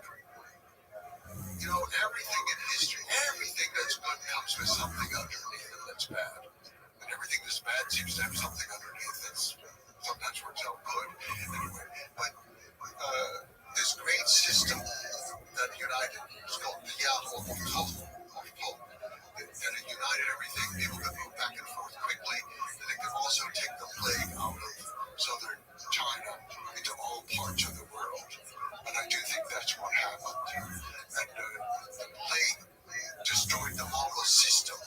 And if all of these people rule like Mongols because they're benefiting so much from the system, and now the system collapses, you don't need the empire anymore. So it just fell apart after 1368. The empire just fell apart. And most of them stayed in Persia and Iran, Afghanistan, the Hazara people were still descended from the army there. And in Russia, some of them stayed, but then finally, in the time of Catherine the Great, a lot of them returned. So they had been there for hundreds of years, and then they returned to Mongolia in the 1700s. And so many Mongols came home. They were still Mongols, despite hundreds of years of exposure to other cultures. They came back to their tent, squatting around the fire, drinking fermented milk, eating dried curds. It's interesting that the Mongolian spirit is so strong that it persists through centuries. Yes. And they just return right back on the horse, riding in the open sleigh. Yeah. Well, it was actually very difficult because they were a little bit lazy and they weren't so good with doing the task. And so it became difficult actually to support so many people coming home and eating up all the animals. The Mongols in China have been used to just eating. They hadn't been producing much for 150 years. So, just to return to Genghis Khan, we talked about Dan Carlin. Dan Carlin said that Genghis Khan's army was the greatest military force in history. And many other historians agree that before rifles came into popular use, Genghis Khan would basically beat every single army, including Napoleon. And you mentioned the samurai, the whole formal setup, same with Napoleon. There's a whole, there's several hours to set up the chess pieces of the military board. I mean, you can just imagine what Genghis Khan and the dynamism, the speed of everything, what that would do to Napoleon. So, I guess the question is, where do you agree with that notion that Genghis Khan's army is the greatest military force in history? Short answer, yes, absolutely. No other power in the history of the world has conquered Russia and China and Persia and Central Asia and Turkey and Korea. No power in the world has done that. Not Alexander, not the Romans. Nobody will ever do it again. Nobody's going to conquer China and Russia again and rule both countries. It's just not going to happen. What lessons can you take from that's applicable to modern warfare? Well, I think there's a very good lesson. The Mongols took Iraq. They took Baghdad. They held it. The Americans, we followed the exact opposite strategy of the Mongols. The Mongol strategy is first you take the countryside. They're country people. They think in terms of countryside. You take the countryside, you occupy the countryside, and you cut off the city. It cannot live without the countryside. And that's how they did it every time. They would come in, as I say, in some cases two years in advance to clear people out so they would have room for their horses and have pasture for their horses. And you take the small towns and then the small cities, and then the last one is the big city. Americans, they said, no, we're going to take Baghdad, we're going to bomb Baghdad, we're going to have the shock and awe, we're going to go in, we're conquer the country from Baghdad. So they go in, they get trapped in their little tiny green zone. They never conquer Iraq. The strongest army in the world. This is something that worked in Europe. World War II, yes, we bombed the cities, and we took the city because it was a city, the center of production for the modern era. But the countryside is the place that produces the food. The Mongols were very aware of that. That supplies the water. You cut off the water from the city, you cut off the food from the city. What's the city going to do? They're going to surrender. The Americans were applying something that worked in Western Europe to conquer Germany. It did not work to conquer Iraq, or Vietnam, or even Northern Korea, or Cambodia, or Laos, or Syria, or God knows, it worked only in Grenada. I think that's the only, in my lifetime, that's the only successful war we had. Less than a couple of hours we've been in, conquering the little tiny island. Otherwise, we've been chased out of every country. We've lost it. Tail between our legs. We dropped more bombs on Cambodia than we dropped on Germany. It's hard to believe. Hard to believe. We dropped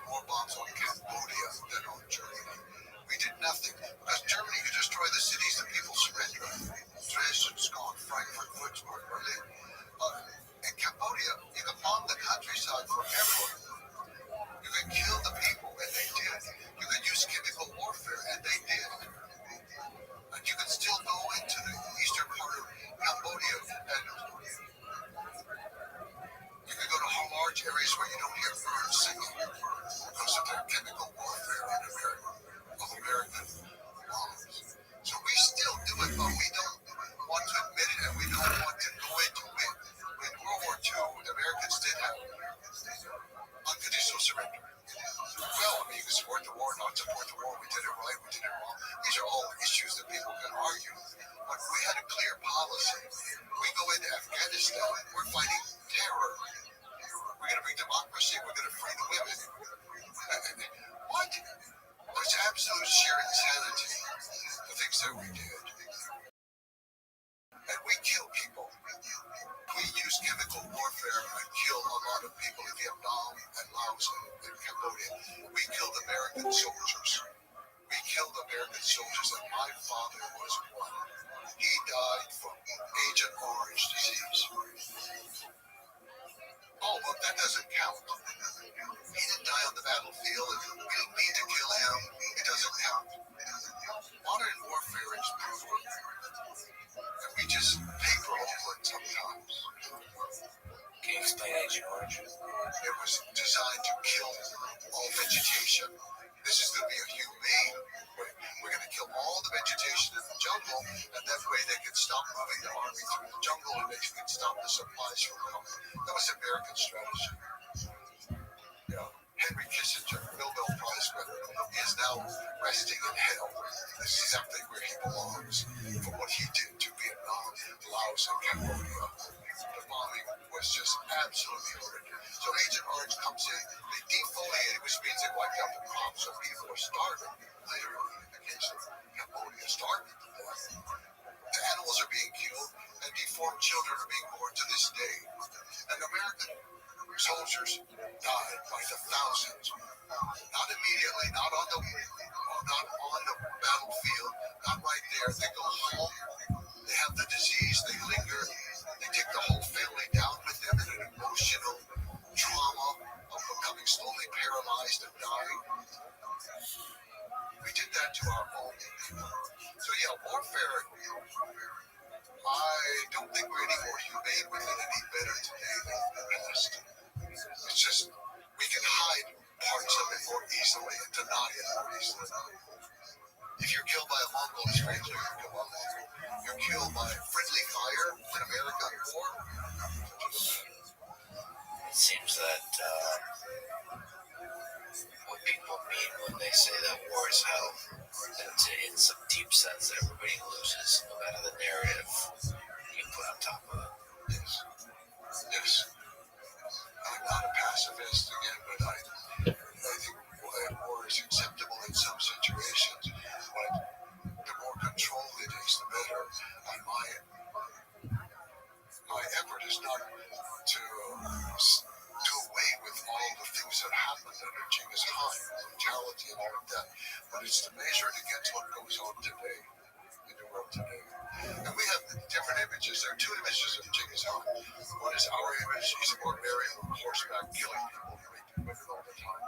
The other image is a Mongolian image. And when they finally built an official statue of him in this century for the 800th anniversary of his founding of Mongolia, they had to think about how to present him to the world and to themselves. And they chose the Lincoln Memorial as the model. He was the late great lawgiver of the Mongol nation. And so he's seated there in front of the Mongolian parliament. There's another statue that's better known, but it was a private enterprise that created him on horseback, but not with a weapon, but he's on horseback out in the countryside. But the official one from the government is Genghis Khan seated like Abraham Lincoln. And they issued stamps to show that he is the great lawgiver. And the truth is somewhere in between. Well, depending on where you are and how you want to see it, Yeah. there are many things that happened that were terrible and horrible. And for people who lose a war, it's going to always be terrible and horrible. Let's return back to Genghis Khan's life and the end of it. How and where did he die? After conquering the Khwarizm Empire in Central Asia, Genghis Khan returned, and then they had a great, they called Nadam, a great celebration that went on for a whole summer just about. They had so much wealth to distribute to everybody, and everybody's been doing all kinds of things, for what they have done, including the people who helped and saved him when he was in the tank in the ox yoke. They were rewarded with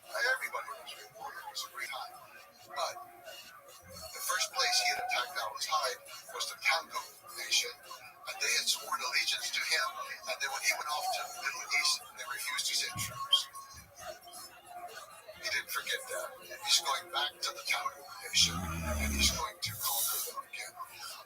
As he was crossing the Gobi, which takes a while, and you're crossing the Gobi, he was distracted a little bit by hunting the hulan, which is the wild ass, or I used to say wild horse, it sounds a little better, but the hulan, to say hulan up the Gobi, he was out hunting hulan, he fell from his horse, and he injured his leg very badly. And he seemed to decline from that point, and it took some number of months before August of 1227. It was very much near the end of life. You can read online the exact date. It's all very specific. The truth is, we don't know exactly which day he died at that time, because one of his wives was running the camp, and they were keeping it secret until the defeat of the Tangut was completed. The Tangut offered all kinds of things to the Mongols to go away again the second time.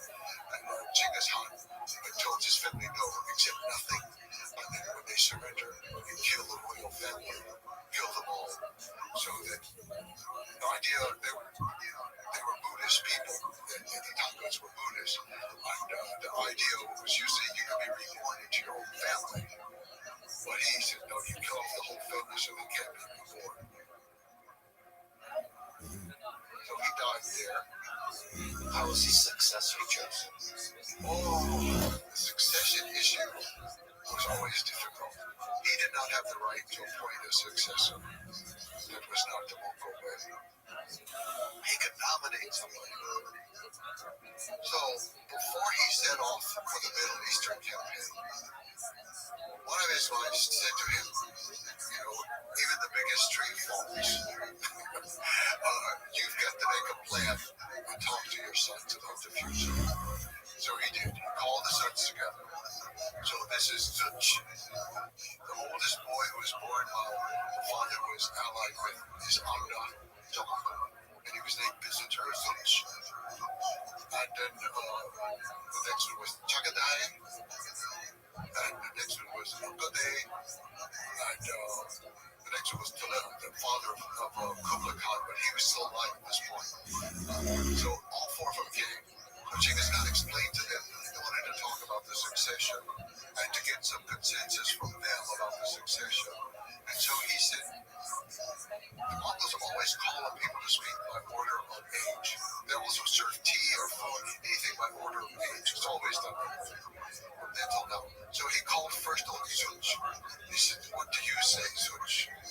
Genghis Khan favored Zunch. This is the one who was questionable paternity, but he always favored him.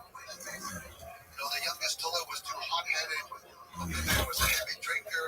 Chagadai was very rigid about the law of the Mongols, but he thought he seemed to favor Zunch as a more reasonable, good warrior, a reasonable person. They call on Zunch, my son, speak. Chagadai, the second one, believes in Mongol law, supposedly.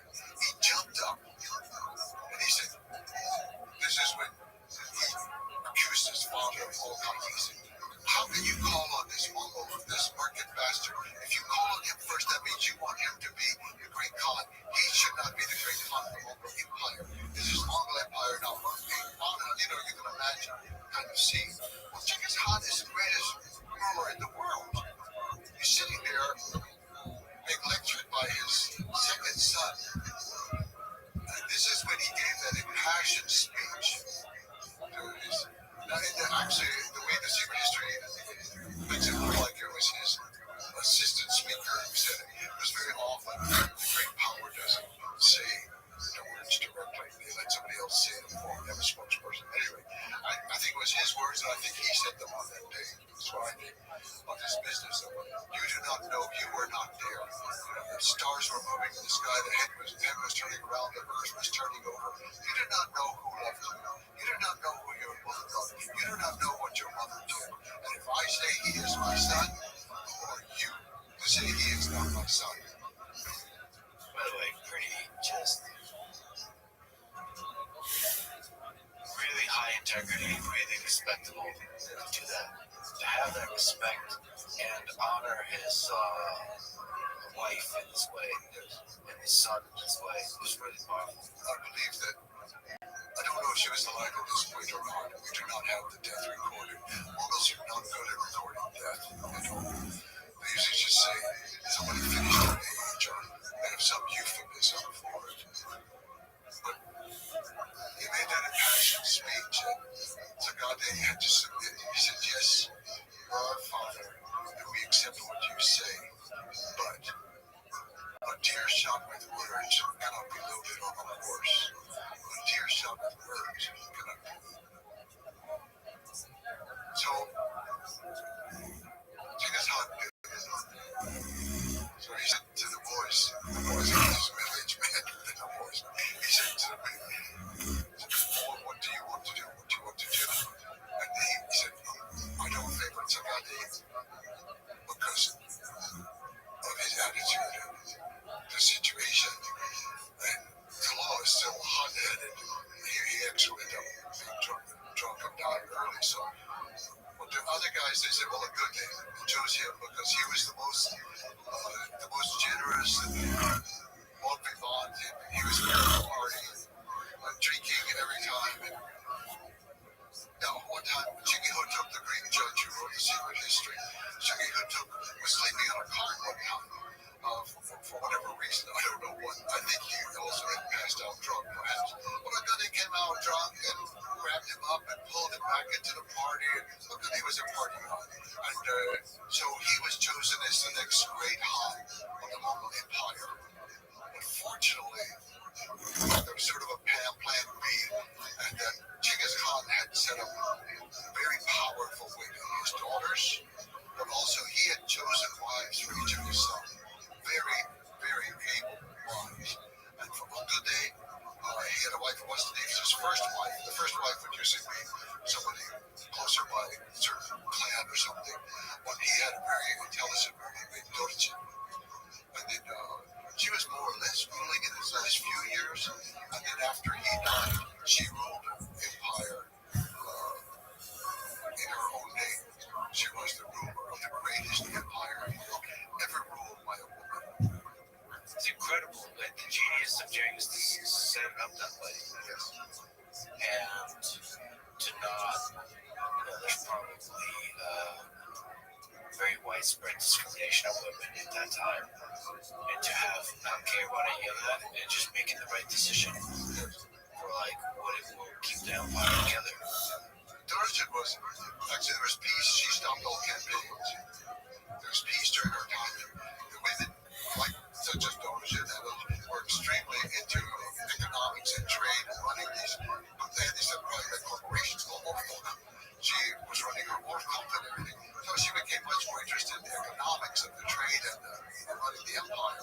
And it was a time of peace, and she recognized that peace was better for trade. It was better. And so it was a peaceful time. But like all of us, we have our weak points. And she favored a worthless son to become the successor.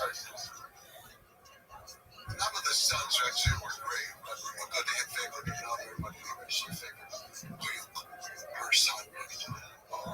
So she arranged to have him made as the great emperor while she was still alive. She had her primary minister was also Fatima from the Middle East. And unfortunately, they organized a purge of her court and killed off a lot of these people who had been supporting her. A lot of them were Muslims. He killed off a lot. And then he was going to march against the Golden Horde because they weren't supporting him. So he set off and he died. He was only in office for 18 months. And he was gone. Then his wife took over Umm Kamish. Unfortunately, she was not capable as a reasonable authority. Umm Kamish was a bit greedy, and she didn't start any new wars, but she just kind of messed up things, and she didn't rule for too long. This is why Kublai Khan's mother, Sorostani, was able to have a revolution. She united with the Golden Horde.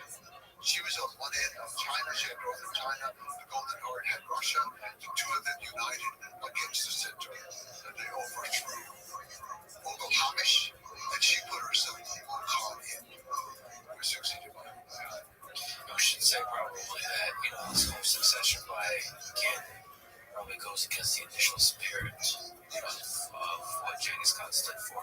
Yes. Yes. In the end, he was a father, and he favored his sons, even knowing they were not so capable, and he had lost a grandson that he loved. But he organized it though as what we call almost a corporation. All lands belong to everybody in the family. Everybody. So Kublai Khan, that's why he had soldiers. There were Christian soldiers, Ossetian soldiers, and Kipchak soldiers. He had 10,000 of each come in. And then the Russians would own silk factories in China. The Ilkhanate would own silk factories and jade mines in China. But the people in China, the Mongols, they would own villages in Persia and in Iran. So he organized all this. Everything was owned by the entire clan. It didn't last too long like that because of the divisions that developed. So the Great Khan was primarily in charge of conquering and expanding the land so they had more land to own. That was going to be the job. And Kublai Khan fulfilled it. Khan to some extent fulfilled it. Look what they did. Greek did. This family ruling the land on different territories. Yeah. They weakened with every generation. Yeah. Every generation. But that reminds me of a very popular idea about Genghis Khan, articulated in the 2003 paper titled The Genetic Legacy of the Mongols. So that paper has a finding that estimates that 0.5% of the world's male population is direct descendants of Genghis Khan.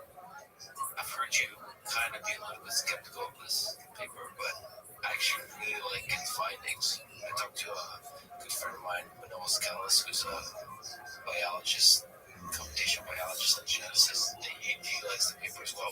I find it really convincing, but I think your skepticism has to do not necessarily with the paper's contents, but more the implication that it speaks to the thing that maybe the people who think of Genghis Khan as a brutal barbarian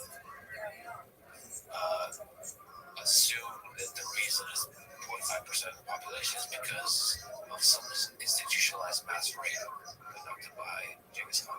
But to me, and we actually spoke about this, you can't get those kinds of numbers with rape.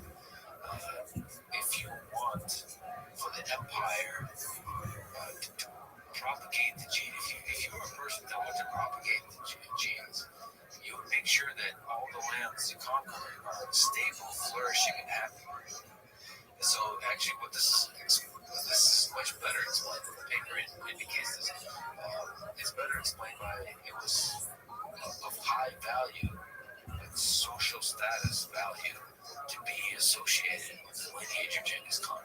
So that means that for many generations, people loved the Great Khan, Genghis Khan. So in that sense, given how vast the land was, all the transformational effects it has on trade, on culture, and so on, it makes total sense. In fact, 0.5%, just so people understand, is just male descendants. The way it works, that means if this paper is at all correct in its estimate, the number of people descended, not direct male descendants, but the way trees work is that there's women in each step. So the number of descendants could be much larger than that. So I think that's pretty interesting. I think there's singular figures like this in history. None like Genghis. It's interesting. It's fun. Where did they get the DNA from Genghis Khan? Oh, yes. So one of the criticisms you have is like, well, they don't have one shred of scientific. They're supposed to be scientific. No, they found that a bunch of people were connected. Yes. And then they... No. One person. Yes, but they choose Genghis Khan. Right. There's no evidence that it was from him. No evidence. It's from that time. It's one person. What, from that time or 200 years before? It could be 200 years before. Yes. See, I mean, actually, I would like for it to be true. certain way, I would, and I do think there is a truth there. I think that by attaching to the name of Genghis Khan, they've done a disservice to themselves, but it gets a lot of publicity, a lot more funding, and it's exciting, and so on. But I think it's to that Mongol experience. But Genghis Khan's descendants were almost everyone categorized and recorded. I mean, he's the largest conqueror in the world. You do not have just children popping up all over the place. He had 4 wives all the time. He had children with 2 of them. Just on a lot of descendants. We know mostly who they are for many generations. His brother Hassan had many more children than he did. Many more. And they caused a lot of problems later on for the empire too by rivaling the power. So it could be that one of these other people was in charge of it. Could have been the origin of this. It could have been well before Genghis Khan. I just don't believe in Mongolia today. We have nobody who claims to say from Genghis Khan. Well, claims is a different thing than biology, right? So so the reason I say this methodology is pretty solid. Well, I believe that they found some connection of people. Yeah, but they have no evidence that it's really connected to Genghis Khan. I think it may be tangentially connected to him. Yeah, but it's somebody from the Mongolia region. Yeah, I think that's quite possible. But we've already had the Huns come through. We've got all the Turks. Every one of the Turkic nations is descended from Mongolia. They all came out of Mongolia. You're right. You're right. On the other hand, I wish they could get some proof. I mean, I wish it could be true. Yeah. I just can't believe it the way it is. We have no DNA. Nobody knows where he went. They don't know where he's buried. Okay, Genghis Khan said, "Let my body go. Let my nation live." And he chose to be buried in an unmarked grave. Like the Mongols believe very strongly it should always be that way. Most of the Khans who founded him were also buried in a similar way. The Chinese emperors, were buried in very elaborate tombs, but not the Yuan dynasty.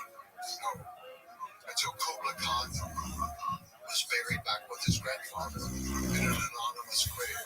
And not everyone like going died when he was on campaign towards Russia. He was died out there. He was buried out there. I think his father Kudik was also buried out there. That was one of their homeland. But many of them were buried with him. And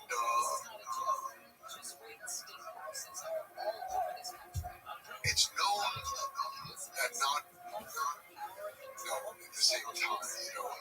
It's officially you should not know it. You cannot know it. It should never be disturbed. He should never be disturbed. We're not going to have a tournament coming in.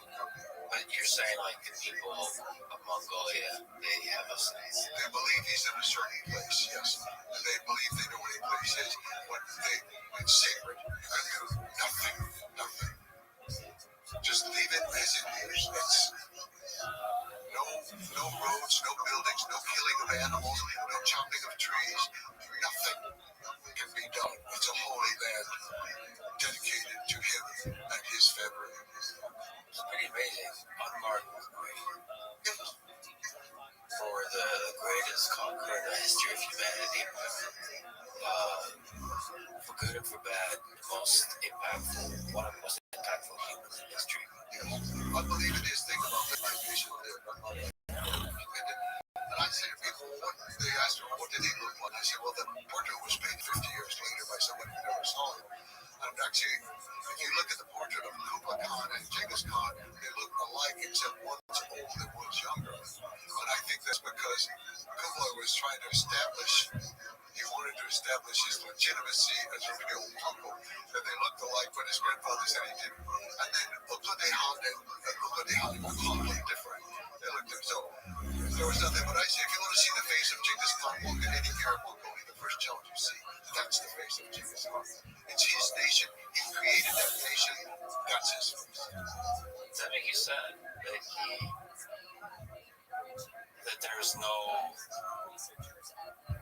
from his time capturing this image, that he really made himself sort of disappear into the land? Does that make make you sad? No, not at all. No, because he's everywhere. When you have these clans that are still operating in Afghanistan, the Russians are still using the YAM system. There are many aspects of him that are out there in the world. And I think I find personally inspiration the same way that Thomas Jefferson did. He found so much inspiration in the life of Genghis Khan and the books of Genghis Khan that you could still read. And he bought so many copies he gave to the Library of Congress, to the Library of Virginia, University of Virginia, to his granddaughter. These ideas live on, and we still have not fulfilled them. We do not have religious freedom. We do not have the protections for women. We do not have the protections for envoys and ambassadors. The ideas live on, and the rulers do not live as the common people. They eat the same food, wear the same clothes, sleep in the same, not bed, like his case, but sleep in the same situation, simple home. No.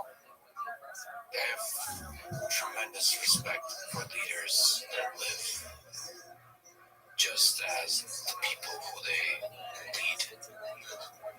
It's mostly not done, but when it is, they've just infinite respect for that. That is the way.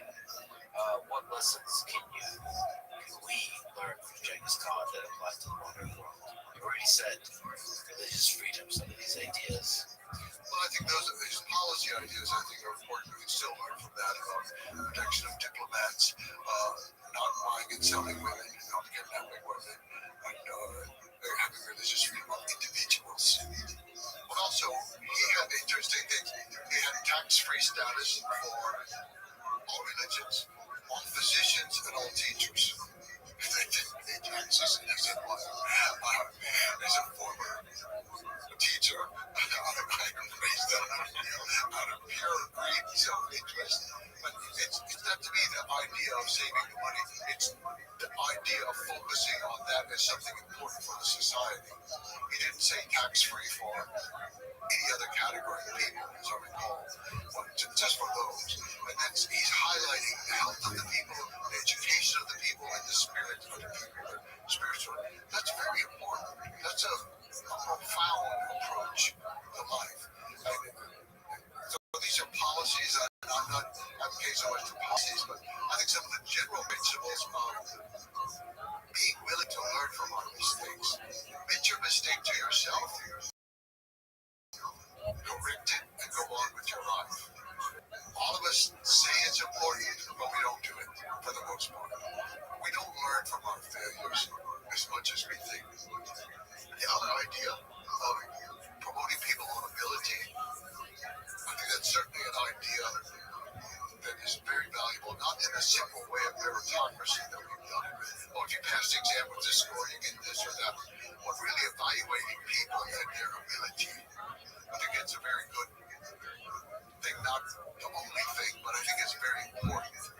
And even though he failed in the end of his own life and he turned power over to his sons and his family, it's a principle that he lived by most of his life, and we can learn from that principle. The other thing I think is just his global feel for the world, his global understanding. He was a man who had no education in any formal sense, and he had this sense that the world should be united. We should have things that unite all people. Everybody should have their own law, but there should be a higher law of heaven that governs people. And this later was translated, everybody should have their own language, but they all write the same alphabet by Kublai Khan didn't work. Or his idea, he tried to impose the use of paper currency in Iran, the Persian Ilkhanate, Chinese paper money. It didn't work. The people there weren't used to it. So but all this international spirit of their empire, I think that we need today, we talk about globalization, we're all connected, it's just incredible, and we're more provincial than ever. We're just so provincial, and sometimes we use all this technology to help preserve our provincialism. And we can't think in global terms. We can't think about the world. It's just amazing to me how narrow-minded we are. I also proverb of if you're afraid, don't do it. If you do it, don't be afraid. That you especially celebrate. I mean, there is something to that. This, in many ways, Genghis Khan is a representation of a person, like a self-made man. That person from nothing willed an entire empire into existence. And everything against him that you could think of. Your own family deserting you, your father dying at an early age, all these things like that. But as Jamalka said, he had a good mother, he had a good wife. And there were many crucial points at which it was either his mother or his wife made the deciding point. His wife, Bushta, was the one who caused the first break with Jamalka to go away. Later on, when the shamans had become too powerful and they had humiliated his younger brother, she was the one who said he had to crack down on the shamans who were exercising too much power. And she guided him a lot. It cannot be understated how important critical women are in the story of the Mongol Empire.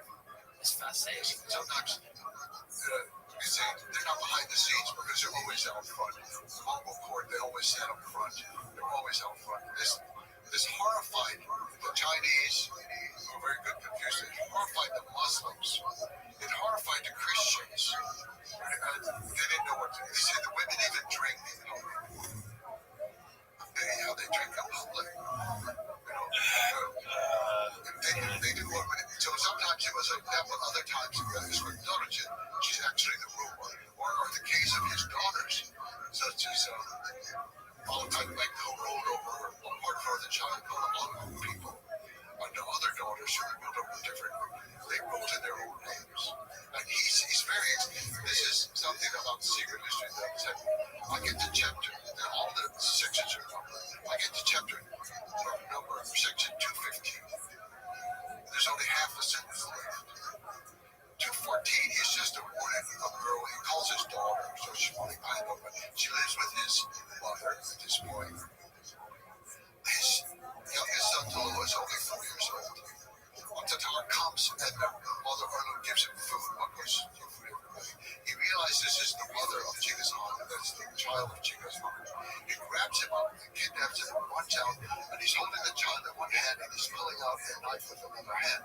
Al-Thani raced out and she grabbed his arm and held it down.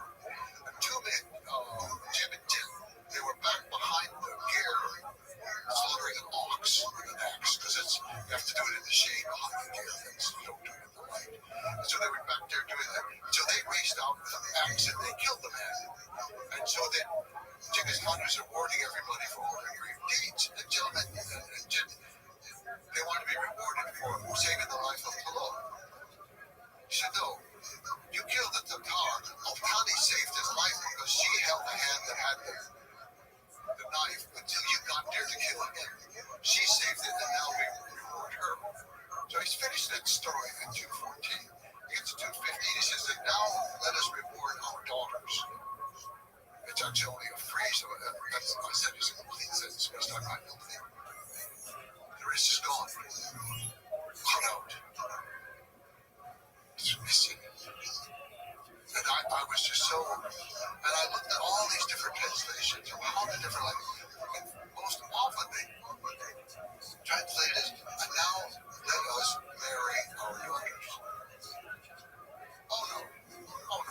It was very clear in his wedding speeches to his daughters. I give these people to you to rule. You have 3 husbands. You have your honor, you have your nation, and you have the man that I give to you.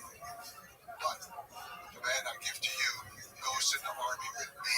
It makes you so stay here and rule the people. Brilliant. The Chinese, when they arrived in the court of Al-Thani, they didn't know what to think. There she is ruling this area to all the people. And they said, well, she can read and write, and she's a supreme judge, and she doesn't allow any death sentence without her permission. And but they didn't say which language she could read and write.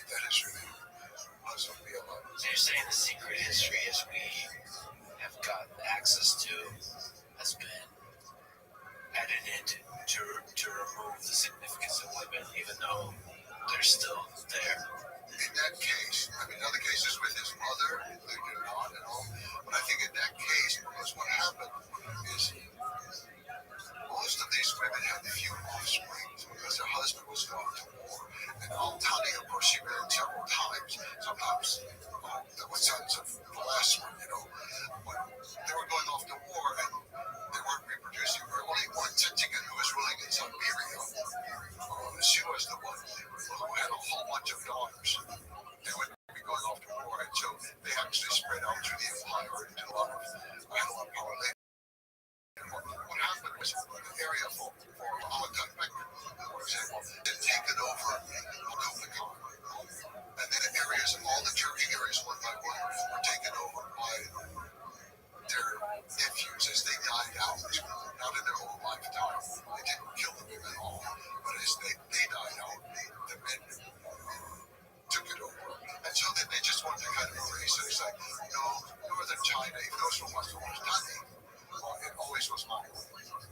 She was ruling because her husband was Mongol and her sons were Mongol. Therefore, they had the right to rule it.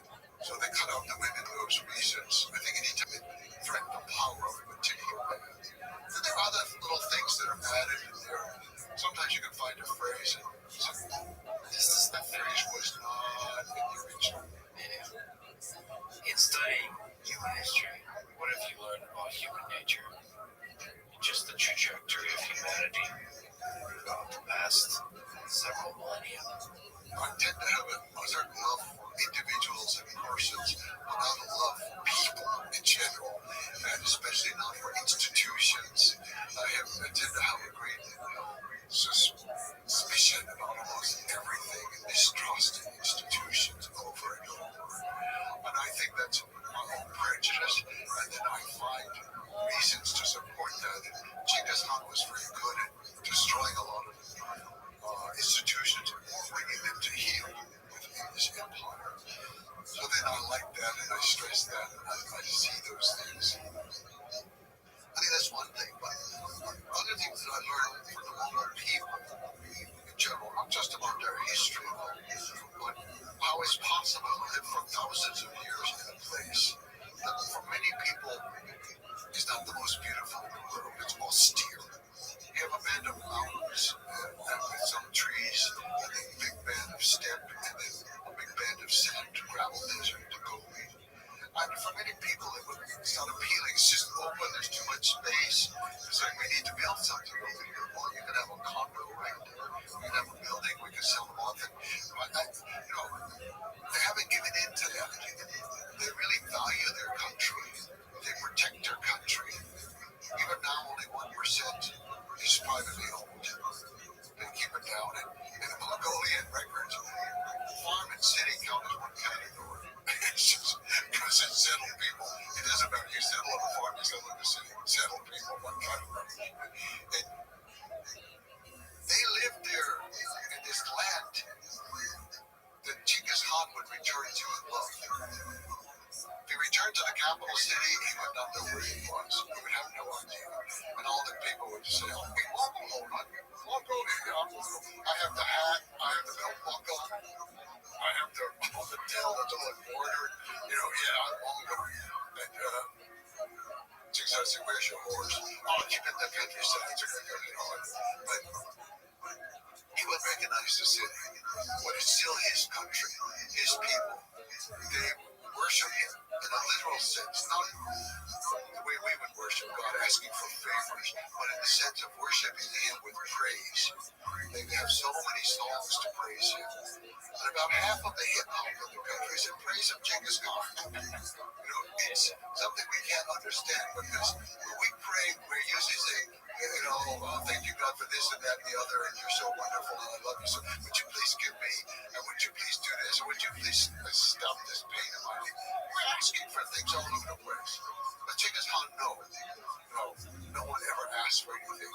They just honor him. They just praise him and honor him. If I wanted to visit Mongolia, what would you recommend? What's the right way? Well, start with my home. Let's start there. You come over there. It's a nice valley. I have a nice valley there. any direction you go outside the city is going to be interesting. It kind of depends a little bit on your purpose. Most people go south to the Gobi and they do a loop to the Gobi and around to Karakoram, Lahore, the old capital from Mogadishu, but it was abandoned by Kublai Khan. And then they circle back to the city and they may stop off to see what we call Przewalski, the wild horse, but they call Taki, to see the Taki, or they may go up to Hoofschool Lake, the big beautiful lake, somewhat like Hall, but much smaller. So that's a beautiful trip. If you want to see the more Turkic area where they hunt with eagles, the far west is where the Kazakh people live. And the mountains are absolutely incredibly beautiful. Most mountains in Mongolia are gentle, beautiful, but gentle. The farther west you go, the more dramatic they become, the more pointed and peaked and snow-covered. And if you go to the eastern Mongolia, it tends to be very flat. There are massive flocks of cranes that come in. Millions and millions of cranes. There are also tundra swans that come in, and golden ducks, and all kinds of beautiful birds out there. And so each area has something special. If you look particularly at the history of Genghis Khan, the Mongolians love him, they worship him. They don't do too much to capitalize on his home area, the Hitti. You can go to the Hitti. There are areas you cannot go to, large areas is forbidden. But you can go, but they don't capitalize like this is the place. No, they go there themselves out of respect. But the only one place they built this statue of him, which is the largest equestrian statue in the world.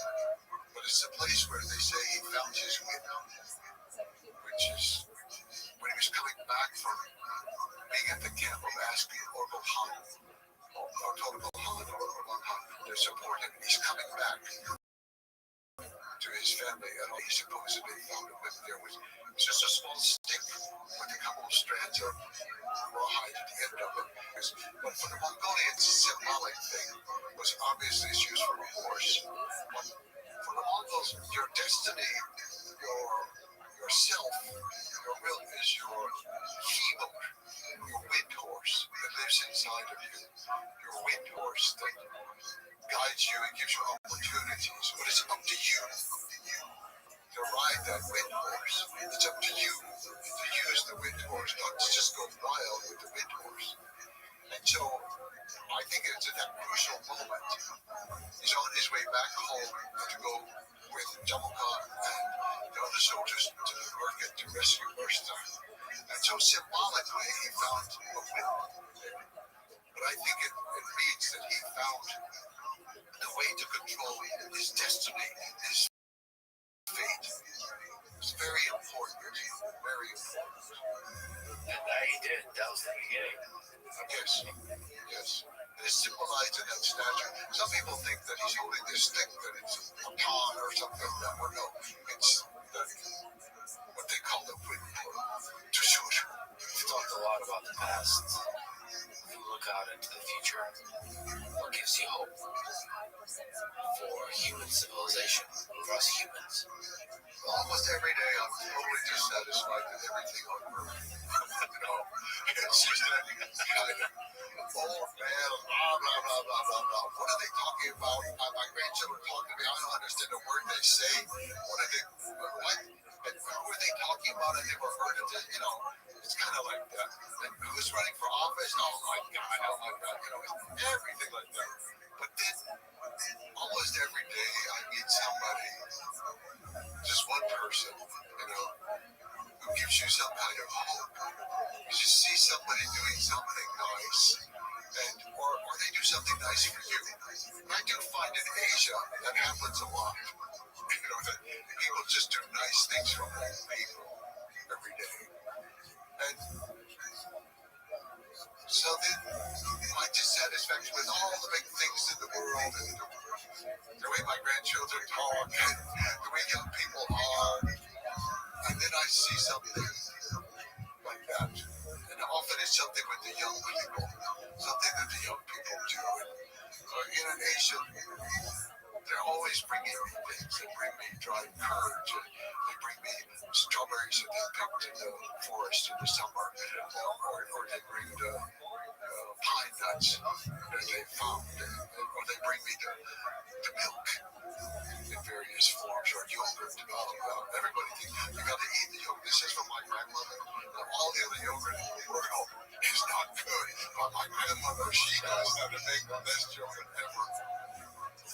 And so, over and over and over, I find, despite my all intentions to be in a bad mood, somebody spoils it with these little nice acts that are really very touching. Yeah, it reminds you that there's that little flame of goodness that burns in everybody. I believe that on the whole will keep humanity flourishing, keep evolving and changing towards something better with every generation. Yes. People in Mongolia take such good care of me all the time. I think my wife had MS. I've talked about this before. Something she had MS that slowly declined for many years, becoming paralyzed, not able to speak, not able to control her fluids or anything. And we lived half the year still in Mongolia. Part of it was because the climate, the altitude were better for her situation. It was very helpful for her. But also the people. There was a poor country. The sidewalks are broken. Everything's not working. I would go out with her in a wheelchair alone, and I knew that every moment some arm would pick her up, pick up the wheelchair, and lift her over that and not let me do it.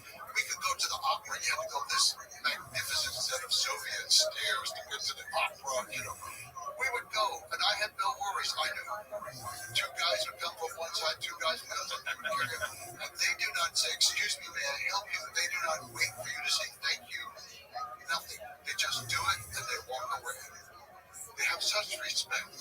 Singers would come there all the time to sing, to warm up the house for my wife. And even dancers would come sometimes to dance or play the horsehead fiddle, to play that, to warm up the house for her. To see how they treated a totally disabled person. And if I was feeding my wife, and anybody saw it, they would come and immediately take over and start feeding her in their place. Children would come up to her in America. They're often afraid that she's in a wheelchair. They just kind of look. They don't know what to do. But over there, the children would always come to her. Always. They were very good. And you just learned something about people living there in a country where out of the countryside, you come to a gear, you never ask for permission to go in. You certainly don't knock on the door frame. That's hugely offensive. And you ask, it's like insulting the people. When you're not good hospital people, I have to ask you for something. No, you walk in and you sit down, and they fix food for you.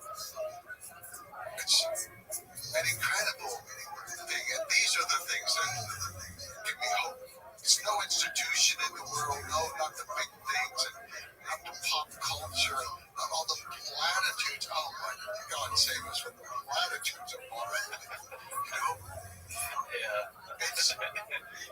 It's the family that will fix tea for you at 2 in the morning because there was a flash flood and you got stuck and now you're cold and wet and they build a fire and take care of you.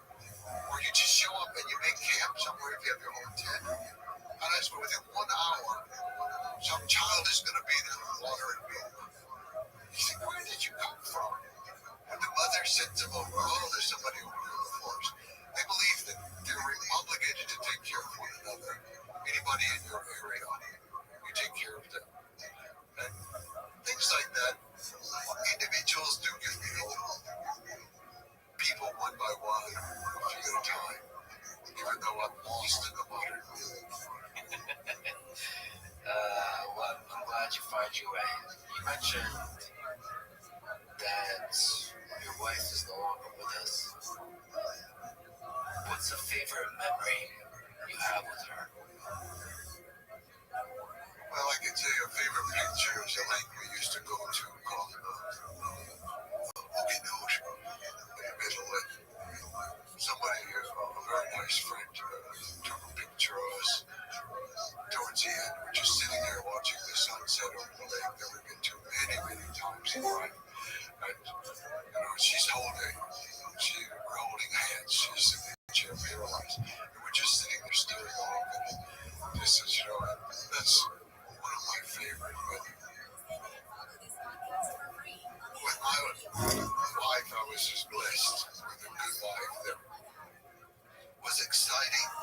the most beautiful woman I had ever met in my whole life. She was smart. She could talk to people about anything. She talked about jazz or physics or art. My life is so small and narrow, but my wife, she's the one who gave me a life. The truth is very odd. People don't believe sometimes. I failed English in college. I barely got in college. Nobody in my family, I don't remember my grandparents was on their side, but they had third grade education. My father had seventh grade. I went to live with him after the grandparents died, and my mother. There was no big education there in the family. But I somehow got to college. My father told me to go. He didn't want me to go to the war in Vietnam, so he volunteered to go because there was the rule that they couldn't send two people from one family against their will. It was mainly designed to protect brothers. But he could go as the father, and then I could go to college. So I got to college, and I can't say, oh, I was drinking and having a party and not serious. No, I was trying to get the best that course. I failed English. I failed it. And this was just a huge shame to me. In fact, after 1 year I was on probation, I got kicked out of school. My grades were so low overall. And then, so it took me a long time to confess this to my wife after we, I met her. I briefly in high school, but just we met later. And I told her, she just looked at me, she said, "What's a professor? No, it's just a professor. You can write anything you want." And she had the power to make me believe everything she said. I don't care what she said, I would believe it. And I would say, yeah, that's right, that's just a professor. Yeah, and she inspired me. But she supported me all the way through graduate school. She was taking some courses of her own when she was doing graduate work. But she inspired me, but she told me, I said, I want to write for more people than just for other scholars. I've done this dissertation or PhD, and it's just dry as that's a hot, it's the Gobi Desert. And I didn't know what to do. And she said, just tell the story to me, but I can't see you while you tell it. You're on the radio, and I'm listening in my car driving somewhere. Just tell the story to me. And to this day, almost every word I write is always just tell the story to her the way that she would like it. And I always read the books to her. Even she couldn't comprehend too much, but she just loved hearing the book because it was mine. And in the last years of her life, I gave up the teaching, and we went back to our original home in South Carolina. And I said, okay, we're just going to live here and watch the ocean and do things like that, and just be worthless teenagers. And my wife used to have episodes of clarity. I have no idea what would cause them. It might be 2 hours, 7 or 8 hours. And we would talk a lot. And so one time she said to me, this disease is going to take my life, but it's taking your life. She said, you gave up teaching and you gave up writing. She said, how do you expect me to die in peace if I know that you gave up everything? She said, you should write. So every single day we sat together by the water, by the window. I moved it into the dining room, overlooking the water. We sat there at the desk, and she sat in a wheelchair next to me. And sometimes we would play a little song music in the background at the event. And for the most part, she couldn't talk, but she liked to just sit there beside me working. And she knew that she was an inspiration. She knew. She was the battery that kept me going, How on earth I ever had a wife like that, I don't know. That's beautiful, Jack. That's really beautiful. I just hit the jackpot. And I see so many people that get by, and they even like each other, or their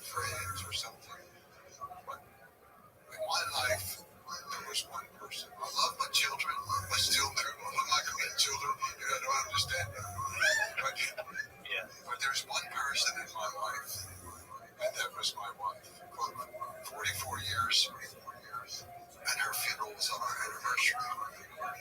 Just the way life works out, you know. But I was very lucky, very lucky.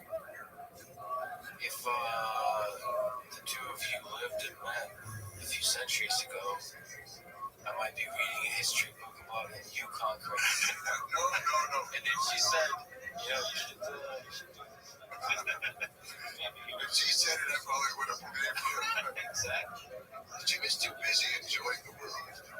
But, in her final, I could not ask her questions, and I did not say, "Oh, you remember that?" No, I never would say that because I knew she couldn't remember.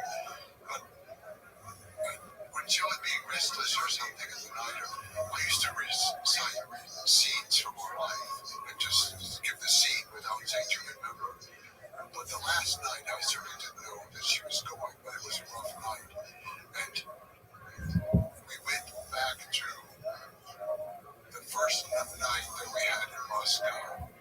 We came in December in the winter, and the snow was so beautiful and white, and the yellow lights shining on it. And then the most beautiful night, we went to the Bolshoi, and she had this elegant blue wool coat from her grandmother from the 1920s with a huge, it's so ironic, it was a blue wool, but it's gray blue. Had this gray blue collar, this huge collar. She just looked like a movie star from the 20s or something. And we went to see Maya Blisenskaya, and it was one of the most beautiful nights. But her last night, I told her that story again, of all the details. I'd come through many times with her coat from her grandmother, whom she loved very much, and the snow and the yellow lights, and we arrived at night, because of course the flight was late, and then the next night going to the Bolshoi, and all those beautiful things from Russia. That was it. She was an inspiration. I had many, many nights and many days of great memories. Make me cry, Jackie. Oh, no. That was beautiful. You're a beautiful human being. It's really an honor to talk to you. This was a fascinating journey through history. One of the most impactful humans in human history. Well, thank you very much. And the amount of research I realized how much research you had done. I felt like you're going to know things I don't know, and you're going to pull something out, and I'm going to be shamed in front of the whole world. There's only one piece of research left, is me going to finding there on the stuff. That would be incredible. So, well, thank you so much for talking today, Jack. Thank you. Thanks for listening to this conversation with Jack Weatherford. To support this podcast, please check out our sponsors in the description and consider subscribing to this channel. And now, let me answer some questions and try to articulate some things I've been thinking about. If you'd like to submit questions, including in audio and video form, go to letsfreeman.com/AMA. Or if you want to contact me for other reasons, go to letsfreeman.com/contact.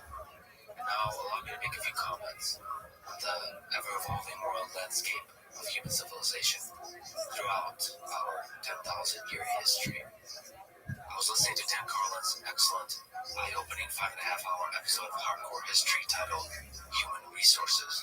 It covered the topic of slavery, the Atlantic slave trade, to be exact. One of the lessons I took from this episode is that the long arc of history is full of atrocities, as we modern-day humans understand them, with the wisdom of time and moral progress. But during each period of history, as Dan documents, it was difficult for the majority of people to see just where the line between good and evil is. We humans, after all, forever like to weave a story in which we are the good guys. Listening to Dan discuss, and later myself reading first-hand accounts of slaves, of torture, of rape, of separation of families, is incomprehensibly heartbreaking. By the way, this topic, first-hand accounts of slavery, can be read in Slave Narratives, a folk history of slavery in the United States from interviews with former slaves. I can recommend a book that I've been reading, which is Voices from Slavery, 100 Authentic Slave Narratives. It all seems deeply and obviously wrong by today's standards, but slavery was seen as normal through most of human history. Thomas Jefferson, the man who wrote All Men Are Created Equal, which I think is one of the most powerful lines in all of human history, he himself was a slave owner, making him a fascinating case study of contradictions. In fact, there's evidence that Thomas Jefferson drew from Genghis Khan's ideas about the importance of religious freedom. Pulling as he did foundational ideas of human freedom from the jaws of deep history. And Dan, in his episode, documents these contradictions and complexities quite well. A full range of human psychology involved, including how violations of basic human rights breed generational hatred.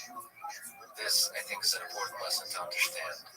The consequences of our moral failings can reverberate through decades, even centuries. That is perhaps one of the values of studying history. It is laden with atrocities, but it also contains people who, while flawed, dare to rise in some way above the moral decrepitude of the day to try to build a foundation of a slightly better future world. As MLK Jr. put it, the arc of moral universe is long, but it bends towards justice. And now, please allow me to say a few words about Gaza, Israel, and Palestine.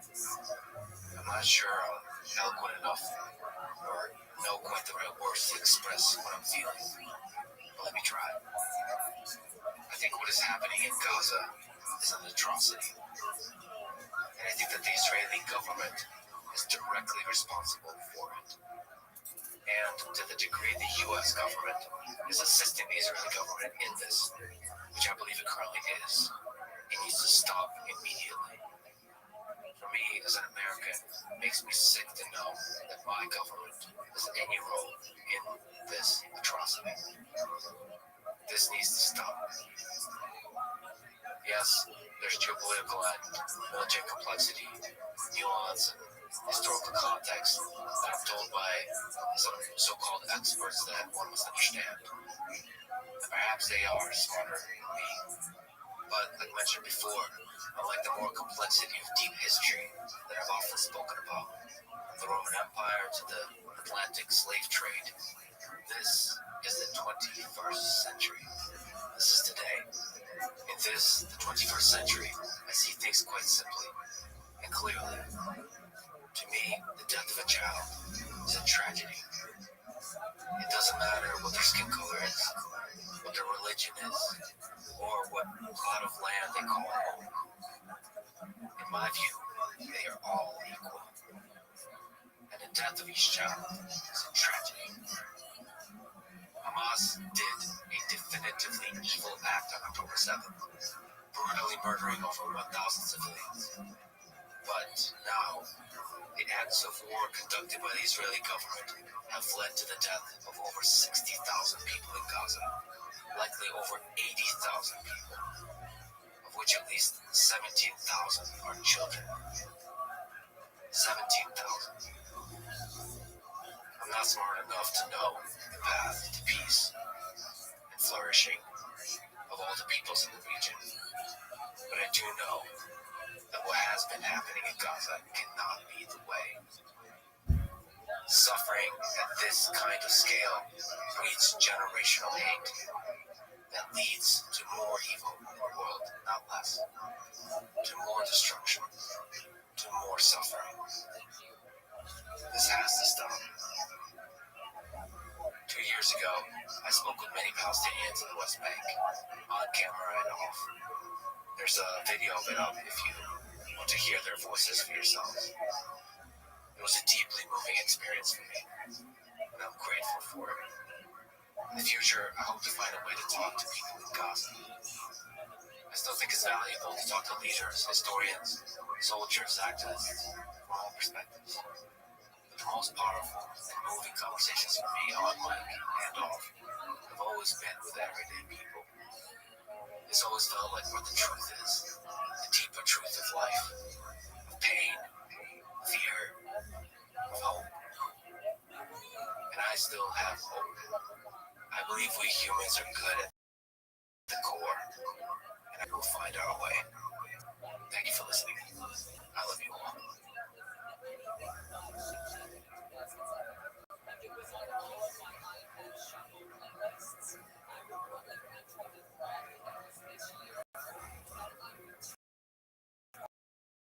The following is a conversation with Jack Weatherford. Story of Genghis Khan, the Mongol Empire. Written a legendary book on this topic titled Genghis Khan and the Making of the Modern World. And he has written many other books, including Emperor of the Seas, Kublai Khan and the Making of China, Genghis Khan and the Quest for God, The Secret History of the Mongol Queens, and other fun books.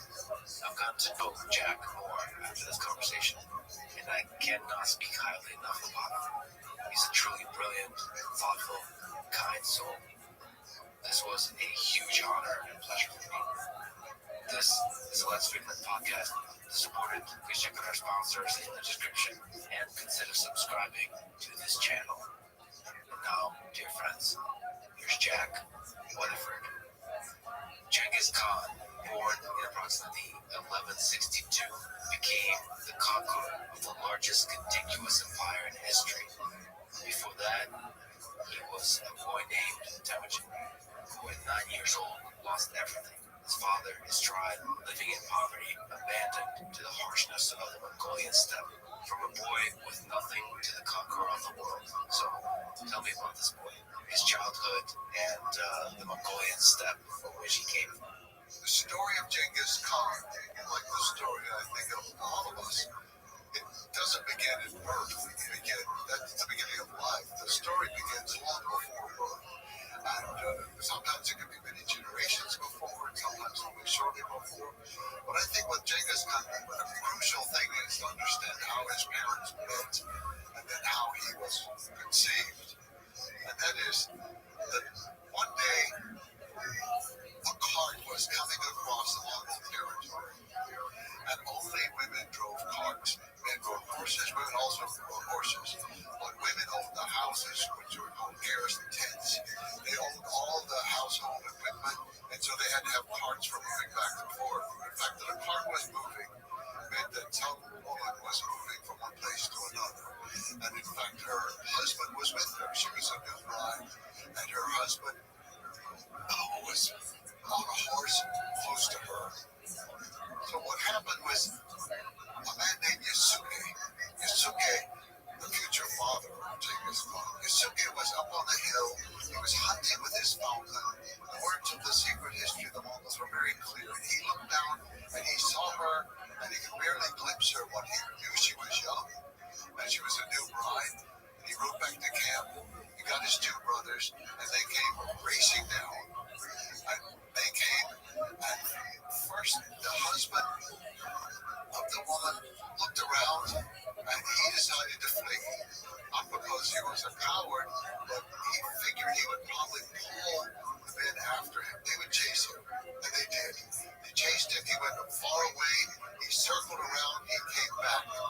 He arrived back at the cart where his wife was. Her name was Erlun. And Erlun had time to think while he was riding around, being chased by the Mongols. And she decided that it's more important for him to live. And she told him when he came back, you must flee. If you stay here, they will kill you and they will take me. But if you flee, they will take me, but you will have the chance to find another wife. There are many women in the world. You find one and you call her Ulo, after my name. And you remember me when you're with her. It's a very dramatic moment.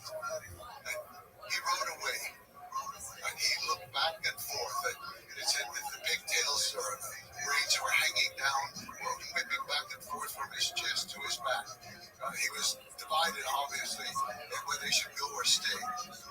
But the three men were approaching again, and they were headed straight for the cart this time. And they came in, and they took Erlun. She didn't say a word until her husband was over the ridge. When he was over the ridge and she could no longer see him, she began to scream and wail. And one of the brothers said to her, doesn't matter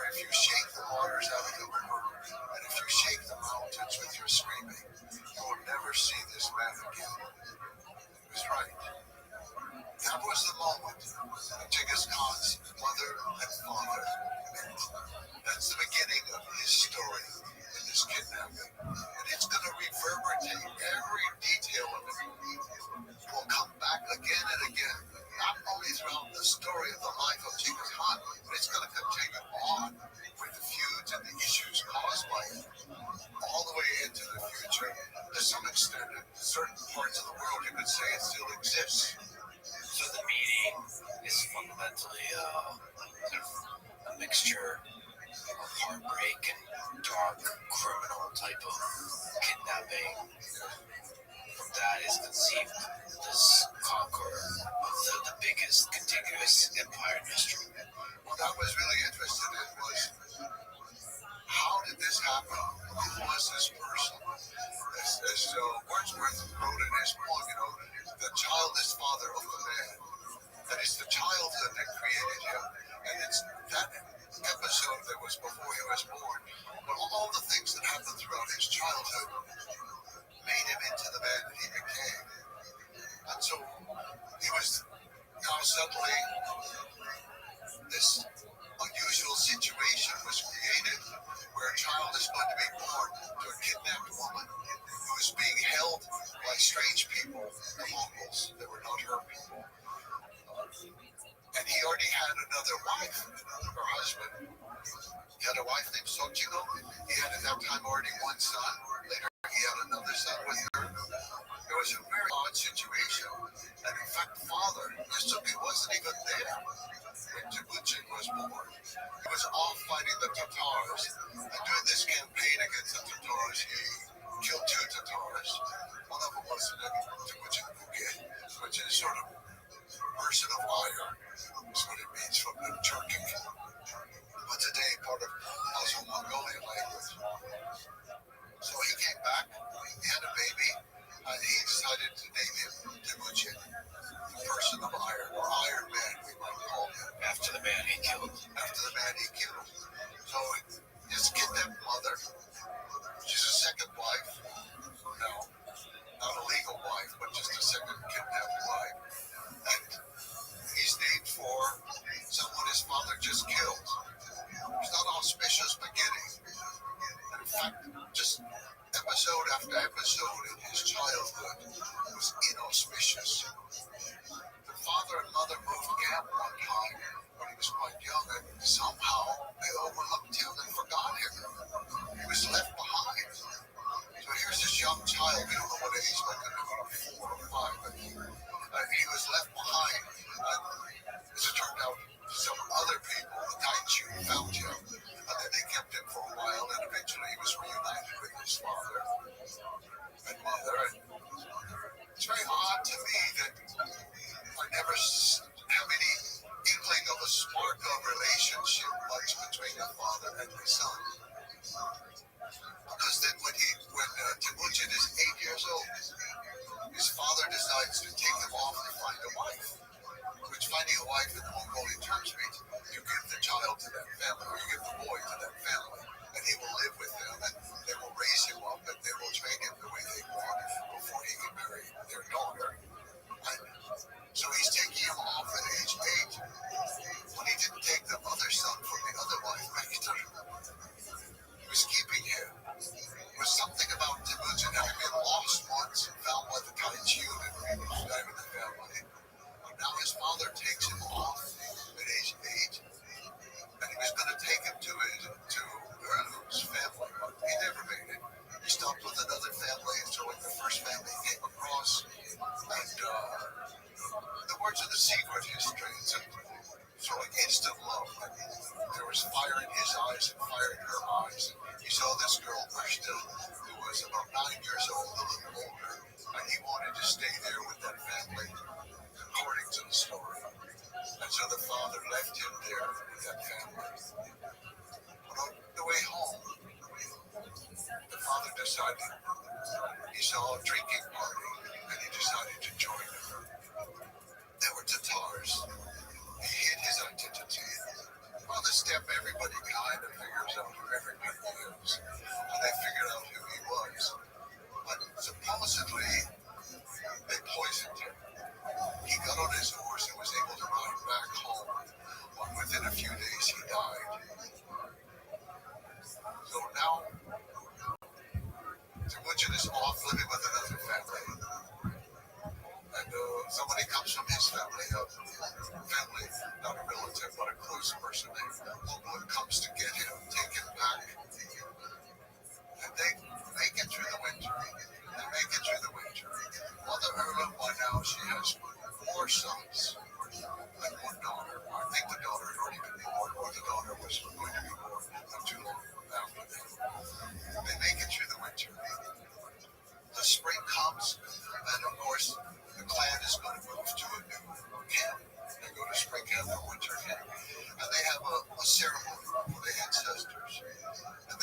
the ceremony, they did not tell her.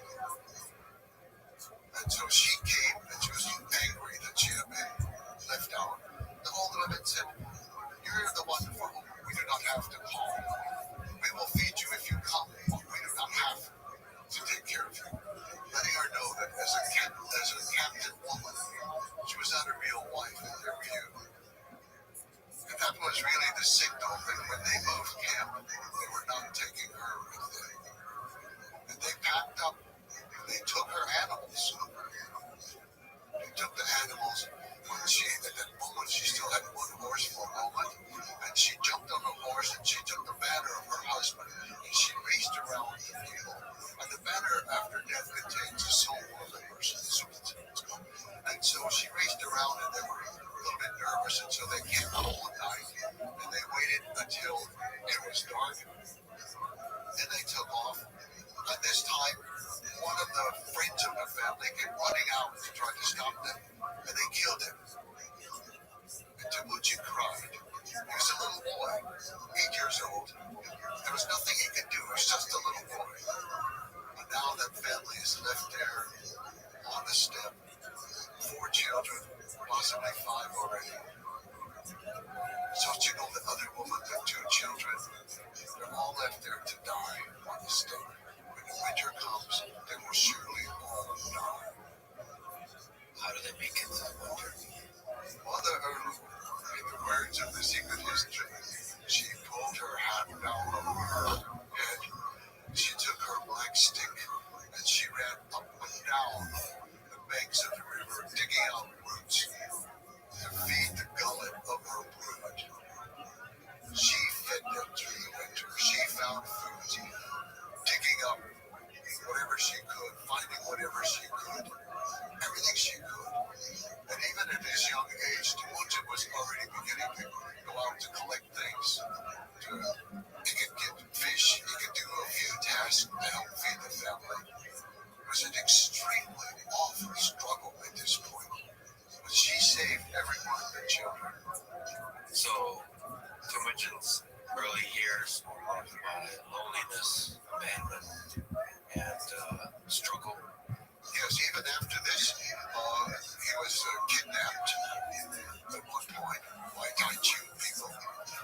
He was kidnapped, and we would say, I think the correct word would be enslaved. They put him into a keg, a yoke, like an ox would wear. And so his 2 arms are in it, and his head is in it, and he's trapped in this thing. And every night he would be taken to a different pier to be guarded by that family. And one night there was a little celebration, so most of the people were drinking, and he's left with a boy who's not very smart. And Temujin managed to take the keg, the wooden yoke that he's trapped in, and use it as a weapon by turning it around very quickly and hitting the boy in the head, knocking him out. Those were the first lessons for the Mongols that anything that moves is a weapon. This is going to go on for generations. Very important for the Mongols. If it moves, it's a weapon. He did that. He raced him off in the night, and he jumped into the river to hide. He still got a keg on him.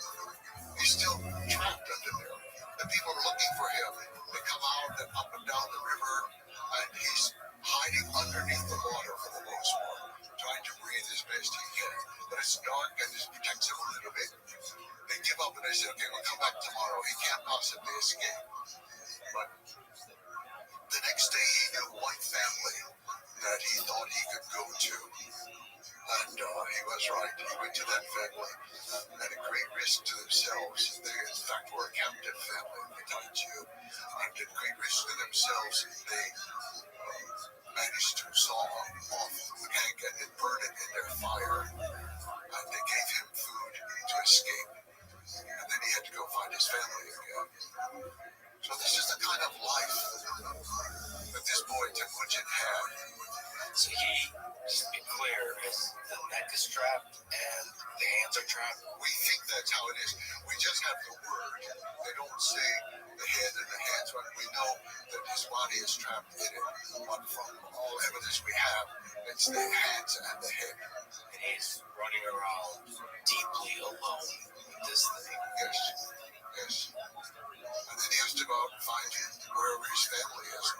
So this, in part, was the foundation of his breaking with Mongol tradition that kinship is the most important thing above all else. Because here's his life story where he's abandoned over and over and over. By his father's own brothers. See, the men who kidnapped her, they had an obligation under Mongol law and custom to marry her when her husband died. They did not. They should take care of her and her children, because her children were the children of their brother. They count as the sons of the clan. And they should. No, they had all deserted him, all betrayed him. He learned very early on that you cannot trust family. You mentioned that Genghis Khan's childhood, Temujin, was marked by extreme tribal violence. Can you describe sort of the state of affairs in the steppe? How much violence is there? How much kidnapping is there? The story of Temujin is not a unique story for that time. Now, as an isolated family of outcasts, of course, he's not participating in the various feuds and the raids of the people around him. But they are constantly raiding in the winter, and for women and for horses and for any kind of valuables that they can buy. It's almost like their way of getting trade goods from China. Then one group raids the other in order to find out whatever they have for textiles or metal. Mongols produce nothing. They can produce felt to make their tents, but they were not craftsmen, and so they had to get these items from somewhere that was through raiding. And so even in the genealogy of Temujin, you see going back generation after generation of women having been kidnapped, children born who are not necessarily the father's child. It's unclear who the father was. And all of these issues go back for a long time.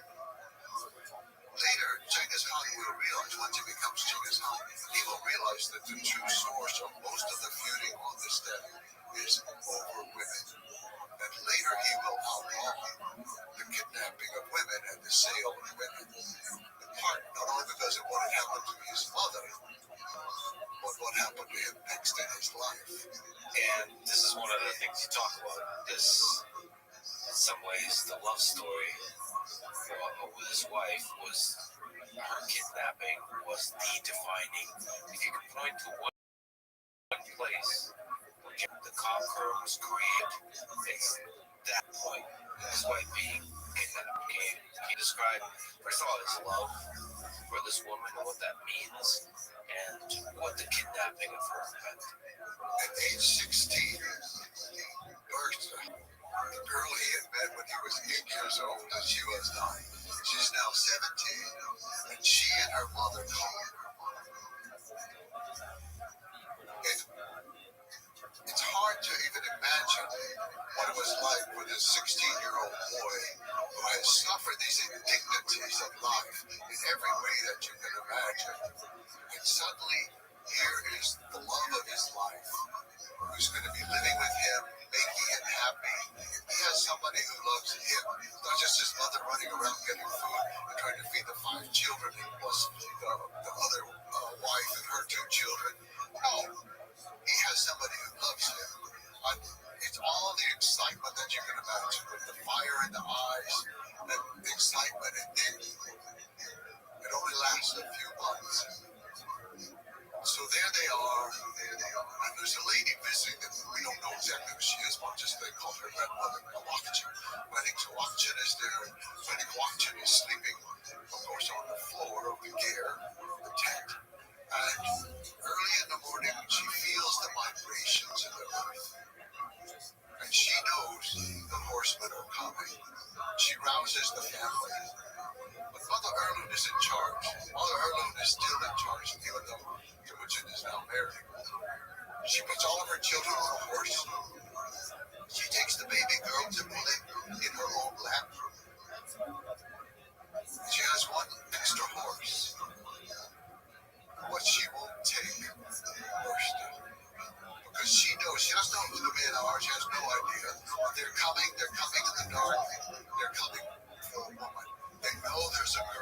this family of outcasts has acquired a wife, and they know that they're coming for that. And so she leaves Sanchigo, the other wife. She leaves this old lady, Granny Kwanzaa, who actually has her own cart, and she leaves first. They pile into Granny's cart. It's only ox to pull it, so they don't get too far before the attackers get there. But Mother Earl is right. She's able to get her children off to the mountain, to the mountainside, away from them, because the men are so focused on this cart and finding out how many women are in there and who they are. So Mother Earl saved her family,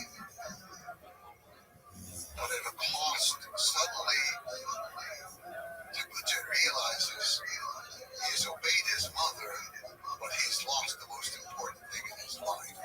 And I do think this is the defining moment of his life. The story began back when his mother was kidnapped. Well, now the kidnapping of his wife, and he said, what will he do? What should he do? What can he do? Is he going to just resign himself to it? Is he going to go out look for another wife? And he decides that life is not worth living without mercy. He has found something good in his life. And if he has to die trying to get her back, he will die trying to get her back. And this is the early steps of the military genius born, because in order to get her back requires an actual organization of troops. He needs allies. He goes to a man who ruled the Karyak people in central Mongolia, and the Tol River Belt, where the capital of Ulaanbaatar is today. He goes there because that Wang is a name of Honorable Han. He goes there because Wang had been the lord over his father at one point, and his father had gone on raids for him. So he went there. And actually, he took a gift. That's because Bushta's mother had bought a sable coat as a gift for Mother Erdo at the time of the marriage. So he took the coat, and he took it, and he gave it as a gift to Wang Han and asked for his help. And Wang Han said yes. And he said, I will send some troops, but we need more. And you need to ask Jamuka. You need to ask him to come also. He said, I will send a message to him to get troops. You have to tell the story of Jamuka. Because the story of Genghis Khan is one of people abandoning him, being disloyal. And here is a person who's not of his kin, but becomes his, in a way, brother, in a way, loyal. And as you've described, he's both. The best thing to us happening to Genghis Khan and one of the biggest challenges in the later years of Genghis Khan. So who was Jamuka? Jamuka was a boy about the same age as Tiglichet. And his family had winter camp close to where Mother Erdo was living with her children. And so the two boys met during the winter time. In fact, they both claimed descent from the same woman about 4 generations earlier, or 5, it's a little unclear. She was a Rothschild woman who herself was kidnapped. And actually, Jamuka was a descendant of her from the fact that she was pregnant at the moment of kidnapping. And then Tiglichet is descended from her through the new kidnapper, Rothschild, his ancestor. So they're both through almost the same, from the same home. They come from the same historic origin. However, their lives were similar in that both lost their fathers very early. But Jamuka also lost a mother. So he grew up in the household of his grandfather. He had no siblings, like Tiglichet with a whole household of siblings. He grew up with his grandfather, and his grandfather had several wives. So he grew up with a bunch of old women, which later he said he thought was an influence on his life. But the two boys meet. So they come from different backgrounds, and Jamuka's not as deprived by any means as the life of Tiglichet. What he has is an emotional deprivation, I think, having not had mother, father, siblings, and he lives with these old people. The two boys meet, they become good friends playing on the ice. And so they're playing on the ice, and then very early on, I think when they're about 10 or 11 years old, they decide to make a pact. It's called becoming Anda. Anda is more than a friend. A friend is the nur in the language, and there are several different types of friendship. But Anda is a friendship that's beyond a friendship. It's something for life. And they swore that they would be there forever to protect each other, to help each other in every moment. And they exchanged knuckle bones. So each one of them had the knuckle bone of a rope on the deer. Knuckle bones are used in these games that they play, but it's also used to forecast the future. You can roll them around and all that. It's very strange. On the ice, I will say, in wintertime in Mongolia, it can be up to 50 degrees below zero. It doesn't really matter if that Celsius or Fahrenheit or what it is. But you slide something across the ice and it's just absolutely smooth like silk and it goes on for a long way. And if you put your ear down to the ice, you hear this celestial sound that is unlike any sound on the moon. It's just like the angels who are singing under the ice. So once there's this relationship with Anda, then a couple years later they swear it again, but this time they're slightly older boys and they have bows and arrows, and so they exchange arrows with each other. In fact, the text is very specific that Jamaka took the horn, cut it off of a 2-year-old calf, and he whittled it down, and then he drilled a hole into it in order to make a whistling arrow, which is used for several purposes. One was it's used for signals, for one thing, from one person to another. But also when you're hunting, if you want to move the animal in a certain direction, you send a whistling arrow in the opposite direction to make the animal move. That had a lot of use. So the boys had exchanged robot knuckles. This time they exchanged. And so they had been close friends. And Wang Han said, okay, Jamaka should raise some troops and go with you. And he did. So the three sent out some troops from Wang Han. He himself did not go, he was too old. But he sent some troops. And then Jamaka and his troops. And then basically just Temujin and his family. He just had his brothers. That's all. They set off to find the merchant people of the Seling River, which flows into Siberia and on into Lake Baikal. They had to go through some extremely rough territory. And you see in this episode, though, Jamaka is already a little bit fierce without necessarily thinking it through carefully. He gives this long speech about all the things they're going to do to the merchant people. We're going to jump through the smoke hole at the top of the gear. We're going to jump in there and we're going to kill them all. We're going to kill the men and the women and the children. We will destroy these people forever. He has an extremely militant rhetoric, at least. And he's also rather critical of the other people. Wang Han's people came late. He gave them this long lecture about we are lawless, and if we give our word is our promise forever. And rain or sleet or snow, it doesn't matter. We be there on time. So he's dressing down his superiors. He's very aggressive. He's very helpful. So these troops, they move in on the merchant camp. They also come in at night.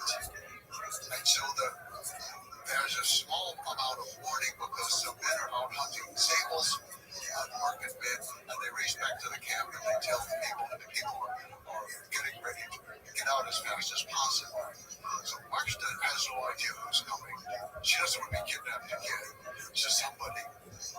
So she and the grandmother go up to it again, and so they're loaded into a cart to go away. So Temujin comes in, and there's a full moon that night, so they can see what they're doing. And he's really searching for her. He's not paying too much attention to the battle. And he's calling for her, and she hears his voice. She knows who it is. She jumps off the cart, and she runs to him. And they're reunited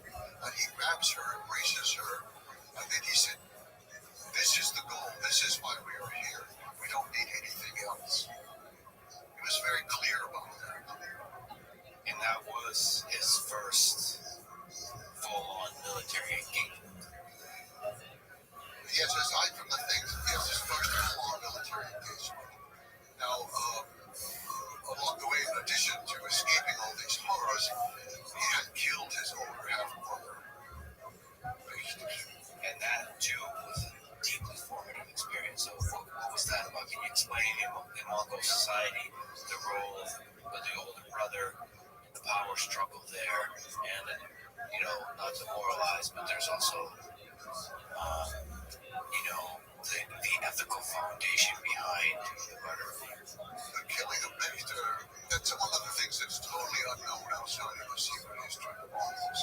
None of the Persian chronicles, none of the Chinese chronicles, none of them knew about this until the secret history was deciphered and translated. But Victor was the older child of Rothschild, and his son, the older brother, has complete authority over the younger siblings in Mongolian society. They have to refer to him with a special pronoun all the time, Tom, and he refers to them as Chi. It's a formality. And his word goes, he is the father in the absence of the father. But also it's quite common that if a man dies and his brothers, he has no brothers or his brothers do not marry his widow, and if he has a son by another wife, she will become his wife. So it would have been common that Victor eventually, when he passed through puberty, would then perhaps marry Mother Earth. Now, I don't know that happened, but I think either it did or Temujin was trying to prevent it because he was mad enough that he was the older brother, but he becomes the older brother and the stepfather. Temujin just couldn't handle that. And he was already, Victor was ordering around, so he would take things like the fish or bird that Temujin had caught, and that's perfectly acceptable in the Mongol hierarchy. So Temujin would catch a fish, and Victor would take the fish. Yes, he's only recorded once, but perhaps that happens every time. So that's an okay thing to do for an older brother. Just take stuff. Yes, he could do anything he wants just about with his younger siblings. That's, yeah. But Temujin is not going to stop. So, mostly in the record, they kind of put the blame on this fish, which I'm not so sure that's really the blame. But the boys had actually taken the sewing needles from their mother and they were using them for fishing. And I think it's more complicated than that. But for whatever reason, he and his next mother, Hasser, decided to kill him. And they did. Why to you is it more complicated than that? It feels to me like stealing of a fish is like the final straw. Here he's being abused over and over and over. And the fish is a symbol of that. So here he takes matters into his own hands. I think it is the symbol of that. I think it can be the thing that pushes him over the edge. But it's all these other tensions of what's going on with the family. Because they shoot him with arrows, they kill him.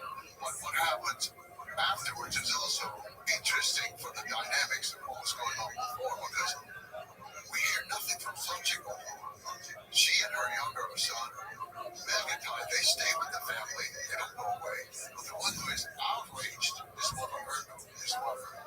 She screams and hollers at him the longest kind of tirade you can imagine. You will never have anybody in your life except your own shadow. And, you are worse than everything that she could name. It could be worse than.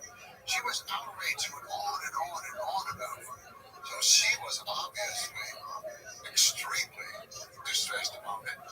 Whereas Sochiko, the mother of the boy, which may have been distressed, I don't know, but nothing has shown up in the record. So he does have this episode of having killed off his brother. But I don't think it was a deeply meaningful. I think it was important, but I don't think it was emotionally deeply meaningful for Temujin. The brother was gone. The problem was solved. The mother is extremely ticked off at him. But it does show, in fact, it's interesting if it's not a big deal for him, it does show that he's willing to resort to murder to take care of a bad situation. Yes. He is capable of doing anything that needs to be done to resolve what he sees as a problem. Victor was a problem. He resolved it at a very young age. So he had that experience behind him. Now, Victor's younger brother Melkatai is on a raid with him and with Tomoko when they go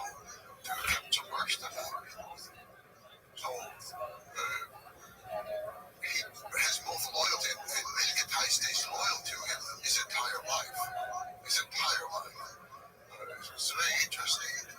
So thank you for your return to Mersta. Is it normal to have such a love story across many years when you're separated? Sort of having that kind of loyalty, because it was two-way loyalty. Mersta to Timurgen, and Timurgen to Mersta. And this is like before he was Genghis Khan. I think as children, he was too preoccupied with staying alive and getting trying to find fish and roots to eat and things like that to really be pining for her all the time. But for whatever reason, she came, and it could be that her family liked him in some way, or that she remembered him, or that she had no other suitors. Because at 17, she should have been married, actually. So I can't explain why, but it was certainly a strong love story after the fact, if not before. I mean, those two were loyal to each other throughout their lives. But she was, I would say, the most important person to him after that. He went to literal war to get her back.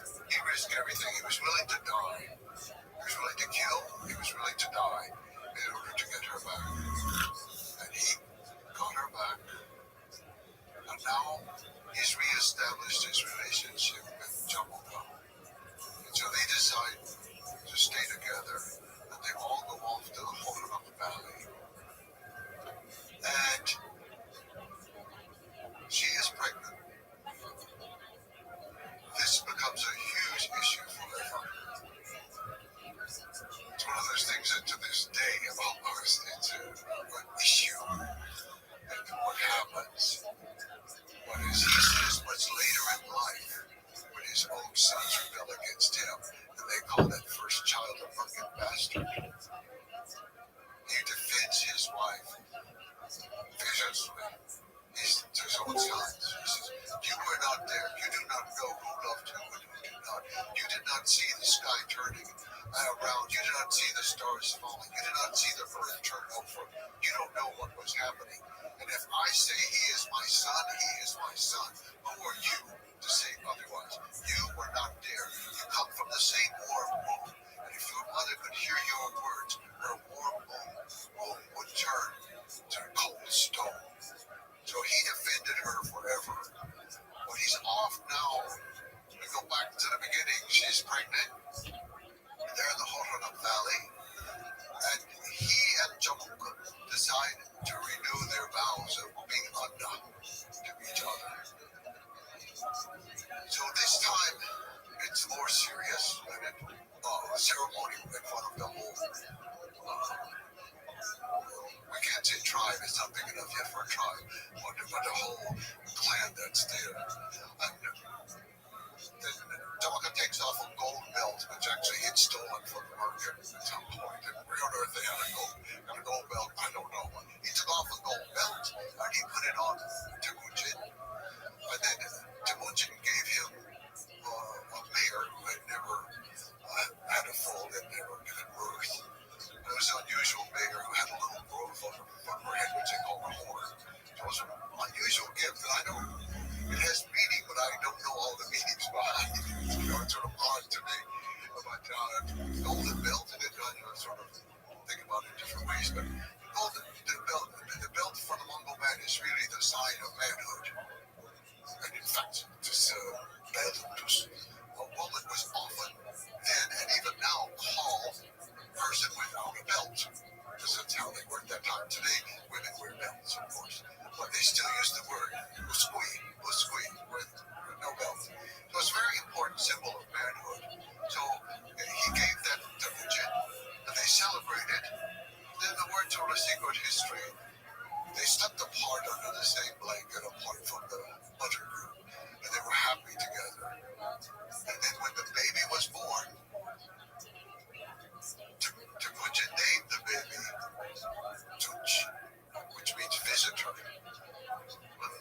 Some people say, well, it's because the child was really the working child. Other people say, no, it's because he was a visitor on the territory of Jamuka at that time. And other people can say, well, Jamuka's ancestor, who had been born from the kidnapped woman who was pregnant, and they had named that Jorigadai, which meant 4 stranger, the foreigner.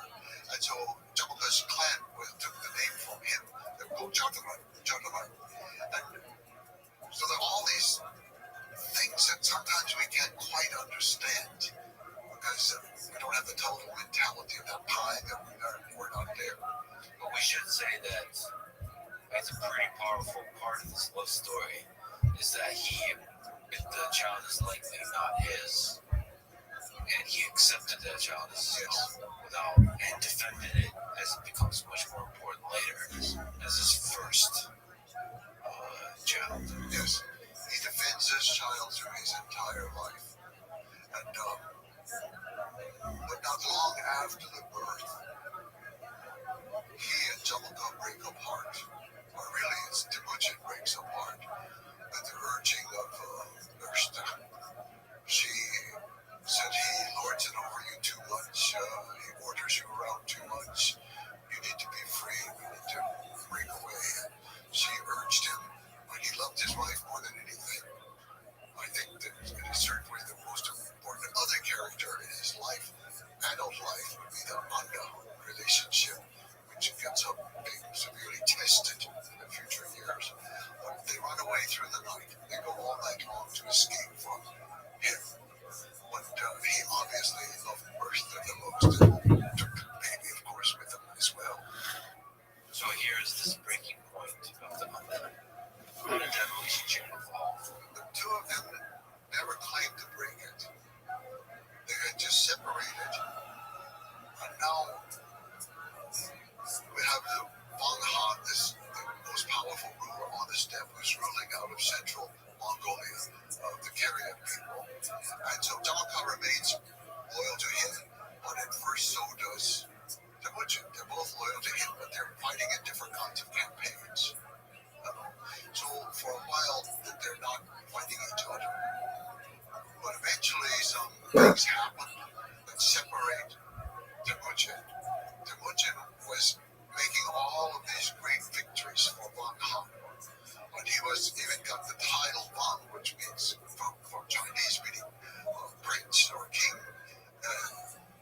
Wang Han received that from the Jin dynasty because of all of these conquests against the Tatar people. So Timuchin was rising up, and then he wanted his son to marry the daughter of Wang Han. And Wang Han said no. His own son, told him from the no, we don't marry those little people. They're Mongols. They're not like us. We're Kariak people. We're not going to marry them. And so then, now more you could say breaks out a feud. It's more of a feud. And Timuchin has to flee far away into the east to a place called Balchuna. And he goes to Balchuna, and at this time, then Jamaica is going to fight on behalf of his lord, Wang Han. The two of them do not meet in combat, but now their forces are fighting each other. And they didn't see that. I mean, there's an obvious tension there. There's an obvious, slight breaking of loyalty, right? Yes, it's hard to know what's going through their mind at that point. We only have it later on when the relationship is being resolved in unfortunate ways. Then they claim that neither one of them ever truly broke it because they never harmed each other directly. And in fact, then Timuchin eventually defeats Wang Han. So he takes over central Mongolia. He's starting to really rise up now. And he has the title from his own people of Genghis Khan.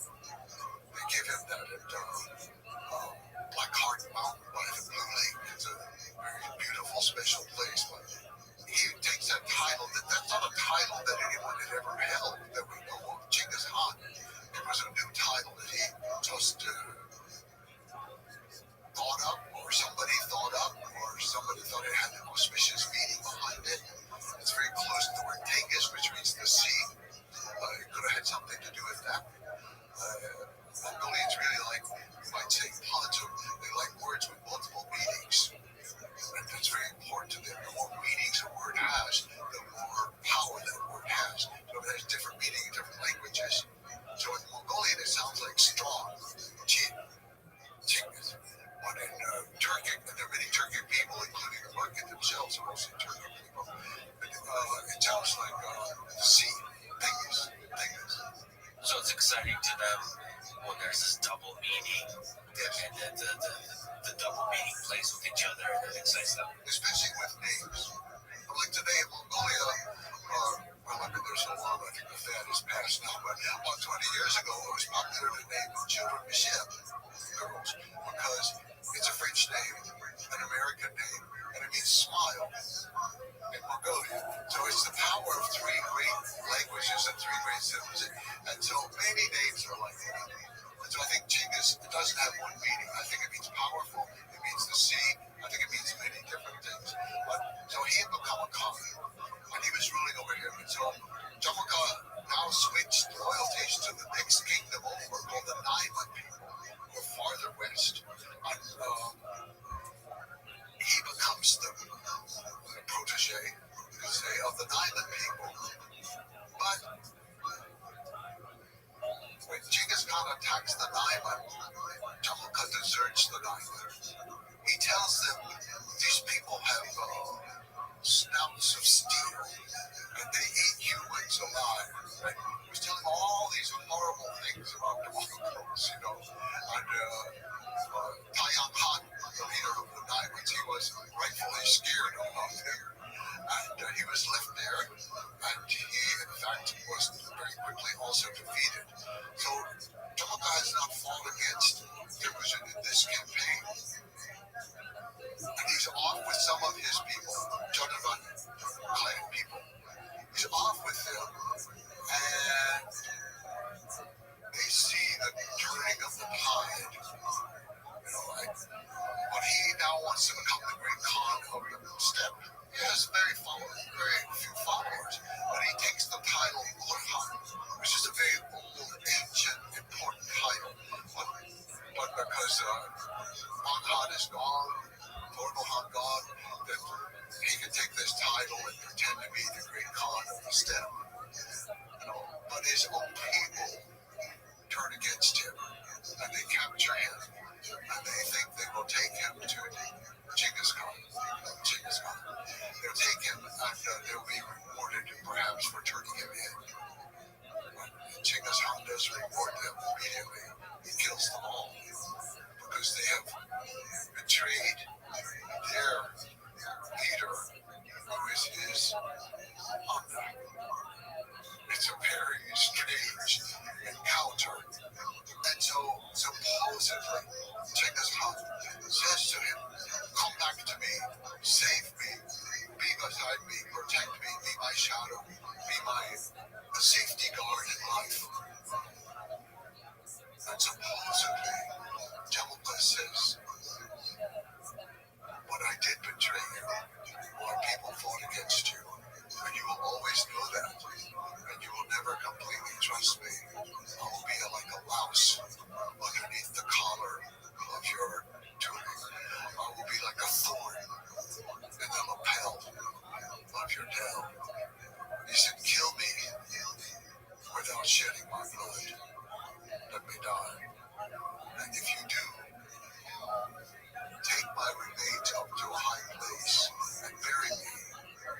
And I will be the guard. I will be the protector for you and your people forever.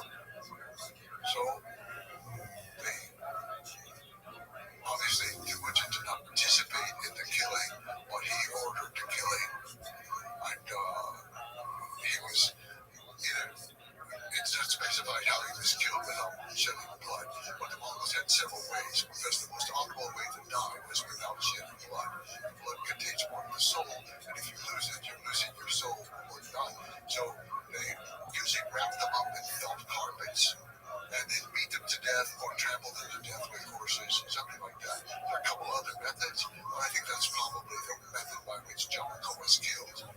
And so he was killed, and then Timucin or Genghis Khan had his remains taken up and buried at a high place. This is over near Tuva, which is the part of Russia. But until the 20th century, it was a part of Mongolia. The Tuva people very, very close culturally to the Mongols. It seems that both of them, under the relationship, had a deep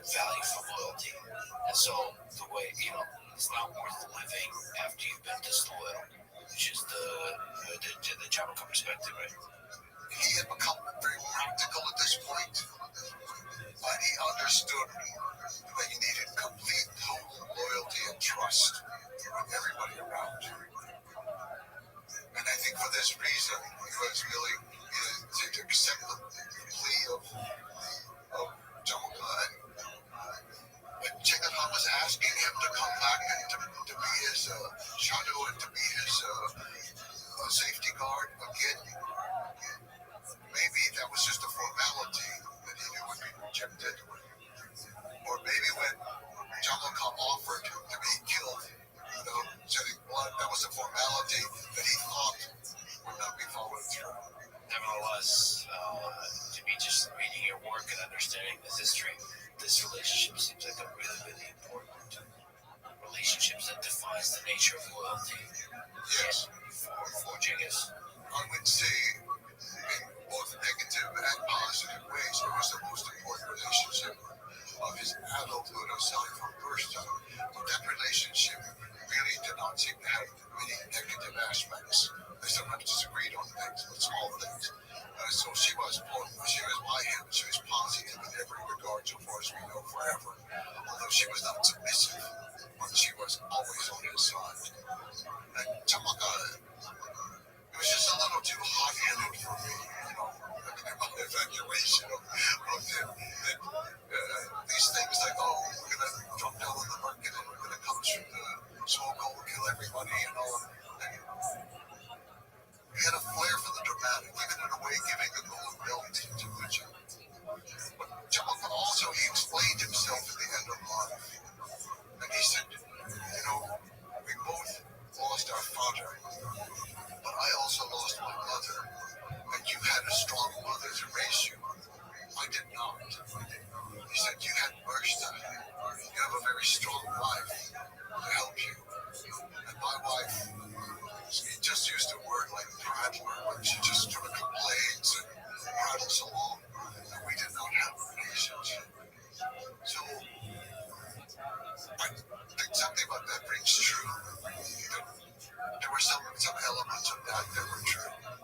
But Jamaica certainly didn't have the intelligence and the real genius for dealing with people, dealing with soldiers, especially in warfare, that Temujin had. Yeah, in that relationship, there's a contrast because Genghis Khan did not accumulate riches or accumulate power in a way that was for the sake of the riches, for the sake of the power. He was always very practical in what is the way to maximize the success of the soldiers. Yes, I often wonder what happened to the gold belt. It's just a beautiful story. Gold belt doesn't just disappear. What happened to that? It's so interesting because Timuchin was never interested in material goods. As Genghis Khan is the ruler, in some ways you could say became the richest man in the world because he controlled the most wealth flowing through him. But he always dressed simply. He always lived in the tent. And he said, I eat what my soldiers eat. I dress the way my soldiers dress. I live the way my soldiers live. We're the same. So he had no interest in the wealth. He had sided before with Al-Han, which was very advantageous because they had more trade goods and wealthier people and all. But he just didn't have the temperament, I think, that was going to be helpful for Genghis Khan's continued rise. That is one of the powerful things about Genghis Khan's stories. He came from nothing. Absolute nothing. And he didn't, from what I see and understand, become sort of corrupted by the riches or change. He fundamentally remained the same person who does not have value for material things. He changed and matured in various ways over life, as we all do, or hope we do. But he never became avaricious in any way. He was never greedy. He was never inquisitive. He kept the simple life. And part of the simple life for him meant that no one was allowed to write about him. No one was allowed to make his likeness. They couldn't paint a picture of him. They couldn't make a statue of him. No building could be built dedicated to him. No palace, no tomb, no temple of any sort. Not even at the point of death, but the simplest gravestone. Nothing.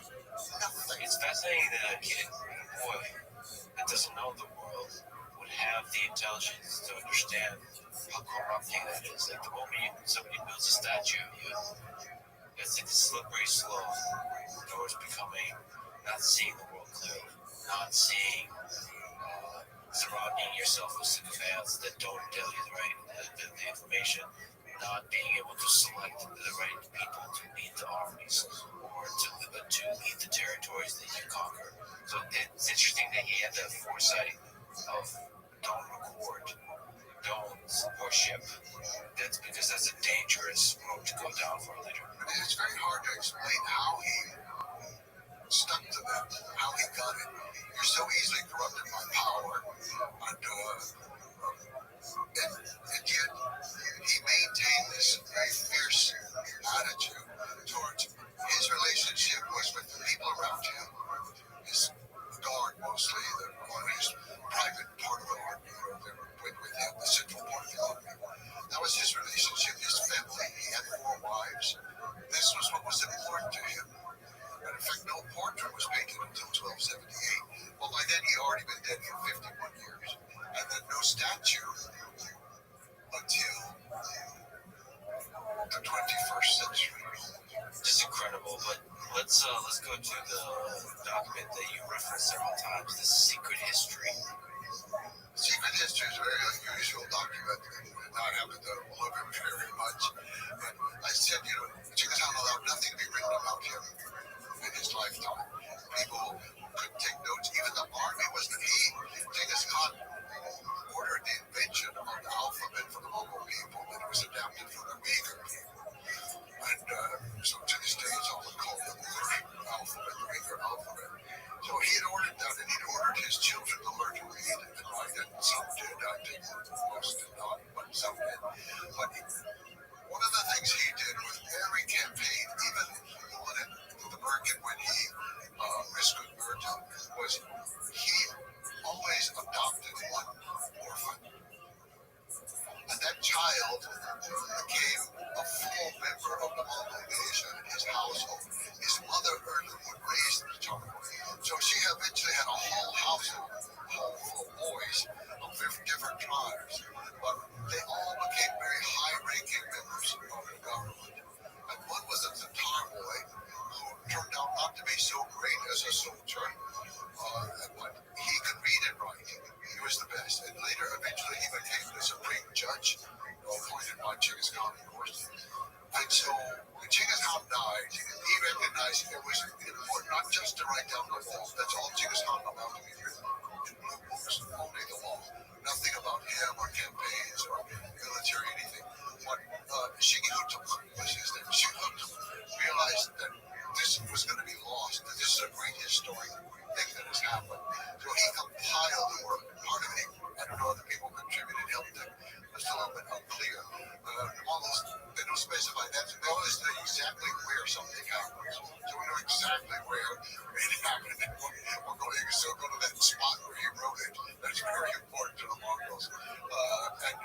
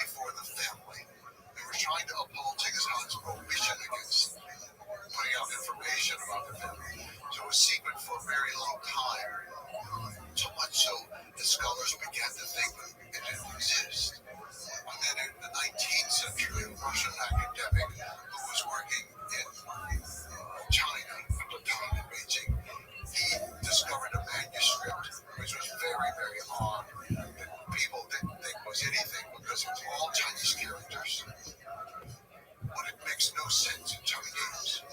What he recognized, but if you read it, pronounce it, it makes sense of Mongolian. And so it was in this code that had been used to record information in Chinese. So they're recording the sounds. The sounds, correct. They use Chinese characters to record sounds. It's always problematic in some little areas you're not exactly sure what the name is or something like that. But it was a very unusual document. And then once they found it, they realized that some of the Persian documents had incorporated part of them already. So that was very helpful to me.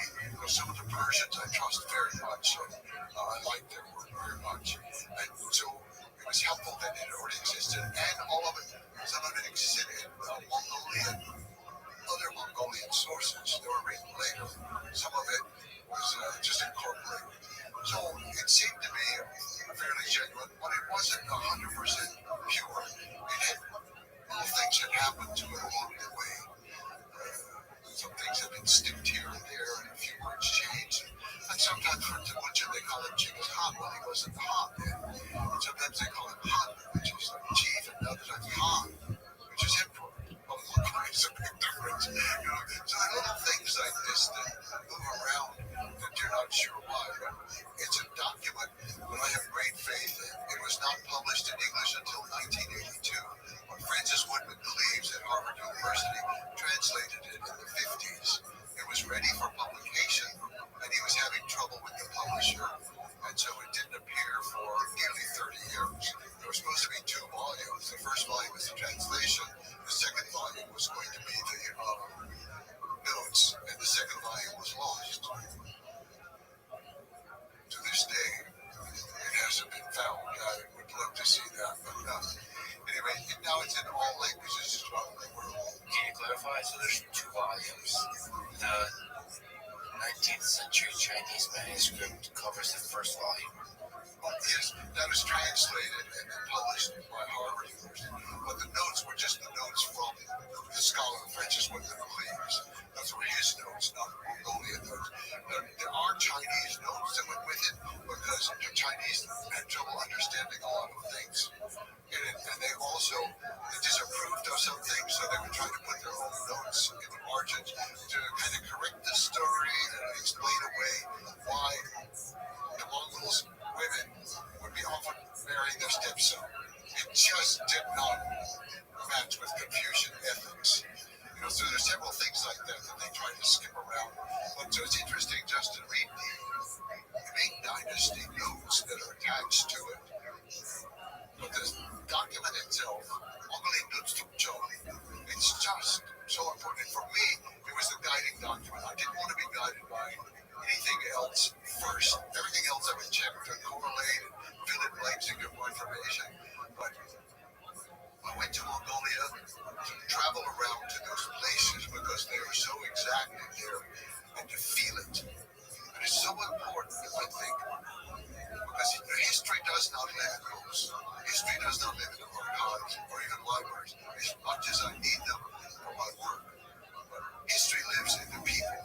History lives in the memory of the people and the culture. And for example, the episode with the kidnapping of Krishna. So I went to that place, and I didn't know when it happened, what season it happened. It was very important for figuring out the verse that came afterwards and other events that were being correlated. Very important to me. And so I'm just talking to the people who live in that valley, the nomads there. They said, oh, it's clear. It was the winter. I said, oh, where did you read that? He said, no. I think Rothschild was on the ground and she could feel the vibration. She said, look, this is summertime now.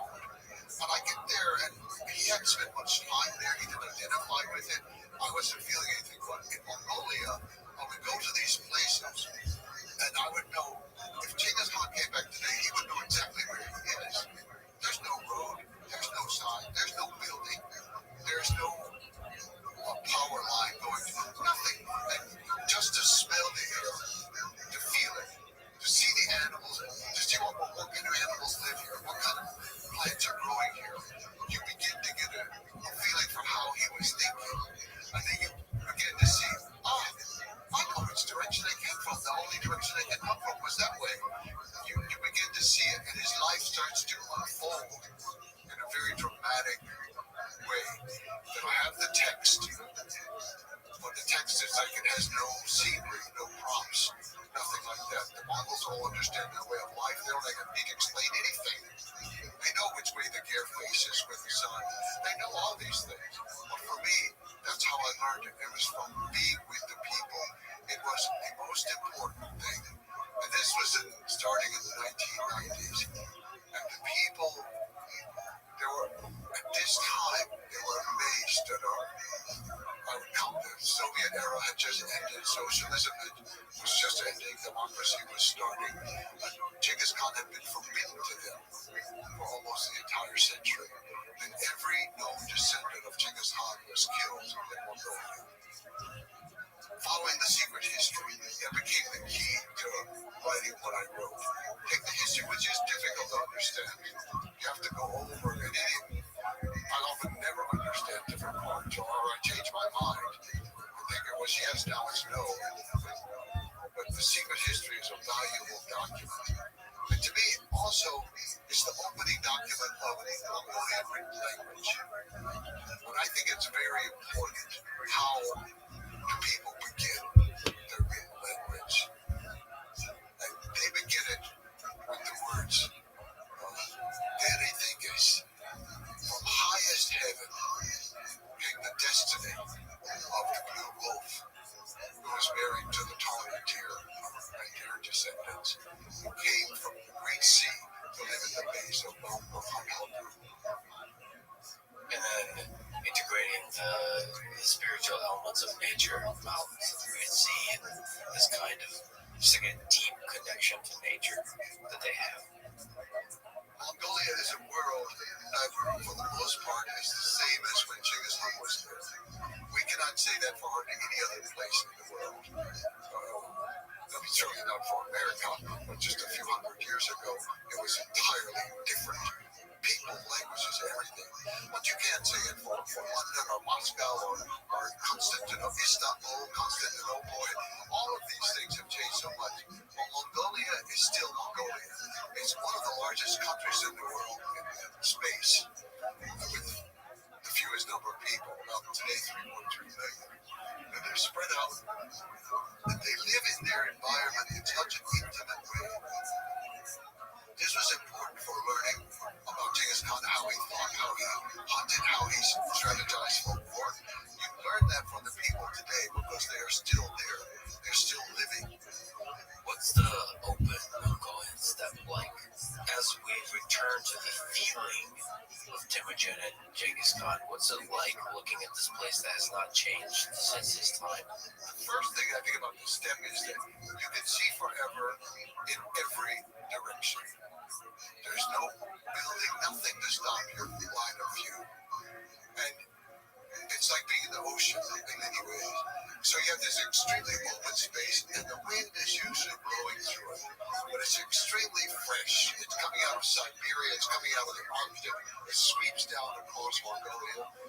Cold as ridiculous sometimes, but it's always fresh, always fresh. So you have the wind coming in. You have the smell of the wind. Also, then there's grass. The smell of grass becomes very important. Now, because of the particular location, from one year to another, one area may have grass one year, and then drought the next year, another area has grass. So you don't always know. If it's not grass, it's dust. Yeah, dust. Oh, again, the dust doesn't smell so good. It doesn't feel so good. But that's just one more part of the country.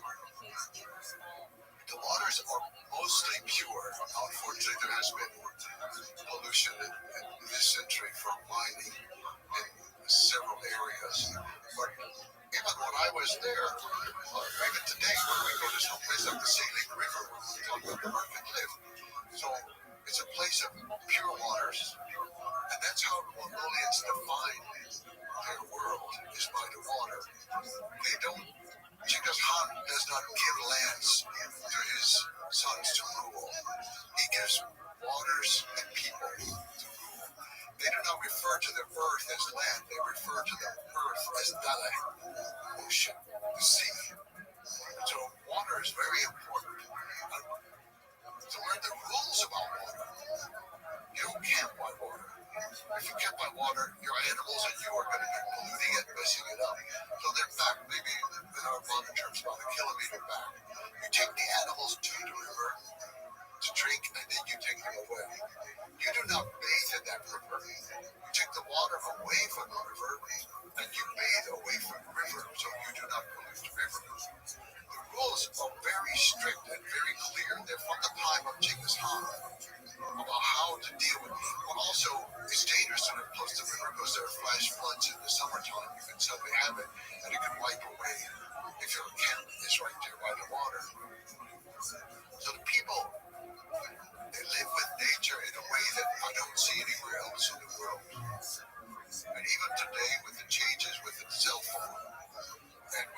solar panels, and they can get TV out in the middle of the stem. Still, they're living a similar life. The young people, of course, want to drive a motorbike, but they're still herding cows and yaks and camels. If it's on a motorbike, okay, you're still doing it the Mongol way. But then if we go to the time of Temujin, of Genghis Khan, another component is the horses. We talk about the relationship with the horse and thinking about this open steppe. From a young age, all Mongols were trained to master riding horses, as you write, while standing on the horse. So they learned how to ride while standing on the horse from a young age. While standing on the horse, they often jousted with one another to see who could knock the other off. When their legs grew long enough to reach the stirrups, they were also taught to shoot arrows and to lasso on horseback, making targets out of leather pouches that they would dangle from poles so that they would blow in the wind. The youngsters practiced hitting the targets from horseback at varying distances and speeds. The skills in such play proved invaluable to horsemanship later in life. Can you speak to the relationship of Genghis Khan and the Mongols to horses? The Mongol and the horse are inseparable. I wrote one line in the book to the editor because that was insulting. I said, oh, Mongol and the horse, they live together, they know each other with every twitch of the muscle, and they smell the same. Well, I was saying it just not to be insulting about anything, but they have that deep intimacy, and the horses do know their owner from the smell. This is very important. It's also important for Genghis Khan because they made the flags, they call the souk, out of the horse hair from their own horses. And so in battle, they used it for a very practical purpose, and that is the horses would return to their source because they knew the smell of their flag. It was other members of their own herd. So the language itself, I have never, ever mastered all the words just for the colors of horses, much less for all the other things about them. I can remember Mongolians being out there in the countryside and say, oh, I want to learn English. I said, okay, yeah, that's nice. Teach me some words. Mongolia, teach you the word. I mean, what color is that horse? I say, brown. They would say, brown. I say, yes. Okay, what color is that horse? Brown. Then they say, well, you said this color was brown. What color is this? I said, what? I mean, it's just amazing. I mean, they have words based on how smooth the coloring is and the variation in the texture and all the different. Today in English, sometimes you can put them together. We say like yellow brown or brown brown. But the words for horses of course, by sex, and then they have three because they're geldings, so they're very important too. And by age, and by whether or not they've reproduced in the case of the females, all these things are important parts of the horse. And the horse, a few years ago, the presidential candidate ran under the slogan, raised in the dust of many fast horses. It just resonates with the Mongolian spirit, and the dust itself is important. The Mongolians, they will wipe the sweat and the dust off the horse and wipe it onto their own forehead, which is the most sacred part of the body, where the soul resides. This is how intimate the relationship is with the horses. And they're hard on them in some ways. They train them very well. They ride them very hard. But the horses are also trained for that. They use a very small crop. It's a little bit like a stick with a slight whip at the end, and they hit the rump of the horse. Never anything else. They're horrified at Western people who use metal spurs and metal to harm the horse in the stomach. And to harm the head of a horse, they say it's a capital crime. I mean, I don't know anyone's ever executed for it, but you never ever harm a horse's head. So horses are important in every way, even religiously important with the making of fermented horse's milk.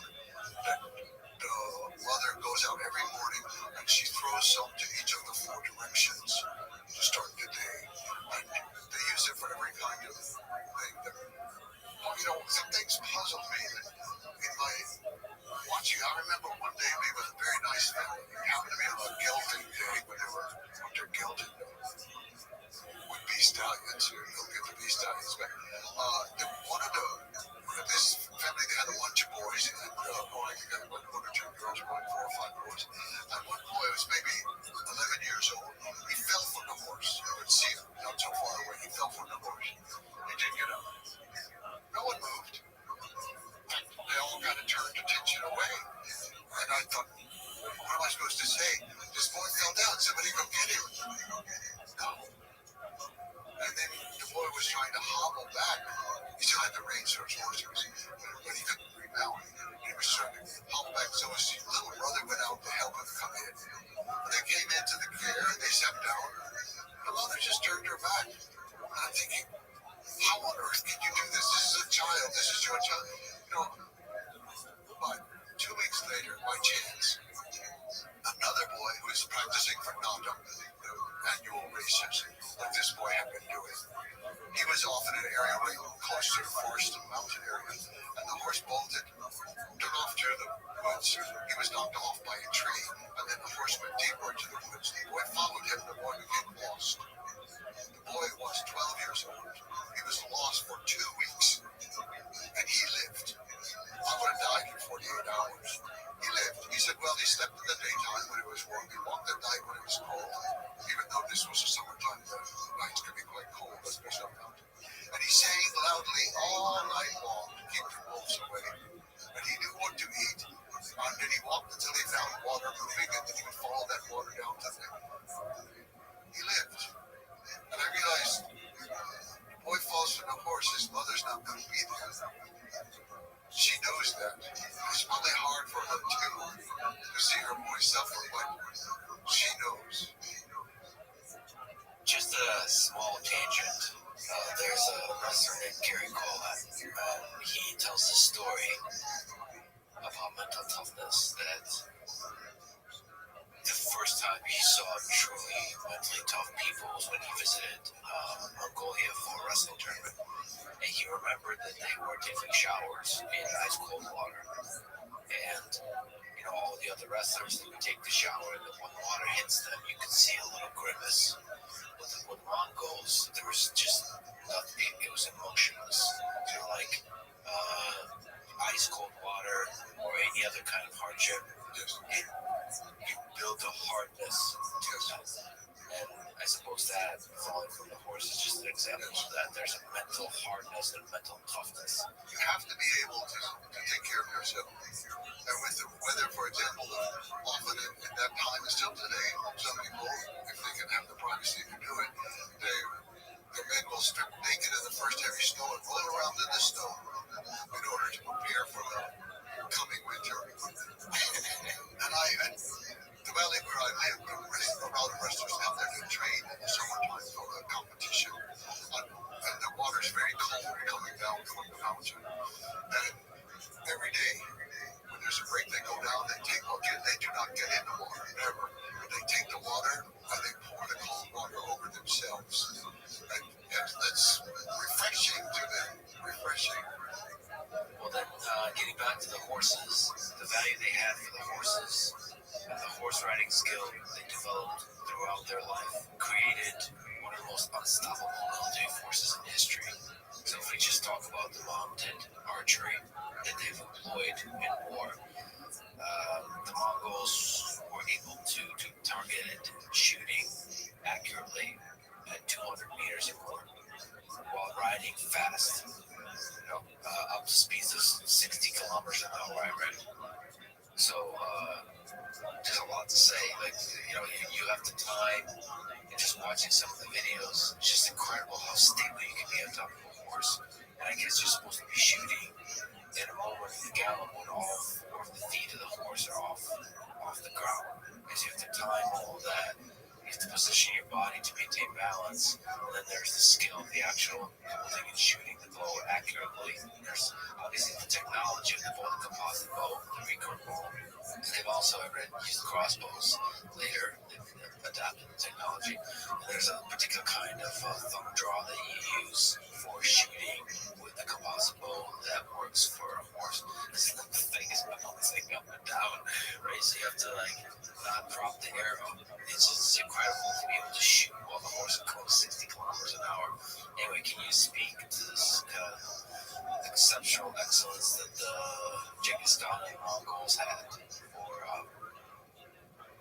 riding horses and engaging in war off of the horse.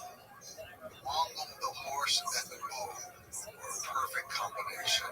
It was the most lethal weapon known to the world before the modern era.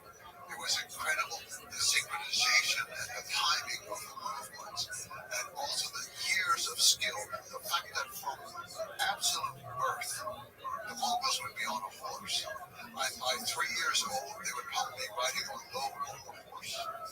When I first went to Mongolia in the 1990s, at that time, all jockeys on horses for races had to be under 6 years old.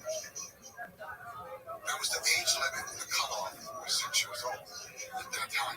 And so you had somebody 3 years old racing. It's absolutely incredible. Because at that age, they can't even have the saddle, but they can't even be used.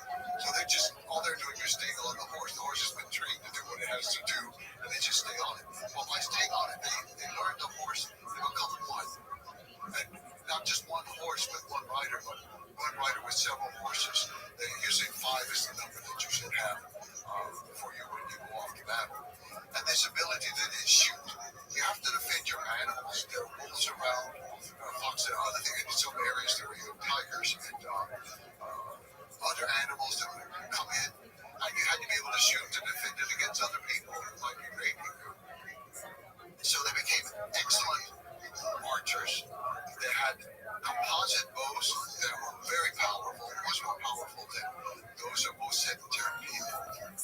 Now I say all that because it's very important, but those are all sort of nomadic traits of the great steppe anyway. I mean, in an earlier version, you had the Huns who came out of Mongolia, and Hun is just the Mongolian word for human. To this day, that's what they say for a human being. So they came out of Mongolia, and all the early Turkic groups came out of Mongolia, and they had the similar skills. So you have this perfect weapon, but also you have to have perfect strategy and how to coordinate it, organize it, and use it. And this is where the genius that I cannot explain at all, but the genius of Genghis Khan came in. Other people, I think, had been very good in earlier times. A number of Turkic leaders, and also, or even Attila the Hun, who, of course, was actually born in the West. But they were charismatic leaders and very dramatic leaders. And it wasn't that they were so excellent in their strategy. They were very good in warfare, and that's what carried them through. Genghis Khan's army was extremely good at warfare, but small. He never got probably above 100,000, at the most 110,000. That is small. When you're going against China, that has millions just in the army, not counting the country, and you're going against Russia, and you're going against the Middle East and Persia and Afghanistan and these areas, your whole army has to be as finely tuned as each rider, each bow, and each horse. That's the weapon. But the army becomes the super weapon of Genghis Khan, how he organized it, and how he used it, and the strategies that he put together. Yeah, when you have a small army, just think about that. A small army that conquered the world. It would fit in a stadium today in America. So there's extreme efficient coordination of units. Most of the cavalry, right? All cavalry. What's all cavalry? He had no infantry, and he had no baggage train. He had no backup commissary. Early on, no engineer corps. Later, one was added much later. But no, all cavalry. And so there's light cavalry and heavy cavalry. Breaking down units using the decimal system, 10, 100, 1,000. So there's a kind of hierarchy where you delegate authority, but to the degree there's commands, they must be followed strictly.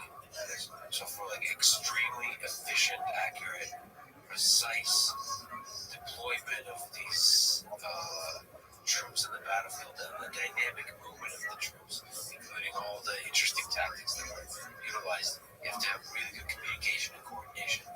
And for that, orders must be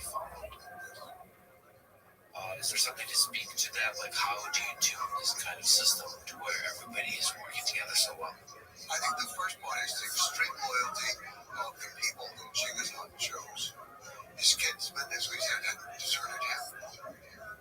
His Anda was a Christian relationship, but all the others that he found were just common people, herders or hunters, very common, and they were loyal to him and never, ever revolted against him, never betrayed him. So he had extreme loyalty. And then, as you mentioned, he organized his decimal system. So the smallest unit of the army was the Aft, the squad of 10 men. They were put together, and at the head of that squad, he had total control over it. But the men knew that they were going to protect each other, and they had to come back with every member or everyone. You don't leave anybody behind. So this was extremely important. So if you submit to the orders of the man in charge, you know that he's risking his own life for you also. And you know that your brother on the left and on the right is risking his life for you. The army was organized with 5 horses, each man. They had their bow and they had a lot of arrows, as many as they could have, but they also retrieved arrows at the end of their battle. And they also would retrieve the enemy arrows. This was a great advantage whenever they hit Russia, because the Russians could not use Mongolian arrows. They could knock them in their bow. But the Mongols could use Russian arrows. But so all these little things, it's not even just the arrow. Also, they had to carry needle and thread. Every soldier had to be able to sew. And sometimes that could be a torn garment. It could be a piece of skin that somebody has. It's a very odd thing when you think of the army of Genghis Khan and they're carrying everything themselves. They don't have any packaging behind them. And then one of the things they have to carry is needle and thread in order to sew up things. Please self-reliant in that regard. Yes. They also carry dried dairy products. Bottle, it's called, where they dry curd, and they can keep it for a couple of years even. But you dry it, and then when you need it, you can put it in a flask of water. You ride all day, it joggles up and down, boom, boom, boom. It turns into kind of thick protein. It's said that the Mongols could easily go 3 to 5 days without ever building a fire. They had enough food there. So all these little things at the lowest level were important, as well as the highest level of his loyalty of his men to him. And it went all the way down. Loyalty was extremely important. And he organized the army into left wing, right wing, or east and west. Almost. The word for left is east, the word for right is west. So those 2 wings, and then in the middle was the pole, the center, this moving center. That was his bodyguard and his unit in the middle. Then usually they'd have a vanguard and a rear guard. But sometimes the vanguard would go out as much as 2 years in advance to clear the land, run the people away, scare them, make them go away, so that the grass is left there for the army when it moves through. And they never marched the way other armies do in a line of one following the other. They would always go in long lines spread out in wings, so that each horse is on its own path, you could say, all parallel together. So they had very precise ways of doing things. And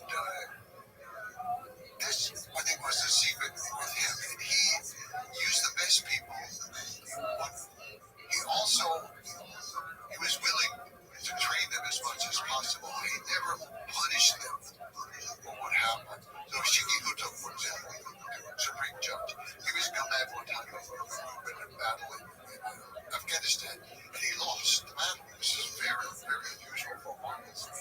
So Genghis Khan went out with him and said, okay, let's go to the battlefield together and look it over. And you explain to me what you did, and then we will talk about it. So he was very thoughtful in the way that he was training the people around him. And they knew they were going to be punished. It's not like these countries where the general comes back and gets executed because he lost. No, Genghis Khan knows every general is going to try 100%. And if they retreat, fine. They're saving local lives. They know what to do. He respects that. So all these things like that fit together. But I think a part of it that was important for him. So he had this base from steppe warfare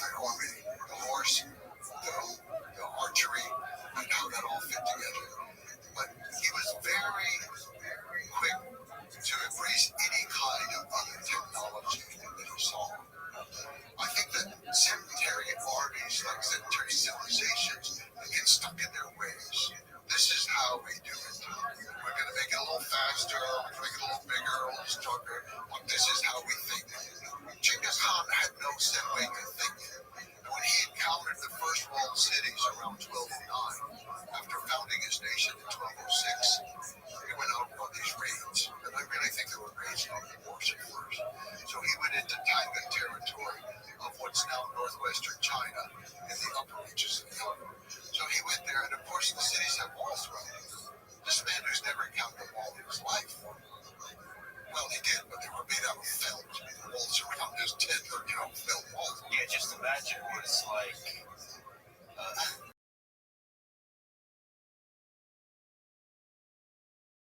When you go in, there's very few wall-like things. Well, they have like cliffs in some places that make that they can climb them, but they don't have people at the top shooting down the mountain. So when he looked at everything around him, and he saw, okay, they have this river, and they have all these channels, and they're always moving water around. And like you said, for Mongol, anything that moves is a potential weapon. Anything that doesn't move is a target. You've got moving water, you've got a standing, non-moving wall. So he said, okay, the men are going to dig a channel, and they're going to bring down the wall of the Taiwan city. Well, they did it. They didn't know exactly what they were doing, and the embankments weren't high enough, and too much water came in from the Yellow River and actually flooded out the Mongol camp. But, okay, it happened. We learned that lesson, so we can improve it. And that became a strategy that actually worked for the Mongols for the next 50 years, all the way to Baghdad. They were able to use it when they conquered Baghdad in 1258. So this ability to see things and to try them, and if they fail, to try them in a different way. No matter, we all think we learn from our mistakes. We all are, I learned from that. What do? We're going to make a mistake. I think it's just a part of human nature. Well, it didn't work the first 8 times, but I'm going to do it one more time. I think it's going to work. I know I'm going to win the lottery this time because I got the right name. That's how we think. But he had that real ability to, first of all, to be humble before these other things he didn't know about technology and understand that he didn't understand. But he could understand it in his own way. And he did. Over and over, the Mongols were excellent in putting together new things in new ways and using them against their enemies. So, rapid, extreme, continued innovation. You couple that with you have to say, a revolutionary idea that promotion should be based on merit. That idea, combined with the innovative approach to military, it just feeds on itself. Because the people who are learning from their mistakes and constantly improving are the ones that get promoted in the positions of power, and then they inspire everybody else to do the same. And so it's just, if every action is judged based on the excellence of that action, then over time, repeated iteration and war creates a more and more powerful army. Yes. And they were able to do that for 3 generations, to create an army that was ever expanding, ever changing its tactics and its technology. And they got worse at it over time. But Genghis Khan was innovative, and he was the best with it. And he used it throughout his lifetime, and he was getting better over his lifetime with using foreign information, foreign technology, foreign ideas. He just had a genius for that. If we go back to the horses, you mentioned every soldier had 5 horses. The reason for that is the horses get tired. Yes. And so you can cover a lot of ground in a single day. Yes. Usually the way the rotation of the horse would usually ride for 1 day and then rest for the next 4 to 5 days. And then another horse would be riding the next day. One way to measure it is later the death of Buddha. The word went from Mongolia to Hungary in 6 weeks. Mongolia to Hungary in 6 weeks. So let's just imagine this army that's able to move at such high speeds. It does not need to follow roads because it's used to riding the open steppe. So it can do all kinds of dynamic movements and circling of place. And then also, one of the other famous things is the famed retreat. It's used continuously. Can you explain how that worked? The Mongols did not fight for honor the way we often think of brave soldiers, Achilles, things like that. They fought for victory. That was the one thing. So to retreat, to save lives, no, there's no shame in that. So the Mongols would often retreat. And Genghis Khan basically, he himself never fought a battle that he thought he could lose. And he won every battle he fought. It wasn't true for every general under him, as we said for Shikibuto, for example. But he won every battle because there was no shame in retreating and in not fighting against the enemy. However, that also becomes a tactic, and that they would send in a small group of soldiers to attack. And the Mongols were able to fire, of course, going forward on the horse. They were able to then act like they were defeated and turn, but they could still fire backwards, which was the Parthian shot, which is unusual in the world, not totally unique, unusual to fire backwards. But the Mongols also could lean down and fire under the neck of the horse, so they protected in many different ways. So they're firing coming, they're firing going, but usually the soldiers who were against them would break ranks to chase them. They want to go, they want to get their weapons, they want to kill the Mongols. And if they didn't immediately break ranks, the Mongols would often start throwing things out like loot from some place and valuables around, and the soldiers usually couldn't resist it. So they'd come chasing out after the Mongols, sort of pell-mell going in every different direction.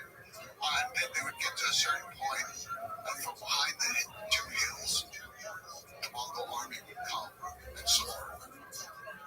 Over and over, this tactic works. It's like the one with the water. I'm thinking, the people, how can they not know this is what the Mongols are doing? How can they not know that? Human nature, there's something that when the forces are retreating, You want to follow, you want to run after them. you can't help it. I don't know what that is. That's maybe the animalistic, but take that with the ability at high speed for the Mongols to encircle and attack the flanks, which there has been many great military historians who have written about the great military forces throughout history, and one of the things you would write about in general is the Mongols don't get written about almost at all, and don't get credit for the military tactics and the military genius exhibited through the different strategies. This kind of idea for the famed retreat and then attacking the flanks, that's been, if not invented, then perfected by Genghis. It really was a military genius. But there were other things too, they didn't like roads. They just didn't like roads. So they would often be coming from some direction that nobody ever came from. And the people would be unprepared for that. The most famous example is probably in Bukhara.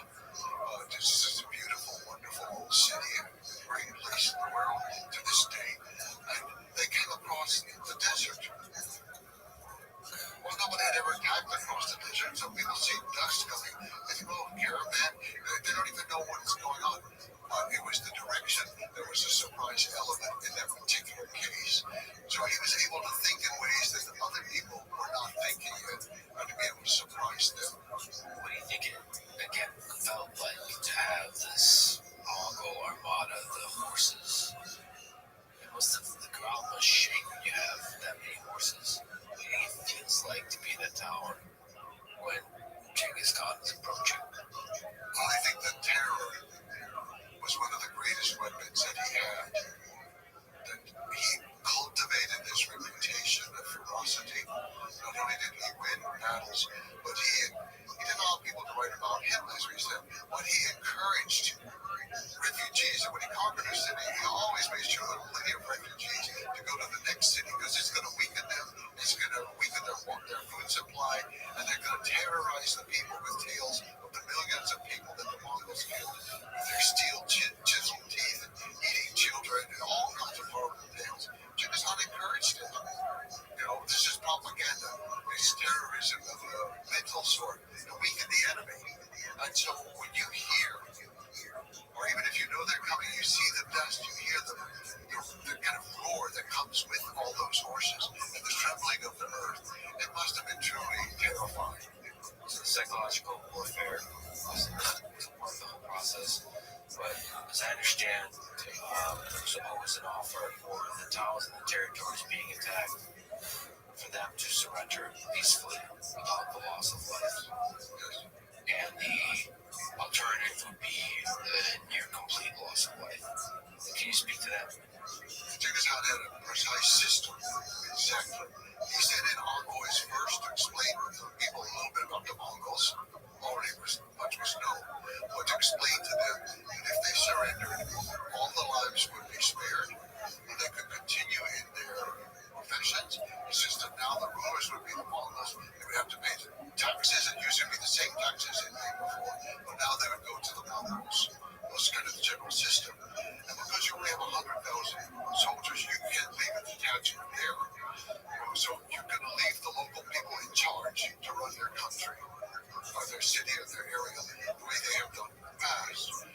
He was absolutely faithful to them. In one episode in the north of Persia, on Iran, his son-in-law, Rothschild, he violated that. He was stealing and looting from the people who had surrendered.